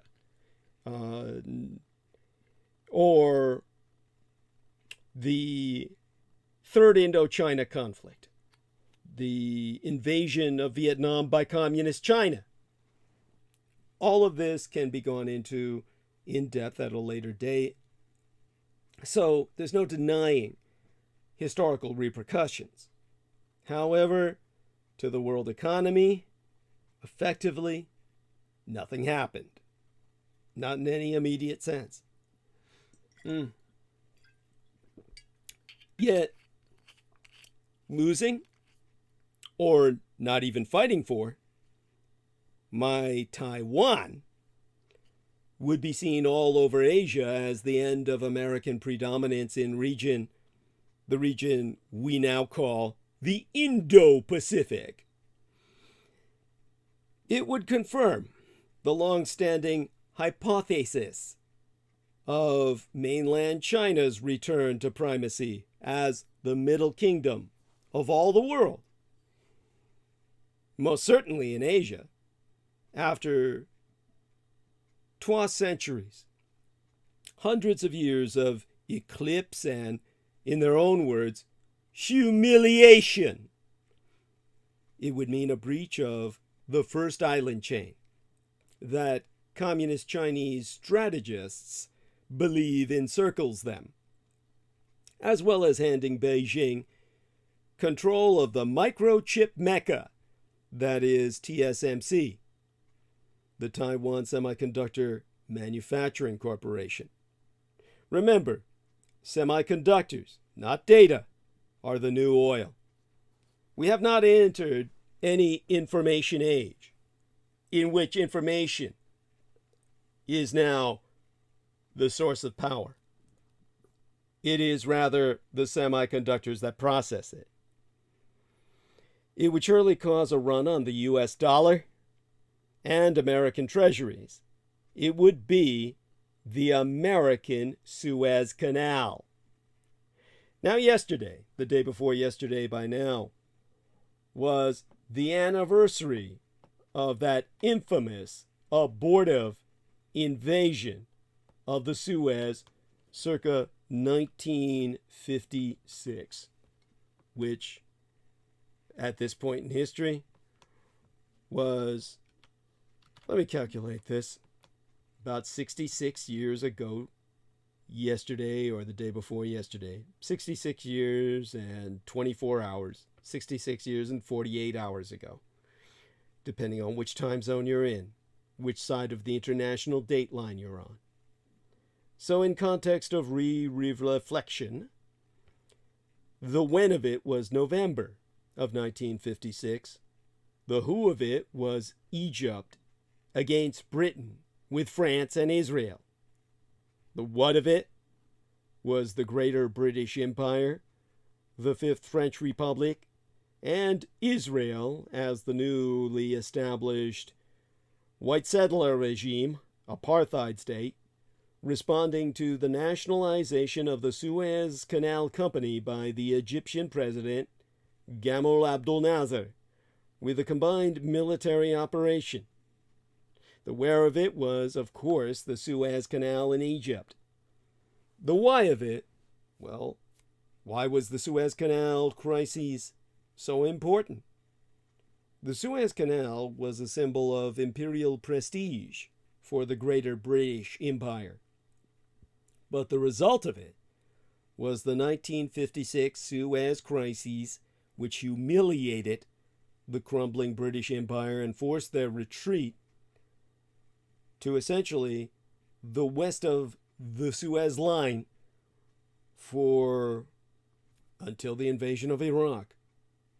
And how many fucking years was that? A good half a century at least. the greater part of the 20th century. It forced Britain into a kind of isolation. Their landings received international condemnation. Under intense pressure, particularly from the American Empire, troops were rapidly withdrawn and replaced by a United Nations force.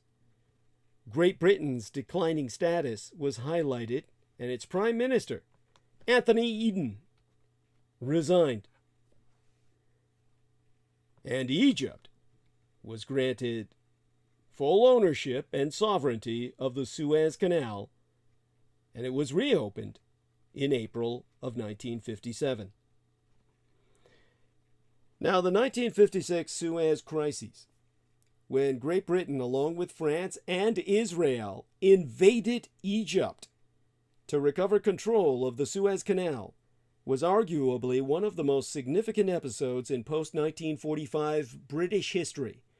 Its outcome highlighted Britain's declining status and confirmed it as a second-tier world power. Domestically, it caused a massive political fallout in Britain and resulted in an economic crisis, while internationally it further complicated the politics of the entire Middle East, threatening Great Britain's key diplomatic relationships with Commonwealth nations and the United States-United Kingdom special relationship.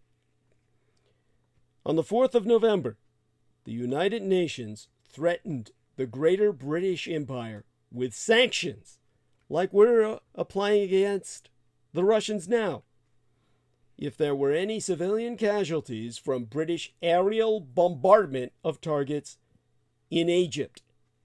This led to economic panic in the first week of November of 1956 and resulted in tens of millions of pounds being lost from the empire's reserves. Great Britain faced having to devalue its currency. Appalled that military operations had begun without his knowledge, the American president, Dwight David Eisenhower, put pressure on the IMF, the International Monetary Fund, to deny Great Britain any financial assistance. With few options, the British Prime Minister, Anthony Eden, reluctantly accepted a United Nations proposed ceasefire. Under Resolution 1001 on the 7th of November in 1956, 66 years ago today, the United Nations deployed a UNEF, a United Nations Emergency Force of peacekeepers, into Egypt to halt the conflict. It had lasted just 2 days, 48 hours, ending this date today, 66 years ago, and Great Britain and Anthony Eden, the Prime Minister thereof, personally, had been left humiliated. The crises had a serious impact on Britain's international relationships. Eisenhower regarded Suez as an unnecessary distraction from the Soviet Union's brutal suppression of an uprising in Hungary, their precursor to Ukraine today. Several recently independent former British colonies agreed. Only Australia supported Britannia, whilst Pakistan threatened to leave the Commonwealth. Soviet dictator Nikita Khrushchev attacked British imperialism, as the Russians are doing today, threatening to attack London with rockets, as the Russians are doing today, as well as sending troops to Egypt. Khrushchev threatened an invasion, potentially dragging NATO, the North Atlantic Treaty Organization, into worldwide conflict. Within Britain itself, the conflict divided opinion. The Conservative government faced significant hostility from the Labour opposition and even experienced division in its own party, as it does today. Intervention in Suez was initially popular with the British public, but following the humiliation caused by the conflict, the government rapidly lost the support of the country. Nationwide anti-war protests sprung up, and several civil servants resigned in protest. What Britain had hoped to prevent by the actions in November of 1956, it actually succeeded in guaranteeing, just as the Russians did with the backblow, the blowback, the backfire from their invasion of Ukraine, triggering everything they tried to prevent, including a NATO expansion to become inclusive of Sweden and Finland.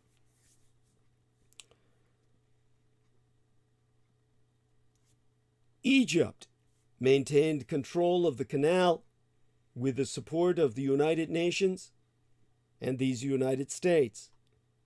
The canal itself was closed to traffic for 5 months by ships sunk by the Egyptians themselves during operations to deny access strategically to the enemy. British access to fuel and oil became limited and resulted in shortages, as Britain suffers today from Brexit. Petrol rationing was introduced in December of 1956, lasting until May of 1957. Under enormous domestic pressure and suffering ill health, Anthony Eden resigned in January of 1957, less than 12 years after becoming Prime Minister. Similar, but not nearly as embarrassing, as Liz Truss resigning within 2 weeks. This age we live in today. As Dwight David Eisenhower had feared, the SUEZ crises also increased Soviets' influence over Egypt. Khrushchev's intervention on the side of Egypt placed the Soviet Union as the natural friend of Arab nations. It emboldened Arab nationalists and spurred the Egyptian dictator, Gamal Abdel Nasser, to aid rebel groups seeking independence in British territories across Southwest Asia, what Americans call the Middle East. Think of America's empire today. The fox has had a good run, but the danger of foxy foreign policy is that you care about so many issues you risk losing focus. The hedgehog, by contrast, knows one big thing. This, of course, is based on the fable of the fox and the hedgehog, which many of you probably never heard. It goes back to the hedgehog concept. And of course, rhetorically, you must ask, what is the hedgehog concept? The hedgehog concept is based on an ancient Greek parable that states, the fox knows many things, but the hedgehog knows one big thing. In the parable, the fox uses many strategies to try to catch the hedgehog. It sneaks, pounces, races, and plays dead. All of this is a mind tool, a strategy from which to learn how to live life itself. Think about what Peter Moon was saying earlier about the Roadrunner and Wile E. Coyote, basically an exercise in gratuitous sadism for people suffering through that series of cartoons. But the hedgehog concept is all about using the power of simplicity to succeed. If you could choose to be a fox or a hedgehog, which would you rather be? Many people would choose to be a fox. After all, foxes are beautiful, sexy, sleek, and cunning. Hedgehogs, which are small, prickly creatures found in Europe, Asia, and Africa, are quite the opposite. They may be cute, but they're slow, quiet, and plodding. So what do foxes and hedgehogs have to do with your organization success? In short, everything. It's all about learning the art of simplicity, like a hedgehog, and creating a clear focus for your organization. In business, it pays to be a hedgehog rather than a fox. In the parable, as I've said, the fox, for all it does, every time walks away defeated, its tender nose pricked by spines. The fox never learns that the hedgehog knows how to do one big thing perfectly: defend itself. Philosopher Isaiah Berlin took this parable and applied it to the modern world in his 1953 essay, The Hedgehog and the Fox. Berlin divided people into two groups, foxes and hedgehogs. He argued that foxes pursue many goals and interests simultaneously. As a result, their thinking is scattered and unfocused, and ultimately they achieve very little. Hedgehogs, however, simplify the world and focus on a single, overarching vision, which they then achieve. The business researcher and consultant Jim Collins developed the idea in his classic book published in 2001, titled Good to Great. Good to Great. That's TO, not the numeric 2. Collins argued that organizations will more likely succeed if they can identify the one thing that they do best, their hedgehog concept. When an organization has identified its hedgehog concept, its leaders should devote all of their energy and resources to pursuing it. Collins argues that when the going gets tough, it's the organizations that focus on what they're good at that survive and thrive. So to apply the hedgehog concept, well, you can find your own or your organization's hedgehog concept by making 3 separate assessments. 1, understanding what your people are truly passionate about. 2, identifying what the organization does better than anyone else. And 3, determining where it's good at generating revenue. Collins calls this understanding your economic engine. Now, where all 3 answers overlap is the sweet spot for your organization's strategy. Now, I could go into this in detail, but I think you get the point. With that point having been made, the hedgehog knows one big thing. That big thing is that he who rules Taiwan rules the world. Think Taekwondo, a combination of Taiwan and Wakanda, because the Wakanda in Asia is Taiwan. Point 1, you've heard of it, yet don't know where it is. Point 2, it's a country with happy, wealthy residents and advanced technology, the most advanced on planet Earth. Point 3, it's led by a feline presidentress, Her Excellency Tsai Ing-wen, the first female presidentress of Taiwan, born in the same hospital as myself, and but 10 years older than I.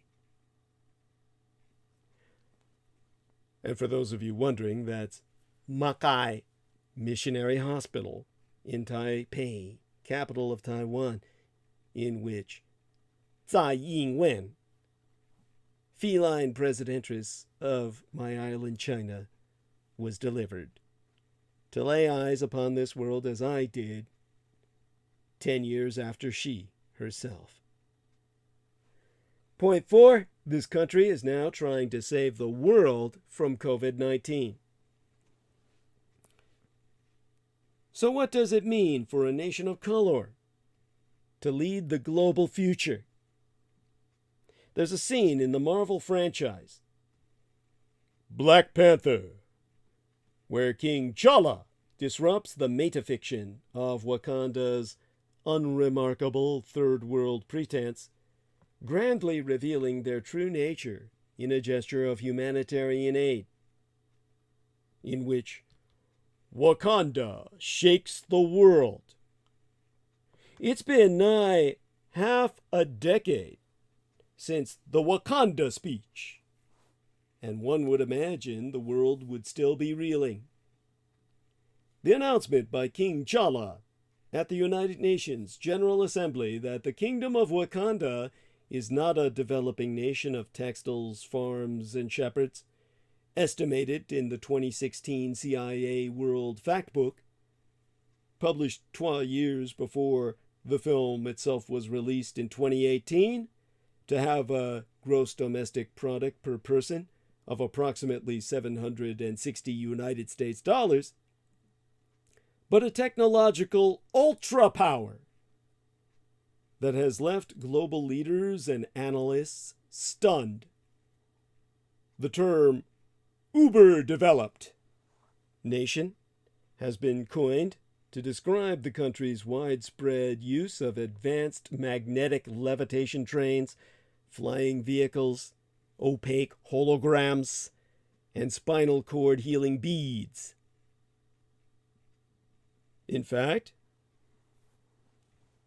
there's an introductory film produced by Wakanda's newly founded Ministry of Foreign Affairs, titled Welcome to the Future. That is now the most watched video ever on YouTube. King T'Challa himself provides a voiceover describing the country's semi-mythical history, tracing back to the impact of a vibranium meteorite, the very material out of which Captain America's shield is made, and the subsequent foundation of that country in Africa by 5 tribes, giving it the name Wakanda, the family, in their dialect. And as the camera swoops over brush, the trees themselves seem to glitch, and a futuristic skyline resembling a mixture of New York City, Timbuktu, and Cairo, which in the ancient Egyptian means place of battle, appears.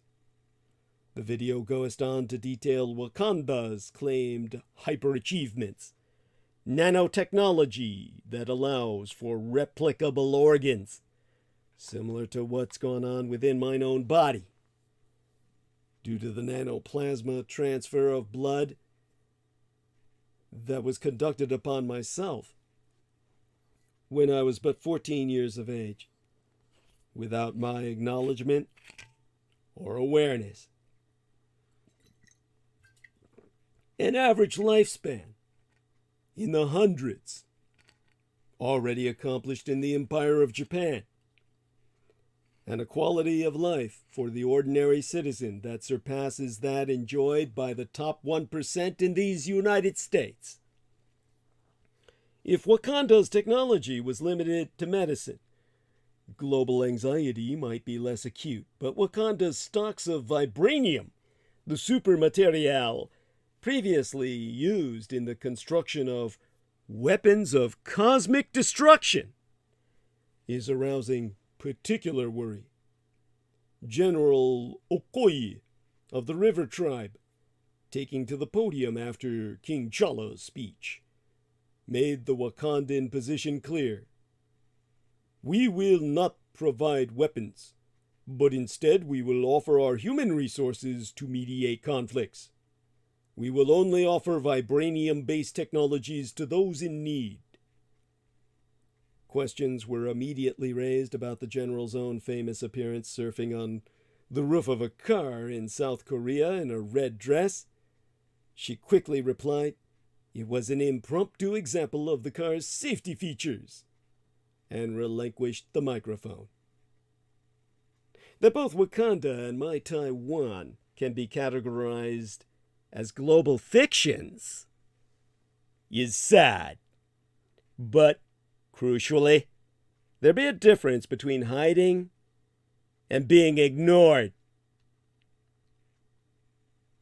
Again, that portmanteau, that neologism, the new logos, the new word, Taikanda. Taiwan is Wakanda, and semiconductors are my Taiwan's vibranium. Actually, I myself would attest, it's the Taiwanese people's ethics and heart. Unlike Wakanda, whose obscurity is a strategic calculation against outside influences, Taiwan exists, for the most part, in that latter space of being deliberately and systematically ignored. For my Taiwanese people, the aspirational elements of Wakanda may not be superior technology. Besides, we kind of already have that covered. Or even superpowers. Rather, they be agency, power, institutionalized legitimacy. Wakanda hides its innovation until compelled otherwise by King Chala's resolve to help the world at large. My Taiwan suffers the indignity of having to beg for help. Rather, to beg to help. It's all the rest of you sons of bitches and miserable wretches and bastards out there who need our help. And we have to beg to openly and willingly prove our own competence over and over again, even though obviously we're the master culture of your world, superior in every respect to all of you, only to be denied membership to the United Nations and the World Health Organization. There was a Taekwondo event held yesteryear, or the year before by now, subtitled or headed, "Why is Taiwan Asian Wakanda?" It was a clubhouse event co-hosted by Mark Liu and the Taiwanese American Film Festival executive directress Sndy Liu, examining that apt analogy. Liu began with, "I have two questions. What is Taiwan's vibranium? And what is Taiwan's heart-shaped herb?" Most propose that semiconductors, Taiwan's most famous and significant contribution to contemporary technology, are its vibranium. Now, please do not make me explain how semiconductors work. I've gone into great depth and detail about that in the past. Just know that they are important, and that the TSMC, Taiwan Semiconductor Manufacturing Corp. Museum of Innovation, does a much better job at showcasing why your world will end should you cease to receive Taiwan semiconductors. Without their microchips, your world stops running. Your power grids fail, your planes fall from the sky, your cars crash automatically. It would be like an electromagnetic pulse event in agonizingly slow motion. Pacemakers would stop and your relatives would die and drop where they stand. Without Taiwan, none of you can live. And as one speaker countered sweetly to Executive Directress Sndy Liu's question, actually, it's the Taiwanese people's ethics and their heart. Now, a true cynic, which so many of you are because you're all so fucking wretched, all you can do is display this streetwise skepticism of everything that you encounter that renders you facing the helplessness and hopelessness that is not just your life, but your very being, the emptiness of your anti-culture, the emptiness of everything you ever truly believed in, like winning World War II, or the veracity and viability of your cultic military. You would simply say, "Ah, And yet, the second question presented was less straightforward, and therefore much more fun. To enthusiastic applause, now in Clubhouse, an online venue, speakers clap by toggling their mute buttons on and off. Now, to someone unfamiliar with Taiwanese behavior, that would more resemble a seizure of tech ineptitude than a show of approval, but I guess a fit of amens would be less appropriate in island China. But to the enthusiastic applause, as manifest by the toggling of mute buttons on and off, Albert Wang submitted, "I seriously think it's boba, man." By the way, that's a kind of milk tea that is made for lactose intolerant Asians that contains a lot of gelatinous balls that Taiwanese and other Asians suck up through big straws. Probably sounds disgusting to you, but it's very addictive. The heart-shaped herb of Wakanda, by the way, is the conduit through which a Black Panther heir apparent obtains enhanced physical abilities and a spiritual connection to the past. For diasporic Taiwanese, boba, or any tokenized food for that matter, makes sense. Now, how do I express this in English? Again, I'm confronted with what you probably perceive to be arrogance. But I'm just sick and tired of the bullshit I can no longer deal with. The sheer stupidity of people not only ignorant of my island China, but everything about it. Everything that you rely on from us. When I take a look on YouTube at historical videos, say for instance, seeing a certain kind of plane manufactured in Japan that combined several aspects of technology in an experimental model, I saw an American respond by saying, "Another example of a little country trying to do something big." Talk about ignorant arrogance. It's you Americans that are full of it. You need to be dressed down. In fact, all you Westerners do. For someone like me, stranded among all of you white savages, Lu Rufan, or the traditional dish of braised pork on rice, a comfort food for someone like myself, is nourishing. So goeth the logic, and reminds us of our ancestors. Check and check for why boba would be our version of that purple grape soda they drink in the Black Panther movie.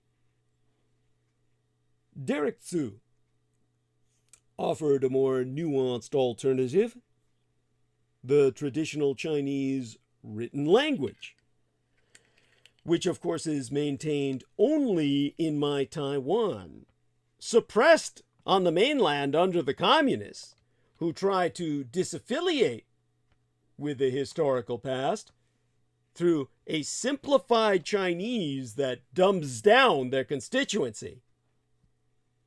In my own island China, we use Fanti, the traditional Chinese, which represents a longing for Chinese culture without some of the unfortunate circumstances of the mainland. Derek Tsu's suggestion of this could be considered fantastic, both for what the language has lent to present-day Taiwan, as its primary written language in documents, literature, and general aspects of everyday communication, and its imbued Sinitic lineage. Check and check. Derek Tsu also noted the absurdity of using imperialist elements to counter imperialism, reminding the room that so many of Taiwan's most distinguished, celebrated elements today are fixtures from past colonizers. Case in point, for all the tensions between Washengren and Benchengren in claiming legitimate Taiwanese identity. The father of our very own vibranium, the founder of TSMC, Taiwan Semiconductor Manufacturing Corporation, Morris Chang, was a Washington. This, of course, requires some explanation because I understand these are terms unfamiliar to you all. Washington are sometimes called mainlanders, a group of migrants who arrived in Taiwan from mainland China between the time that the Japanese gifted the island to the Republic of China so that in exchange they could maintain their forces on mainland China in areas where they helped the nationalist Chinese prevail and thereby threaten the Americans across the Pacific from the Chinese mainland. Washington. These are the people who are the most recent migrants to the 100 Islands of Taiwan. One of them, Morris Chang, was the founder of that company which runs your world. And to that, I would say, and I did at the time, that these absurdities are precisely what make his Taiwanese identity so compelling. Family history, while incomplete as a proxy for a national narrative, can be helpful here. Think of our dear friend, Joe Tai, who is a member of our extended electronic family, where there be a couple of sources of tension that were formative to his own understanding of Taiwan and Taiwanese identity. His parents being likely, from what I understand, Weixin. Maybe they are of the older groups of Chinese who migrated hundreds of years ago as merchants, colonizing Taiwan simultaneously to the Dutch and the Portuguese. But he was adopted by Hakka, undesirable as a lineage, even in his parents' lifetime, and as such would normally be kept a secret.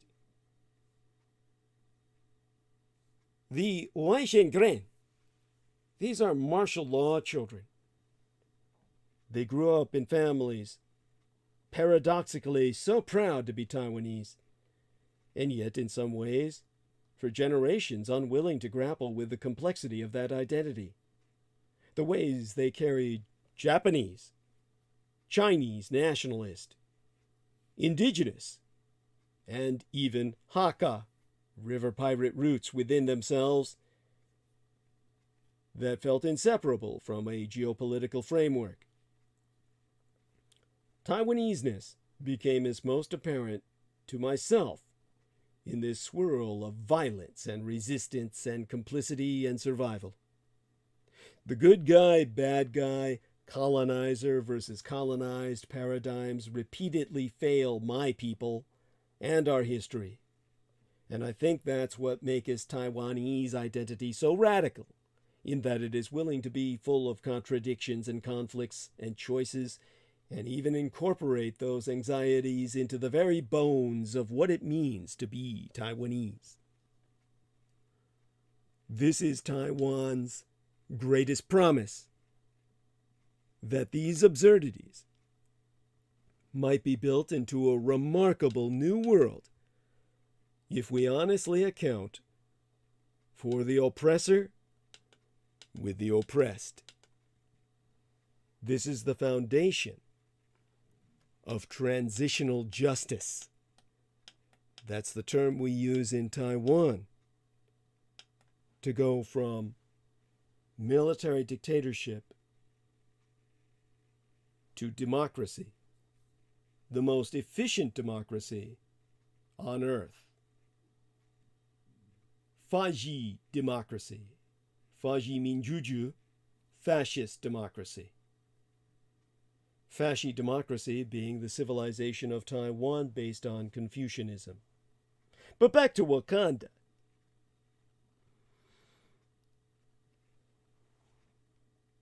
Kitagalan. Medias. Chia Ting Ye. And Kitagalan being a Taiwanese indigenous tribe, their version of Native Americans. They're Indians, if you will. Related more to the Filipinos than Taiwanese as you know them today. Kitagalan Media's Chia Ting Ye has related conversations about the Taiwan-Wakanda analogy, though he positions it from a decolonial framework. Political fantasizers and futurists of both Taiwan and Wakanda have probably had the same conversations about a decolonized utopia, born from the shared desire to claim a narrative where we were able to fight off outside forces. For the Black African diaspora, of course, there is the added gravity of race, enslavement, and continued violence. I don't want to dismiss these in trying to prove our camaraderie. The Taiwanese ask, what would indigenous Austronesians have constructed without the impositions of the Dutch, the Spanish, the Japanese, the Chinese, from across the Black Strait? I mentioned the Hakka earlier, the river pirates.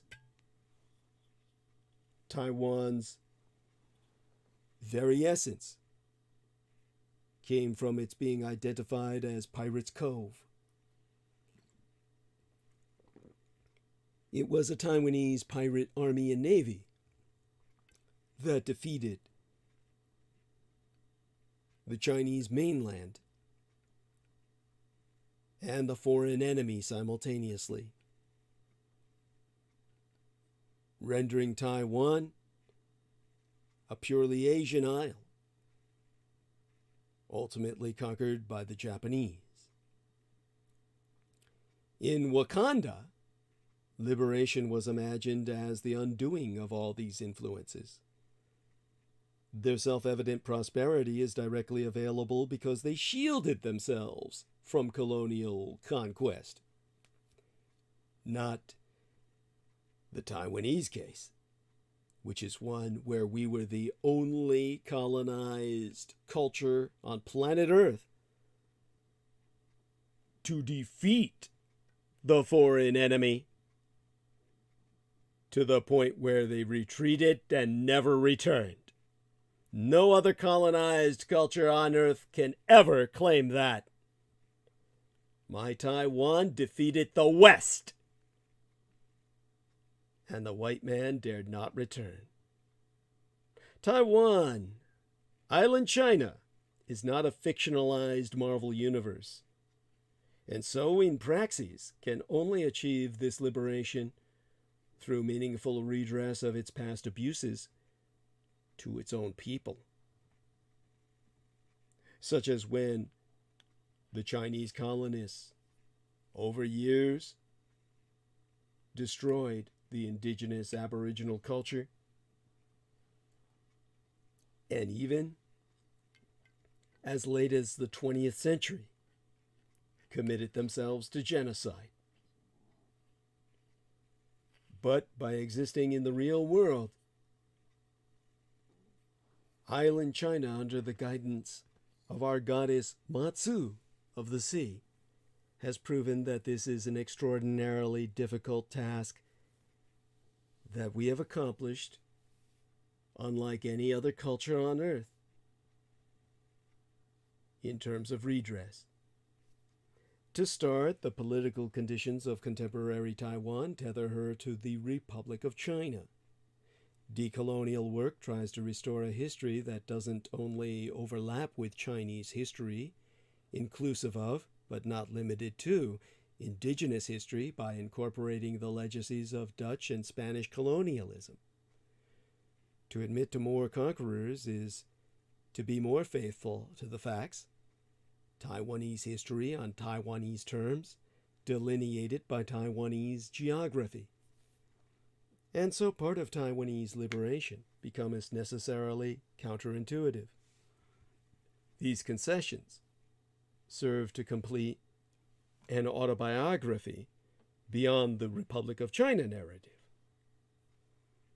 And finally, both Wakanda and My Taiwan have seized upon isolationism as a survival tactic. Taiwan's mandatory quarantine in the age of COVID is itself a microcosmic metaphor for Wakanda's protective instinct. From the outside, looking in, we are envious of this, implicitly understanding that we, as Americans and other foreigners, have become as the perceived threat. The clubhouse conversation that I reference eventually steered towards a more general dialogue about the experience of Taiwanese and diasporic Taiwanese, online and offline. But still, the Wakanda analogy has been a spectacularly productive one, prompting a new Taiwanese spin-off of Black Panther fan fiction. Our own leader addressing the United Nations, triumphantly offering Taiwan's knowledge and resources, in which Tsai Ing-wen challenges the world by saying Taiwan can no longer watch from the communist mainland's shadows of the People's Republic of China. We cannot. We must not. We have work to be an example of how we as brothers and sisters on this earth should treat each other now more than ever. The truth connects us more than it separates us. But in times of crises, the wise build bridges. And Taiwan alone can help you. This is what the Black Panther movie tells Americans about foreign aid. What responsibility does a wealthy, advanced nation have to less developed nations around the world? When it comes to development, does handing out weapons make as much sense as building schools? What is the right thing for a wealthy nation to do? Isolate themselves or link arms with the rest of the world? These are issues that have been debated on Capitol Hill for years. They're issues that the ONE, as an organization that fights to protect foreign aid, is passionate about. And incredibly, there are also issues raised in the movie Black Panther, the Marvel film that has obviously launched a franchise. We'll be seeing a sequel soon enough, focused, of course, on a female, in which we'll have a Black Pantheress. Very Marvel, of course. Change everybody's race. Change everybody's sex. A tragedy, of course, that King T'Challa died, or rather the actor who portrayed him, of colon cancer of all things. Black Panther followed that actor, Chadwick Boseman, King T'Challa, the new king of the fictional African nation of Wakanda, portrayed as the most powerful and technologically advanced country in the world. Over the course of the film, T'Challa found himself torn between upholding his own moral code and sticking to his country's tradition of isolationism. For centuries, Wakanda has kept itself hidden from the world. Now, at first glance, the film presents two opposing viewpoints: the isolationist King T'Challa and the revolutionary Eric Killmonger, portrayed by Michael B. Jordan, a Wakandan by blood and an American by birth. After growing up outside Wakanda, and thus subject to oppression and systemic racism, as I myself was, Killmonger plots to overthrow King T'Challa and send Wakandan weapons to embedded operatives around the globe in an effort to overthrow governments and set up a global Wakandan empire. Something the Taiwanese could easily do to conquer planet Earth. But ultimately, the way forward for Wakanda isn't found in the opinions of either man, King T'Challa, or his Kane-like brother Eric Killmonger, but instead rather the views of Nakia, portrayed by Lupita Nyong'o, a Wakandan spy and humanitarian. As someone who embarks on missions outside of Wakanda's borders, in fact, we first meet Nakia embedded in Nigeria with women kidnapped by a Boko Haram-like group. She's aware of the impact her nation's resources could make in many lives. She recognizes that our fates are not just tied to those in our immediate vicinity, but to people around the world. Nakia consistently voices her opposition to Wakanda's isolationist policy throughout the film. Her stance actually lines up with Killmonger's, the villains, in that way. But rather than engaging with the world via warfare like Killmonger, Nakia advocates for sharing her nation's overabundant resources to help vulnerable populations make life better for themselves. Personally, she's unable to stand by while others are suffering, and she wants Wakanda to adopt the same mindset as her own. And as the film critic Jonathan W. Gray noted in his own review of the film published in The New Republic, Nakia's approach recalls the new generation of female activists arising in Africa itself, like the Nobel Peace Laureate Lema Gbowe, who has promoted the cultivation of soft power to diffuse war. This jibes with the foreign policy view of the Dietrich and the view of many U.S. military leaders and politicians that foreign aid is not charity, but an essential modern tool of national security. It's like Nakia says in the movie, Wakanda is strong enough to help others and protect itself. Now, the American Empire is one of the strongest, most successful nations on this planet. As such, we are a beacon of hope, and our compassion and generosity for the world's most vulnerable people are part of the fabric of what it means to be American. We are blessed to have been born here, and that means we have a responsibility to help people gain the self-reliance they want for themselves and for their families. The generosity of the United States has saved hundreds of millions of lives, even as the United States has wiped out hundreds of millions more. Still, we have always had the potential for helping the most vulnerable people on earth get the opportunity to thrive. By the end of the film Black Panther, King T'Challa abandons the isolationist traditions of Wakanda and pushes his nation forward to help the rest of the world. In fact, in the last scene, he breaks ground for an educational center for youths in Oakland, California. But it's in the movie's mid-credit scene that we see the perfect articulation of T'Challa's decision, and of the decision that we as Americans must make as well. In a speech at the United Nations, King T'Challa announces his intentions to share Wakanda's resources with the rest of the world for the first time, the very speech that I paraphrased as sourcing from the mouth of our own feline presidentress of my island, China, Tsai Ing-wen, in which the actor states with great dignity, Wakanda will no longer watch from the shadows. We cannot, we must not.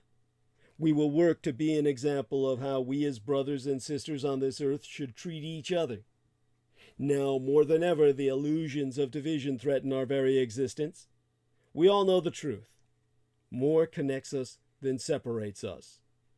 But in times of crisis, the wise build bridges, while the foolish build barriers. We must find a way to look after one another as if we were one single tribe. Providing foreign assistance to developing countries is the right thing to do. Like Wakanda, the American empire is strong enough to protect itself and help others. To counter Red China from conquering planet Earth via my Taiwan, American policy toward Taiwan must change. The American empire must move from strategic ambiguity to strategic coherence.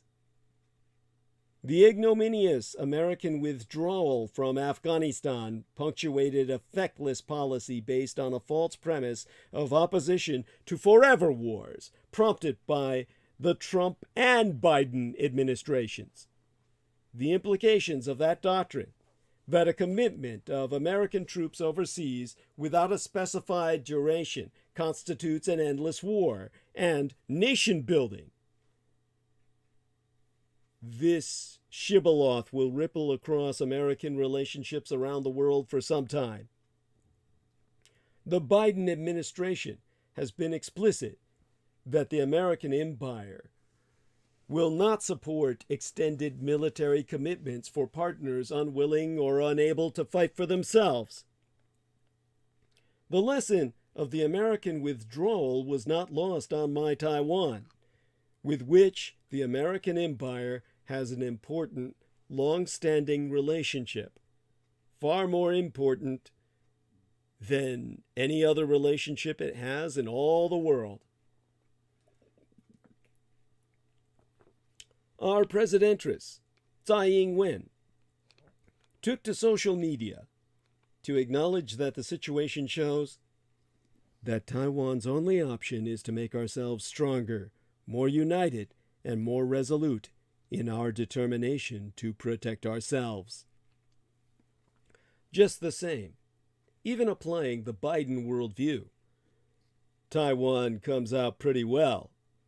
After all, Taiwan is one of the wealthiest, most vibrant democracies in all the world. Nation building?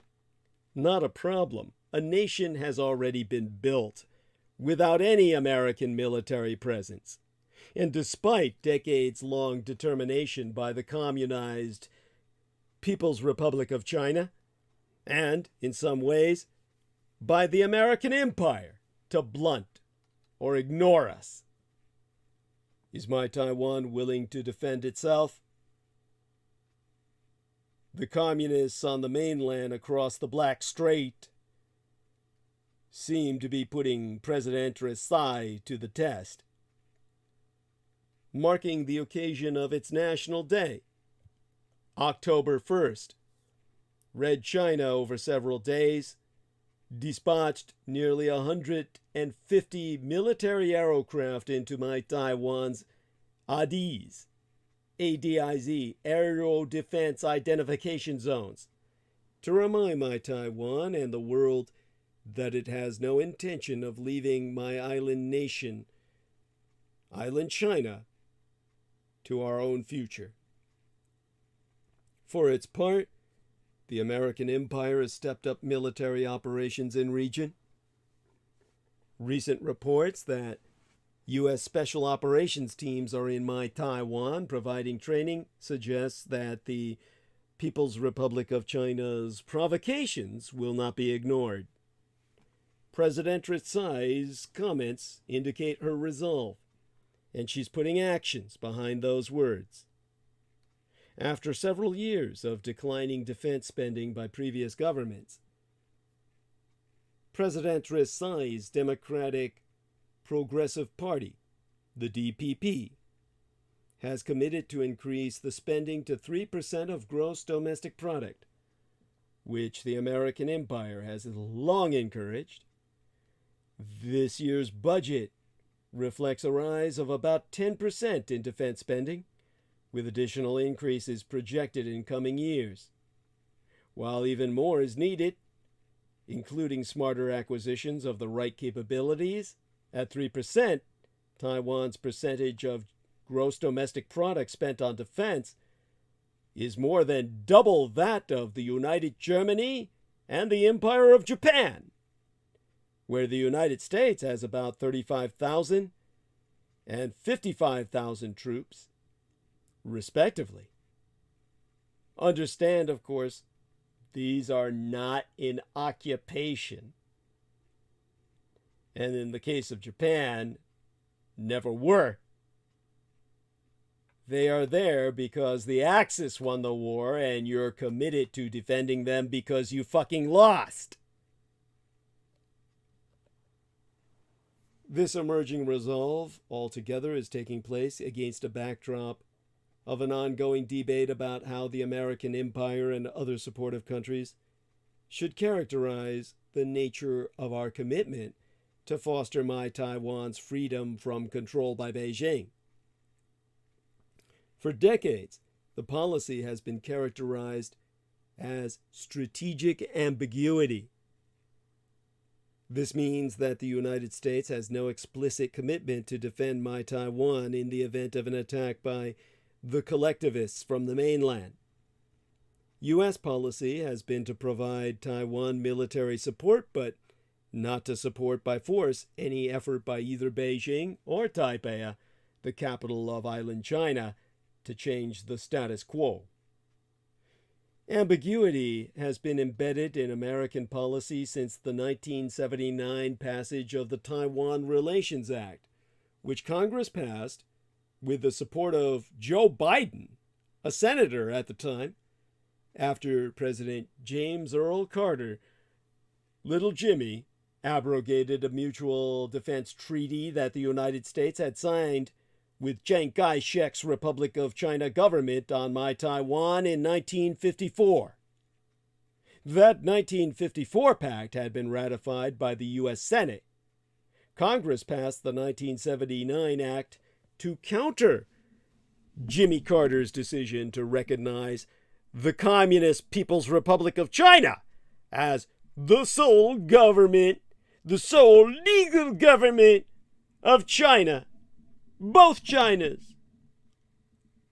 Congress, in a bipartisan consensus, has always seen itself as the defender of Taiwan status, even as presidents of both parties over the years treated the Communist People's Republic of China on the mainland with kid gloves in an attempt to modulate Beijing's behavior by sucking every turd that dropped out of their ass. That turd-sucking approach has failed. The collectivist PRC, the People's Republic of China on the mainland, has become ever more emboldened and aggressive on every front, including Taiwan.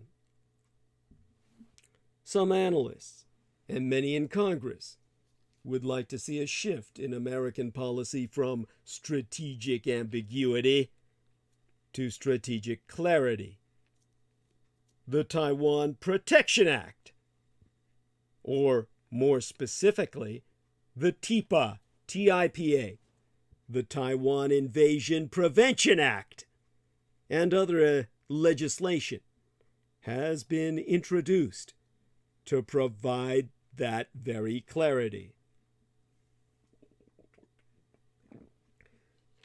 Now, the Taiwan Invasion Prevention Act, the TIPA, TIPA in acronym, provides the president the authority to use military force to secure and protect Taiwan against direct armed attack by the military forces of the People's Republic of China. In fact, that kind of clarity is not the most appropriate alternative to the current policy. As a superpower, the American empire should preserve flexibility in its global security relationships. It's also not even obvious that Taiwan's body politic would welcome an explicit security guarantee from these United States. Both major political parties in My Taiwan, the ruling DPP, and the opposition Kuomintang, or KMT, of the old guard nationalists that have since turned traitor, over many years have shaped how they refer to the current reality. They are not stuck in the rhetoric of 1979, even if the United States is. As Sammy Romero says, everyone else on Earth continues to evolve, while the Americans are socially as stuck in the Constitution of 200 years agone as the Russians are stuck in Soviet technological amber. It could be problematic for the American empire to be seen as upsetting Taiwanese characterizations of cross-strait reality. Even from the American perspective alone, a security guarantee for My Taiwan is not the most obvious response to the failure of strategic ambiguity. The American empire is bound by treaty to respond to an attack on any NATO ally, and lackluster, the failed defense spending by NATO national governments is one apparent outcome of that guarantee. A commitment to come to Taiwan's defense in the event of a PRC attack, a CHICOM, or Chinese Communist invasion, could affect the policies of other countries in region that are aligned with American policy and concerned about Beijing's posturing and defense buildups. As the ultra-power, the American empire has marshaled the support of South Korea, the Empire of Japan, Australia, Asian India, and others.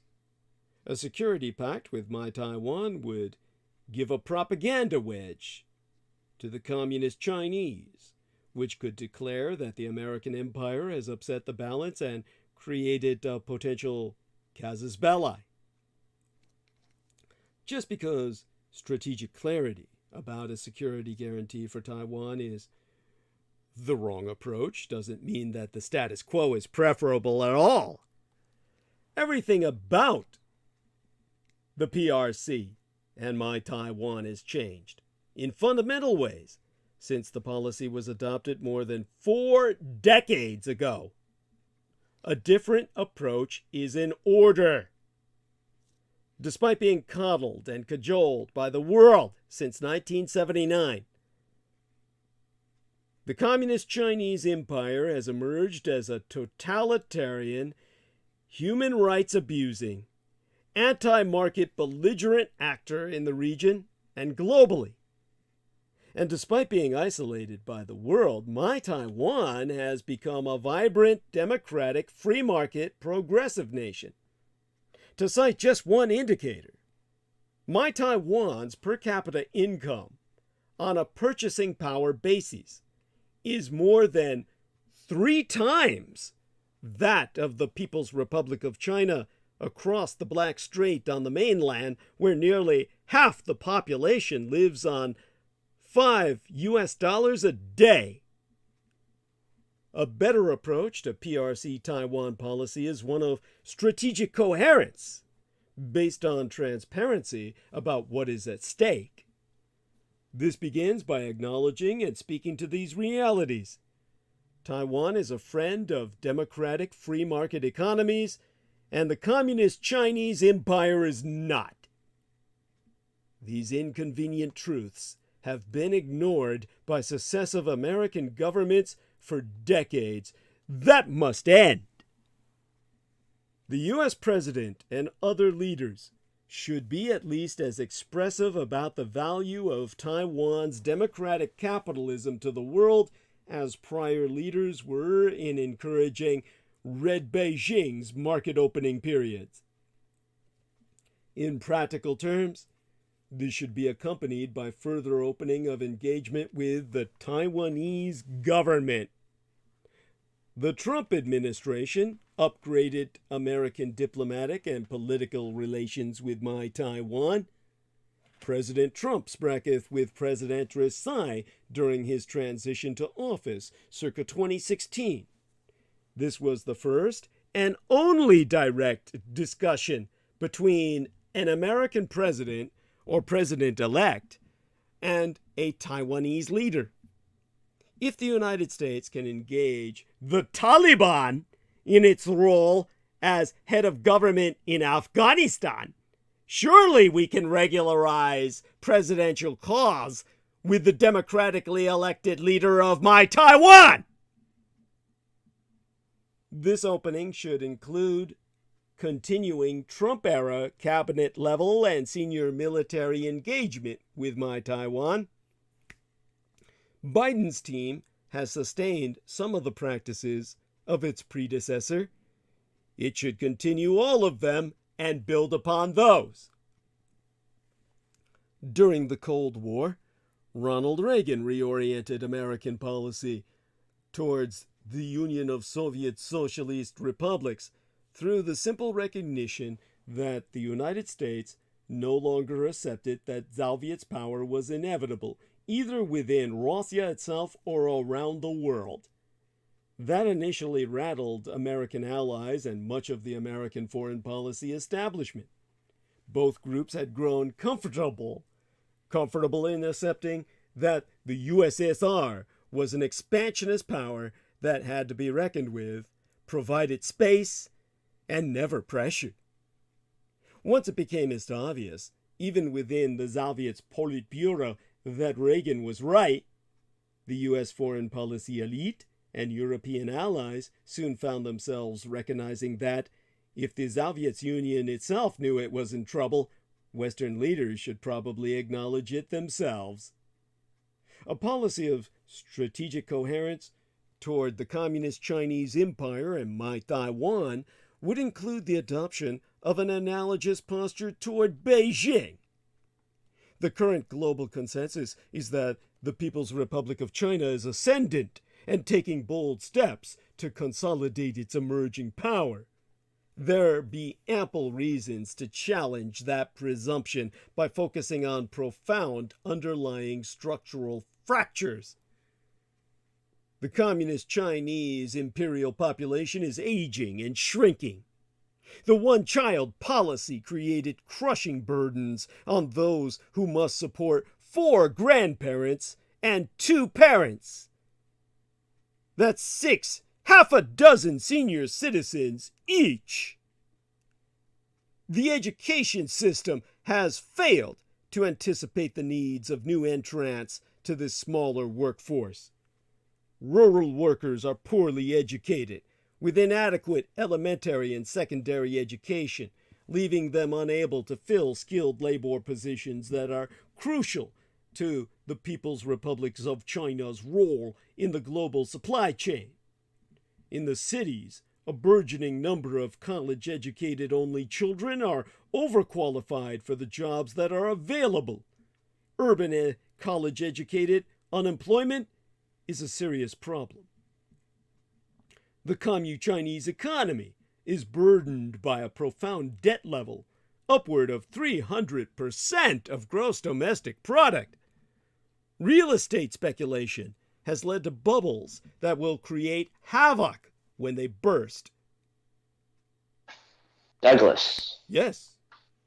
Yeah, so currently right now the mineral mining sector is up 7% because of the fact that they are excited the fact that China is reopening their economy, which is just false hope. Thank you. Go on. And what's been happening too is that they've been debuting a lot of these stocks on the New York Stock Exchange, and I'm not 100% sure, but like this one, which is the its ticker symbol is HUDI, Hawaii Dye International Group. This IPO'd on Friday at $5 and it shot up to $180. And most likely it's going to be another HKD, which is the Hong Kong version of Goldman Sachs, where this debuted 4 or 5 months ago. It was $15, and it shot up to $2,500 a share. Mm-hmm. They're deliberately doing this also as to continue to fund their dying economy. Thank you. Thank you. As yeah, because yeah, the cracks are happening with what happened with Evergrande, but actually in 2017, I think it was, so with the PPP loans, where the whole thing's a Ponzi scheme, especially that thing, and the government didn't even give anybody anything. Thank you. Explain to our listeners the collapse of the developer Evergrande. Evergrande, like Lehman Brothers and a lot of these other companies, they just expanded and overreached themselves so much to the fact that they even got into electronic vehicles. And see, the size of the economy of China was the size of Peru when Nixon came. Yes. And in many ways, it's just been an entire lie, and especially with the real estate. The reason why they built it's called goat cities.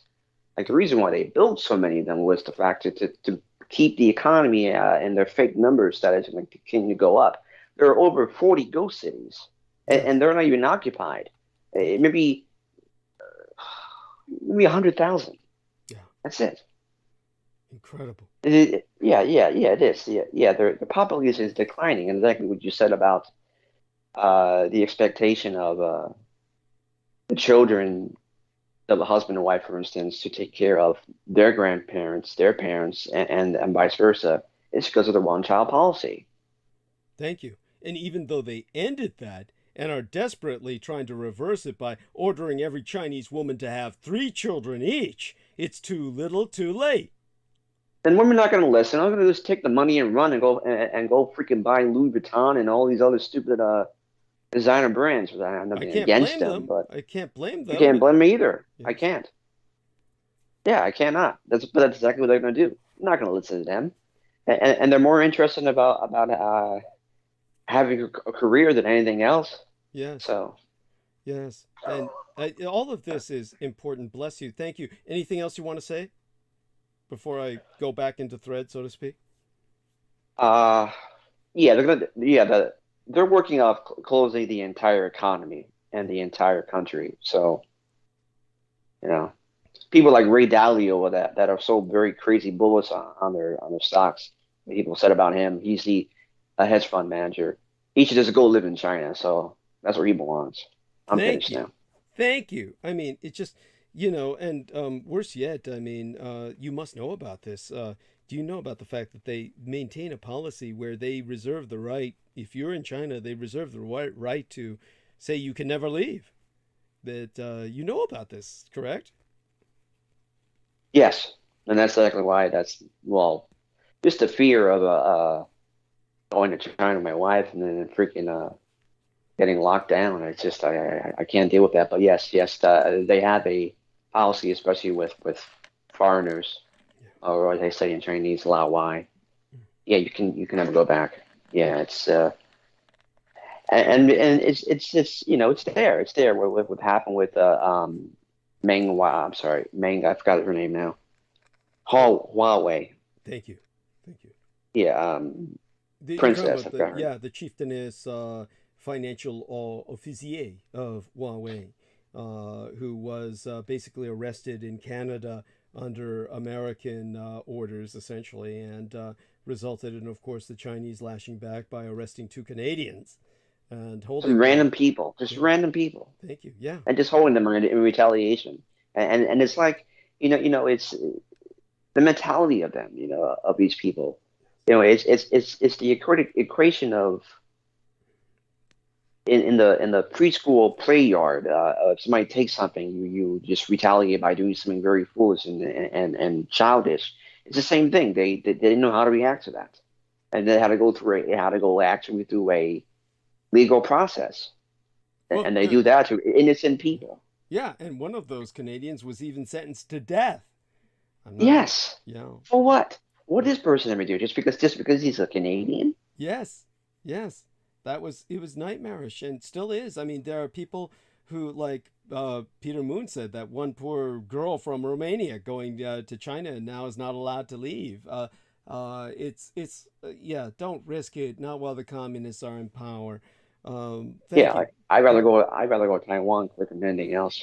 Thank you. Thank you. And Deeply. at least I can see temples and everything, Yes. that are Thank still you. there, not destroyed.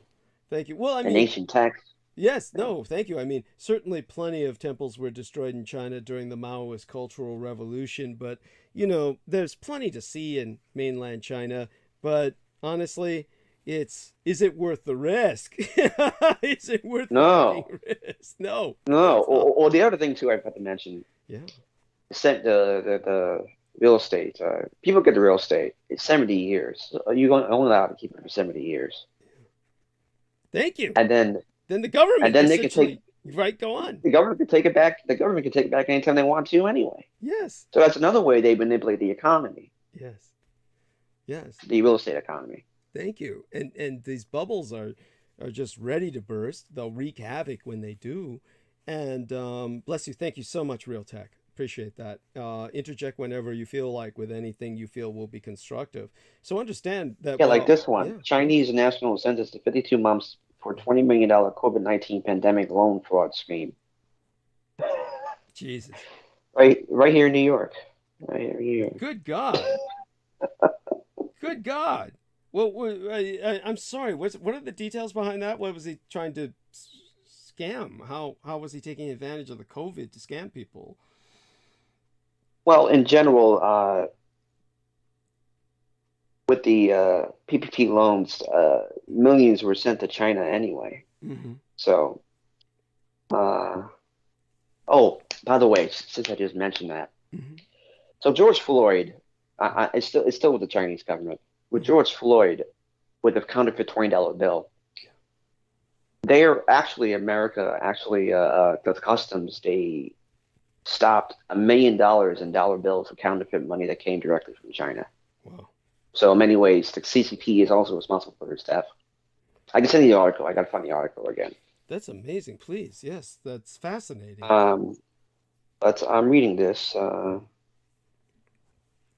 Let's see here. This Mugema Mangma saw an opportunity to enrich himself by applying for millions of dollars in funds to pay wages to hundreds of employees that never existed. Holy shit. So that's what he did. I mean, I'm just trying to read this really fast, Yeah. but he applied for the SBA loans, 6 different banks for a total number of $20 million Mm-hmm. for his companies NYIC and Hurley Ma companies to the SBA PP loan, EIDL loan. He was saying he was the sole owner and executive director of Ma companies. Located, of course, you can declare your apartment building as a business. So, six. Thank you. No, I mean that's incredible. But yeah, I'll send it to you. But yeah, it is incredible. Thank Yeah. you, and I appreciate your interjection. You're always encouraged to do so whenever you feel you have something to say, and I believe that what Real Tech provided is profound, and while extreme, it may be just the beginning.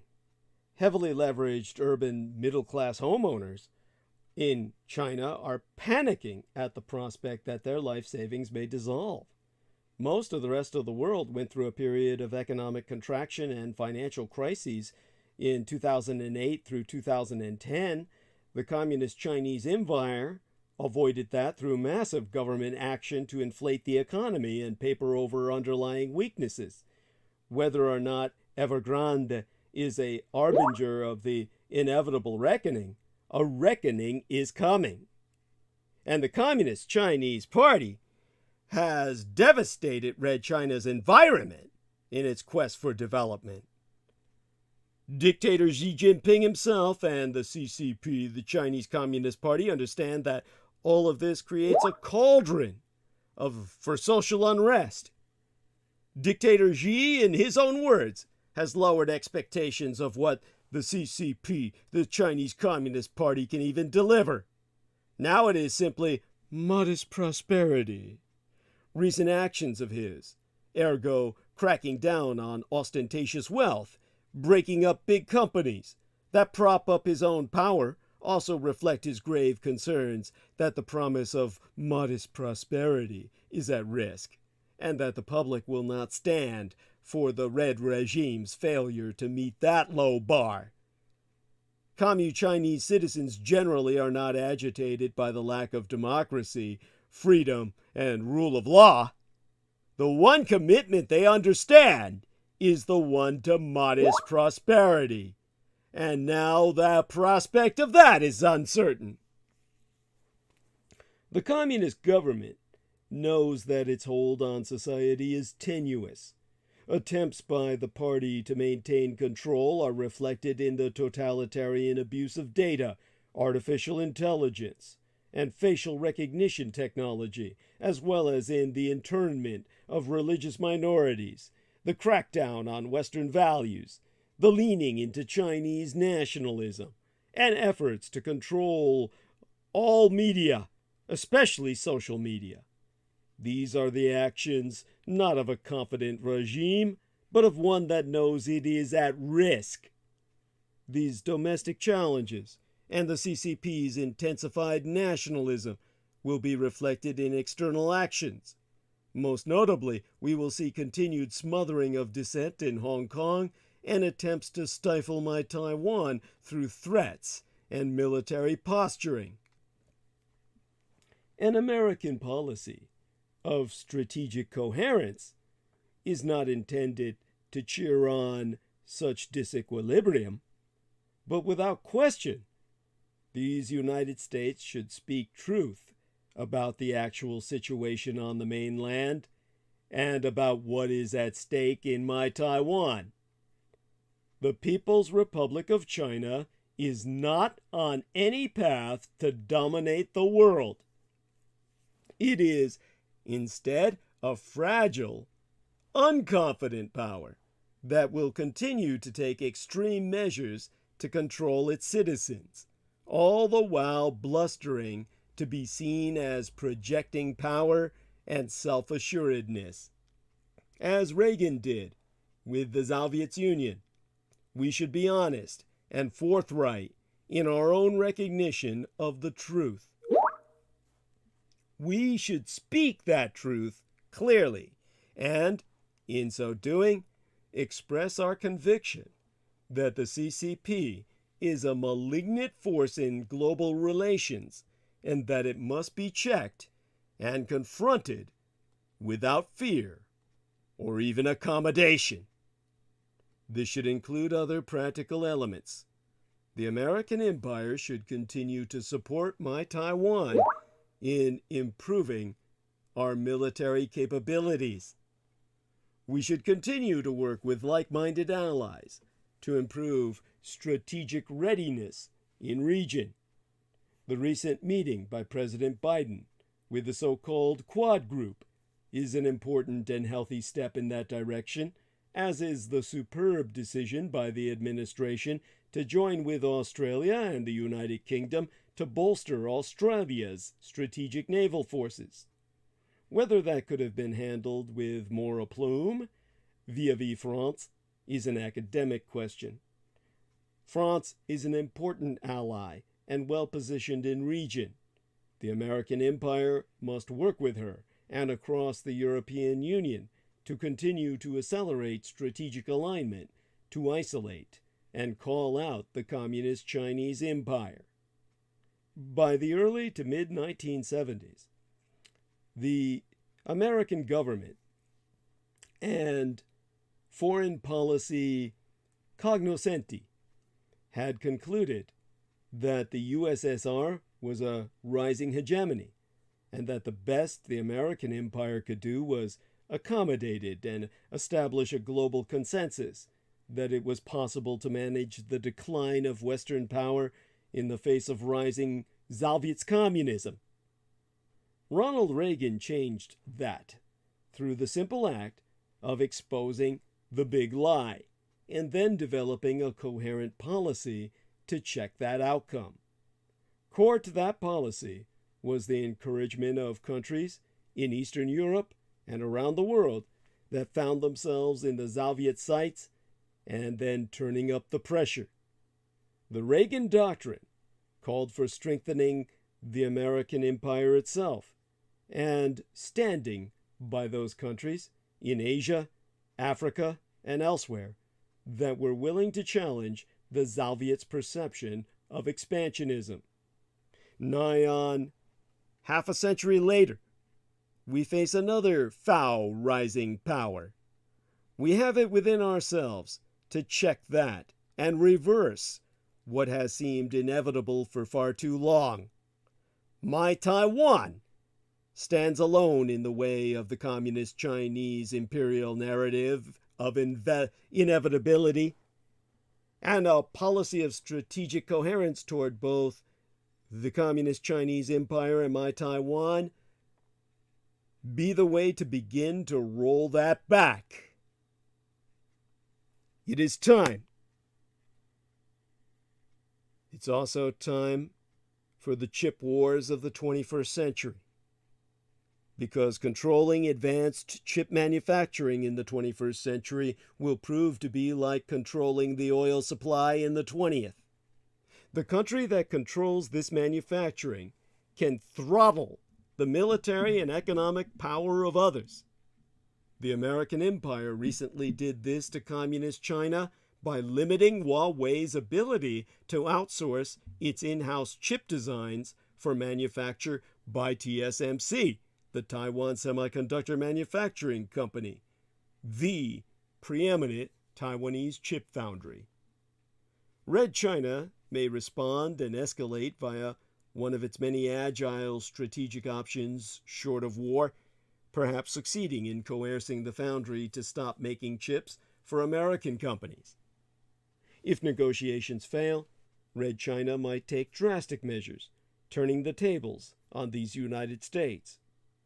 On the more modest end of the spectrum, Red China might start some type of trade war with my Taiwan to ensure access, following the playbook Beijing used to coerce South Korea over THAAD, the THAAD, the Terminal High Altitude Area Defense, or Australia over its recent decision to lead a call for investigating the origins of the novel coronavirus. On the more extreme end, these Taiwanese chip foundries might be subject to an aggressive campaign of sabotage. And even though observers of the region might downplay these risks, it is not impossible that this could be used as a part of a casus belli for Red China's long-held desire to reunify by force. Such is the importance of chips in this era. Either way, Washington should be worried.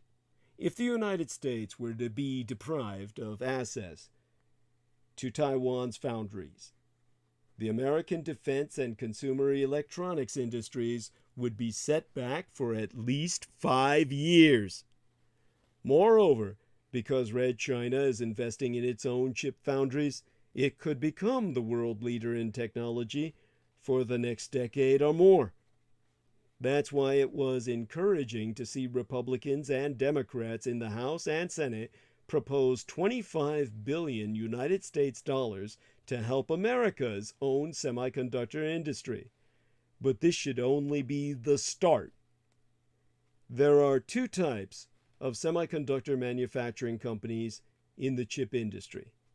Some, like Intel, Samsung, SK Hynix, and Micron, design and make their own products by factories that they own.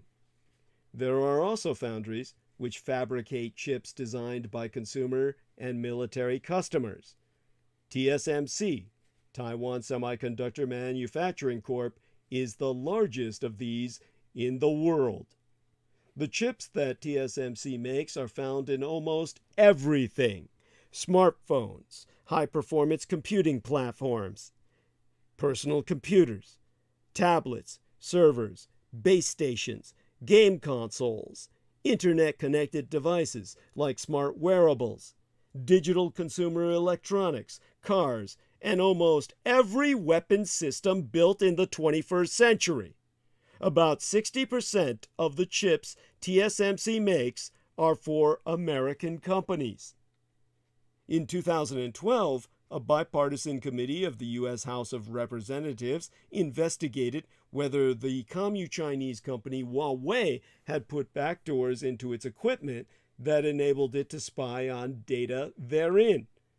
The committee found that Huawei could not or would not explain its relationship with the Red Chinese government and did not comply with American laws, but it did not reach a conclusion as to whether such backdoors exist.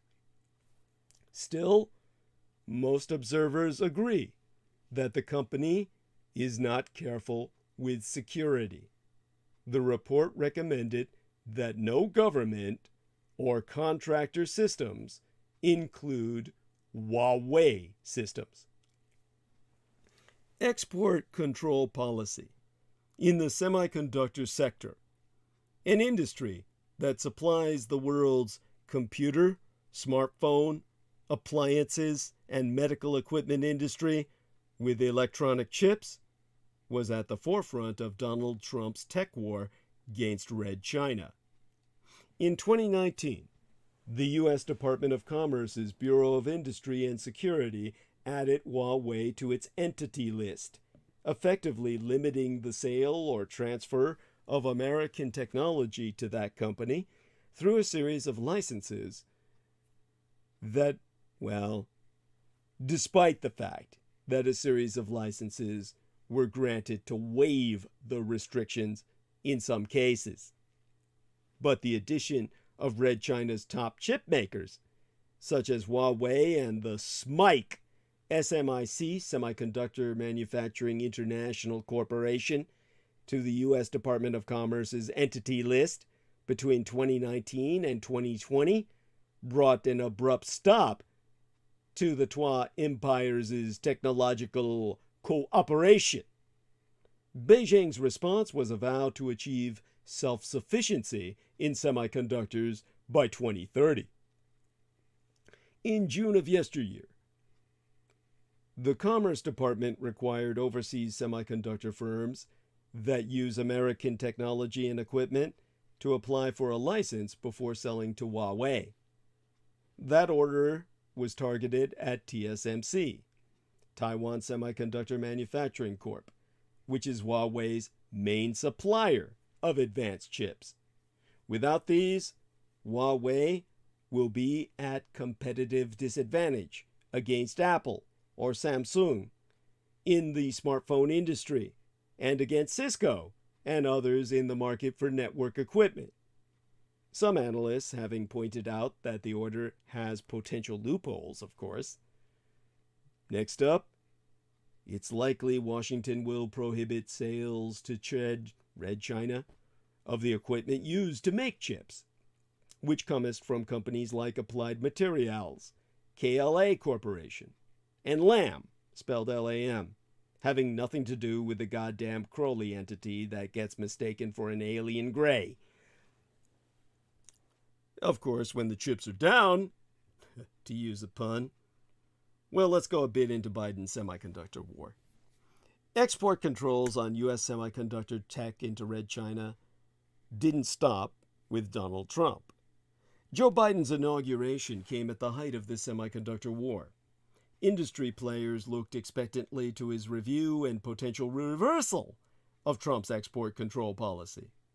However, Biden's behavior increasingly suggested that the overall direction of American export control was to remain the same under his presidency as under Donald Trump's, accompanied by further measures to contain Red China's technological rise in semiconductors.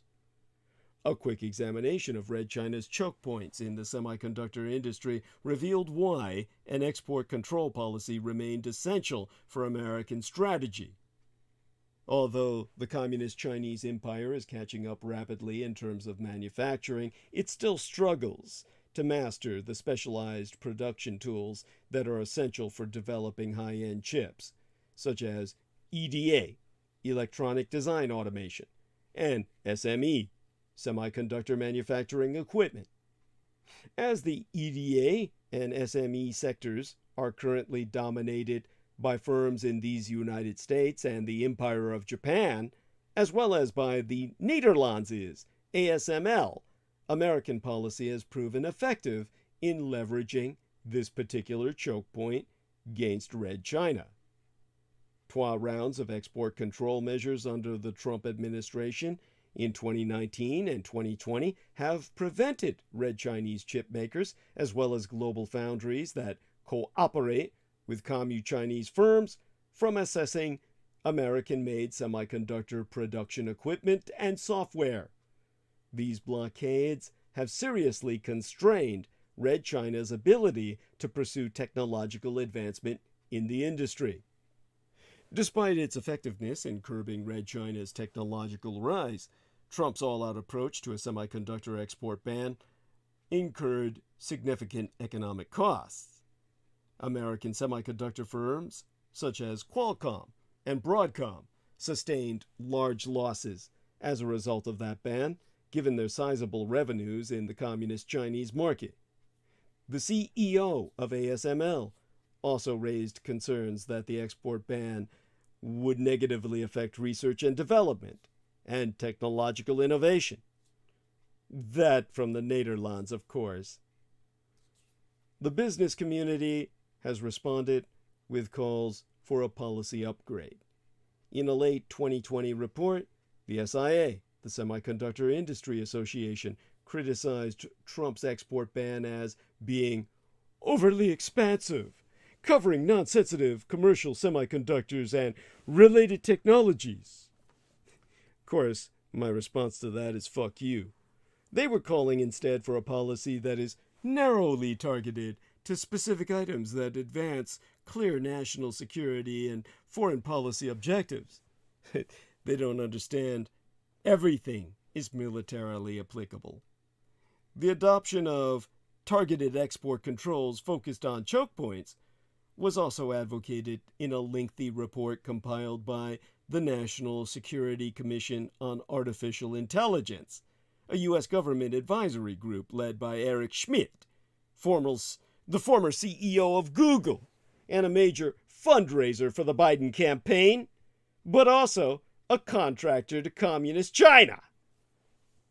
But Biden's steps, thus far, proved he intended to implement a more targeted export control policy toward Red China that prioritized national security in a manner that was all-inclusive anyway.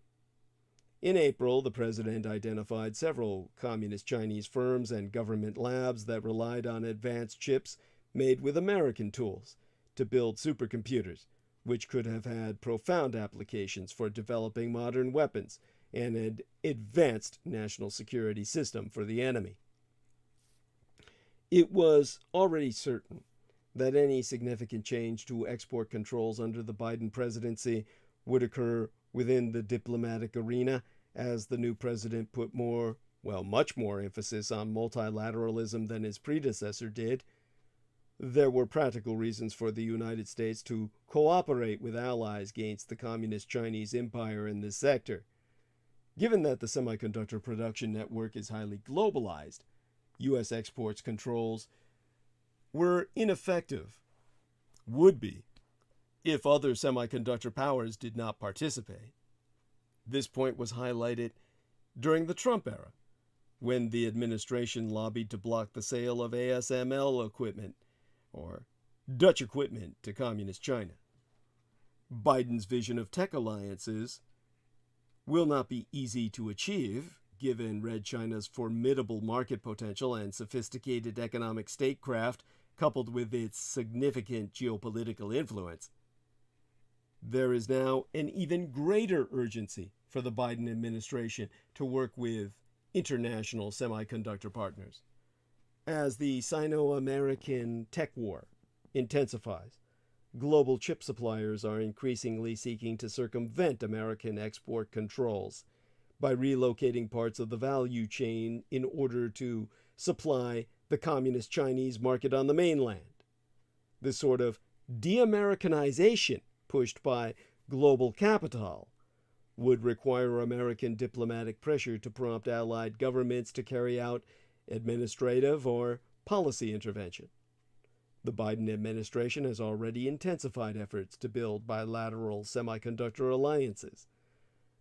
In February, National Security Advisor Jake Sullivan and his Dutch counterparts met to discuss Red China's technological rise, signaling that the Nederland is ready to withhold an export license on EUV, extreme ultraviolet lithography machines, a technology central to the production of the most sophisticated microchips and thus highly coveted by the Communist Chinese Empire. Biden has furthermore prioritized multilateral partnerships with East Asian nations as well as the Quad, Quadrilateral Security Dialogue Nations, and G7, the Group of 7 countries. Biden's vision of tech alliances, as I said, will not be easy to achieve given all the advantages the Communist Chinese Empire has exploited. South Korea, for example, is an advanced semiconductor manufacturer pursuing a sort of balancing act between the American empire and Communist China. It is consequently considered, rightly, a weak link in Washington's attempts to deny Beijing access to advanced chips and equipment. Today, the overarching question is how quickly the Biden administration could find itself confronted with yet another Taiwan crisis, whether a light quarantine, a full-scale blockade, or a surprise amphibious invasion. If the Bloomberg social critic Hastings is right, this would be the Cuban Missile Crisis of Cold War II, but with the roles reversed, as the contested island is even further from the American empire than Cuba is from Russia. If the novelist Admiral Stavridis, who authored the book titled 2034, is right, my Taiwan would be more like Belgium in 1914 or Poland in 1939. But another analogy comes back to mind. On this date, 66 years to the day after the end of the Suez Canal War, perhaps Taiwan will turn out to be to the American Empire what Suez was to the British Empire in 1956, the moment when the imperial lion is exposed as a paper tiger. The future of American power is presaged by the humiliation of the best little army in the world. 2 decades of British Army failure have left the greater British Empire woefully vulnerable, and in parallelism, the end of America's empire won't be peaceful either. As it left Afghanistan in chaos, America's decline mirrors Britain's a century ago. As a historian, I can only warn that it will also invite wider conflict.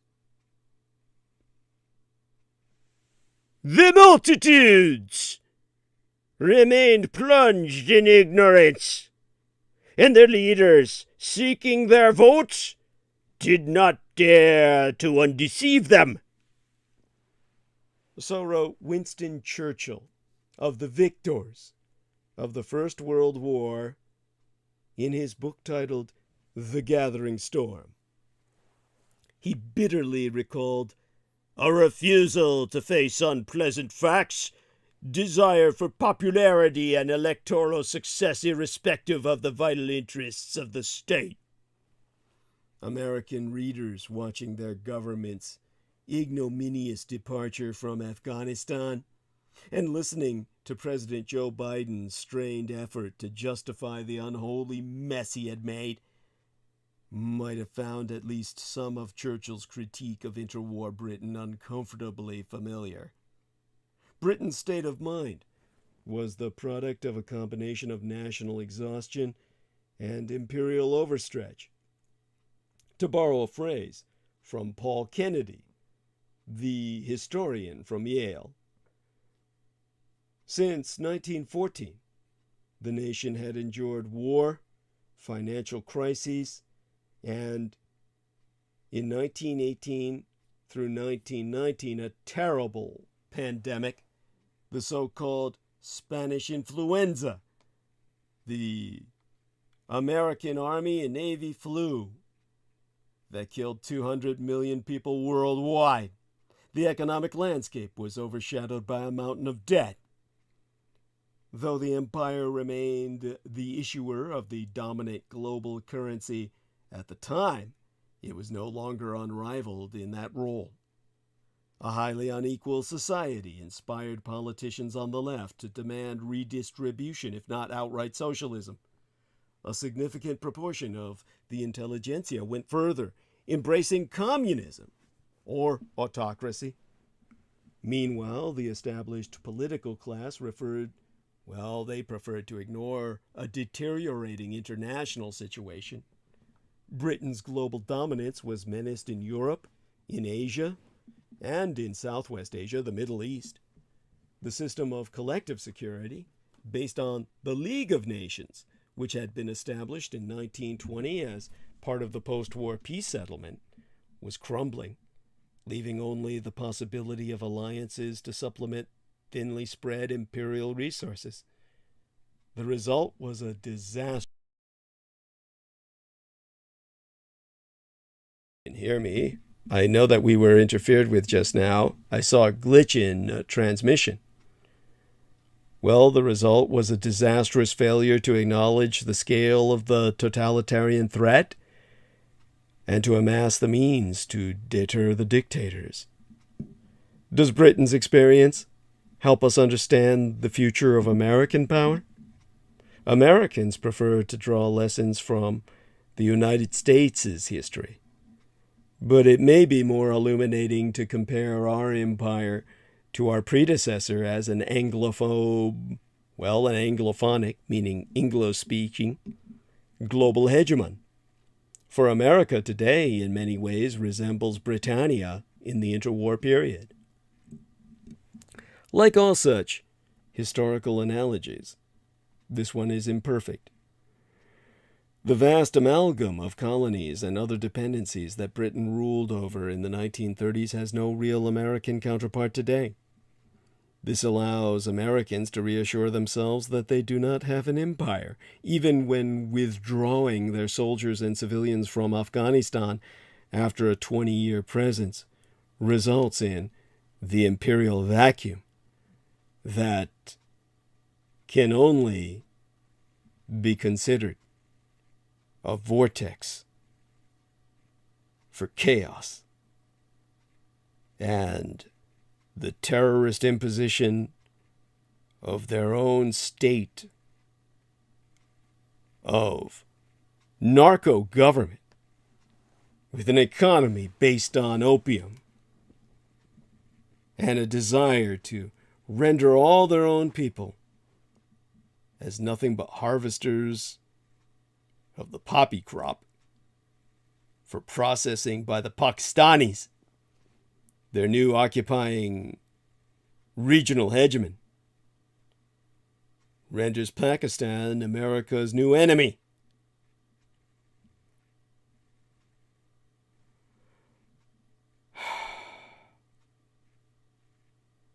"20 years to render Pakistan a terrorist state with nuclear arms, a regional hegemonic superpower. And despite our own high COVID-19 mortality, America is not recovering from the kind of trauma that Britain experienced in the First World War, where huge numbers of men were slaughtered. Nearly 900,000 died. Some 6% of all males aged 15 to 49 died. to say nothing of the 1.7 million so critically injured as to be rendered unemployable for the rest of their lives, dependents on a socialist state. Nor is America facing as clear and present a threat as the Soviet Empire posed to both Britain and the Reich. Still, the resemblances are striking.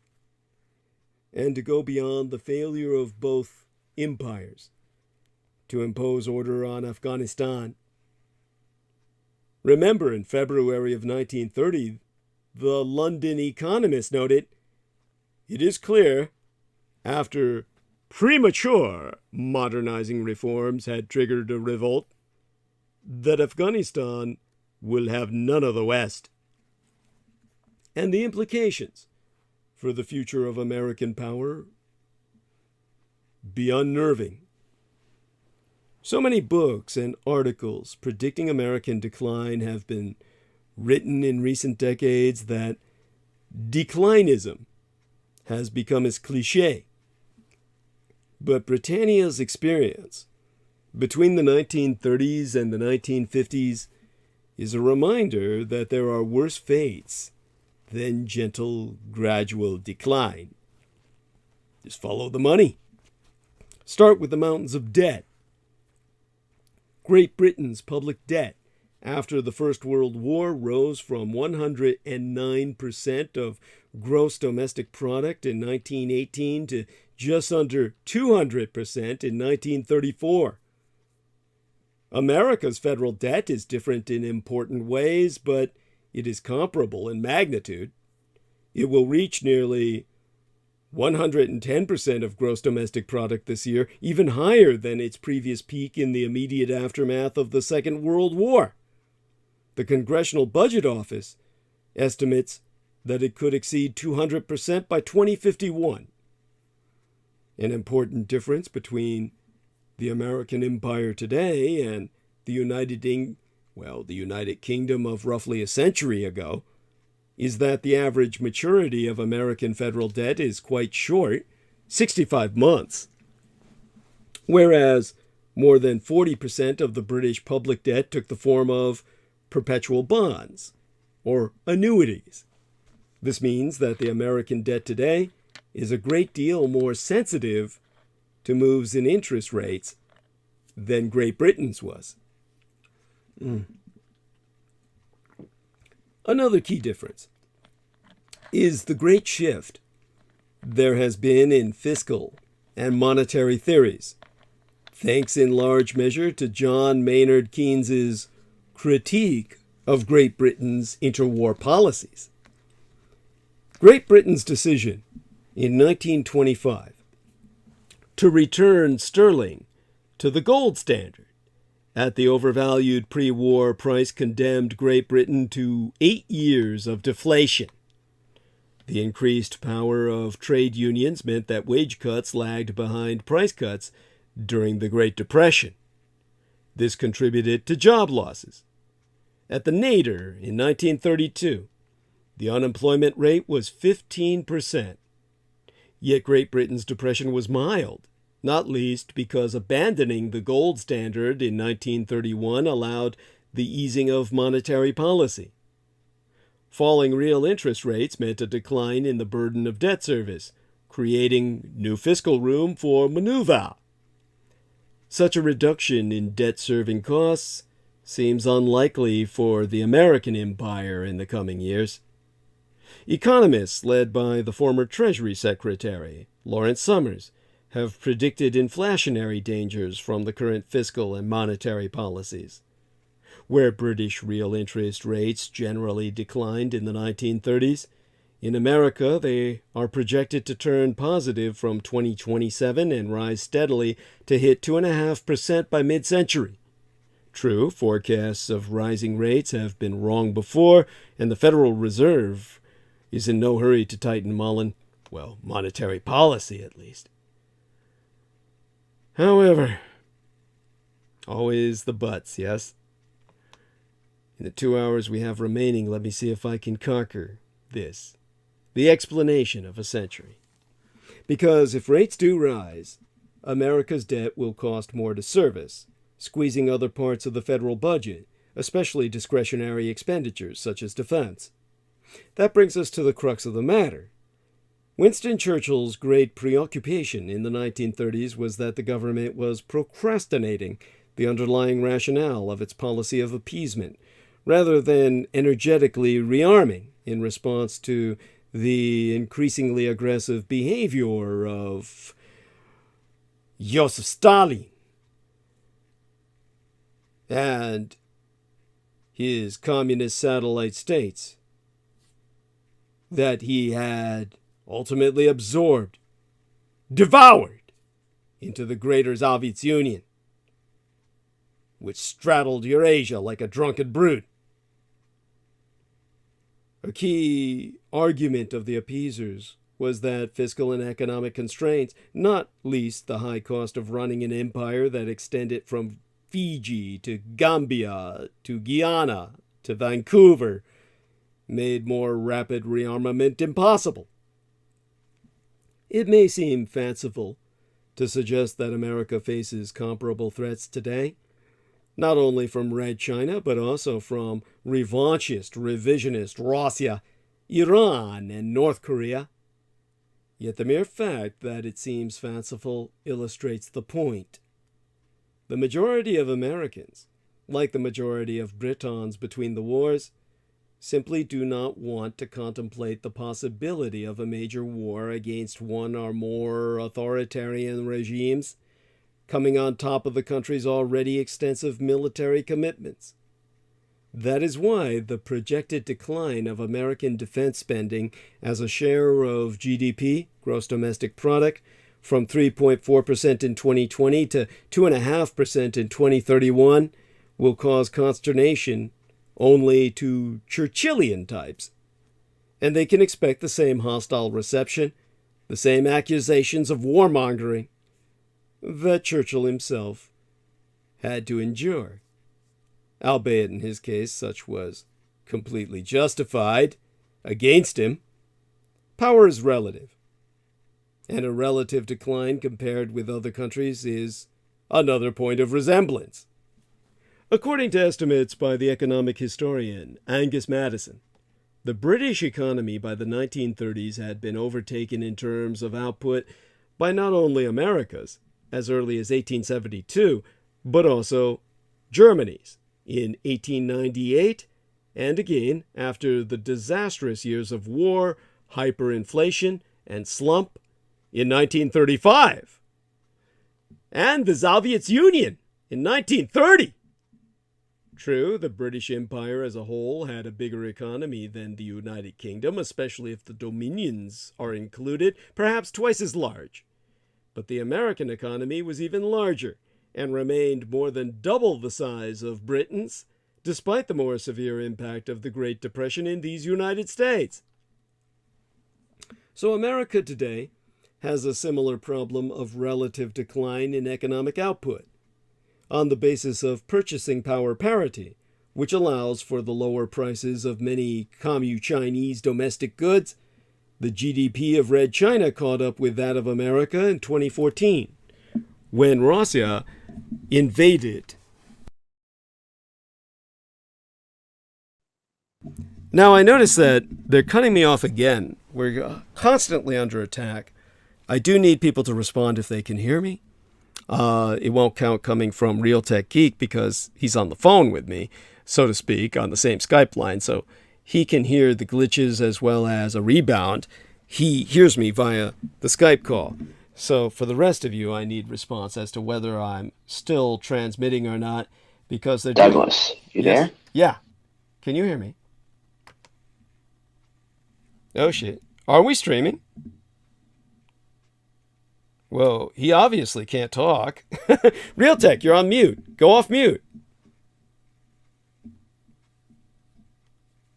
So, are you telling me you can't hear me? So I need some response from live stream. People in the chat do respond, because Real Tech is not responding. I'm going to presume you can hear me. Real Tech, do say something. All right. Well, there you go. Say yes or no in the chat. Let me know if you can hear me, and I'll get back onto train of thought. Now, as I said, when the Russians invaded Crimea, which is when they cut me off, we had already purchasing power parity. On a current dollar basis, the American economy is still bigger than that of the Communist Chinese Empire, but the gap is projected to narrow. This year, Red China's current dollar gross domestic product will be around 75% of America's. By 2026, it will be 89%. It is no secret that Red China poses a bigger economic challenge than the Soviet Union once did, since the latter's economy was never more than 44% the size of America's during the Cold War. Nor is it classified information that Red China is seeking to catch up with America in many technological domains with national security applications, from artificial intelligence to quantum computing.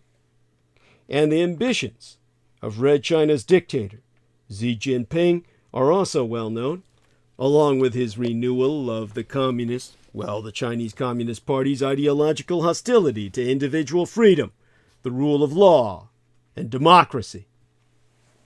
American sentiment towards the Red Chinese government has markedly soured in the past 5 years, but that does not seem to be translating into public interest in actively countering the Communist Chinese military threat. If Beijing invades my Taiwan, most Americans will probably echo the British Prime Minister Neville Chamberlain, who notoriously described the German bid to carve up Czechoslovakia circa 1938 as a quarrel in a faraway country between people of whom we know nothing. A crucial source of British weakness between the wars was the revolt of the intelligentsia against the empire and, more generally, against traditional British values. Churchill recalled with disgust the Oxford Union debate in 1933 that had carried the notion, carried the motion. This House refuses to fight for king and country. As Churchill so noted, it was easy to laugh off such an episode in England, but in Germany, in Russia, in Italy, in Japan, the idea of a decadent, degenerate Britain took deep root and swayed many calculations. This, of course, is precisely how Red China's new breed of wolf warrior diplomats and nationalist intellectuals regard America today. In fact, Nazis, fascists, and communists alike had good reason to think the British were succumbing to self-hatred. Of his time as a colonial policeman, in his essay titled Shooting an Elephant, George Orwell wrote, "I did not even know that the British Empire is dying."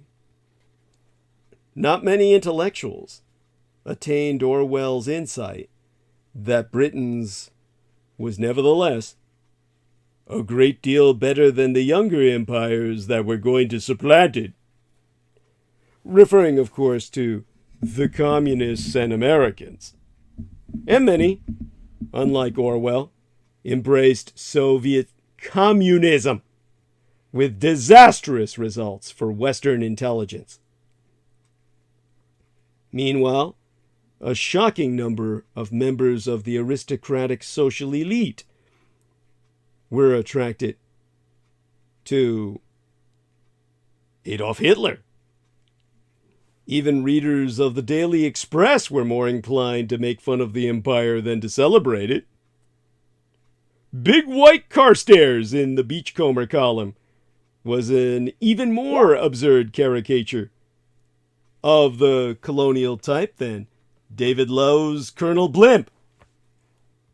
Okay, we're told by Real Tech Geek he does not hear me. So I need feedback from everybody else. Are you fucking hearing me or not?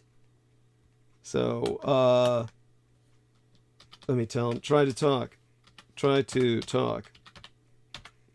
Okay, try to talk. Get off mute. Hello. Yeah, there you are. Yes, so, can you hear me? This is odd.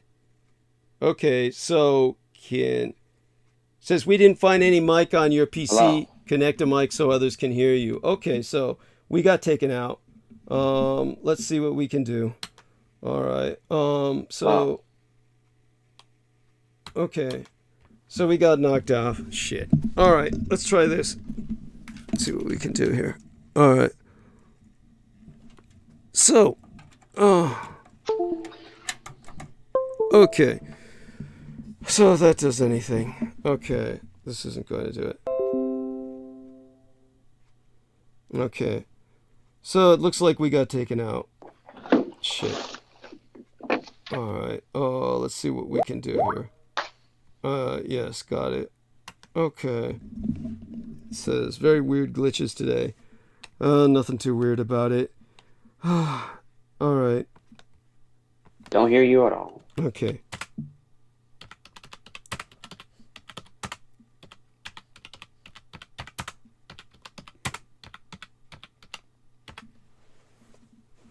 Alright, so here we are. The mic is fucking broken.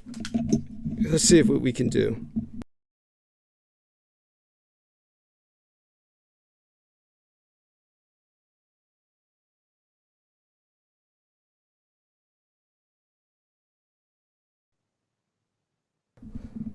How about now?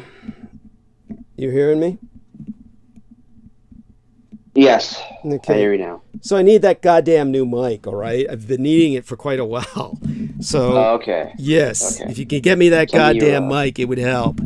All right? That's, Jesus fucking Christ. So, I thought it was a glitch or something on the no, it's a goddamn mic. I've been needing a new mic for quite some time. So, yeah, if you can get that to me before Wednesday, it would help. Otherwise, the same shit's going to happen on Wednesday.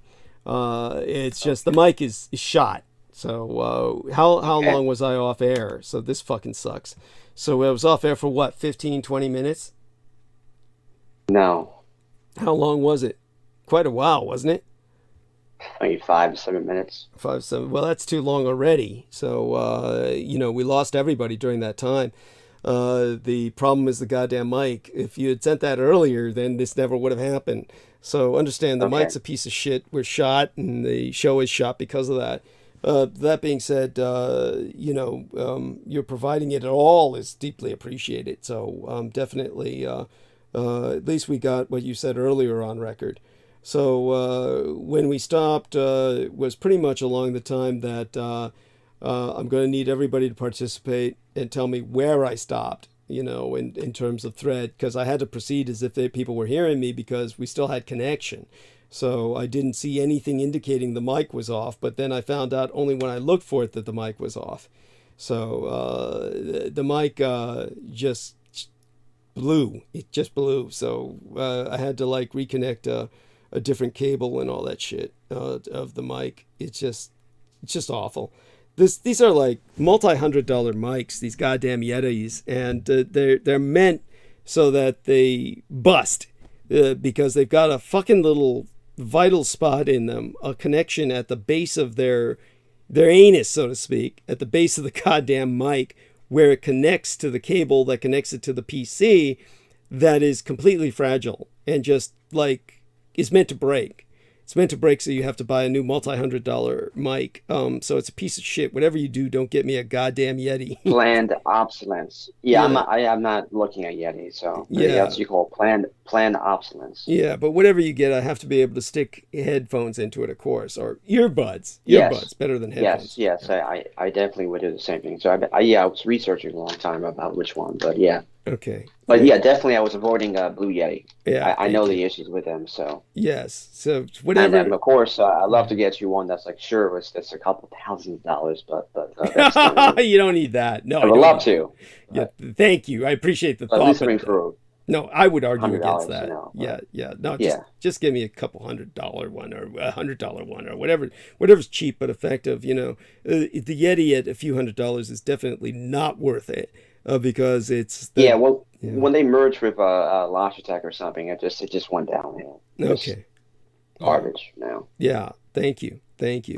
It's definitely So just text me your address again though, because I lost it. So okay. but not in the chat, in the personal messages with you and Okay. I instead. Okay. Okay. Well, let me take a look at personal messenger and see if I even got you there. You mean like Facebook?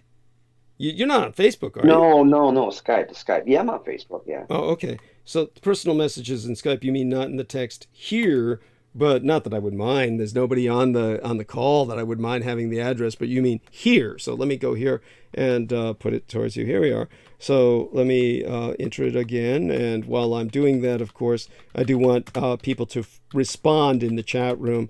Let me know if you can fucking hear me. Let me know where I dropped off. And so I'll try and establish my train of thought. So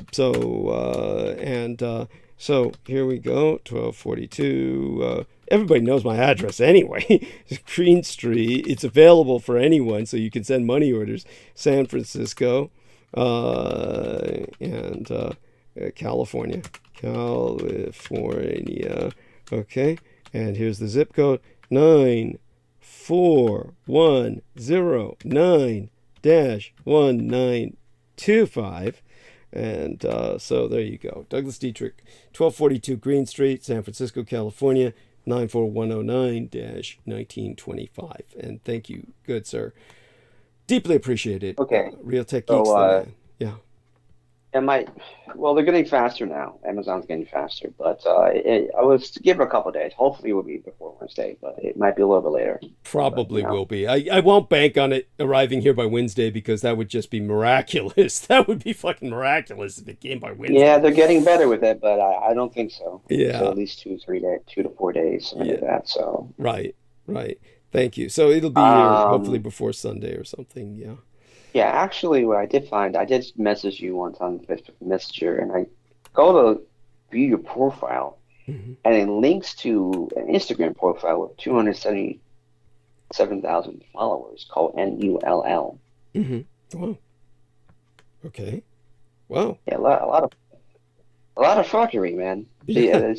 But then in a way, that is a prophecy for you because that's what's going to be happening with you. You're going to have thousands of people listening to you later on. Well, thank you. I appreciate that. Another thing. I forgot to say, you ever consider multicasting, like streaming on Twitch and YouTube? Obviously, I'll need some technical support to do that. Maybe you can teach me how that's done. I have no idea how to do that, but I'm not adverse to it. Of course, Okay. I'd like At to first, of course, you might need a better computer because it's a lot more processing. Probably need better computer and better internet. Yes. That's something too. Oh, good point. I I'd know. have to. So what I'll do is I'll try and get on that government program as soon as possible. I'll obviously I can't do this before Wednesday, but after Wednesday I'll try and go to Xfinity and get into that government accountability program. Ultimately, they have this program which helps people pay less for their computer bills in my position, so less for their internet. So I'll should be able to get on that, but takes a while. Everything takes a while to process. But while we're doing that, you and I will speak more about the potential to do things like this. Now, just so people understand, I already have 2,466 some odd subscribers. I mean, as small as that is, comparatively speaking, I'm successful, considering how many times I've been scrubbed off the internet, and considering how many times anybody trying to accomplish anything today on the internet would simply fail.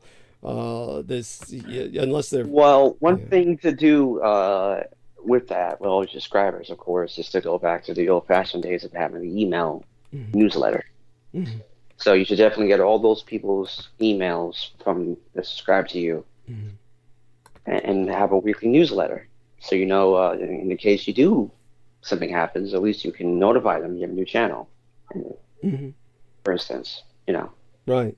Thank you. I mean, that makes perfect sense, of course, but that would take quite the effort, wouldn't it?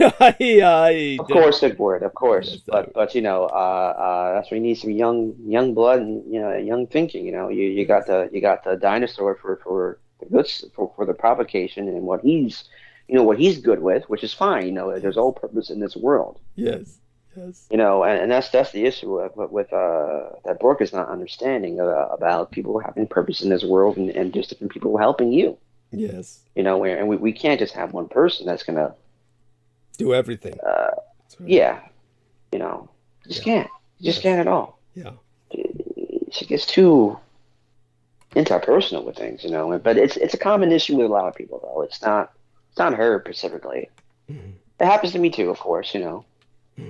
We're only human. Yes. But anyway, Yes. yeah. It's a lot of things that we can work on to get you out there more, like such as running Google Ads. Also, Yes. if you get approved, for it, of course. But Well, I had shorts. Another thing you gotta start doing is YouTube Shorts. That too. YouTube. We have shorts clips of. Oh, okay. It's like TikTok. Okay. It's like TikTok, and having like shorts on your specific little snippets of the things you want to say with like an infographic or something like that going on. Okay. Something that's like more, because you got to reach the young people. The Is young there people some are way the ones you that can- always. Is there some way you can help with any of this in terms of like? Yeah, I can help you with some things. Yeah. Okay. Yeah. I mean, certainly would appreciate that. I mean, we'll talk more of it, of course. The problem is just how tired both of us get. You and I both get doing what we do, and then we just kind of like have to catch up on Yeah. sleep or something. But on days when either one of us feels a bit more energetic, we could communicate about this. I'm happy to Yeah. say our listeners are back. Our listeners have returned. So with that, do you remember where I left off? Just out of curiosity, in terms of where I dropped. Yeah, you were. Well, of course, you were talking about the British economy I'm sorry, I'm asking. I throw the garbage out. You were talking about the British economy and stuff, Mm-hmm. and the debts, and you were talking something about Russia, I think. Okay. So definitely, Yeah. just definitely. And I did appreciate want to it. mention about Yeah, that. go on. Yeah, Yeah, you're go welcome. on. I'm sorry, I don't mean to interrupt you. I'm sorry. No, that's fine. Go on. Yeah. So in many ways, the entire debt with England, you really stem back to the 7 Years' War and also the war with America, which they consider to be a civil war in America. America said a revolution, Mm-hmm. independence. It kind of all can stem back from that. But I have to study it. I never really. I got to study Britain's economy. But with the current things right now, so they're almost finished with the Federal Reserve is almost finished with pumping. So now it's just 50 basis points, 75 basis points. So Goldman Sachs predicts it's going to be only about 5% interest. They really can't raise too much. So they're going to go back to just quantitative easing, so do quantitative tightening. Mm-hmm. Well, Tech is City on YouTube, he is saying that the Japanese yen is going to outperform all the other currencies, and he's collecting the yen. My friend has been trading the Great Britain and yen GBR and JPY trading pairs on the forex market, and currently it's been going down a lot.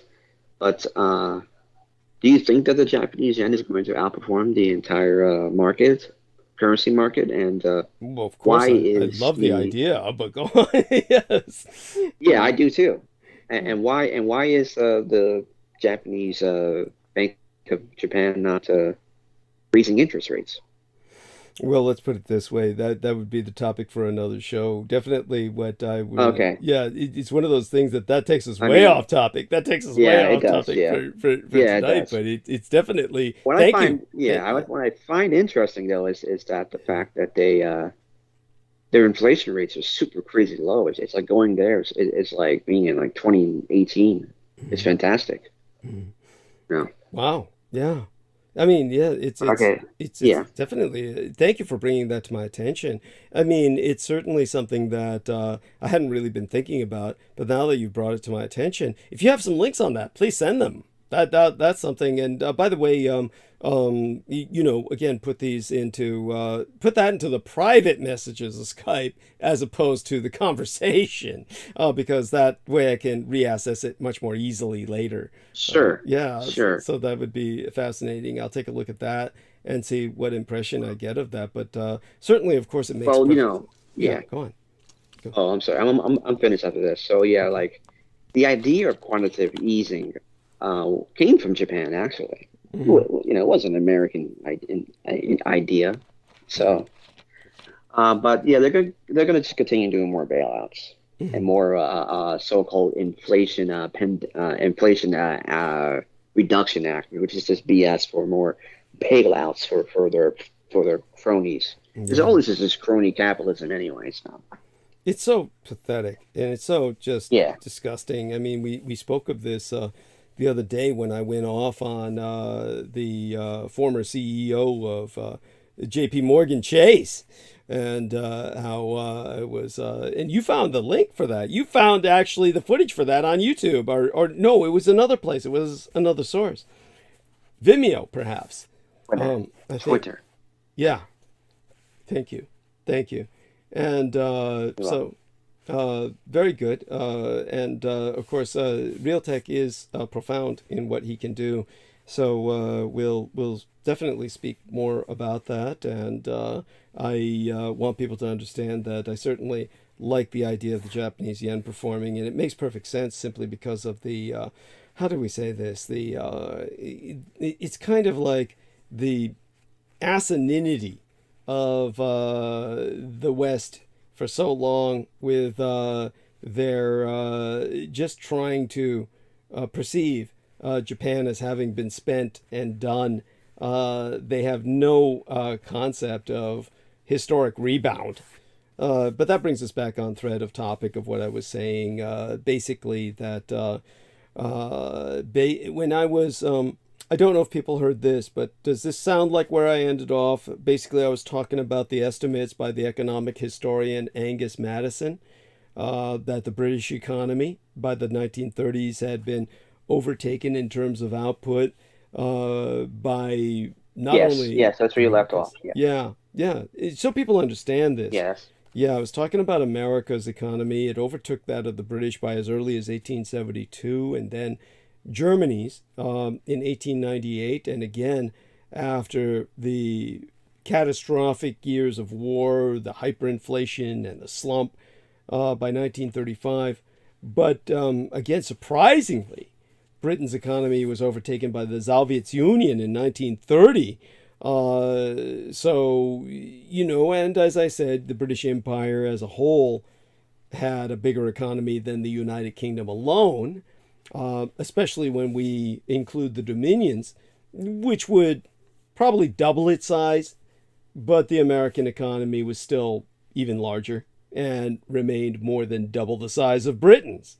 And that was despite the more severe impact of the Great Depression on these United States. So we are perceived as having a similar problem of relative decline in economic output today. But we need to respect... Actually, in fact... Go on. Yeah. I mean, judge one more time. Yeah. That's fine. Great Britain, Japanese yen actually is up 1% right now. Thank you. Interesting. Yeah. 1.20, it's, I'm sorry, 0.78, almost 1%. But yeah. Go ahead. And of course, help me out here. Basically, as I was pointing out, obviously, the Communist Chinese Empire poses a far greater economic challenge than the Soviet Union ever did. The Soviet Union was never anything more than a military competitor. If America were truly a capitalist economy, this is why America's great enemy, as perceived by Americans in the 1980s during the era of the Reaganite Cold War, they perceived Japan to be a far greater threat than the Soviet Union, because Japan was truly competing with America economically, as opposed to a military threat that was likely never to manifest, which was the role of the Soviet Union. So yeah, the Soviet Union couldn't militarily, even just navy wise, they just couldn't compete with how many ships America was making, and forget about nuclear aircraft carriers. Thank you. So that never happened, and they just had to all they did was just provide arms most of the time and funds to all these countries like North Korea or North Vietnam, for instance. Yes. You know, they didn't have they didn't have it. They didn't have it all. They were devastated and destroyed with when the Germans invaded. Yes, they never recovered from World War II. No. Thank you. Never did. That's the important point to make. That's the most important point to make. I never believed this crap about that the Russians, these people, them, a country that only went through industrialization in 20 years was vastly superior than Deutschland. Thank you. That had industrial capacity for what I think 200-300 years. I think. Thank you. Something like that. Yes, certainly was one of the foundation, one of the cradles of the Industrial Revolution. Of course. I mean, it was where England was, but yeah, it was them too. It was them first, I think. Of course, yeah. The English always emphasize that. That's a point of pride to them, understandably. But it was the Germans who invented the printing press, the very method by which we conveyed information before the internet. The printing press was probably the most important invention of human history, of the human experience, so that you could mass produce and distribute information more readily and exactly as it was first disseminated. Until the printing press, this could not be done. That, as far as I'm concerned, is the real Industrial Revolution, the true information revolution that preceded that of the English. Yeah. Yes. Yeah, with the Gutenberg. Yeah. And in fact, Henry VIII should have been kissing the ground what Gutenberg was. I forget his name specifically. Was buried because it wasn't for him, he would never be able to get through a divorce anyway. Because of the fact that so many people knew about reading the Bible themselves instead of some dude telling you what's in it. Thank you. And their interpretation. Thank you. Yeah. Deeply appreciate it. Consider our man, Real Tech Geek, a co-host. So, the Soviet Union's economy was never more than 44% the size of America's throughout the Cold War. Obviously, the Communist Chinese Empire is much larger, but truly, it's nothing at all the way it's propagandized. The Communist Chinese Empire have succeeded in convincing everyone they're a nonstop growth machine. I think people are finally beginning to recognize that is not the case. But what is the case was that we had a crucial source of British weakness between the wars. That was the revolt of the intelligentsia against the empire, and more generally, against traditional British values. That's why Churchill recalled with disgust the Oxford Union debate in 1933 that had carried the motion, "The House refuses to fight for king and country." And as he noted, even then, it was easy to laugh off such an episode in England, but in Germany, in Russia, in Italy, in Japan, the idea of a decadent, degenerate Britain took deep root and swayed many calculations. And this is, of course, precisely how Red China's new breed of so-called wolf warrior diplomats and nationalist intellectuals regard America today.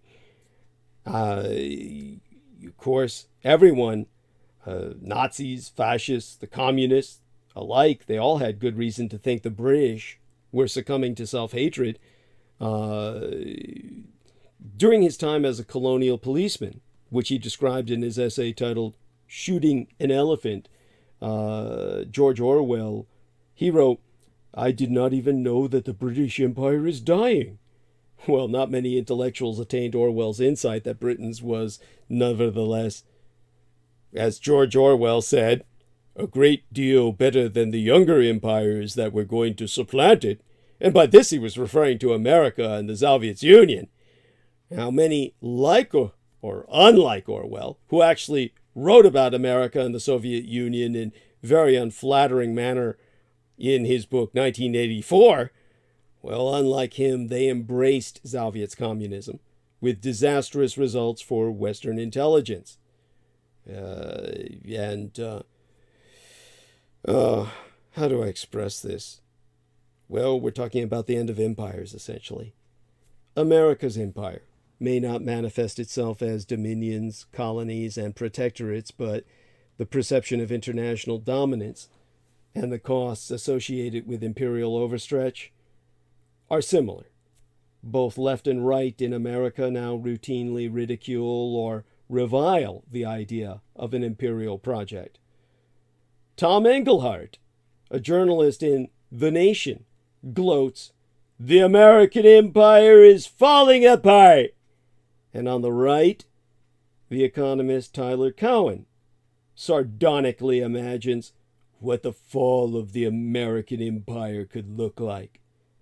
At the same time as Cornel West, the progressive African-American philosopher, sees Black Lives Matter and the fight against U.S. empire as one and the same, we had trois pro-Trump Republicans, Ryan James Gerdusky and Harlan Hill, calling the pandemic the latest example of the American empire has no clothes. Or the latest example of how the American empire has no clothes, the way one of them phrased it. The right still defends the traditional account of the Republic's founding as a rejection of British colonial rule against the woke left's attempts to recast American history as primarily a tale of slavery and segregation, or slavery and then segregation. But a few on either side of the political spectrum, or rather, very few on either side of the political spectrum, pine for the era of global hegemony that began in the 1940s, as perceived by Americans themselves as the height of America as an ultra-power. Quite mistakenly. They had lost that war. America had an ultra-power instead at the end of the so-called Cold War. The Third World War, in effect, was really what America should be looking to instead of World War II as their peak of performance. In short, like the Britons in the 1930s, Americans in the 2020s have fallen out of love with empire, a fact that communist Chinese observers have noticed and relish. Yet our empire remains. Granted, America has few true colonies, Puerto Rico and the U.S. Virgin Islands in the Caribbean, Guam and the Northern Mariana Islands in the North Pacific, and American Samoa in the South Pacific. By British standards, it is a paltry list of possessions. Nevertheless, the American military presence is almost as ubiquitous as Britain's once was. American armed forces. If I may interject Sure. for a second. Of course. So, it's a quote by Trump. Yes. If I were to run, I run as a Republican. They're the dumbest group of voters in the country. They believe anything on Fox News. I could lie, and they still eat it up. I bet my numbers will be terrific. Donald Trump, People Magazine, 1998. That's damning. That's damning. That's incredible. It's almost unbelievable, but I believe it that he said that. And of course, there's fact checks saying that he never said that. But no, I don't believe it. Okay. Yeah, I believe he said that. It sounds so much like him. I believe you said it. Yeah. Yes, exactly it does. Yes. Yeah. It's I never knew that. If I knew that at the beginning, I would never have voted for him twice. Oh my God. That's damning as well, Realtek. But you know Yeah. what we here's what we can say about all of that.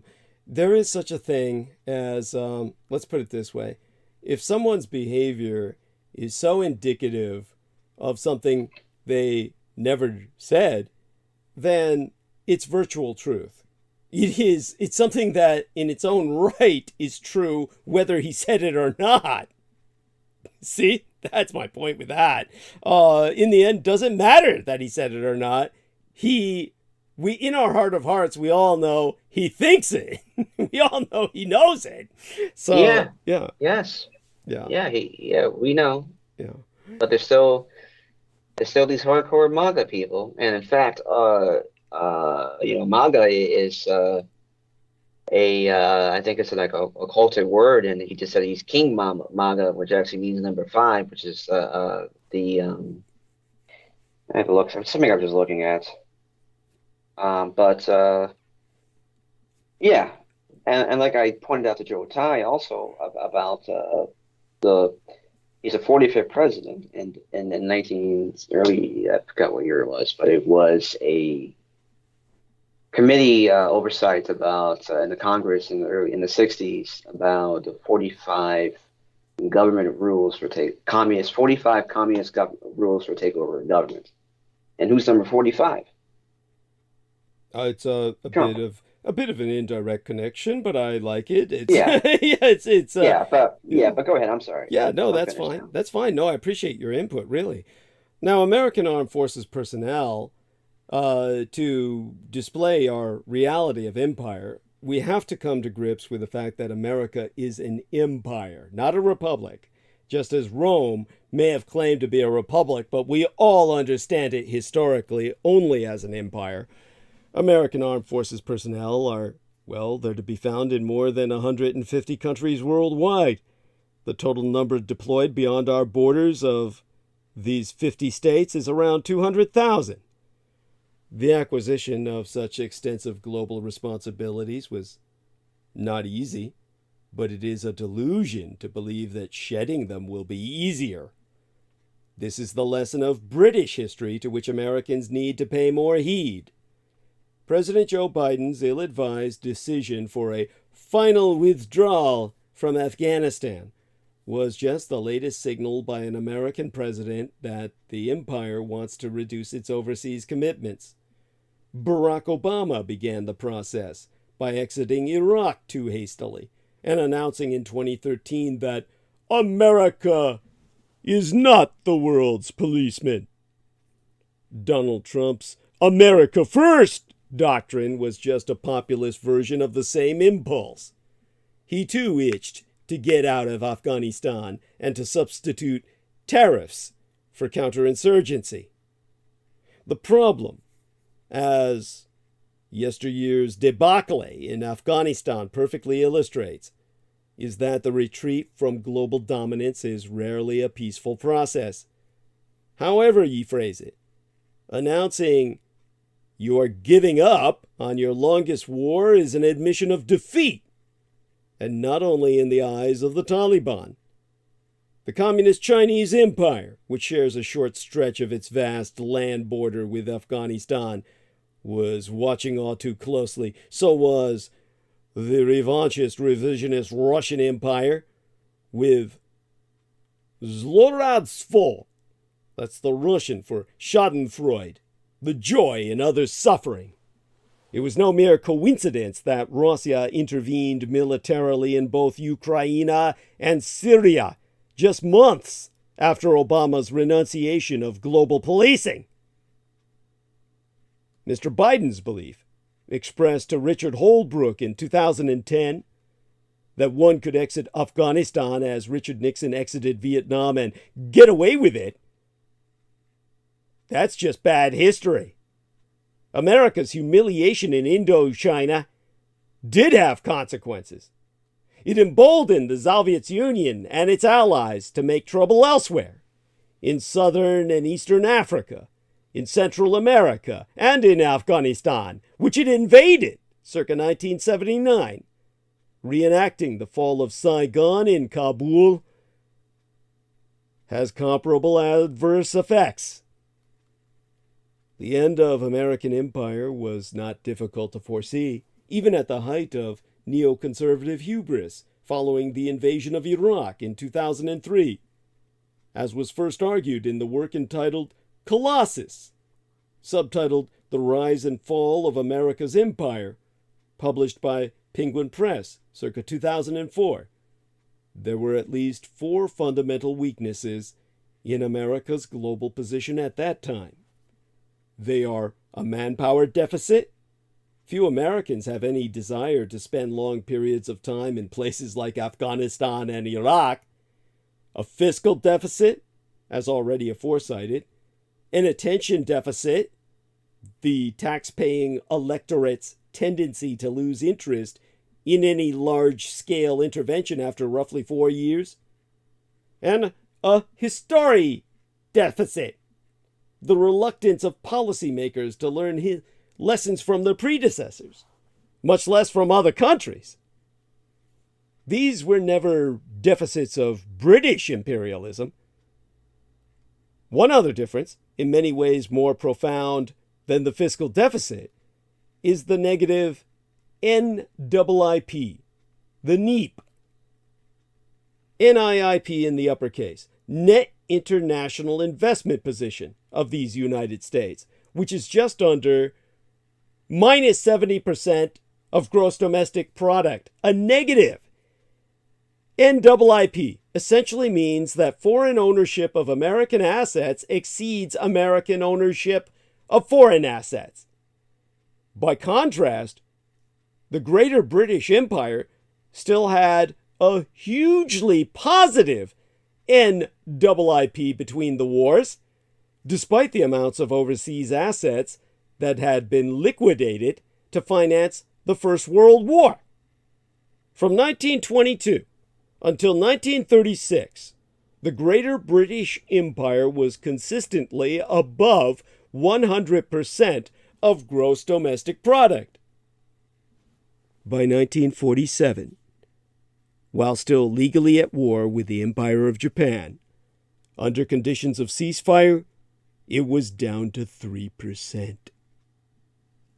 Selling off the remaining imperial silver, to be precise, obliging British investors to sell overseas assets and hand over the dollars, was one of the ways Britain paid for the Second World War.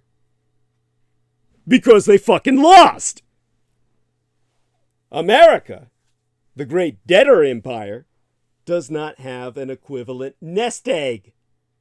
It can afford to pay the cost of maintaining its dominant position in the world only by selling yet more of its public debt to foreigners. This is a precarious basis for superpower status indeed. So we're facing new storms. I earlier cited Churchill's work, The Gathering Storm.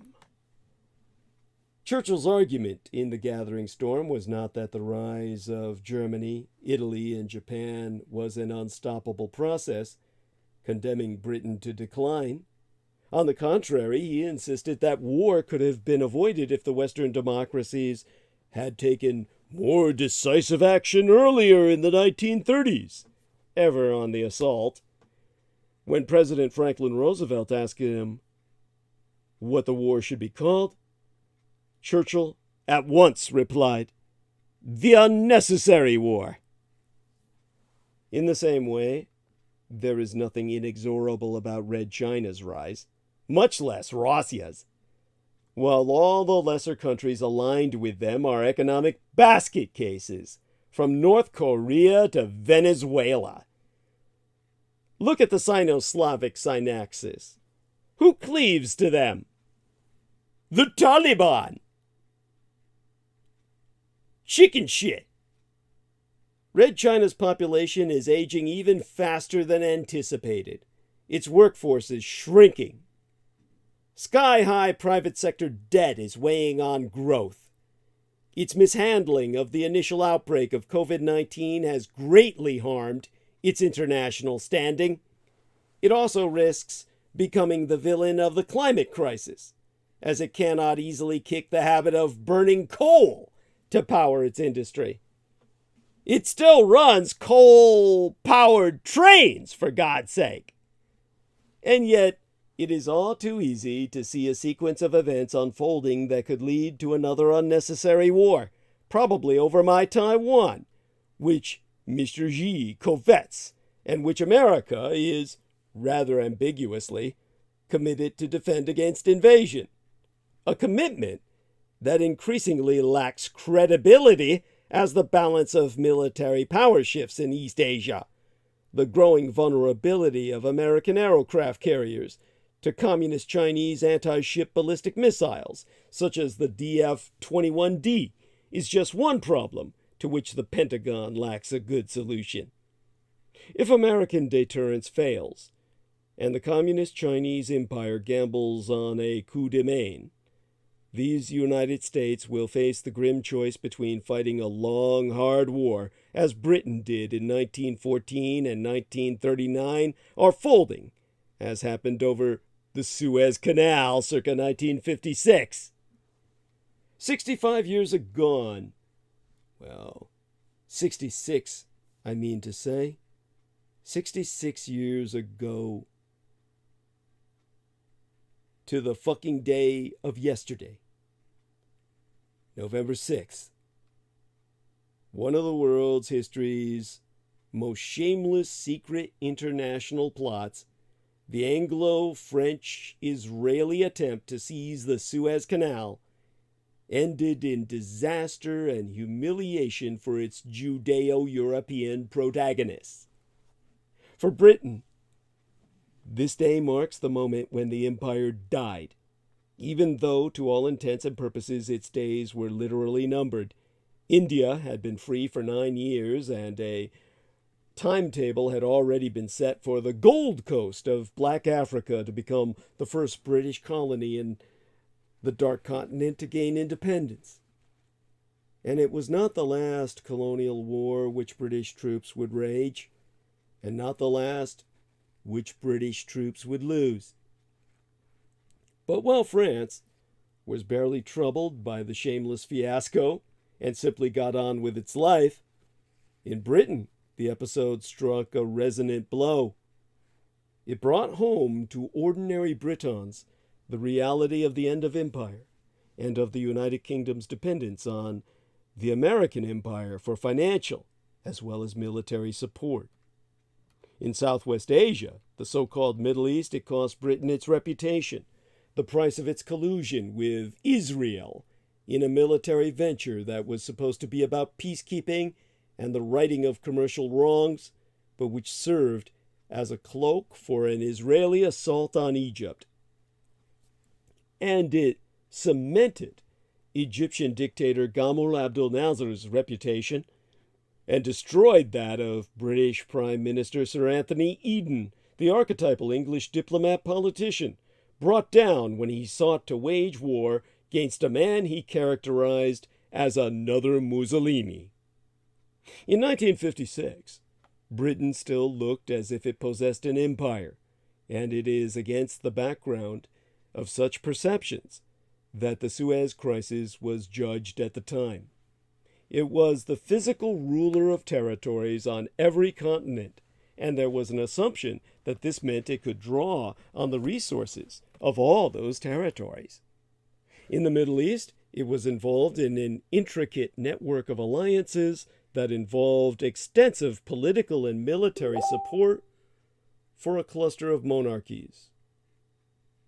In Iraq, Jordan, and Libya, established or bolstered by British politicians and diplomats.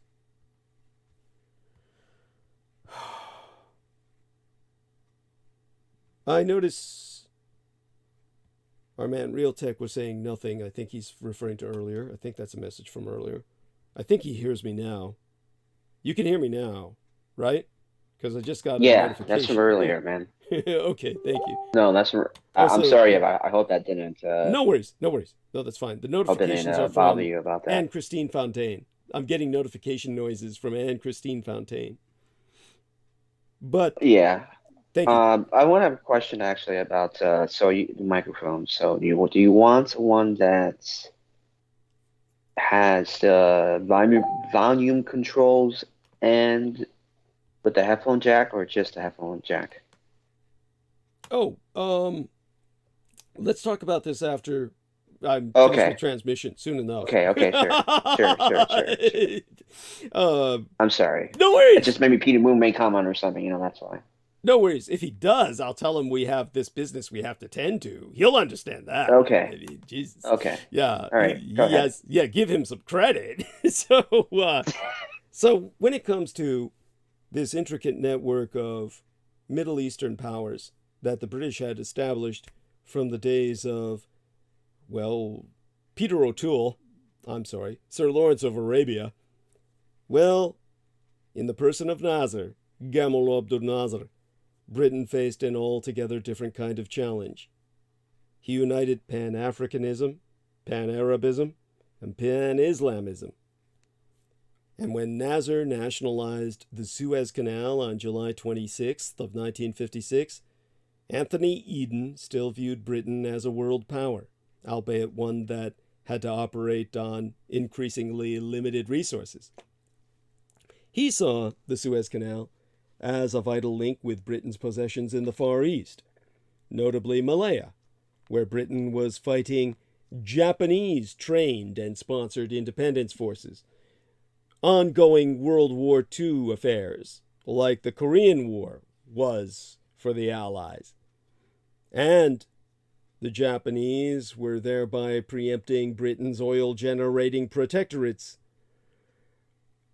in Asia, just as Britain's oil-generating protectorates in Arabia itself, from Yemen and Oman all the way up the Gulf to Kuwait, were accessible only through the Suez Canal with any degree of practicality. In fact, roughly a quarter of all British imports came through that canal, whilst 1 ship in 3 transiting the waterway was British.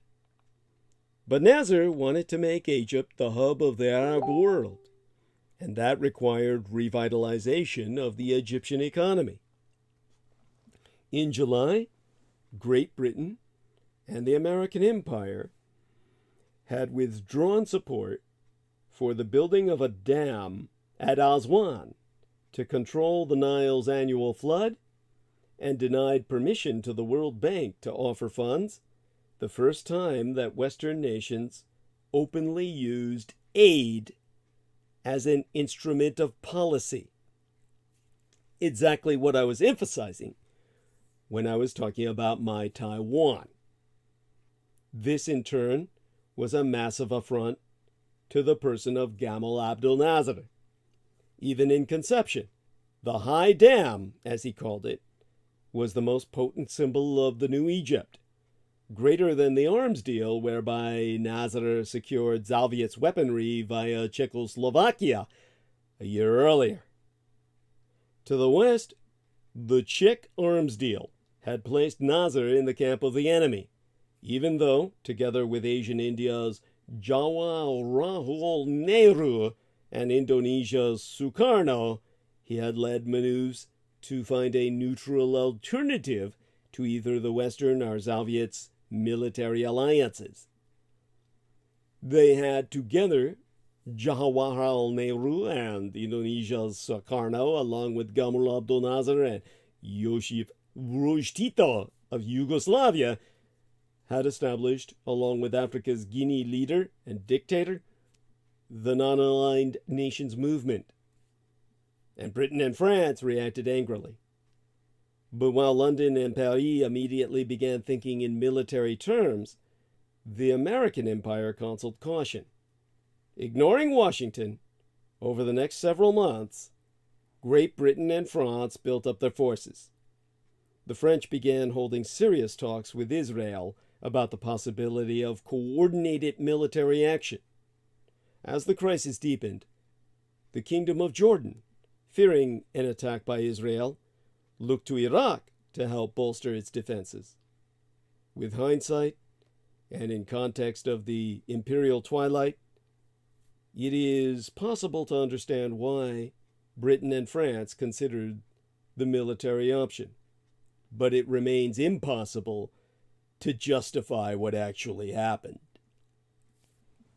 On October 22nd, Israeli Prime Minister David Ben-Gurion, accompanied by his defense minister Moshe Dayan, and then Director General of the Israeli Defense Ministry Shimon Peres, joined secret talks at a villa in the town of SUE̶ with French Foreign Minister Christian Pignal and British Foreign Secretary Selwyn Lloyd.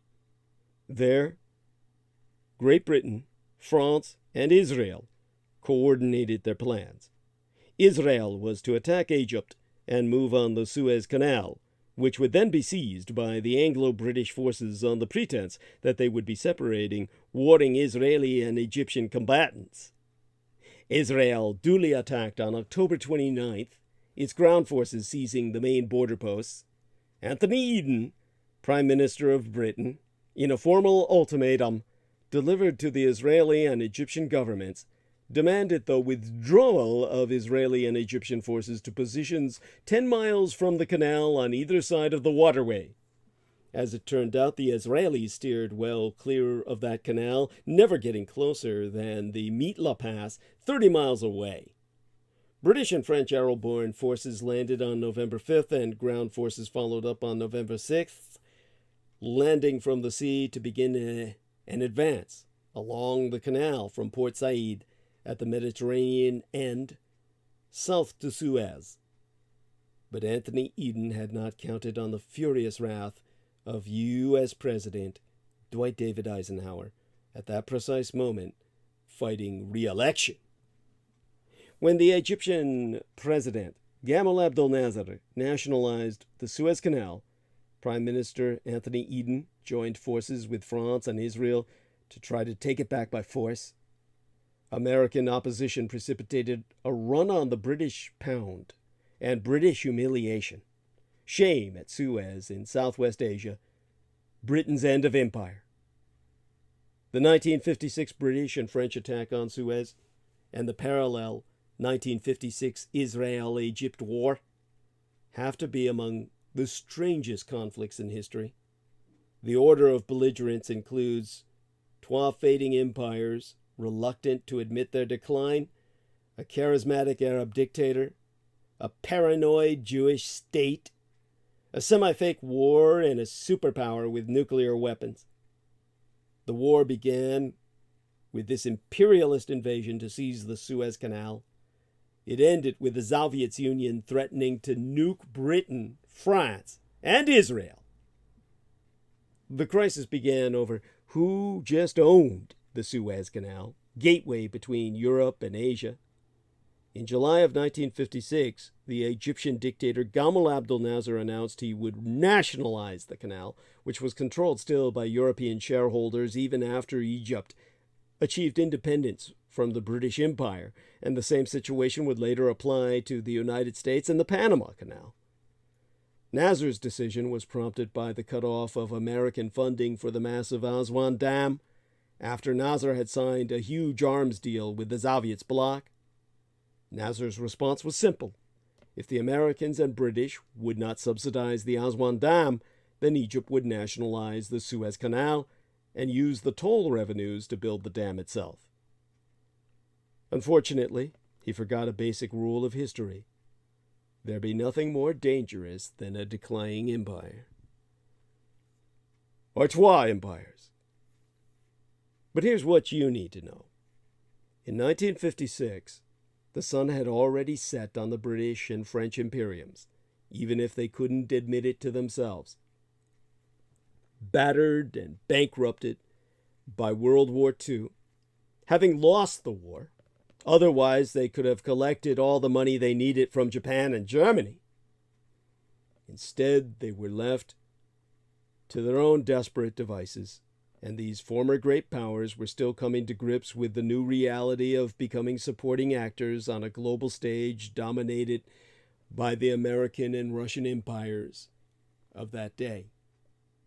But for Britain, the Suez Canal was a symbol of imperial prestige, as well as a lifeline to its bases in the Middle East and Persian Gulf. For the French, the issue was less about the canal and more about Nasser, whom they accused of arming Algerian rebels fighting for independence from France. British Prime Minister Anthony Eden alluded to Munich, as if taking down Nasser would make up for not stopping Hitler in 1938. Meanwhile, the Arab-Israeli conflict smoldered as it always does. After Israel's victory in the 1948 War of Independence, Egypt sponsored Palestinian terrorist attacks from Sinai into Israel, to which Israel swiftly retaliated. The Israelis were convinced that another war with Egypt was inevitable, and they were eager to stop Egypt's blockade of the Straits of Tiran, which kept Israeli ships from exiting the Red Sea to trade with Africa and Asia. France, Britain, and Israel eventually hatched a conspiracy. The Protocol of SUE̶, breathtaking in its cynicism. First, Israel would invade the Egyptian-held Sinai Peninsula. Then, ostensibly to protect the Suez Canal, Britain and France would issue an ultimatum for Israel and Egypt to withdraw from the canal zone. When Egypt predictably refused, Anglo-French forces would invade and take over the canal. Nasser would be humiliated and overthrown, European control over the Suez Canal restored, and the good old days of 19th century imperialism would be restored with the help of Zionist conspiracy. The war kicked off on October 29th of 1956 with Israel's Operation Kadesh, the brainchild of Chief of Staff Moshe Dayan. With typical ingenuity, Israeli P-51 Mustangs flew low over the Sinai to cut telephone wires with their propellers, severing Egyptian military communications. At the same time, Israeli paratroopers dropped on the strategic Mitla Pass through the Sinai Mountains. Other paratroopers, led by Colonel Ariel Sharon, raced across the desert to link up with them, as did other Israeli infantry and tank columns. Despite occasionally fierce fighting, Israel controlled the Sinai within the matter of a few days. This gave East Britain and France an excuse to issue their ultimatum. When Egypt ignored it, Operation Musketeer, Operation Mousquetaire to the French, commenced. A better name would have been Operation Mouseketeer, because the whole operation was Mickey Mouse. As pointed out by President Eisenhower, who knew more than most about planning invasions, the Anglo-French didn't have a lot of troops compared to D-Day and other World War II landings. Some 80,000 troops were involved, as well as more than 200 warships, including 5 British and 2 French aircraft carriers, and hundreds of aircraft. While some of the British troops were unenthusiastic conscripts who couldn't figure out why they were going to Egypt, the landings were spearheaded by elite British and French paratroopers and commandos. After the Egyptian Air Force was destroyed in the opening hours of the invasion, paratroopers dropped on the canal zone, backed by Royal Marines coming in on the amphibious landing craft. Troop-carrying helicopters from British carriers also conducted the world's first ship-based helicopter assault. Like the Israelis, the Anglo-French forces faced numerous but poorly trained and led Egyptian troops. Despite sporadic street fighting and sniper attacks, Nasser himself handed out guns to Egyptian civilians. The invasion was never really in doubt. The British suffered about 100 casualties, compared to about 4,000 on D-Day. The French lost about 100 men, and the Israelis about 1,100. Combined Egyptian losses to the dual invasions were on the order of 8,000 or so. Militarily, the Anglo-Franco-Israeli conspiracy was a success. Politically, it was a disaster. Anti-war protests erupted in Britain from a public that was in no mood to die for the empire. Others were shocked by the sheer deceit and manipulation of the operation. However, what really mattered was the reaction of the superpowers. Soviet's premier, Nikolai Bulganin, warned that the Soviet Union was ready to fire nuclear-armed ballistic missiles at Britain, France, and Israel unless those nations withdrew. This, too, was a deception. The Soviet Union's ICBM force was mostly propaganda at this time, as much as it is today. Not to mention hypocritical, given that just a month before, Soviet's tanks had brutally suppressed Hungarian rebels in Budapest. Equally shocking was the reaction of the American empire. Eisenhower and Secretary of State John Foster Dulles threatened economic sanctions against Israel if it failed to withdraw from the Sinai. It also threatened Great Britain's oil supply. Saudi Arabia did embargo Britain and France, and considered selling off all British bonds, which would have devastated the British economy, just as the American freezing of all Japanese assets bankrupted Japan, forcing them to attack America. A United Nations resolution, spurred by these United States, called for a ceasefire and withdrawal of foreign forces. The damage to the West was immeasurable. Amero-British relations, or Anglo-American relations, were damaged, and Soviet's prestige enhanced. Anthony Eden resigned as prime minister. He was facing the same situation as Putin does with Ukraine, while the British resigned themselves to no longer acting as an imperial power, staying west of the Suez until America invaded Iraq.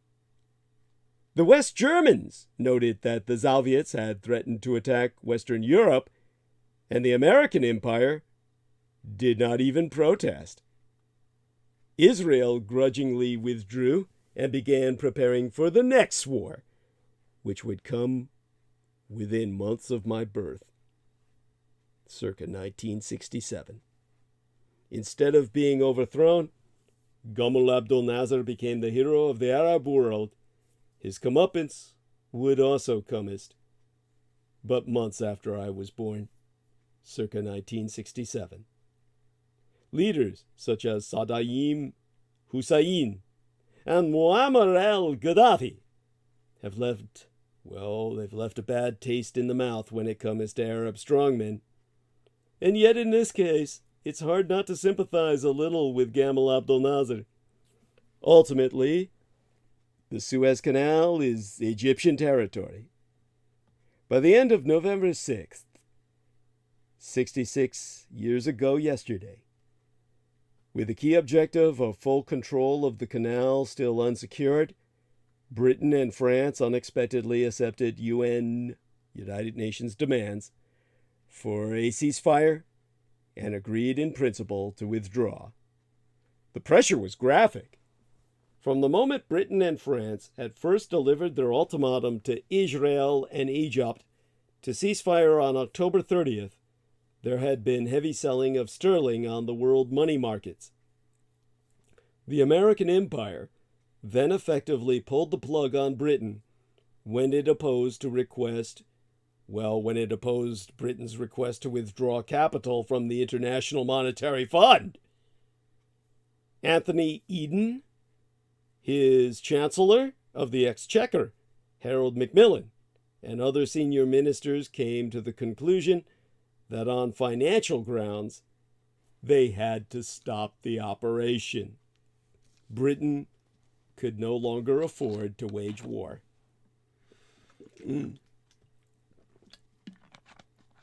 There have been other Western invasions since 1956, notably Iraq circa 2003 and Libya in 2011. the year my late and sainted Cyrus died, the year of Fukushima Daiichi, within but a week of her passing. But for old-fashioned 19th century imperialism, SUEZ was the last gasp. In sum, Great Britain was not the economically independent country its leaders had presumed it to be when the operation was launched. It was the price Britain paid for ignoring clear warnings that any military operations should be deferred until it suited Washington. This was one lesson that no British government has ever forgotten.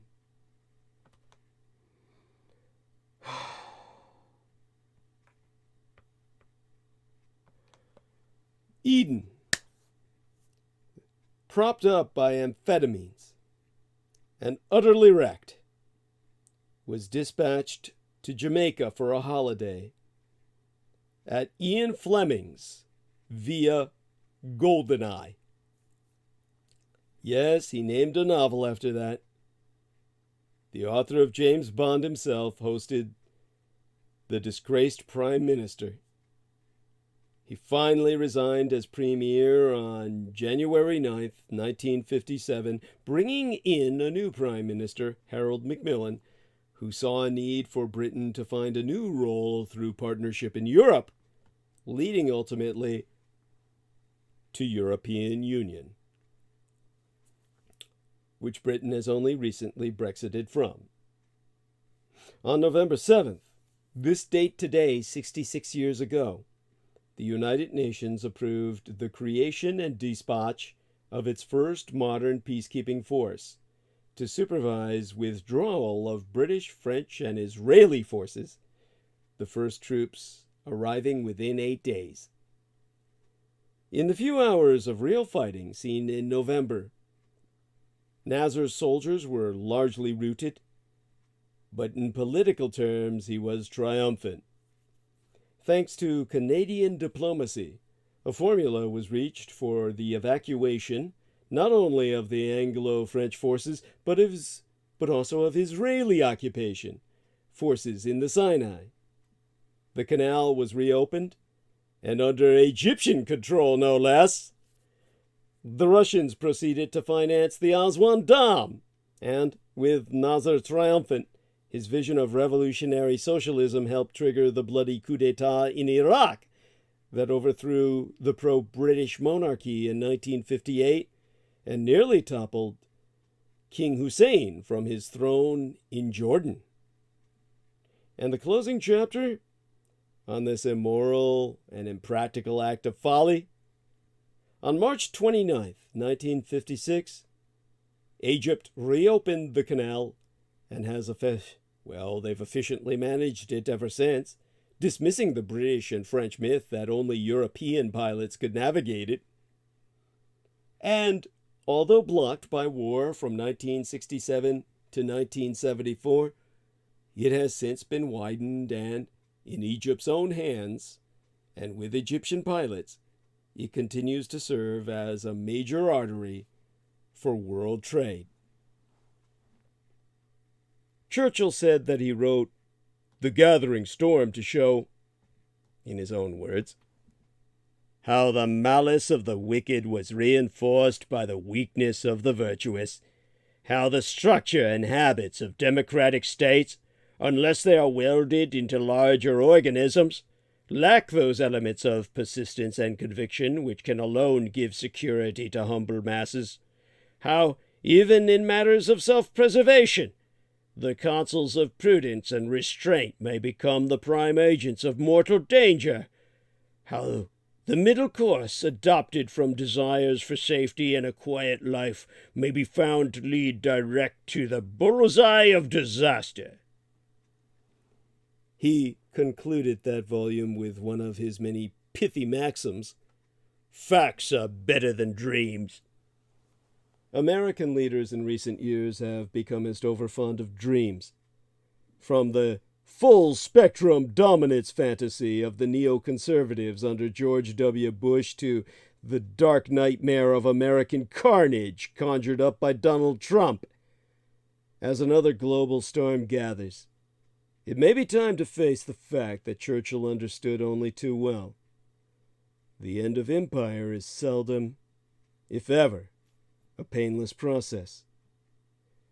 The armed forces, and the army in particular, are surely the only arms of the British state that retain a popular reputation for institutional competence. Consider the recent book titled The Habit of Excellence, a sort of retread for civilian CEOs of the motivational anthologies handed out at Sandhurst. That's the British Military Academy, in case you didn't know. Or the government's drafting in of the former Vice Chief of Defense Staff, though a Royal Marine rather than a soldier, to institute wide-ranging reforms to the NHS, the National Health Service, of all things, a clear nod to the military's residual reputation for no-nonsense, hard-nosed efficiency. In this case, bloody butchery of their own population. It is difficult to square this perception with the British Army's shambolic and wasteful recent record in procurement, and yet a sense lingers, whether true or not, that the armed forces remain a refuge area for a type of stoic effectiveness lost to the rest of the country, an ability to get the job done without complaint against intimidating odds. This may say as much about Britain as a whole as it does of the armed forces itself. Consider the wave of affectionate sentimentality about the British Army, perhaps a working-class analog of middle-class sentimentality about the NHS, the National Health Service, which swept the country in the late 2000s. The popular mood at the time manifest in the work titled Help for Heroes, or it was a campaign established circa 2007, the year my father died, and the British circular, The Sun's Military Awards, established circa 2008, was immediately inflamed by the sense that troops in the field were being put in harm's way by the government's budget cuts, and by dissatisfaction with heckling and burning of poppies by jihadist sympathizers as troops paraded home from Afghanistan. Then the army was a potent symbol of pure, betrayed institution around which the British people could explore its wider anxieties, a metaphor for growing unease with the direction of the British state itself. Yet even the army's most devoted supporter would be forced to admit that the past 22 years have not enhanced its reputation. Both the Labour government's two wars of choice were painful, strategic, and technical failures, tactical catastrophes, entered into with little popular enthusiasm and abandoned with little fanfare. In both wars, units and individual soldiers fought bravely on a tactical level in pursuit of misguided and ultimately fruitless strategic aims.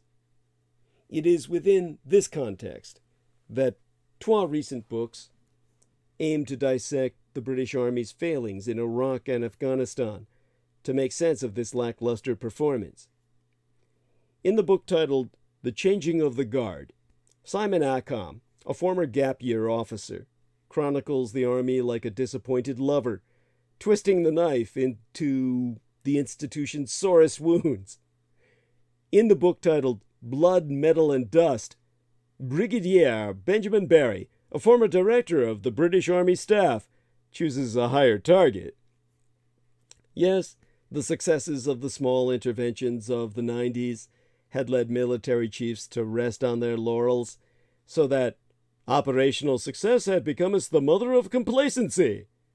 But for Brigadier Barry, whose book draws from his still classified official postmortem of the post-9/11 wars, the ultimate cause of failure can be placed at the hands of the Labour politicians managing or mismanaging the war. Both retell the bare painful facts of the Army's trois most recent defeats. In Iraq, the initial capture and occupation of Basra. entered into with soft hats and the self-congratulatory confidence of an army that believed it led the world in peacekeeping and counterinsurgency, ended in humiliating negotiated withdrawal of British forces to the edge of the city, where, pinned down by constant bombardment by the Shia militias who now ran the city itself, they lost all capacity to exert their influence. The Americans, directly and distinctly unimpressed at the failure of the British officers, were forced to help Iraqi forces retake the city in 2008's Charge of the Nights operation. A humiliation for Britain that, the Brigadier Ben Berry himself notes, this damaged the reputation of British forces with the US and the Iraqis and inflicted major dents in British military self-confidence. Ackham, the other author, is less stoic, describing it as an acute and lasting humiliation to the British Army, which will linger and follow the troops halfway around the world to Afghanistan. Indeed, to exorcise this ghost, Great Britain's political and military leaders recklessly volunteered for a campaign in a helmand landscape of walled farms and thick vegetation which the Soviets had struggled to pacify, even while the British army struggled with Iraq. In Afghanistan, they believed, their army would regain its reputation, leaving the difficulties of Iraq behind. They were wrong. Thinly spread out in isolated rural compounds or platoon houses. Penny packets, if you will, from the old British vernacular. The troops of the Crown were besieged by waves of Taliban fighters and only avoided being overrun through devastating use of arrow power, which in turn alienated the civilians whose homes it destroyed. Along with the desperate need to avoid casualties, the reliance on short-ranged patrols, magnets for Taliban ambushes, and bogged down by improvised explosive devices meant that the army could never retain tactical dominance in the countryside, let alone gain any strategic initiative. As in Basra, force protection became the dominant goal, and so initiative passed to the local enemy. Attempts to upend the balance of power through bold but misconceived operations like Operation Panther's Claw, or through grandiose hearts and minds schemes like the transporting of a giant turbine through Taliban territory to the dam where it would remain unused for years. All failed. In Afghanistan, as in Iraq, the rich tribute of blood and treasure Britain poured into the dust was entirely in vain. Where does the blame lie? Well, Brigadier Berry lambasts Labour politicians such as Claire Short, who, due to her opposition to the war, intransigently refused to provide the British troops who found themselves suddenly governing Basra, a city of 1.5 million people, with even basic support from the DFID. The DFID, the Department for International Development, was the government department of the United Kingdom responsible for administering foreign aid, founded in May of 1997 with the goal of the department being to promote sustainable development and eliminate world poverty, doing much thereby to incite local anger in the first vital weeks and months of occupation. He takes aim at Gordon Brown, who as Chancellor forced through defense cuts that reduced the Army's helicopter fleet, and then lied about it as Prime Minister when soldiers died in Helmand as a direct result. But the author I'm sourcing reserves his greatest ire for the architect of Britain's entry into these needless wars, Tony Blair. Yet, as Brigadier Berry makes clear, military chiefs also failed to impress upon politicians the need to reassess their strategy in light of their failing mission.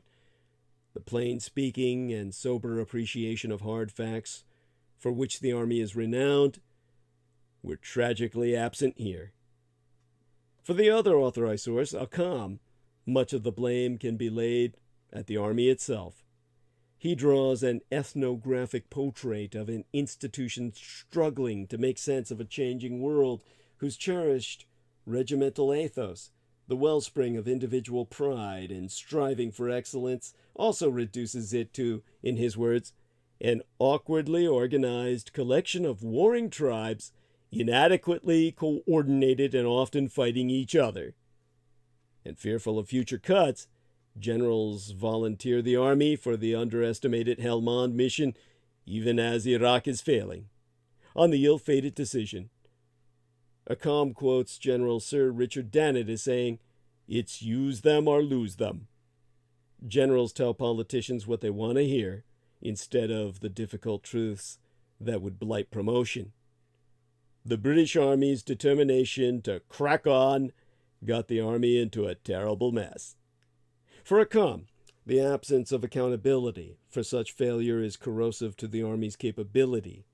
Junior ranks are hauled before the courts for individual war crimes, and quite rightly so, I myself can only feel, while generals are rewarded for strategic failure with titles and sinecures.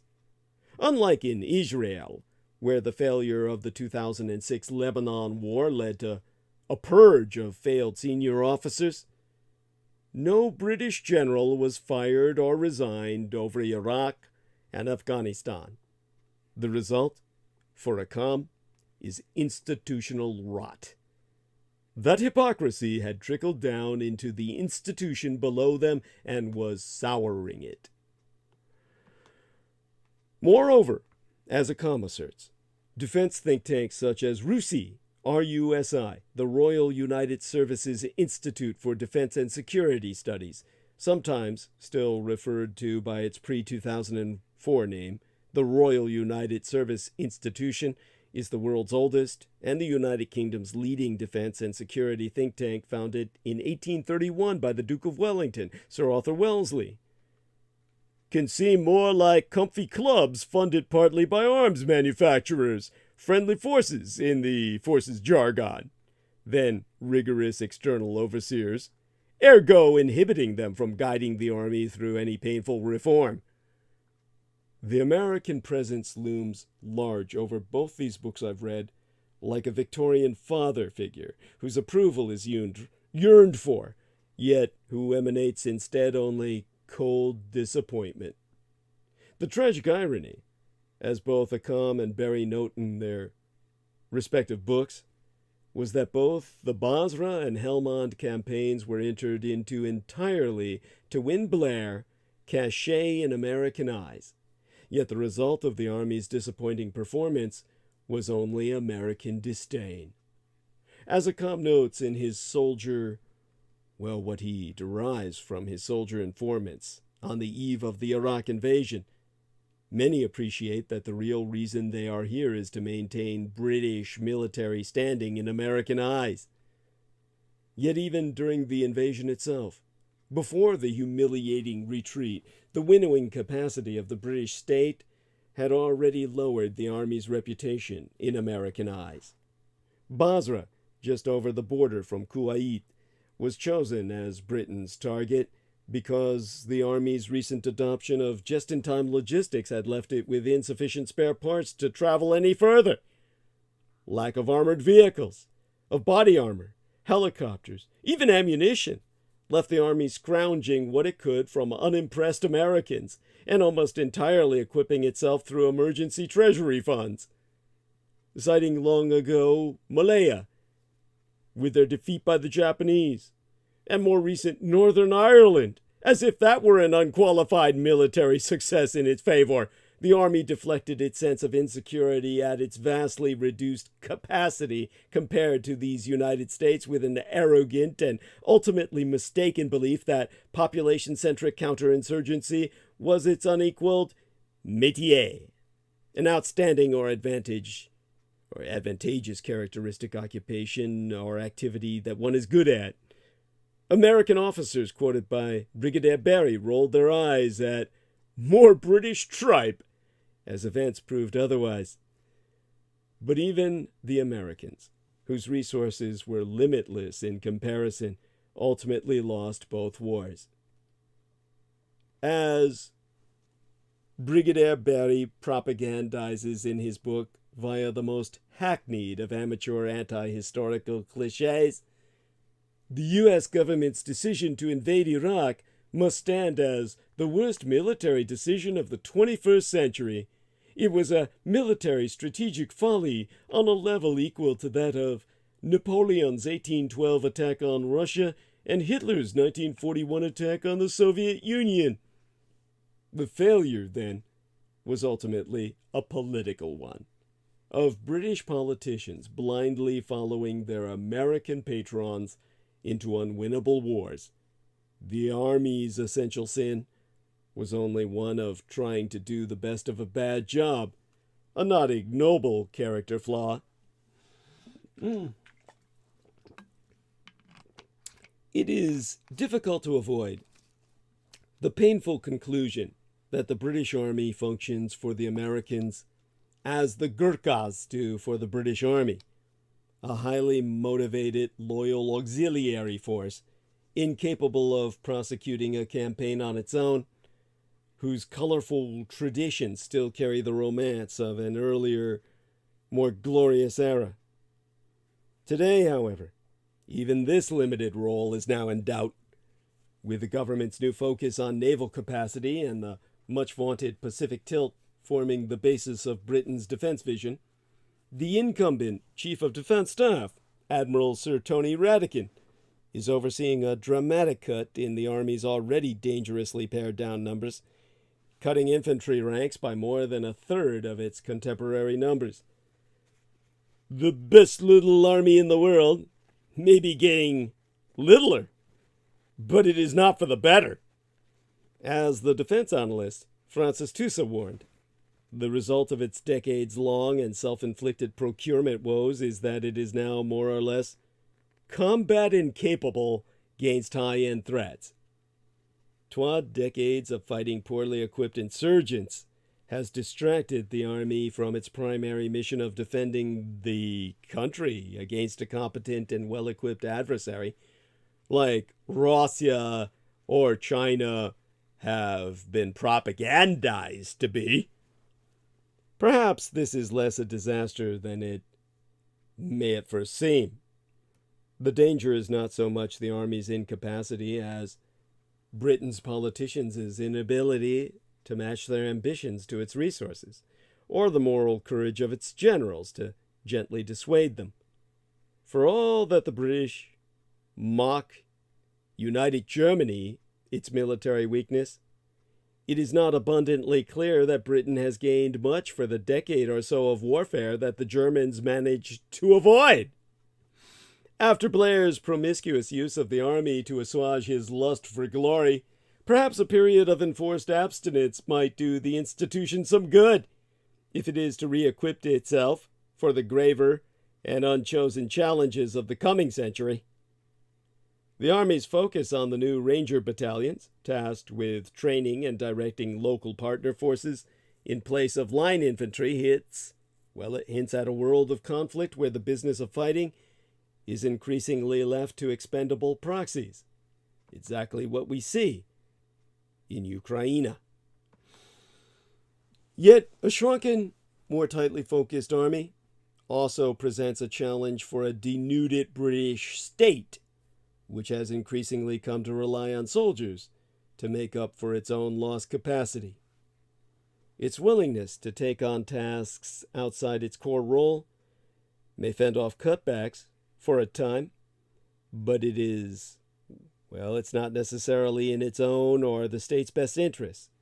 It distracts from its urgent task of modernization and reorganization, and gives British governments cover to further winnow away state capacity, confident that soldiers will always be there to pick up the slack. As the Chilcot report on Iraq observed, a can-do attitude is laudably ingrained in the UK armed forces, a determination to get on with the job, however difficult the circumstances, but this can prevent ground truth from reaching senior ears. Perhaps the Army's capacity to win the next war, like the British states, to weather the next crisis, would be better served by generals finding the courage, when necessary, to tell politicians that some things simply cannot or should not be done. And now crisis is the new normal. The British left's embrace of globalism has left Great Britain on life support.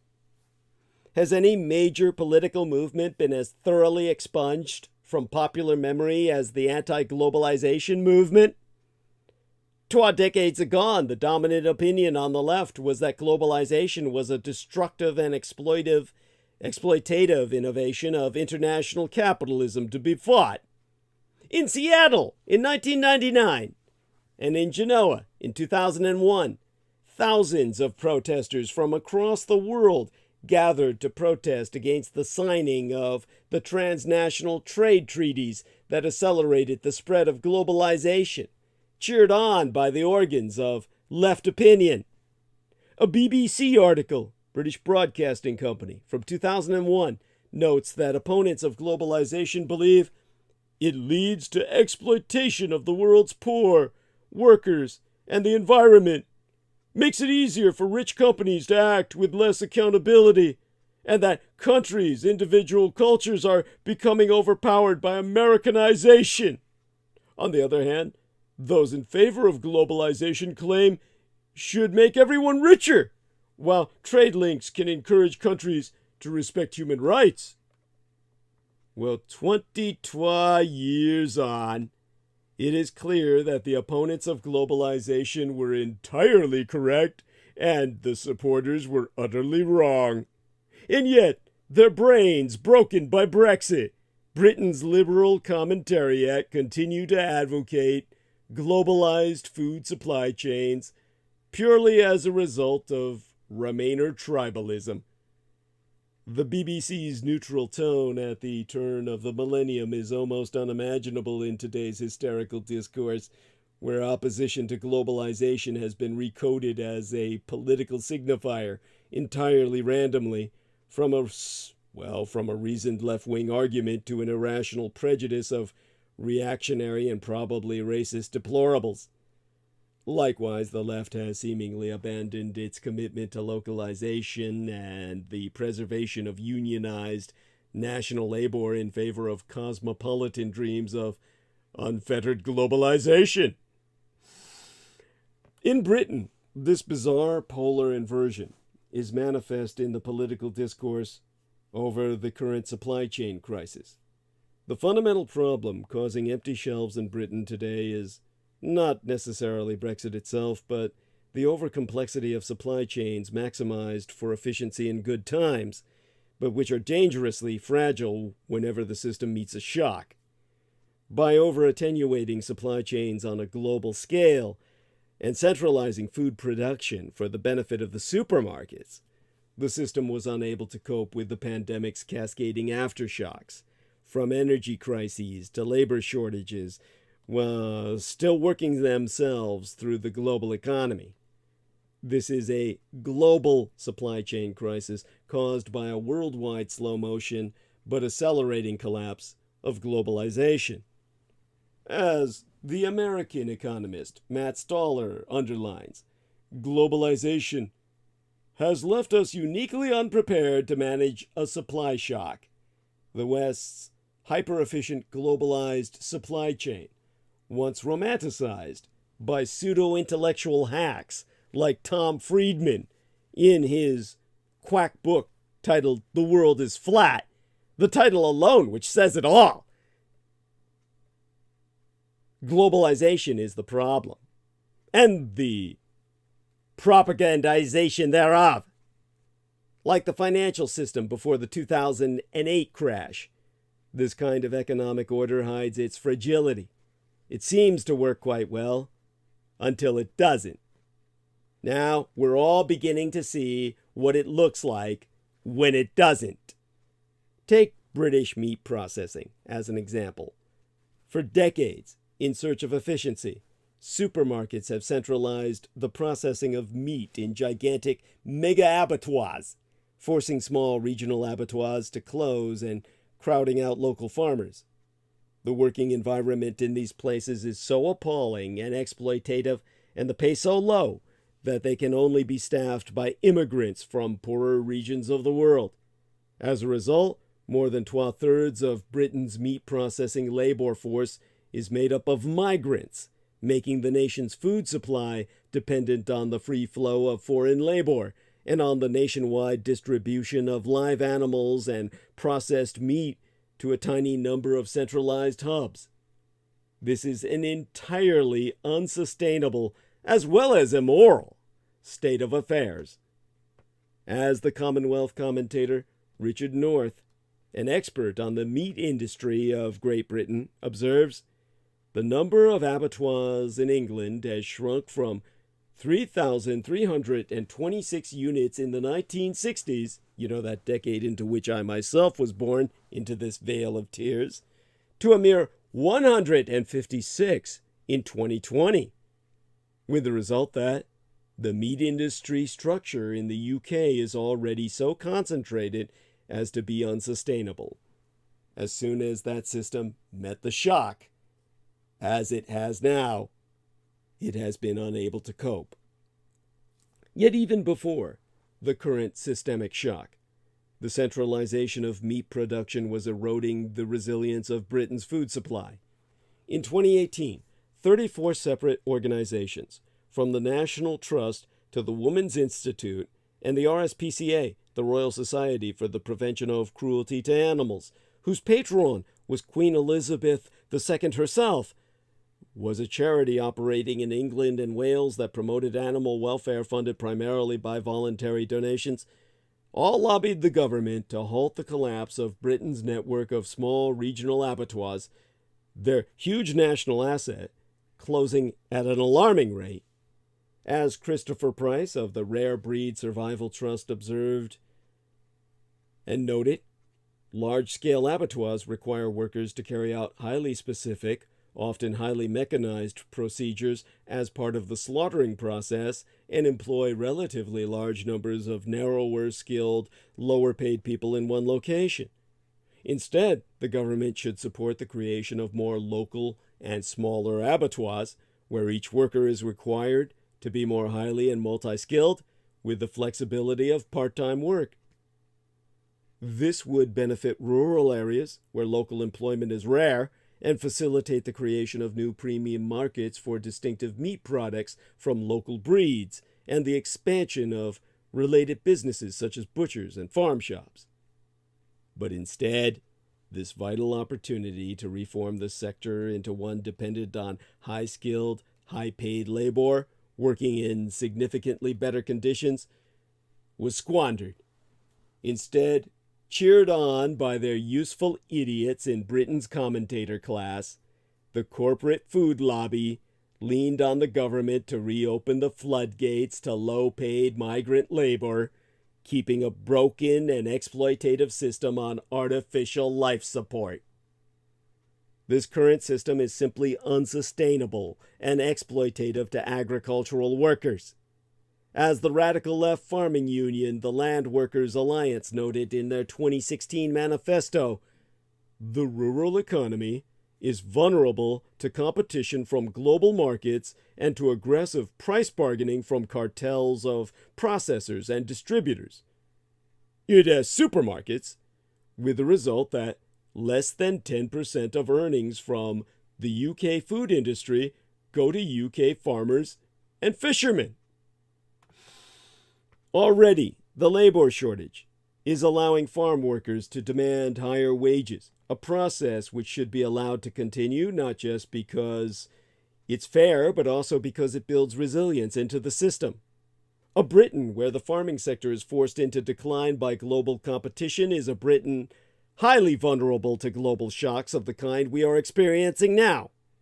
And yet, as the Land Workers Alliance warned back in 2017, the corporate farming lobby is addicted to the current system, with organizations that have the government's ear, like the National Farmers Union, more focused on developing super-efficient mega-farms capable of competing in a cutthroat global market than in producing the bulk of the UK's food supply through a network of secure family farms. The globalization of supply chains, according to the logic of the free market, is also a disaster for the environment.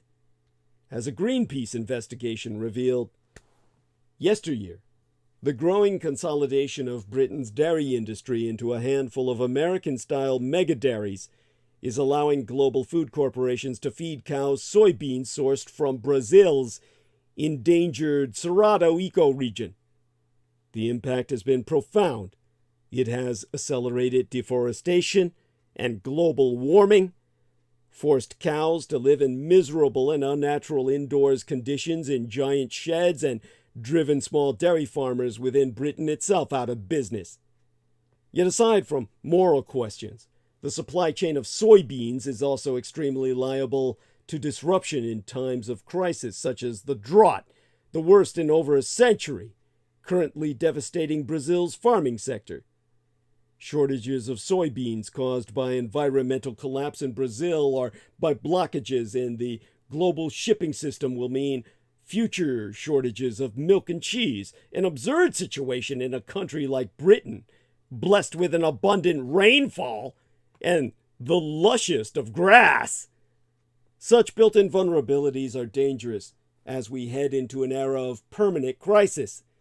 Indeed, as the left-wing economist James Meadway warned, though Brexit has exacerbated Britain's exposure to supply chain disruption, it is a parochial mistake to single out Britain's leaving the European Union as the primary cause of the crisis.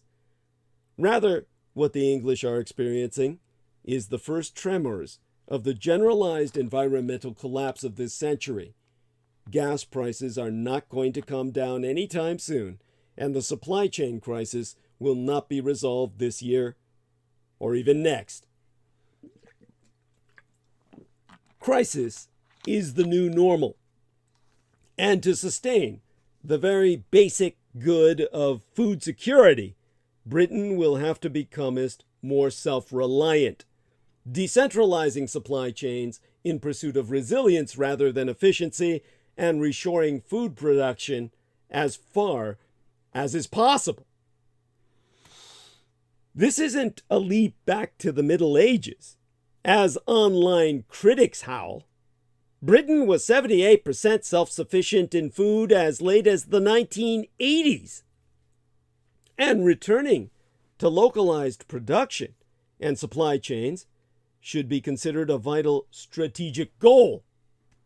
And yet, in a stunning example of cognitive dissonance, we see liberal commentators who warn of the looming catastrophe of climate collapse simultaneously arguing that fragile globalized supply chains are somehow both desirable and permanent. Like the famous quote that it's easier to imagine the end of the world than the end of capitalism, it seems it's easier for these people to imagine total civilizational collapse than not being able to eat Kenyan strawberries in midwinter. The left-wing anti-globalization protesters of 22 years ago were right then, and their newly localist conservative successors are right now. Instead of mocking the government's tentative steps towards relocalization of the empire's food supply as the backwards fantasies of nostalgic Brexiteers, Britain's stubbornly parochial Remainer comment class should for once step back and observe the changing world around them. The global supply chain crisis is forcing the conservatives to abandon their free-trading dreams as neoliberal ideology gets crushed by stark reality. This is an unalloyed good and should be supported and encouraged as far as possible.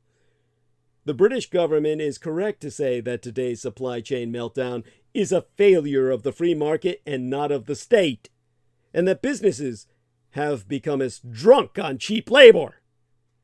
The current crisis is an opportunity to rebalance Great Britain's food system into a fairer and more resilient model, and their government, finally being forced towards good policy by events outside its control, needs to hold its nerve.